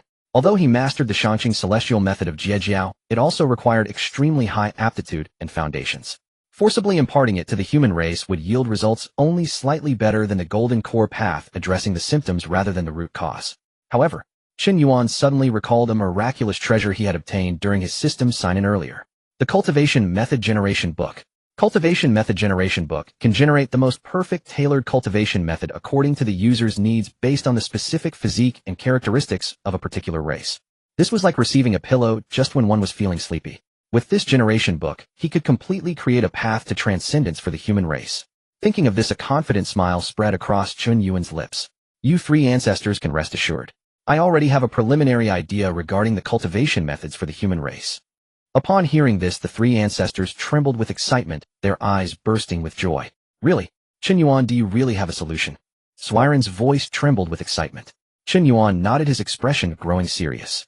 However, this cultivation method is of great significance. I need to enter seclusion to refine it. During this time, no one is to disturb me. The three ancestors nodded repeatedly, like chicks pecking at rice. Chen Yuan, you can rest assured in your seclusion and refinement of the cultivation method. Swiren immediately patted his chest in assurance. I will arrange the safest and deepest secret chamber in Kongtong Mountain right away. We three old bones will personally guard you. Seeing the three ancestors' solemnity, Chen Yuan felt warmth in his heart. Thank you, three ancestors. Soon, under the personal arrangement of the three ancestors, Chen Yuan entered a secret stone chamber deep beneath Kongtong Mountain. This stone chamber was a primordial cave left behind during the creation of humans by the Saint Yuan. The stone walls around were engraved with natural Tao patterns, extremely sturdy, capable of blocking all heavenly secrets from being detected. Chen Yuan, you can rest assured in your seclusion, we will guard outside. Swiren stood outside the stone chamber, speaking earnestly. Chen Yuan nodded and waved his sleeve. Rumble. The heavy dragon-breaking stones slowly descended, sealing the stone chamber completely. Chen Yuan sat cross-legged on the cushion in the center of the stone chamber, taking a deep breath. He calmed his excited heart, suddenly opening his eyes, which shone with brilliant light. System. Chen Yuan called out in a deep voice within his mind. Use the Cultivation Method Generation Book. In the dim stone chamber, with his command, a tremendous wave surged from the depths of his consciousness. Ding. Command received, extracting from the Cultivation Method Generation Book. The cold mechanical voice of the system sounded like celestial music to Chen Yuan's ears at that moment. Buzz. The void suddenly distorted. An ancient book exuding a rich aura of chaos materialized in front of Chen Yuan. This book had no title, its cover displaying a profound purple gold hue. It was covered with dense primordial Tao patterns, seemingly containing the most primal truths of heaven and earth. Merely floating there, it radiated a terrifying pressure that could suppress eternity and encompass all things. Chen Yuan gazed at the Cultivation Method Generation Book before him, his eyes burning with fervor. System, create a cultivation method tailored for the human race. Chen Yuan decisively issued the specific. To ensure the perfection of the method, he promptly added the characteristics of the human race. The human race does not possess the robust physique of innate divine demons, nor do they have the long lifespans of the demon race. and they lack the innate ability to control the laws like the method I desire must break these innate shackles, allowing the human race to resist the innate with their acquired bodies. As Chen Yuan's words fell, the cultivation method generation book floating in midair seemed to understand his request. Boom. A blindingly brilliant sacred light erupted from the surface of the book. This light penetrated the barriers of the stone chamber. Even the primordial array patterns of Kongtong Mountain could not fully obscure it. An unfathomable, indescribable supreme Tao rhythm wildly spread throughout the stone chamber. Rustle. The pages of the cultivation method generation book began to flip wildly on their own, with each page turning accompanied by the roaring sound of the great Tao. Then an incredible scene unfolded. From the flipping pages, golden figures, each only an inch tall, flew. These golden figures exuded the pure aura of the human race.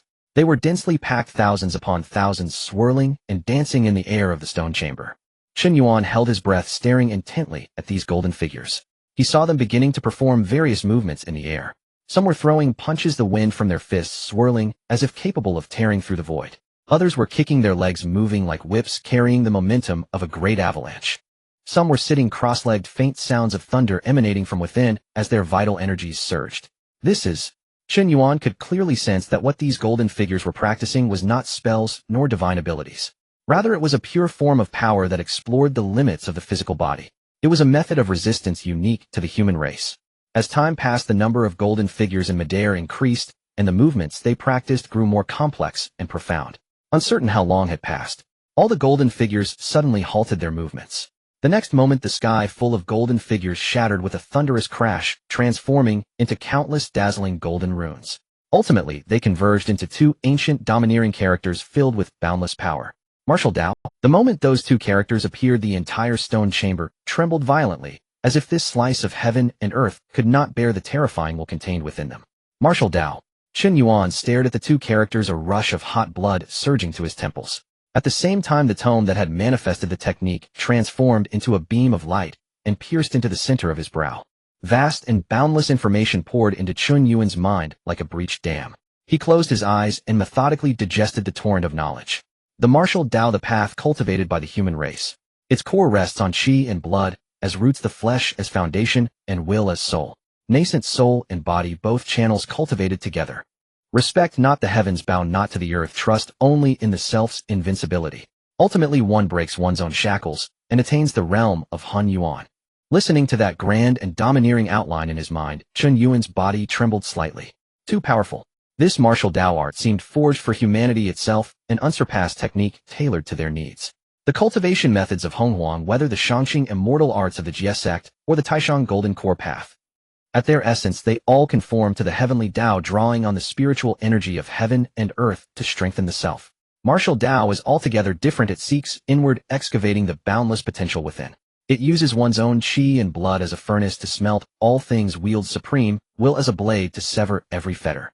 Dual-channel cultivation, body and nascent soul advancing in lockstep. This is the true, perfect Tao. Chen Yuan abruptly opened his eyes, two terrifying golden lights bursting forth.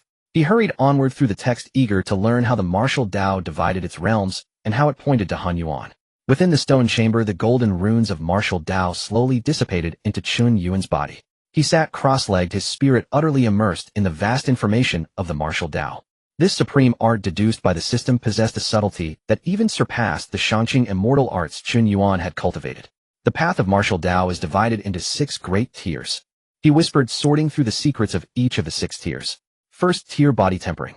Temper the sinews and bones, refine the flesh, hammer a frail postnatal body until it is as hard as repeatedly forged steel. This realm requires suffering beyond mortal imagining, breaking the limits of the flesh through sheer will. Once body tempering is complete, the body alone can rend tigers and bears, pull mountains asunder by force of muscle. In the Hongjun cultivation system, this corresponds to the heaven immortal realm. Chen Yuan nodded slightly. The first step was arduous, but it was the foundation upon which great towers are built. What humanity lacked most was such a formidable physique. Second tier, qi and blood. Upon perfection of the body, martial Tao, true qi is born within qi and blood like a coiling dragon. The qi and blood pour through the body, becoming a substantial plume that can scorch demons and render one impervious to 100 poisons. At this realm, a warrior's regenerative power reaches a terrifying degree. So long as the wound is not fatal, qi and blood will swiftly mend the flesh. In Hongjun, this is the golden immortal realm. Chen Yuan's eyes flashed with a hint of joy. Golden immortals already count among the backbone forces in Hongjun. If humanity could field even a core of warriors at the Qi and Blood tier, ordinary demon armies would have no safe return. Third tier apertures. The human body contains vast stores, 365 principal apertures, matching the number of the celestial stars. Channel Qi and Blood to assault an aperture. Each one opened is like igniting a star inside the body. When all 365 apertures are connected, a warrior's body forms its own celestial circuit, self-sustaining and endlessly renewed. Every gesture carries the mighty power of heaven and earth. Corresponding to Hongjun, this is the Tai Golden Immortal Realm. Chen Yuan inhaled sharply. The cultivation method of the aperture realm was a masterpiece of ingenuity. It did not borrow the spiritual energy of heaven and earth, it transformed the self into a cosmos of stars. What grand audacity! Fourth tier manifestation. When apertures are perfected, martial Tao will condense to its fullest, bursting forth to become a martial manifestation. The manifestation is a heaven and earth towering 10,000 zhang, capable of suppressing the cosmos. In this realm, a warrior can preliminarily explore the power of cosmic laws and weave them into the manifestation. A single punch unleashed the laws follow, destroying myriad worlds. Corresponding to Hongjun, this is the Deluo Golden Immortal Realm. Chen Yuan's breathing grew heavy. Deluo Golden Immortal. To step beyond the three realms and fall outside the five phases of a true realm of great might. The martial manifestation not only holds the power of a Deluo, but also possesses far superior physical might and a battle will that overwhelms equals. If two beings of the same rank clashed, a martial Dao Deluo would utterly crush an immortal Dao Deluo. Fifth tier Tongtian. The manifestation withdraws and carves a real inner realm within the body. The warrior becomes the sovereign of that world. So long as that world endures, the warrior cannot die. With every movement, one summons the power of an entire world to trample enemies. Corresponding to Hongjun, this is the quasi-sage realm. Chen Yuan read on, stunned beyond words. To open a world inside one's flesh. This was the embryonic echo of Pangu the Great's creation of heaven and earth. Though only a Dongtian, it already proved how defiant this martial Dao art was of the heavens. Finally, the sixth tier. Chen Yuan fixed his gaze on the last golden line. Hongjun. The Dongtian evolves into a perfect cosmos. The flesh breaks the shackles of the Dao, unextinguished through 10,000 calamities. Will transcends the heavenly Dao itself, immune to all laws. Nascent soul and body perfectly fused, attaining the Hongjun Deluo Golden Immortal. Corresponding to Hongjun, the Hongjun Sage. Boom. It was as if a nuclear blast had detonated in Chen Yuan's mind. Hongjun. This martial Dao art could truly point straight to the Hongjun Dao. Moreover, not by the artifice of Hongming purple Qi to shortcut into sagehood, but by one's own strength, forcefully breaking bonds to prove the way to Hongjun Deluo Golden Immortal. Such a Hongjun is freer than a heavenly Dao sage, and even more terrifying in combat power. Chen Yuan could not help but laugh out loud in the stone chamber. His laughter overflowed with boundless exultation and gallantry. With this martial Dao art, what need has humanity to fear failing to rise? The demon clan's heavenly court. When our human martial legions are formed, we will crush your Lingshao palace. Chen Yuan sprang to his feet, an imposing aura surging about him. He could not wait to teach this supreme art to the three great human progenitors. If the three progenitors turned to martial Dao, given the vast store of merit within them, they would soar to greatness in short order. Chen Yuan swept his great sleeve. Rumble. The Duanlong stone that had sealed the place for so long slowly rose. A long mist ray of light pierced the dim stone chamber. Chen Yuan stepped out like a war god from antiquity, bearing the supreme hope of humanity's resurgence. Outside the stone door, Sui Ren Yu Chao and Zi were anxiously pacing back and forth. They stood guard here without daring to blink, fearing that any disturbance might interrupt Chen Yuan's closed-door meditation. Suddenly, a heavy sound of the stone door scraping echoed. The three ancestors trembled all over and turned their heads in unison, their gazes fixed on the slowly opening stone chamber. When they saw Chen Yuan's tall figure stepping out with a confident smile, their hearts raced to the peak of excitement. Chen Yuan. Sui Ren quickly stepped forward, his voice trembling slightly, due to extreme tension and anticipation. How did the technique unfold? Yu Chao and Zi also held their breaths, their hands tightly clenched together. Chen Yuan looked at the tense expressions of the three ancestors, and without any hesitation nodded heavily. I did not let you down. The supreme technique suitable for our human race has been completely deduced. Boom. This simple statement was like a calming pill, instantly relieving the anxious hearts of the three ancestors. Immediately afterward, an uncontrollable wave of joy surged in their hearts. Really? Has it succeeded? Sui Ren was so excited that tears streamed down his face, his lips trembling. Chen Yuan's expression became serious as he retracted his smile. He looked at the three ancestors and said in a deep voice, "Three ancestors, please open your hearts. I will now impart this technique to you. Upon hearing this, the three ancestors did not hesitate at all, and immediately sat cross-legged, completely releasing their mental defenses. They had absolute trust in Chen Yuan. Chen Yuan raised his right hand, bringing his index and middle fingers together, and 3 brilliant golden lights gathered at his fingertips. Go! With a flick of his finger he sent them forth. The 3 golden lights transformed into 3 streaks of flowing light, instantly entering the center of the 3 ancestors' brows. Boom! In an instant, vast martial arts information exploded in the minds of the 3 ancestors. Martial arts, based on blood and chi, the body as the foundation and will as the soul. The primordial spirit, the physical body, and the dual meridians cultivate together. As the essence of martial arts and the mysteries of the 6 realms continuously flashed in their minds, the bodies of the 3 ancestors began to tremble violently. Their expressions were astonishingly vivid, first showing shock, then extreme shock. They had never imagined that such a domineering and unreasonable cultivation system existed in the world. Not cultivating the heavenly Tao, but cultivating oneself. Next came the overwhelming joy. This technique was simply tailor-made for the human race. It perfectly avoided the shortcomings of the human bodhi's weakness, and instead transformed it into the driving force for breaking out of the cocoon and becoming a butterfly.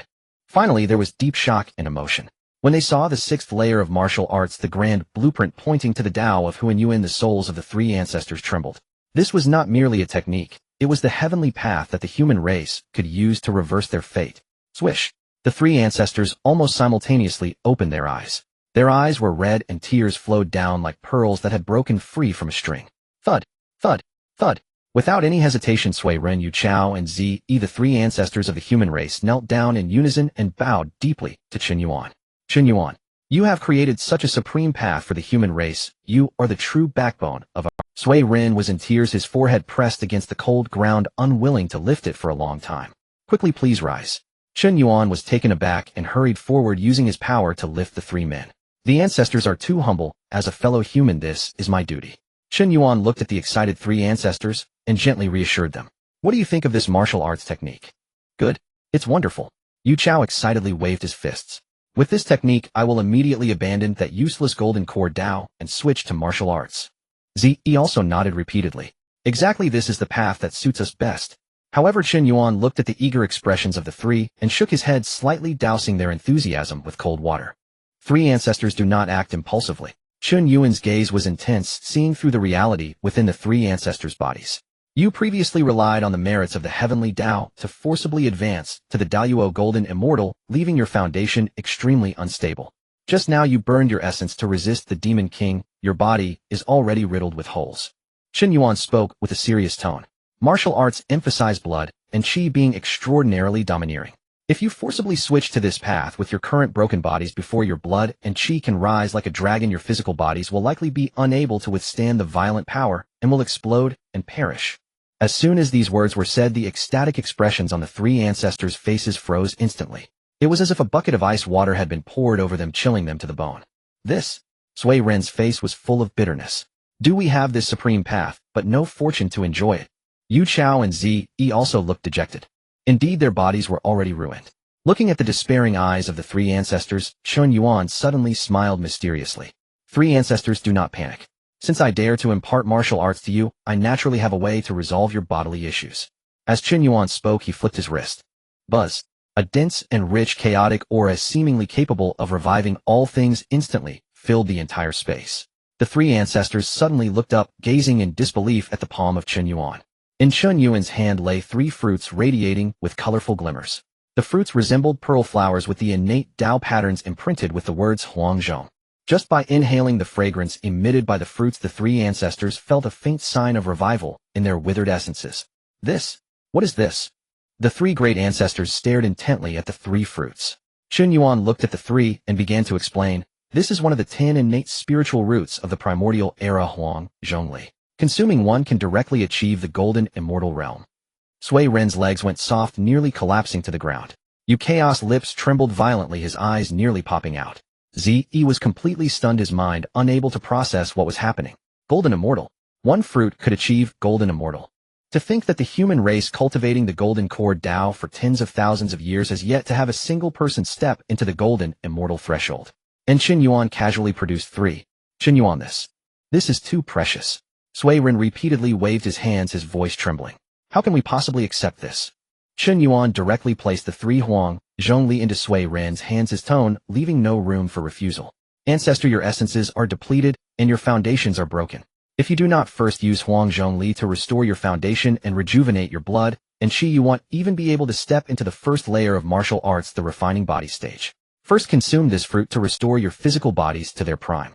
Then you can switch to martial arts for a more effective cultivation. Sui Ren held the warm fruit in his hands, and his murky old tears fell once more. He opened his mouth, 1,000 words choked in his throat, and finally transformed into a hoarse whisper. All right. Yu Chao and Zi each took a Huang Zhongli, their eyes red, and solemnly nodded. Just when the three ancestors thought the end of the gifts had come, Chen Yuan flipped his wrist again. Buzz. 6 more streaks of colorful glimmers erupted from his palm. 6 Huang Zhongli floated neatly in the air, emitting a heart-pounding innate Dao rhythm. The three ancestors were completely dumbfounded. There are more. Yu Chaos' mouth fell open, nearly dropping to the ground. Zi muttered to himself, 9. A full 9 Huang Zhongli. What terrifying resources are these? Chen Yuan placed the 6 Huang Zhongli into a jade box and handed it to Sui Ren. 3 ancestors aside from the 3 of you, choose 6 more elites from your clan who have good aptitude and strong will. These 6 Huang Zhongli are for them. Sui Ren received the jade box with trembling hands, unable to express his excitement. 6 golden immortals. The human race could have 6 golden immortal experts overnight. This was something he had never dared to dream of before. Chen Yuan, I thank you on behalf of the human race. Sui Ren once again deeply bowed, bending at a 90-degree angle, remaining in that position for a long time. Chen Yuan helped him up, and his expression suddenly became serious. 3 ancestors, there is one thing I must clarify in advance. Seeing Chen Yuan's serious expression, the 3 ancestors immediately suppressed their excitement and looked at him, eager to know what it was. Chen Yuan spoke solemnly. This martial arts method must not be entirely imparted to the human race at once. Sui Ren was taken aback, clearly not understanding the meaning of Chen Yuan's words. After all, if such a technique were taught to the entire human race, how could they not rapidly develop? Yet now Chen Yuan informed them that it could not be imparted all at once to the human race. He and the other 2 shared the same thoughts. Chen Yuan's gaze deepened as he surveyed the 3, asking ancestors, have you ever contemplated a question? In the primordial world, how many innate beings are there? Among the demon clan and the shaman clan, which tribe lacks a few quasi-saints to guard it? Yet even those as formidable as quasi-saints can only reach this point, unable to touch the Tao of primordial unity. The 3 ancestors' expressions subtly changed as they began to grasp something. Chen Yuan continued, our martial arts technique directly points to primordial unity at the 6th level. With a postnatal body, one can harden the proof of the great Luo golden immortal. What do you think would happen if the great beings of the primordial world discovered that the human race possesses such a technique? Chen Yuan paused, a glint of cold light flashing in his eyes. What would they do? Boom. This statement was like a bucket of ice water, dousing the 3 ancestors in a chill. Sui Ren's face turned pale, and cold sweat instantly dripped down. They would massacre the human race and seize the technique. Yu Chao clenched his fists tightly, his teeth gritting. It's not just about seizing. Quasi-saint experts have cultivated for millennia without breaking their shackles, yet upon suddenly learning that the human race possesses a technique leading to primordial unity, they would undoubtedly stop at nothing to annihilate our entire lineage. Zi's face turned ashen, his back soaked with cold sweat. The 2 demon emperors of the demon clan. The 12 ancestral shamans of the shaman clan. Even those scattered quasi-saints. Any one of them taking action would spell disaster for our human race. Chen Yuan nodded, his gaze heavy as a deep abyss. Therefore, the martial arts technique must be taught in layers. The first step is to impart the methods of body refinement and blood energy cultivation to the general populace of the human race. These 2 levels of techniques merely strengthen the physical body without involving laws or the great Tao. Even if outsiders learn of it, they would only think it an ordinary body refinement technique and not pay it much attention. Sui Ren nodded repeatedly, his eyes regaining their calm. What Chen Yuan says is extremely correct. Let the clansmen cultivate the first 3 levels to enhance their overall strength. As for the later stages of the law phase and the cave heaven, these should only be imparted to those who are absolutely trustworthy. Chen Yuan cast an approving glance at Sui Ren. The ancestors are indeed thinking along the same lines. Once the foundation of the human race is solidified and the time is right, higher levels of techniques can be gradually disseminated. Yu Chao exclaimed in agreement. Brilliant. This way outsiders will only see a few body refinement masters emerging from the human race and will never associate it with the great Tao of primordial unity. Silently accumulating strength and not revealing one's edge. Zi also sighed in relief. When the human martial army is formed and the quasi-saints emerge, it will be our human race's moment of glory, even if they find out what of it. With strength in hand, who would dare to act recklessly? Chen Yuan's lips curled slightly as the three ancestors were indeed seasoned sages who understood with a single hint. Well then this matter is settled. Chen Yuan said solemnly. The three ancestors should quickly consume Hongjun Li to restore their essence. At the same time select 6 individuals of excellent talent and character from within the clan. Once all preparations are complete, I will personally impart the techniques to them. The three ancestors responded in unison as you command. In the following days the three great ancestors each entered seclusion to consume Hongjun Li. The immense medicinal power of the innate spirit root surged within them, restoring their depleted essence and reconstructing their shattered foundation. 3 days later, Sui Ren was the first to exit seclusion, his aura thick and heavy as a mountain, the might of a great Luo golden immortal emanating from him. 2 days later Yu Chao and Zi Yi followed suit, their blood energy, surging eyes bright as torches. The state of the three ancestors was even stronger than at their peak. Meanwhile the three ancestors carefully selected, enduring several rounds of tests, ultimately choosing 6 elite individuals from the innate human race. These 6 were all top-tier talents of the human race, unyielding through trials of life and death. Their resolve was as solid as a rock, and their talent was unparalleled. This day, deep within Kongtong Mountain in the ancient stone hall, Chen Yuan sat at the head seat, with the 3 great ancestors flanking him. In the center of the hall 6 elite human figures knelt in unison. Although they did not know what was about to happen, the unprecedented solemnity of the 3 ancestors made them aware that this was no ordinary matter. Lift your heads. Chen Yuan spoke calmly.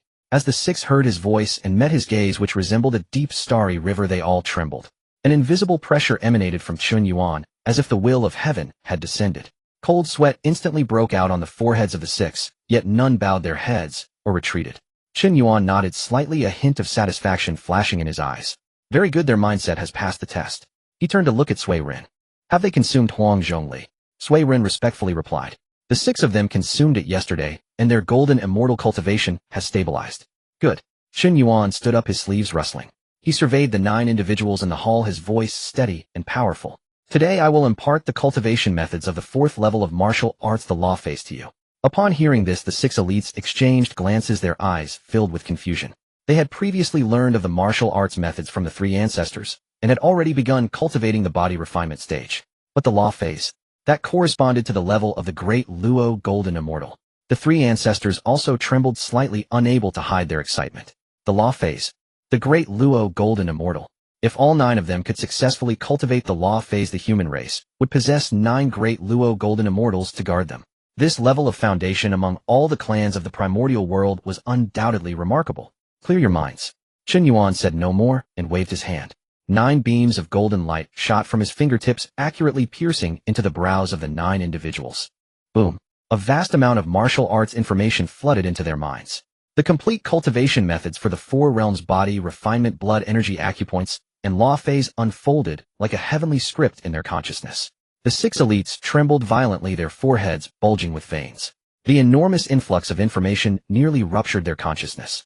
But they gritted their teeth and endured. As for the 3 ancestors, their focus was naturally on imparting the details of the 5th level of martial arts, the cave heaven level. The situation of the 3 ancestors was much better, as they had already received the overarching principles of martial arts, and this time it was merely a more detailed explanation of the law phase cultivation. Moments later the 9 opened their eyes simultaneously. In the eyes of the 6 elites, besides shock, there was an unprecedented fervor and fighting spirit. Martial arts law phase.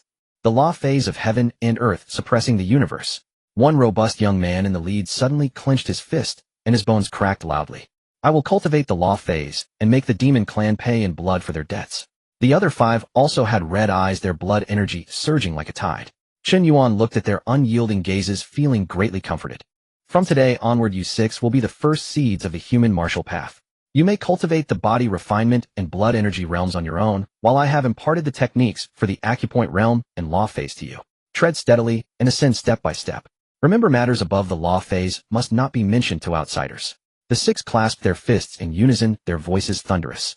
Chen Yuan stood with his hands behind his back, his gaze penetrating the stone hall's dome, looking towards the vast, endless sky. The seed of the human martial path had been sown today. Given time, this seed would surely grow into a towering tree, supporting the backbone of the human race. Yes.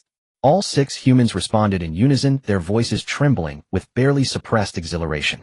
Their gaze upon Chen Yuan had transformed utterly, from initial awe into fervent, unwavering devotion. Chen Yuan waved his hand, signaling them to withdraw. Go forth. The future of humanity rests upon your fists. Yes. They bowed deeply once more, then turned and strode from the ancient stone hall. Each step resolute, each footfall imbued with the indomitable spirit of martial cultivators. As the six departed, the once bustling hall fell instantly silent.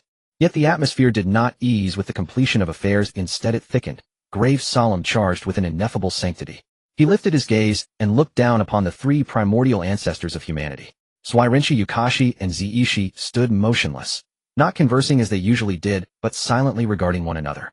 Their eyes held turmoil, resolve, and desperate hope, complex beyond measure. It was as if they communed without words or forged a decision of cosmic magnitude in utter stillness.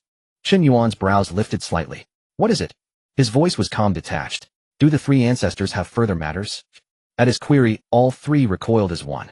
Swirenshi drew a deep breath, as though summoning every ounce of his being, then let the inner conflict vanish, entirely replaced by an unprecedented, unshakable determination.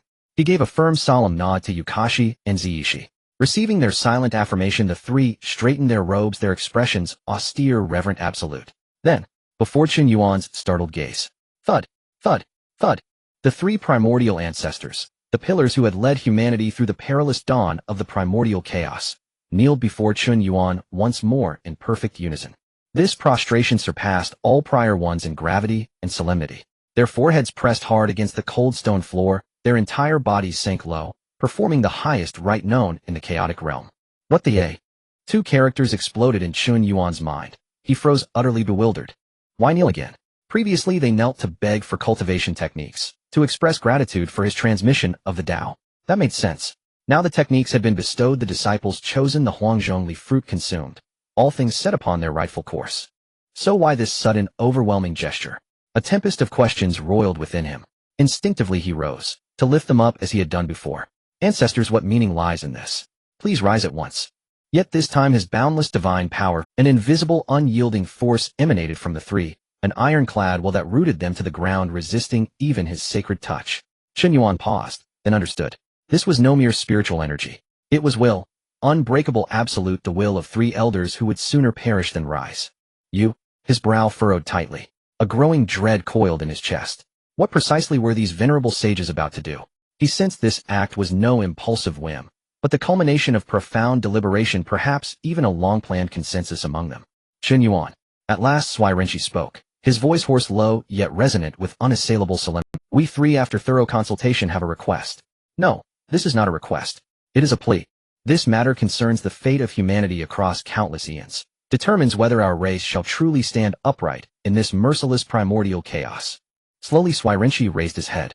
In those weathered eyes burned a fierce, consuming flame, the fire of a wager staked upon the very soul of humanity. Yukashi and Ziishi likewise lifted their heads, their gazes mirroring Swirenshi's with uncanny unity. Chen Yuan watched them, and felt his heart sink. He knew whatever followed would be no trivial matter, but a burden so immense, so grave that even he must receive it with utmost gravity. Within the hall the air itself seemed to congeal into tangible stillness. Chen Yuan stood before the dais, gazing down upon the three kneeling ancestors, his mind racing, calculating, searching.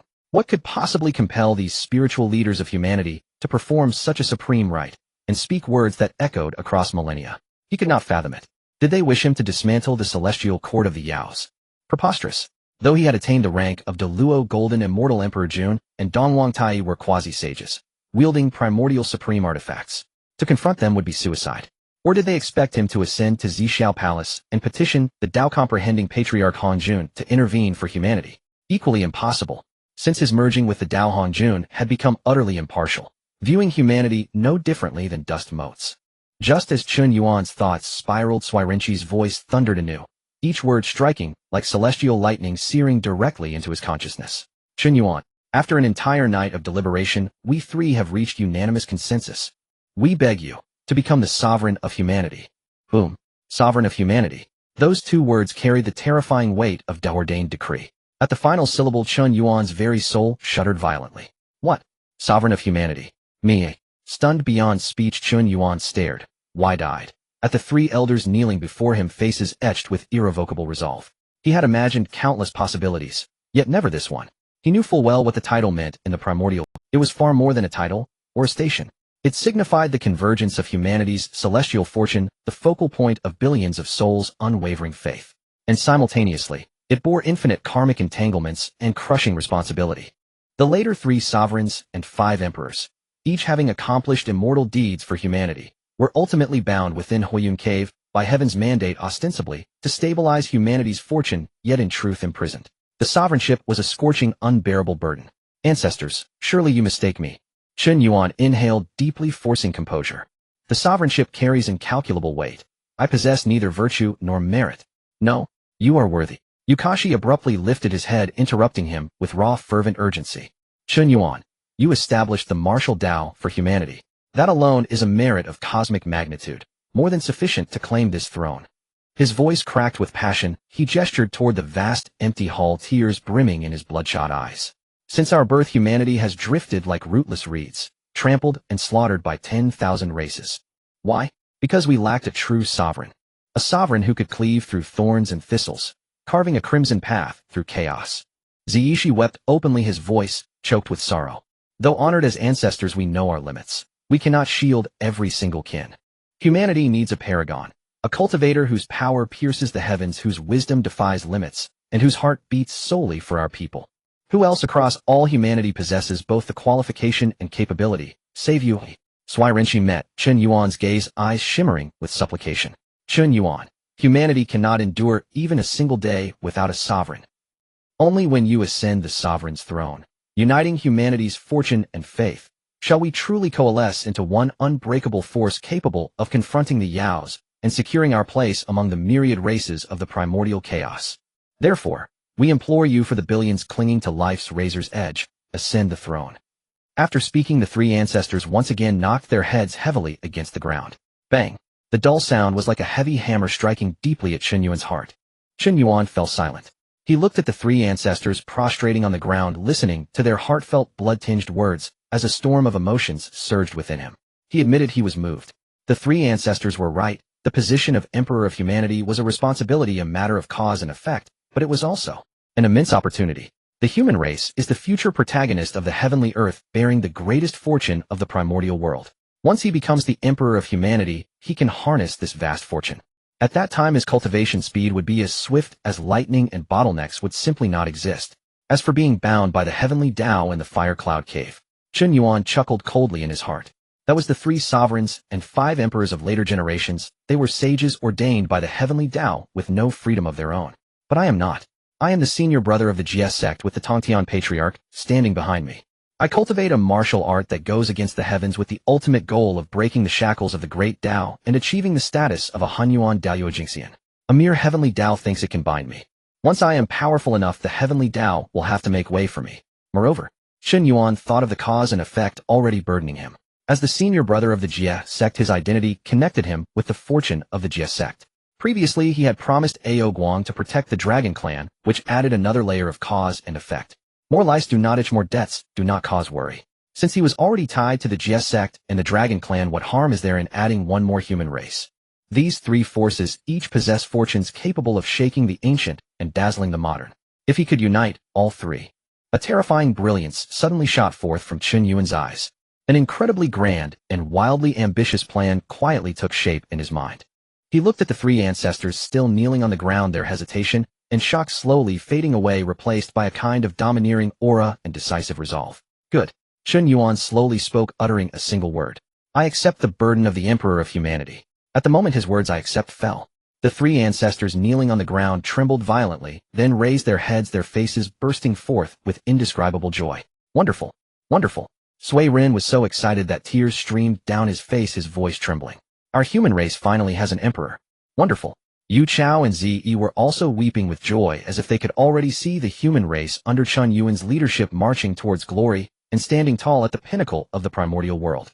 They had made the right bet. Chen Yuan had truly agreed. We pay our respects to the Emperor of Humanity. Without any hesitation, the 3 ancestors immediately changed their titles and once again bowed solemnly to Chen Yuan. This time it was no longer a plea, but an act of submission. It was the most devout worship of the Supreme Emperor of the human race. Boom! Just as the 3 ancestors' words fell, the entire Kongtong Mountain, and indeed the entire ancestral land of the human race, underwent a shocking transformation. Bang! A loud and clear sound, as if a dragon's roar from the primordial chaos, suddenly erupted in the world. A dazzling and magnificent yellow-golden aura surged from the depths of the earth's veins of Kongtong Mountain, soaring into the sky. That yellow-golden aura was so rich that it almost turned into substance, gathering, rolling, and roaring in midair, finally coalescing into a nine-clawed golden dragon of fortune stretching for millions of miles. This is the fortune of the human race. It is the supreme fortune belonging to the future protagonist of the heavenly earth, accumulated over countless ages since its birth. Previously, although this fortune was immense, it was like a scattered sand diffusing throughout the ancestral land of the human race, without a core. Now, with Chen Yuan ascending the throne, this vast fortune had finally found its master. Eng! The golden dragon of fortune circled in the sky, emitting a roar that shook the 9 heavens. Then its enormous dragon head suddenly turned, and its golden eyes locked onto Chen Yuan in the stone palace. In the next moment, it transformed into a yellow-golden beam of light that pierced through heaven and earth, disregarding the obstruction of the stone palace, and with an unmatched posture it thundered into Chen Yuan's body. Boom! Chen Yuan's body was instantly engulfed by the endless yellow-golden light. He felt a warm and vast power surging into his limbs and bones, flowing into his divine sense sea. At that moment, he seemed to establish a wondrous connection, as if his blood was intertwined with the entire human race. He could clearly see every corner of the vast ancestral land of the human race, every single clansman struggling for survival. He could hear their most sincere prayers and shouts. Heavens! What is that? It's a divine dragon. It's the golden dragon of fortune.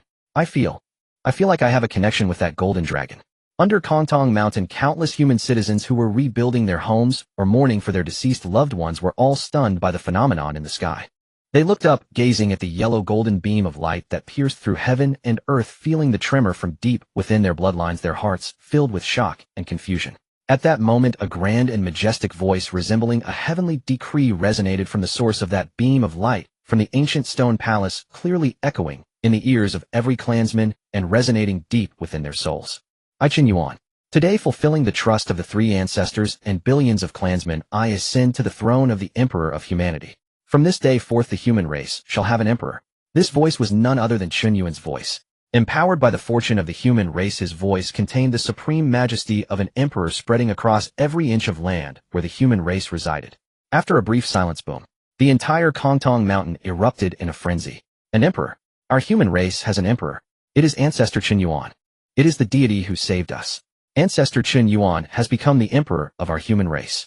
Countless human citizens were stunned at first, but then erupted into a joy 100 times more fervent than that of the 3 ancestors. They had no doubts about Chen Yuan becoming the emperor of humanity, only heartfelt support and ecstasy. They had witnessed the strength of this powerful being with their own eyes. This powerful being had paved the way for the human race in martial arts, granting them hope to grow stronger. This grace would never be forgotten. We pay our respects to the emperor. We pay our respects to His Majesty the Emperor. No one knew who knelt first, but soon it was like a domino effect. In the mountains, among the ruins by the rivers, countless billions of human citizens knelt devoutly on the ground, facing the peak of Kongtong Mountain towards that yellow-golden beam of light. They offered their most pure and sincere belief without reservation. At that moment, in the 8 Views Palace on Mount Shouyang, a supreme sage sat cross-legged on a mat, surrounded by the essence of the Tao of non-action, as if he were one with the heavens and all things. His eternal eyes suddenly opened wide. A flash of unprecedented astonishment flickered in his cold, emotionless sage eyes. My! His deep voice reverberated through the empty palace, laced with disbelief. The fate of the human race. Why is it fluctuating so violently? As the leader of the human teaching, he enjoyed 1/3 of the human race's fate, and his connection to the river of human fate was closer than anyone else's.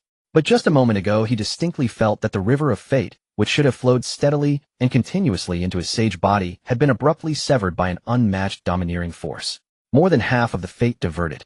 Who is it, daring to disturb the foundation of my human teaching? The voice of the supreme sage carried a hint of coldness for the first time.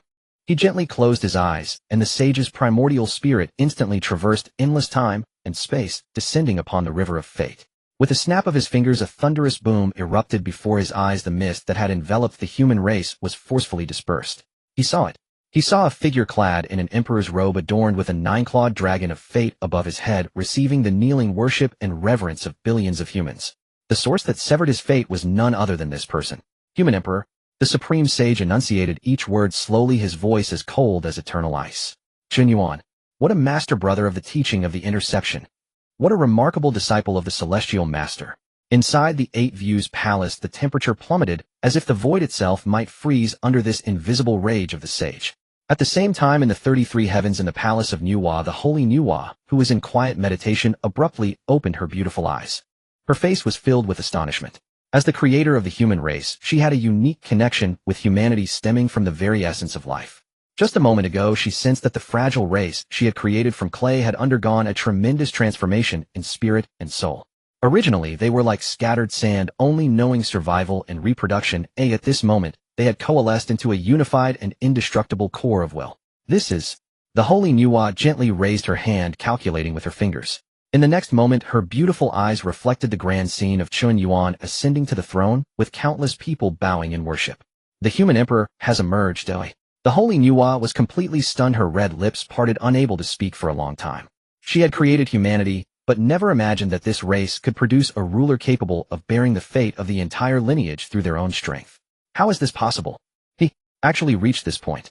The holy Nuwa gazed at the majestic figure in the vision, her eyes filled with complex emotions. There was shock, confusion, and even a hint of unrecognized satisfaction. Senior brother Tongtian truly has taken in an extraordinary disciple. In Mount Kongtong, an endless stream of faith power converged from all directions like starlight merging into the yellow and black beam of fate, making it even more solid and dazzling. Inside the stone hall, under the enhancement of the collective human fate, all constraints became fragile. The space above Chen Yuan's head slightly distorted. Two already blooming radiant lotus flowers appeared out of thin air. The earth flower of the physical body. The human flower of the spiritual will. These two lotus flowers, under his arduous cultivation, had already reached the 12th grade of perfection. This was essential for him to break through from the mid-stage of the great Luo golden immortal to the late stage, requiring the condensation of a third flower, the heavenly flower.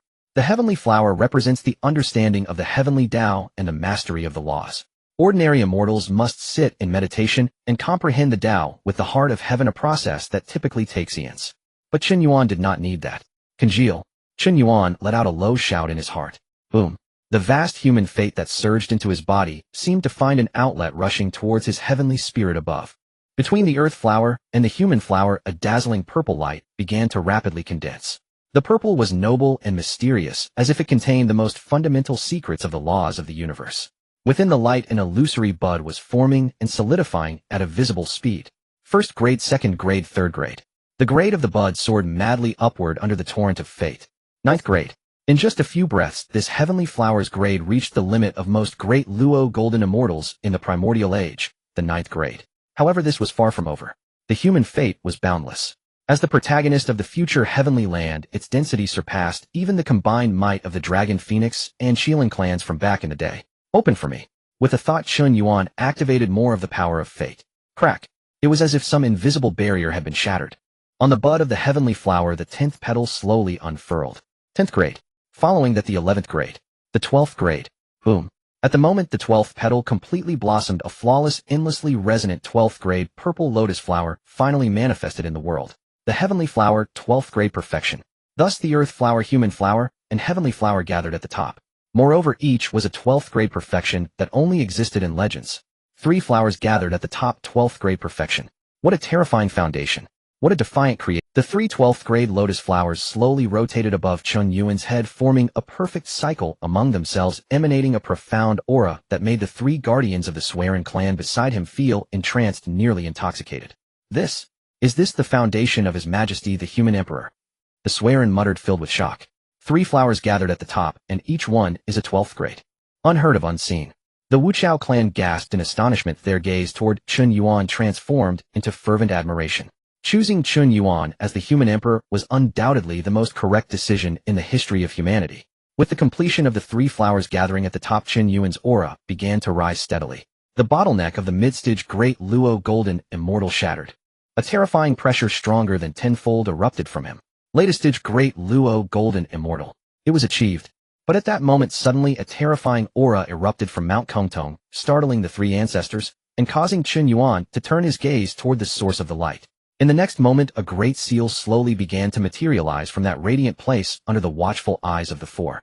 The aura that erupted from the depths of Kongtong Mountain was grand, ancient, and vast, imbued with a sense of heaviness that seemed to suppress the heavens. Chen Yuan's recently attained cultivation was instantly stabilized as he abruptly turned his gaze directed towards the source of the radiant explosion. The three ancestors of the swearing clan were also taken aback, sensing that this aura was rooted in the same source as the human race's fortune, yet it felt even more noble and supreme. What is this? The Jiejiao clan murmured. Under the watchful eyes of the four, the outline of an object slowly emerged from within the dazzling light.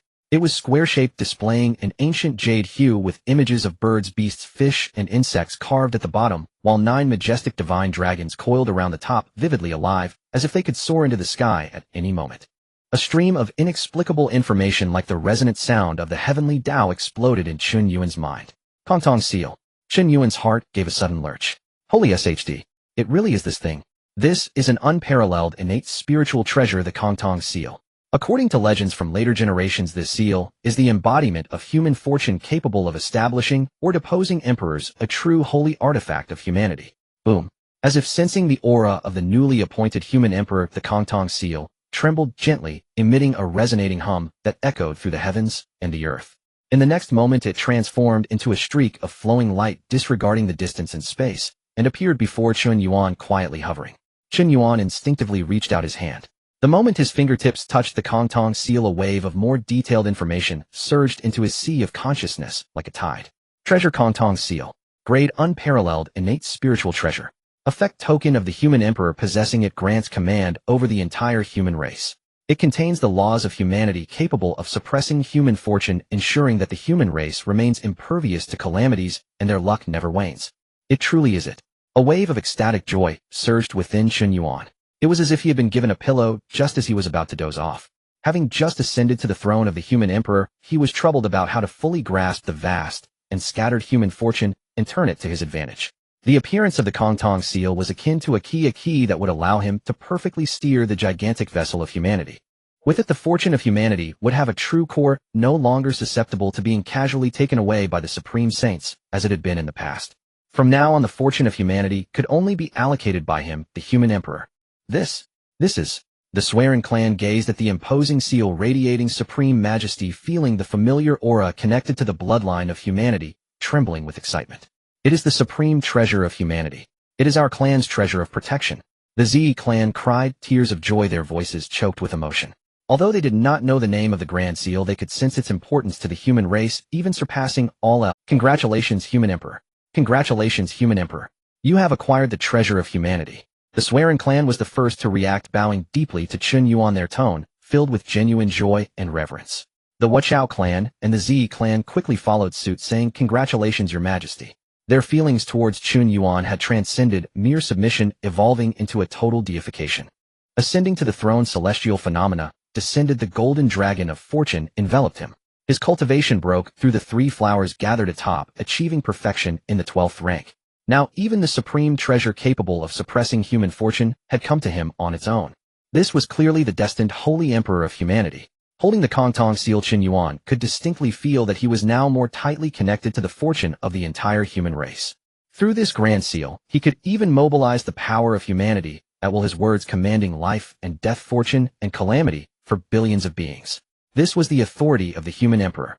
He took a deep breath, storing the Kongtong seal within his body, nurturing it with the fortune of the human emperor. He looked at the 3 ancestors, bowing respectfully before him, and said in a deep voice, "Please rise, 3 ancestors. From this day forth, humanity will no longer be the lamb to be slaughtered at will." Chen Yuan's voice was not loud, yet it carried an undeniable dominance and confidence, resonating throughout the ancient stone hall. The 3 ancestors were moved to tears, as if they could already envision the day humanity would shake off oppression and stand tall at the pinnacle of the primal chaos, led by Chen Yuan. Humanity's future was secured. On the summit of Kongtong Mountain within the stone hall, Chen Yuan sat poised upon the throne of the human emperor, his hands caressing the newly acquired Kongtong seal, sensing the immense power of humanity contained within his thoughts racing. With the position of human emperor now secured and the fortune of humanity bestowed upon him, his cultivation had also smoothly broken through to the late stage of the great Luo golden immortal. This journey into the realm of humanity had indeed been a fruitful one. Next, it was time to figure out how to transform this harvest into tangible strength. Humanity is still too, Chen Yuan thought to himself. Although he had become the human emperor, the entire human race apart from him only had the 3 ancestors who could put forth any real combat power. The 6 elites he had transmitted his teachings to, while possessing decent talent, still required a long time to grow to a level where they could stand on their own. With this level of strength, they wouldn't stand a chance against the demon race's heavenly court. Even a casual quasi-saint could easily wipe out humanity. The overall strength of humanity must be improved as soon as possible. Chen Yuan's gaze swept towards the three ancestors below. The methods of martial arts must be quickly disseminated throughout the entire clan. He pondered for a moment, and then said, "Three ancestors convey my orders." The three members of the swearing clan immediately bowed, their expressions solemn. "Please give your command, human imp." First inscribe the techniques for the body refinement and blood chi realms onto stone tablets, placing them in various locations of the ancestral land for all clansmen to comprehend and practice without any restrictions. Second, select 100,000 youths with excellent aptitude and resilient character from the clan to form the human emperor guard personally taught and instructed by the three of you, imparting the methods for cultivating the Chi-Si realm. Third, let the 6 elites focus on closed-door training to break through to the Dharma aspect realm, prioritizing all resources for them. Chen Yuan issued his orders one by one, clearly structured and directly addressing the core. He aimed to tackle it from 3 angles, popularizing foundational techniques to enhance the physical fitness of all, establishing a solid foundation, forming the human emperor guard to cultivate a backbone force, establishing an armed force, cultivating top-tier experts to break through to the great Luo golden immortal realm, creating a deterrent force. The 3 ancestors were filled with fervor, their eyes gleaming with excitement. "We will obey the will of the human emperor." The 3 of them responded in unison, their voices booming with enthusiasm. Previously, although they too wished to strengthen humanity, they always felt a sense of helplessness and did not know where to start. Now with the arrival of Chen Yuan, he had pointed out the direction and mapped out the path with just a few words. This was the role of a leader. "Good, go now." Chen Yuan waved his hand. The 3 ancestors accepted their orders and turned to leave the stone hall with great strides, eager to execute Chen Yuan's commands. With thousands of years remaining before the great competition of the 3 sects, Chen Yuan was in no rush to return to Jiejiao Island. He seized this opportunity to firmly establish his stronghold over the human race. At the same time, he could thoroughly study the profound applications of the Kongtong seal and the human Taoist destiny. As Chen Yuan took command over the human race and launched sweeping reforms, the ancestral land of humanity burst forth with vibrant vitality. At the other end of the primal world, beneath the eastern sea, stood the Crystal Palace. Once resplendent beyond compare, the palace now appeared somewhat desolate in its depths. Ao Guang, clad in a golden dragon robe, sat majestically upon the dragon throne. His visage remained unchanged, yet his entire aura had undergone a profound and earth-shaking transformation. The former trace of despondency and resentment between his brows had vanished without a trace, replaced by a deep, unfathomable majesty that looked down upon the world with absolute authority. Within the opening and closing of his eyes, it seemed as if the sun, moon, and stars were born and extinguished. A faint yet terrifying aura swirled around him, causing the Prime Minister Turtle and the assembled shrimp soldiers and crab generals below to hold their breath in reverence. "The moment is nearly upon us," Ao Guang murmured, a glint of sharp light flickering in his eyes. Since receiving the quasi-saint Dao fruit bestowed by Chen Yuan last time, he had shattered the shackles that had plagued the dragon race for countless eons, successfully severing his corpse and ascending into the realm of the quasi-saint. More importantly, his bloodline had undergone an unimaginable atavistic metamorphosis. He was no longer the Ao Guang Dragon King of the Eastern Sea he once was. He raised his hand and glanced at his dragon claw shimmering faintly with golden light. "The time has come to unify the 4 seas and fulfill my master's mission." Ao Guang curled a meaningful smile at the corner of his mouth. "Issue my Dragon King decree." His authoritative voice echoed through the vast hall. "Summon Ao Qin Dragon King of the Southern Sea, Ao Run Dragon King of the Western Sea, and Ao Shun Dragon King of the Northern Sea to the Crystal Palace in the Eastern Sea for council." At once, Prime Minister Turtle promptly acknowledged the command, turning to retrieve 3 golden dragon-shaped token decrees. Ao Guang snapped his fingers, infusing the tokens with powerful spiritual energy. Whoosh, whoosh, whoosh. 3 beams of golden light shot forth from the Crystal Palace, tearing through the boundless sea with incredible speed, each heading toward the southern, western, and northern seas respectively. The other 3 Dragon Kings, upon receiving the Dragon King decrees, were all taken aback. "Ao Guang, what is he up to? It's been many years since the highest level Dragon King decree was used. Could something grave have occurred?" Though puzzled, none dared to disobey the Dragon King decree. They immediately set out toward the Eastern Sea. In the Southern Sea, at the Dragon Palace, Ao Qin, the most fiery-tempered Dragon King of the Southern Sea, looked at the golden gleaming decree in his hand, his brows knitted tightly. What madness has Ao Guang fallen into? Summoning us for council. The dragon race is in such a sorry state. What's there left to discuss? Better to guard one's own patch quietly and avoid stirring up trouble. Though complaining, his body promptly transformed into a beam of light dashing out of the Southern Sea Dragon Palace. The Dragon King decree was the highest summons within the dragon race. None dared to defy it unless intending to betray the race. In the Western Sea, at the Dragon Palace, Ao Run, the more composed Dragon King of the Western Sea, regarded the decree thoughtfully. Unusual events always herald trouble. Though Ao Guang has been somewhat despondent, he is no rash fool. His use of the Dragon King decree must signify a grave matter. Could it be connected to the Lich or Wraith clans? He pondered, yet dared not delay, immediately setting off toward the Eastern Sea. In the Northern Sea at the Dragon Palace, Ao Shun bore a look of disdain. Council, the four of us brothers are matched in cultivation and status. None can dominate the others. What could possibly be decided? I suspect Ao Guang is simply bored. Though skeptical, he still took his leave. Soon the winds and clouds stirred above the four seas. Several days later, outside the Crystal Palace of the Eastern Sea, three powerful auras approached nearly simultaneously.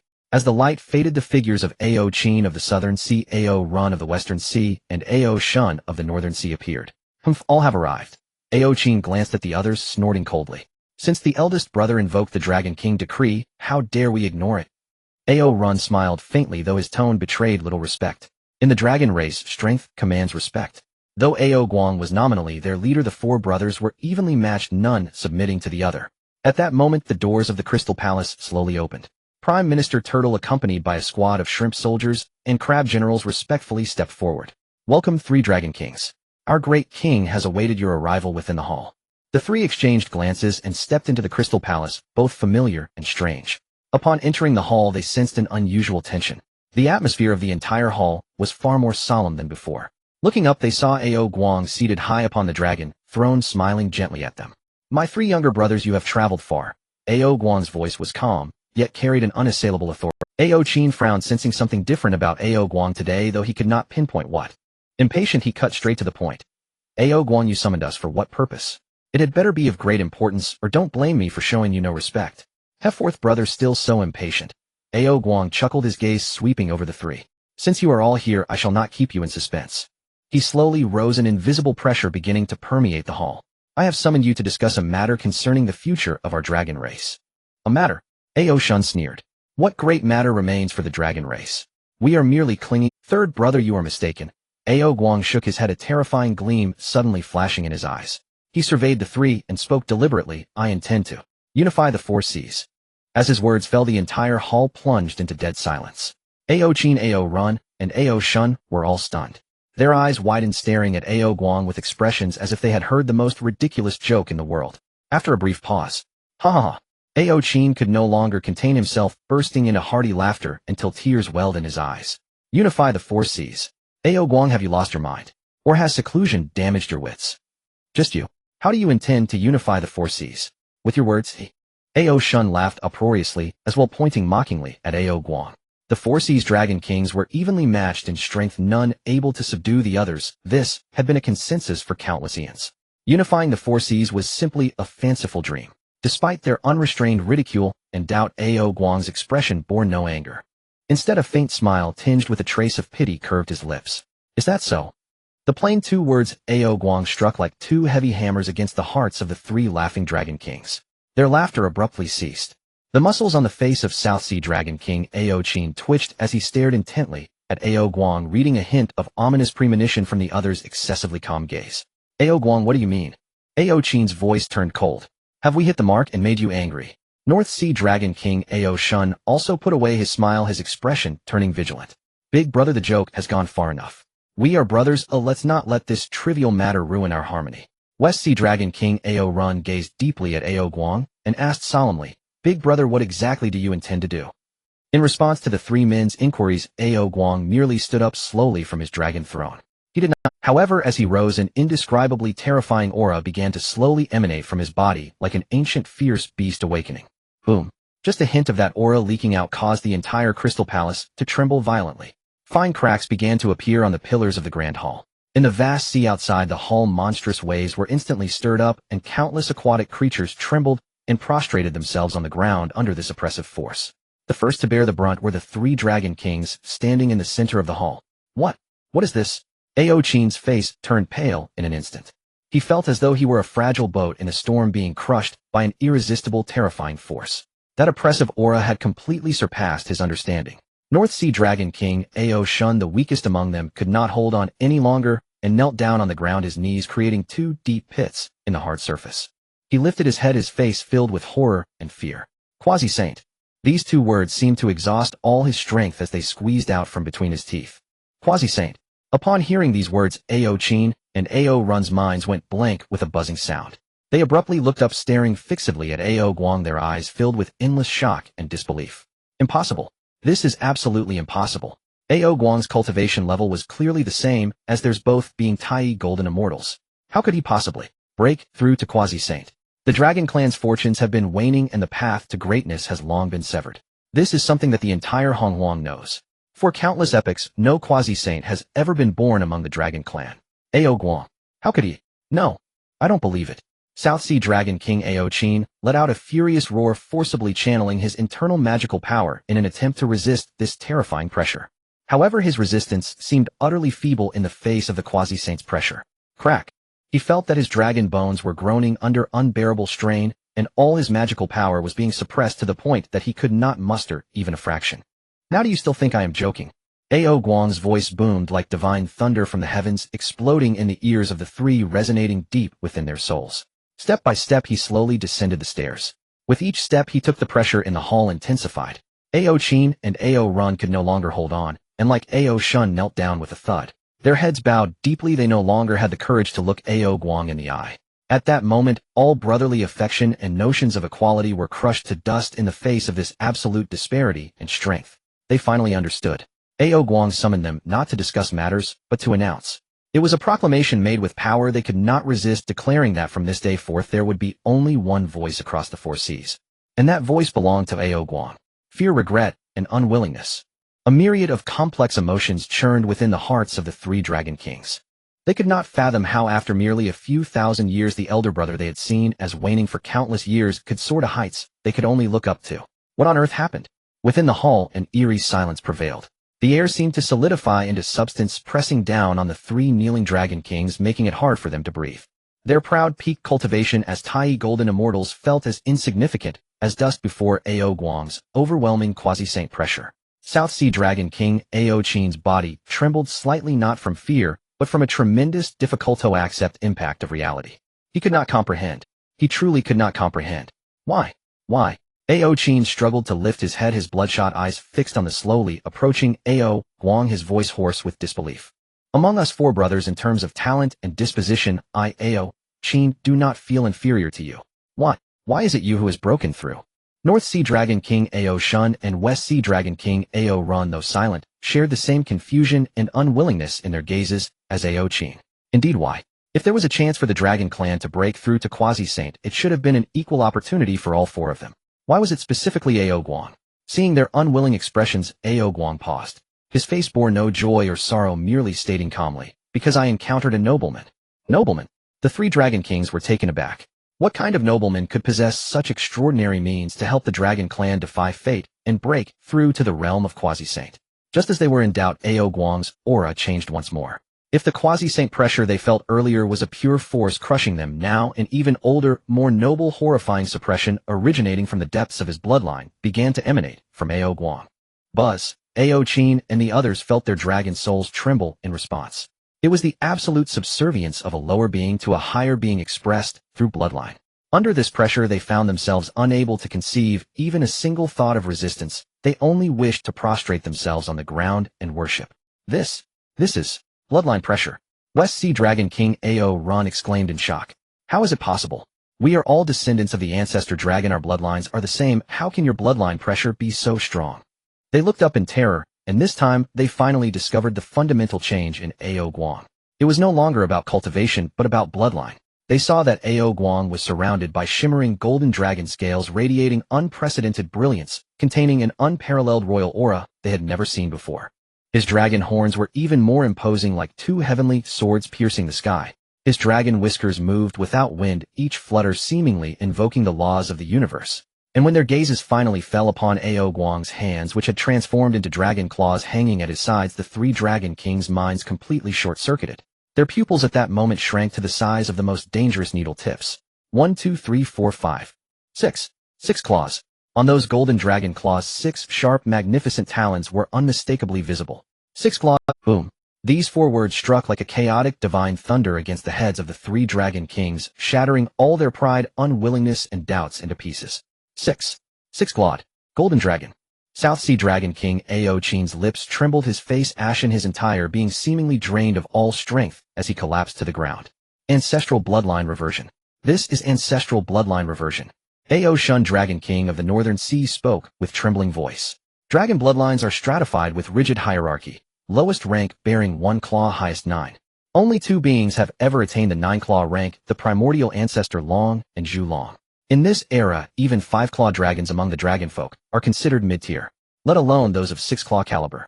No wonder Ao Guang ascended to the quasi-sage realm.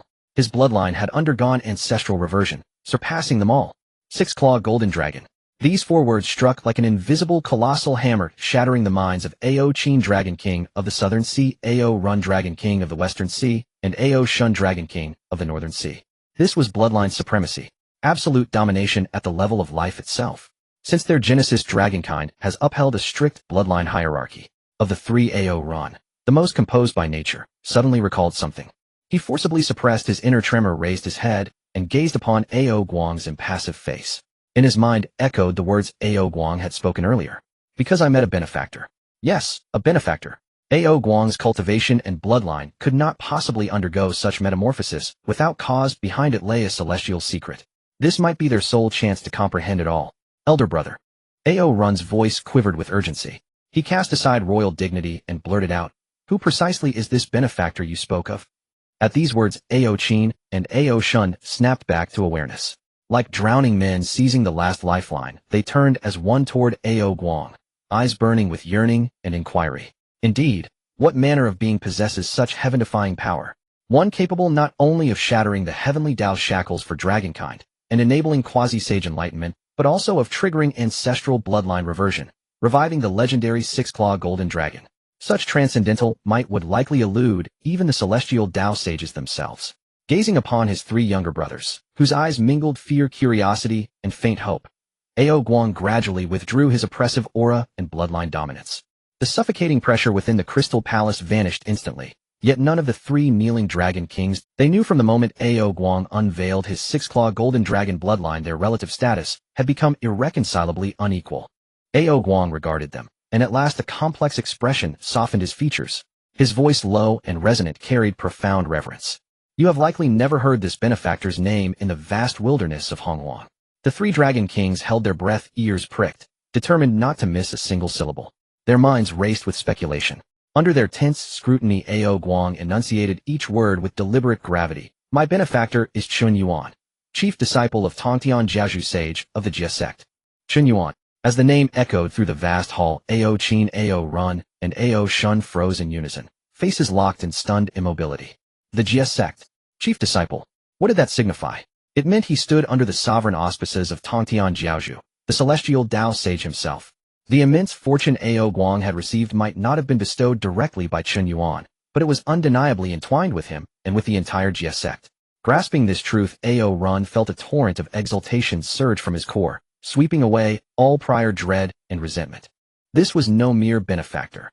This was an immeasurably colossal patron. For countless eons dragonkind had languished. What did they lack most? Not merely supreme cultivators, but backing. Now Ao Guang had forged ties with the Jiejiao Sect. What did that portend? That the entire dragon race now possessed a celestial sage's lineage as its protector. Unification of the 4 seas. Dragonkind's resurgence. Before the phrase celestial sage patron, such ambitions seemed not only plausible, they were inevitable. I understand. Ao Run trembled with fervor as he bowed deeply before Ao Guang, voice blazing with devotion. Elder brother has secured for our dragon race an unparalleled celestial alliance. This is a fortune unseen since the dawn of dragonkind. Henceforth the Western Sea Dragon clan pledges fealty to elder brother as emperor, ready to obey any command, even unto death. Ao Chen and Ao Shun were startled by Ao Run's sudden act, but they were no fools. In an instant they grasped the crux. Indeed, why dwell on how Ao Guang broke through? The paramount truth was clear: dragonkind had secured a celestial patron. All prior envy and resentment dissolved into thin air, replaced by unprecedented exhilaration and zeal. Elder brother above all. Accept Ao Chen's obeisance. Even Ao Chen, the most fiery-tempered, now knelt in sincere reverence. The Southern Sea Dragon Palace pledges absolute loyalty to His Imperial Majesty the Dragon Emperor. The Northern Sea pledges likewise. Ao Shun hastened to echo. We hail the Dragon Emperor. All three Dragon Kings altered their titles in unison, voices thick with submission and fervor. Watching their complete surrender, Ao Guang's countenance finally softened into quiet satisfaction. He knew he had fulfilled his master's first mandate. Rise. With a gentle upward gesture, Ao Guang extended a soft force that lifted them.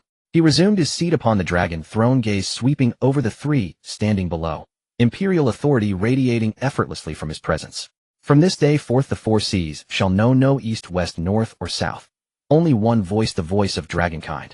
By the Dragon Emperor's decree. Their voices rose as one, resounding across the cosmos. After countless eons of silence, dragonkind at last beheld the dawn of unity. Meanwhile, atop Mount Kongtong, the ancestral land of humanity, Chen Yuan slowly opened his eyes. He calculated the celestial cycles. The grand contest of the three sects drew near. It was time to return to Jiejiao Island. Under his guidance, humanity flourished. Martial Dao cultivation techniques spread universally. Countless tribesmen embarked upon the path of cultivation, transforming the collective spirit, vigor, and essence of the race. The 10,000 human sovereign guards had taken shape, their prowess soaring daily under the personal tutelage of the three primarchs. All unfolded as foreseen, steadily, gloriously. With a thought, Chen Yuan transmitted his voice to the three primarchs who were attending to duties across the ancestral land. Moments later, Swearin Shi, Yuchao Shi, and Zi Shi arrived at the stone hall. I pay my respects to the human emperor. The three bowed deeply, their expressions solemn. There is no need for such formalities, three ancestors, Chen Yuan said, raising his hand and getting straight to the point. I will be leaving the human race for a while to return to my sect. Upon hearing this, the faces of the three ancestors changed at once. You are leaving, human emperor? Sui Ren's voice was filled with urgency and reluctance. The human race has just found its footing. Without your presence we are truly unsettled. Indeed, your majesty. Yu Chao also quickly added, currently dark currents surge in the wilderness and foreign races eye us covetously. If you leave. They were genuinely panicked. The human race had finally found a pillar of support in Chen Yuan, and after just a few days of stability, their cornerstone was about to leave. How could they not be anxious? Seeing their tense expressions, Chen Yuan felt warmth in his heart. He knew that the three ancestors genuinely cared for the human race. He gently reassured them. There is no need to panic. I am only leaving temporarily, not for good. I must head to my sect for an important matter. He briefly explained the significance of the grand competition of the three teachings. After hearing this, although the three ancestors remained worried, they understood its importance to the sage's lineage, and they could not force him to stay. Seeing their reaction, Chen Yuan smiled slightly and flipped his palm. Boom. A grand ancient seal suddenly appeared out of thin air. The Kongtong seal, a treasure of the human race. This is the Kongtong seal, a treasure of the human race's fortune. After I leave, I will leave it at the ancestral land to suppress the human race's fate. Chen Yuan slowly pushed the Kongtong seal towards the three ancestors. With this seal present, the ancestral land of the human race will be as solid as gold, its fortune unyielding, and no evils will invade. Even if a Quasi-Saint powerhouse were to come, they would find it difficult to shake the foundation of our human race. The three ancestors felt the vast aura connected to the bloodline of the human race emanating from the Kongtong seal, and their unease dissipated significantly. But that was not all. Chen Yuan flicked his finger, and a golden divine light entered the throne of the stone palace. Additionally, I have left a mark of my nascent soul here. If the human race truly encounters a catastrophic disaster that you cannot withstand, shatter this mark. At that moment, no matter where I am, I will sense it immediately and rush back. A double layer of assurance. Seeing Chen Yuan's thorough arrangements, the last trace of worry in the hearts of the three ancestors completely vanished, replaced by endless gratitude and admiration. The human emperor is deep thinking and far-sighted. Thank you. The three bowed deeply once more. This was their human emperor. Not only did he possess unparalleled power, but he also planned meticulously, considering every possible crisis. With such a human emperor leading, why would the human race not thrive? All right, I will temporarily entrust the future of the human race to you.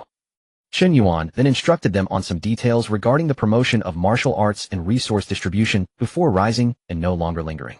With a single step, he vanished from the stone palace. In the next moment, a brilliant stream of light soared from Kongtong Mountain, splitting the sky as it raced toward the East Sea. With his current cultivation, his speed was astonishing. In mere moments, he traversed countless mountains and rivers, arriving above the vast and boundless East Sea. He hovered in the clouds, his divine sense sweeping below. A hint of surprise flashed in Chen. He distinctly felt that the fortune of the dragon race in the entire East Sea, as well as the four seas, had coalesced to over 100 times what it was when he last departed. A unified, uplifting will was rising among the dragon races across the four seas. It seems that Ao Guang is moving quickly, Chen Yuan said with a faint smile, deciding to go down and take a look. Outside the Crystal Palace of the East, rows of shrimp soldiers and crab generals were marching in neat formations, patrolling back and forth. With bright weapons in hand, they stood tall and proud, their spirits and demeanor completely different from before. At the entrance, Minister Turtle was behind his back, instructing several crab generals. You all need to be more alert, keep your eyes wide open while patrolling, and don't disgrace our dragon race. Minister Turtle shouted loudly. At that moment, a beam of white light descended from the sky, landing before the entrance of the Crystal Palace. As the light dispersed, Chen Yuan's figure was revealed. Several crab generals were startled and quickly raised their steel forks, shouting, "Who dares to intrude upon the Dragon Palace of the East Sea?" Minister Turtle turned his head to see what was happening. Upon seeing Minister Turtle, nearly dropped his shell in shock. It was him. It was truly him. The supreme being who changed the entire fate of the dragon race. Without a second thought, Minister Turtle's legs went weak, and he knelt directly before Chen Yuan. I, the little old man, pay my respects to you, Senior. Senior, what brings you here? His kneeling shocked the surrounding shrimp soldiers and crab generals. What was happening? This was Minister Turtle, an existence second only to the Dragon Emperor in the Dragon Palace. How could he show such great respect to this unidentified young man, and to refer to himself as a little old man? Who on earth was this young man? Chen Yuan looked at the comical Minister Turtle and waved his hand. No need for such formality. Is Ao Guang in the East Sea? Chen Yuan casually asked. Minister Turtle couldn't care less about the shock of his subordinates. He suddenly raised his head and trembled, saying, "Senior, please wait. Please wait a moment. I will go report to the Dragon Emperor at once. If the Emperor knows you have come, he will surely be overjoyed." At this moment in the Crystal Palace within the Dragon Emperor's hall, Ao Guang had his eyes slightly closed, surrounded by a faint golden divine light. A quasi-saint-level terrifying pressure spread throughout the hall. He was feeling the surging power within him, and the wonderful sensation tightly connected to the fortune of the dragon race across the 4 seas. This authority, which allowed him to control everything and act at will, intoxicated him immensely. Unfortunately, after consuming the quasi-saint pill, he could not advance any further. Otherwise, with this fortune, he would be more than capable of slaying a corpse. But for now it was enough. All of this was bestowed by his master. Every thought of Chen Yuan filled Ao Guang's heart with endless gratitude and fervent admiration. Just then, Your Majesty, Dragon Emperor, great news. A tremendous joy has arrived. Minister Turtle's panicked, yet ecstatic voice shattered the tranquility of the hall.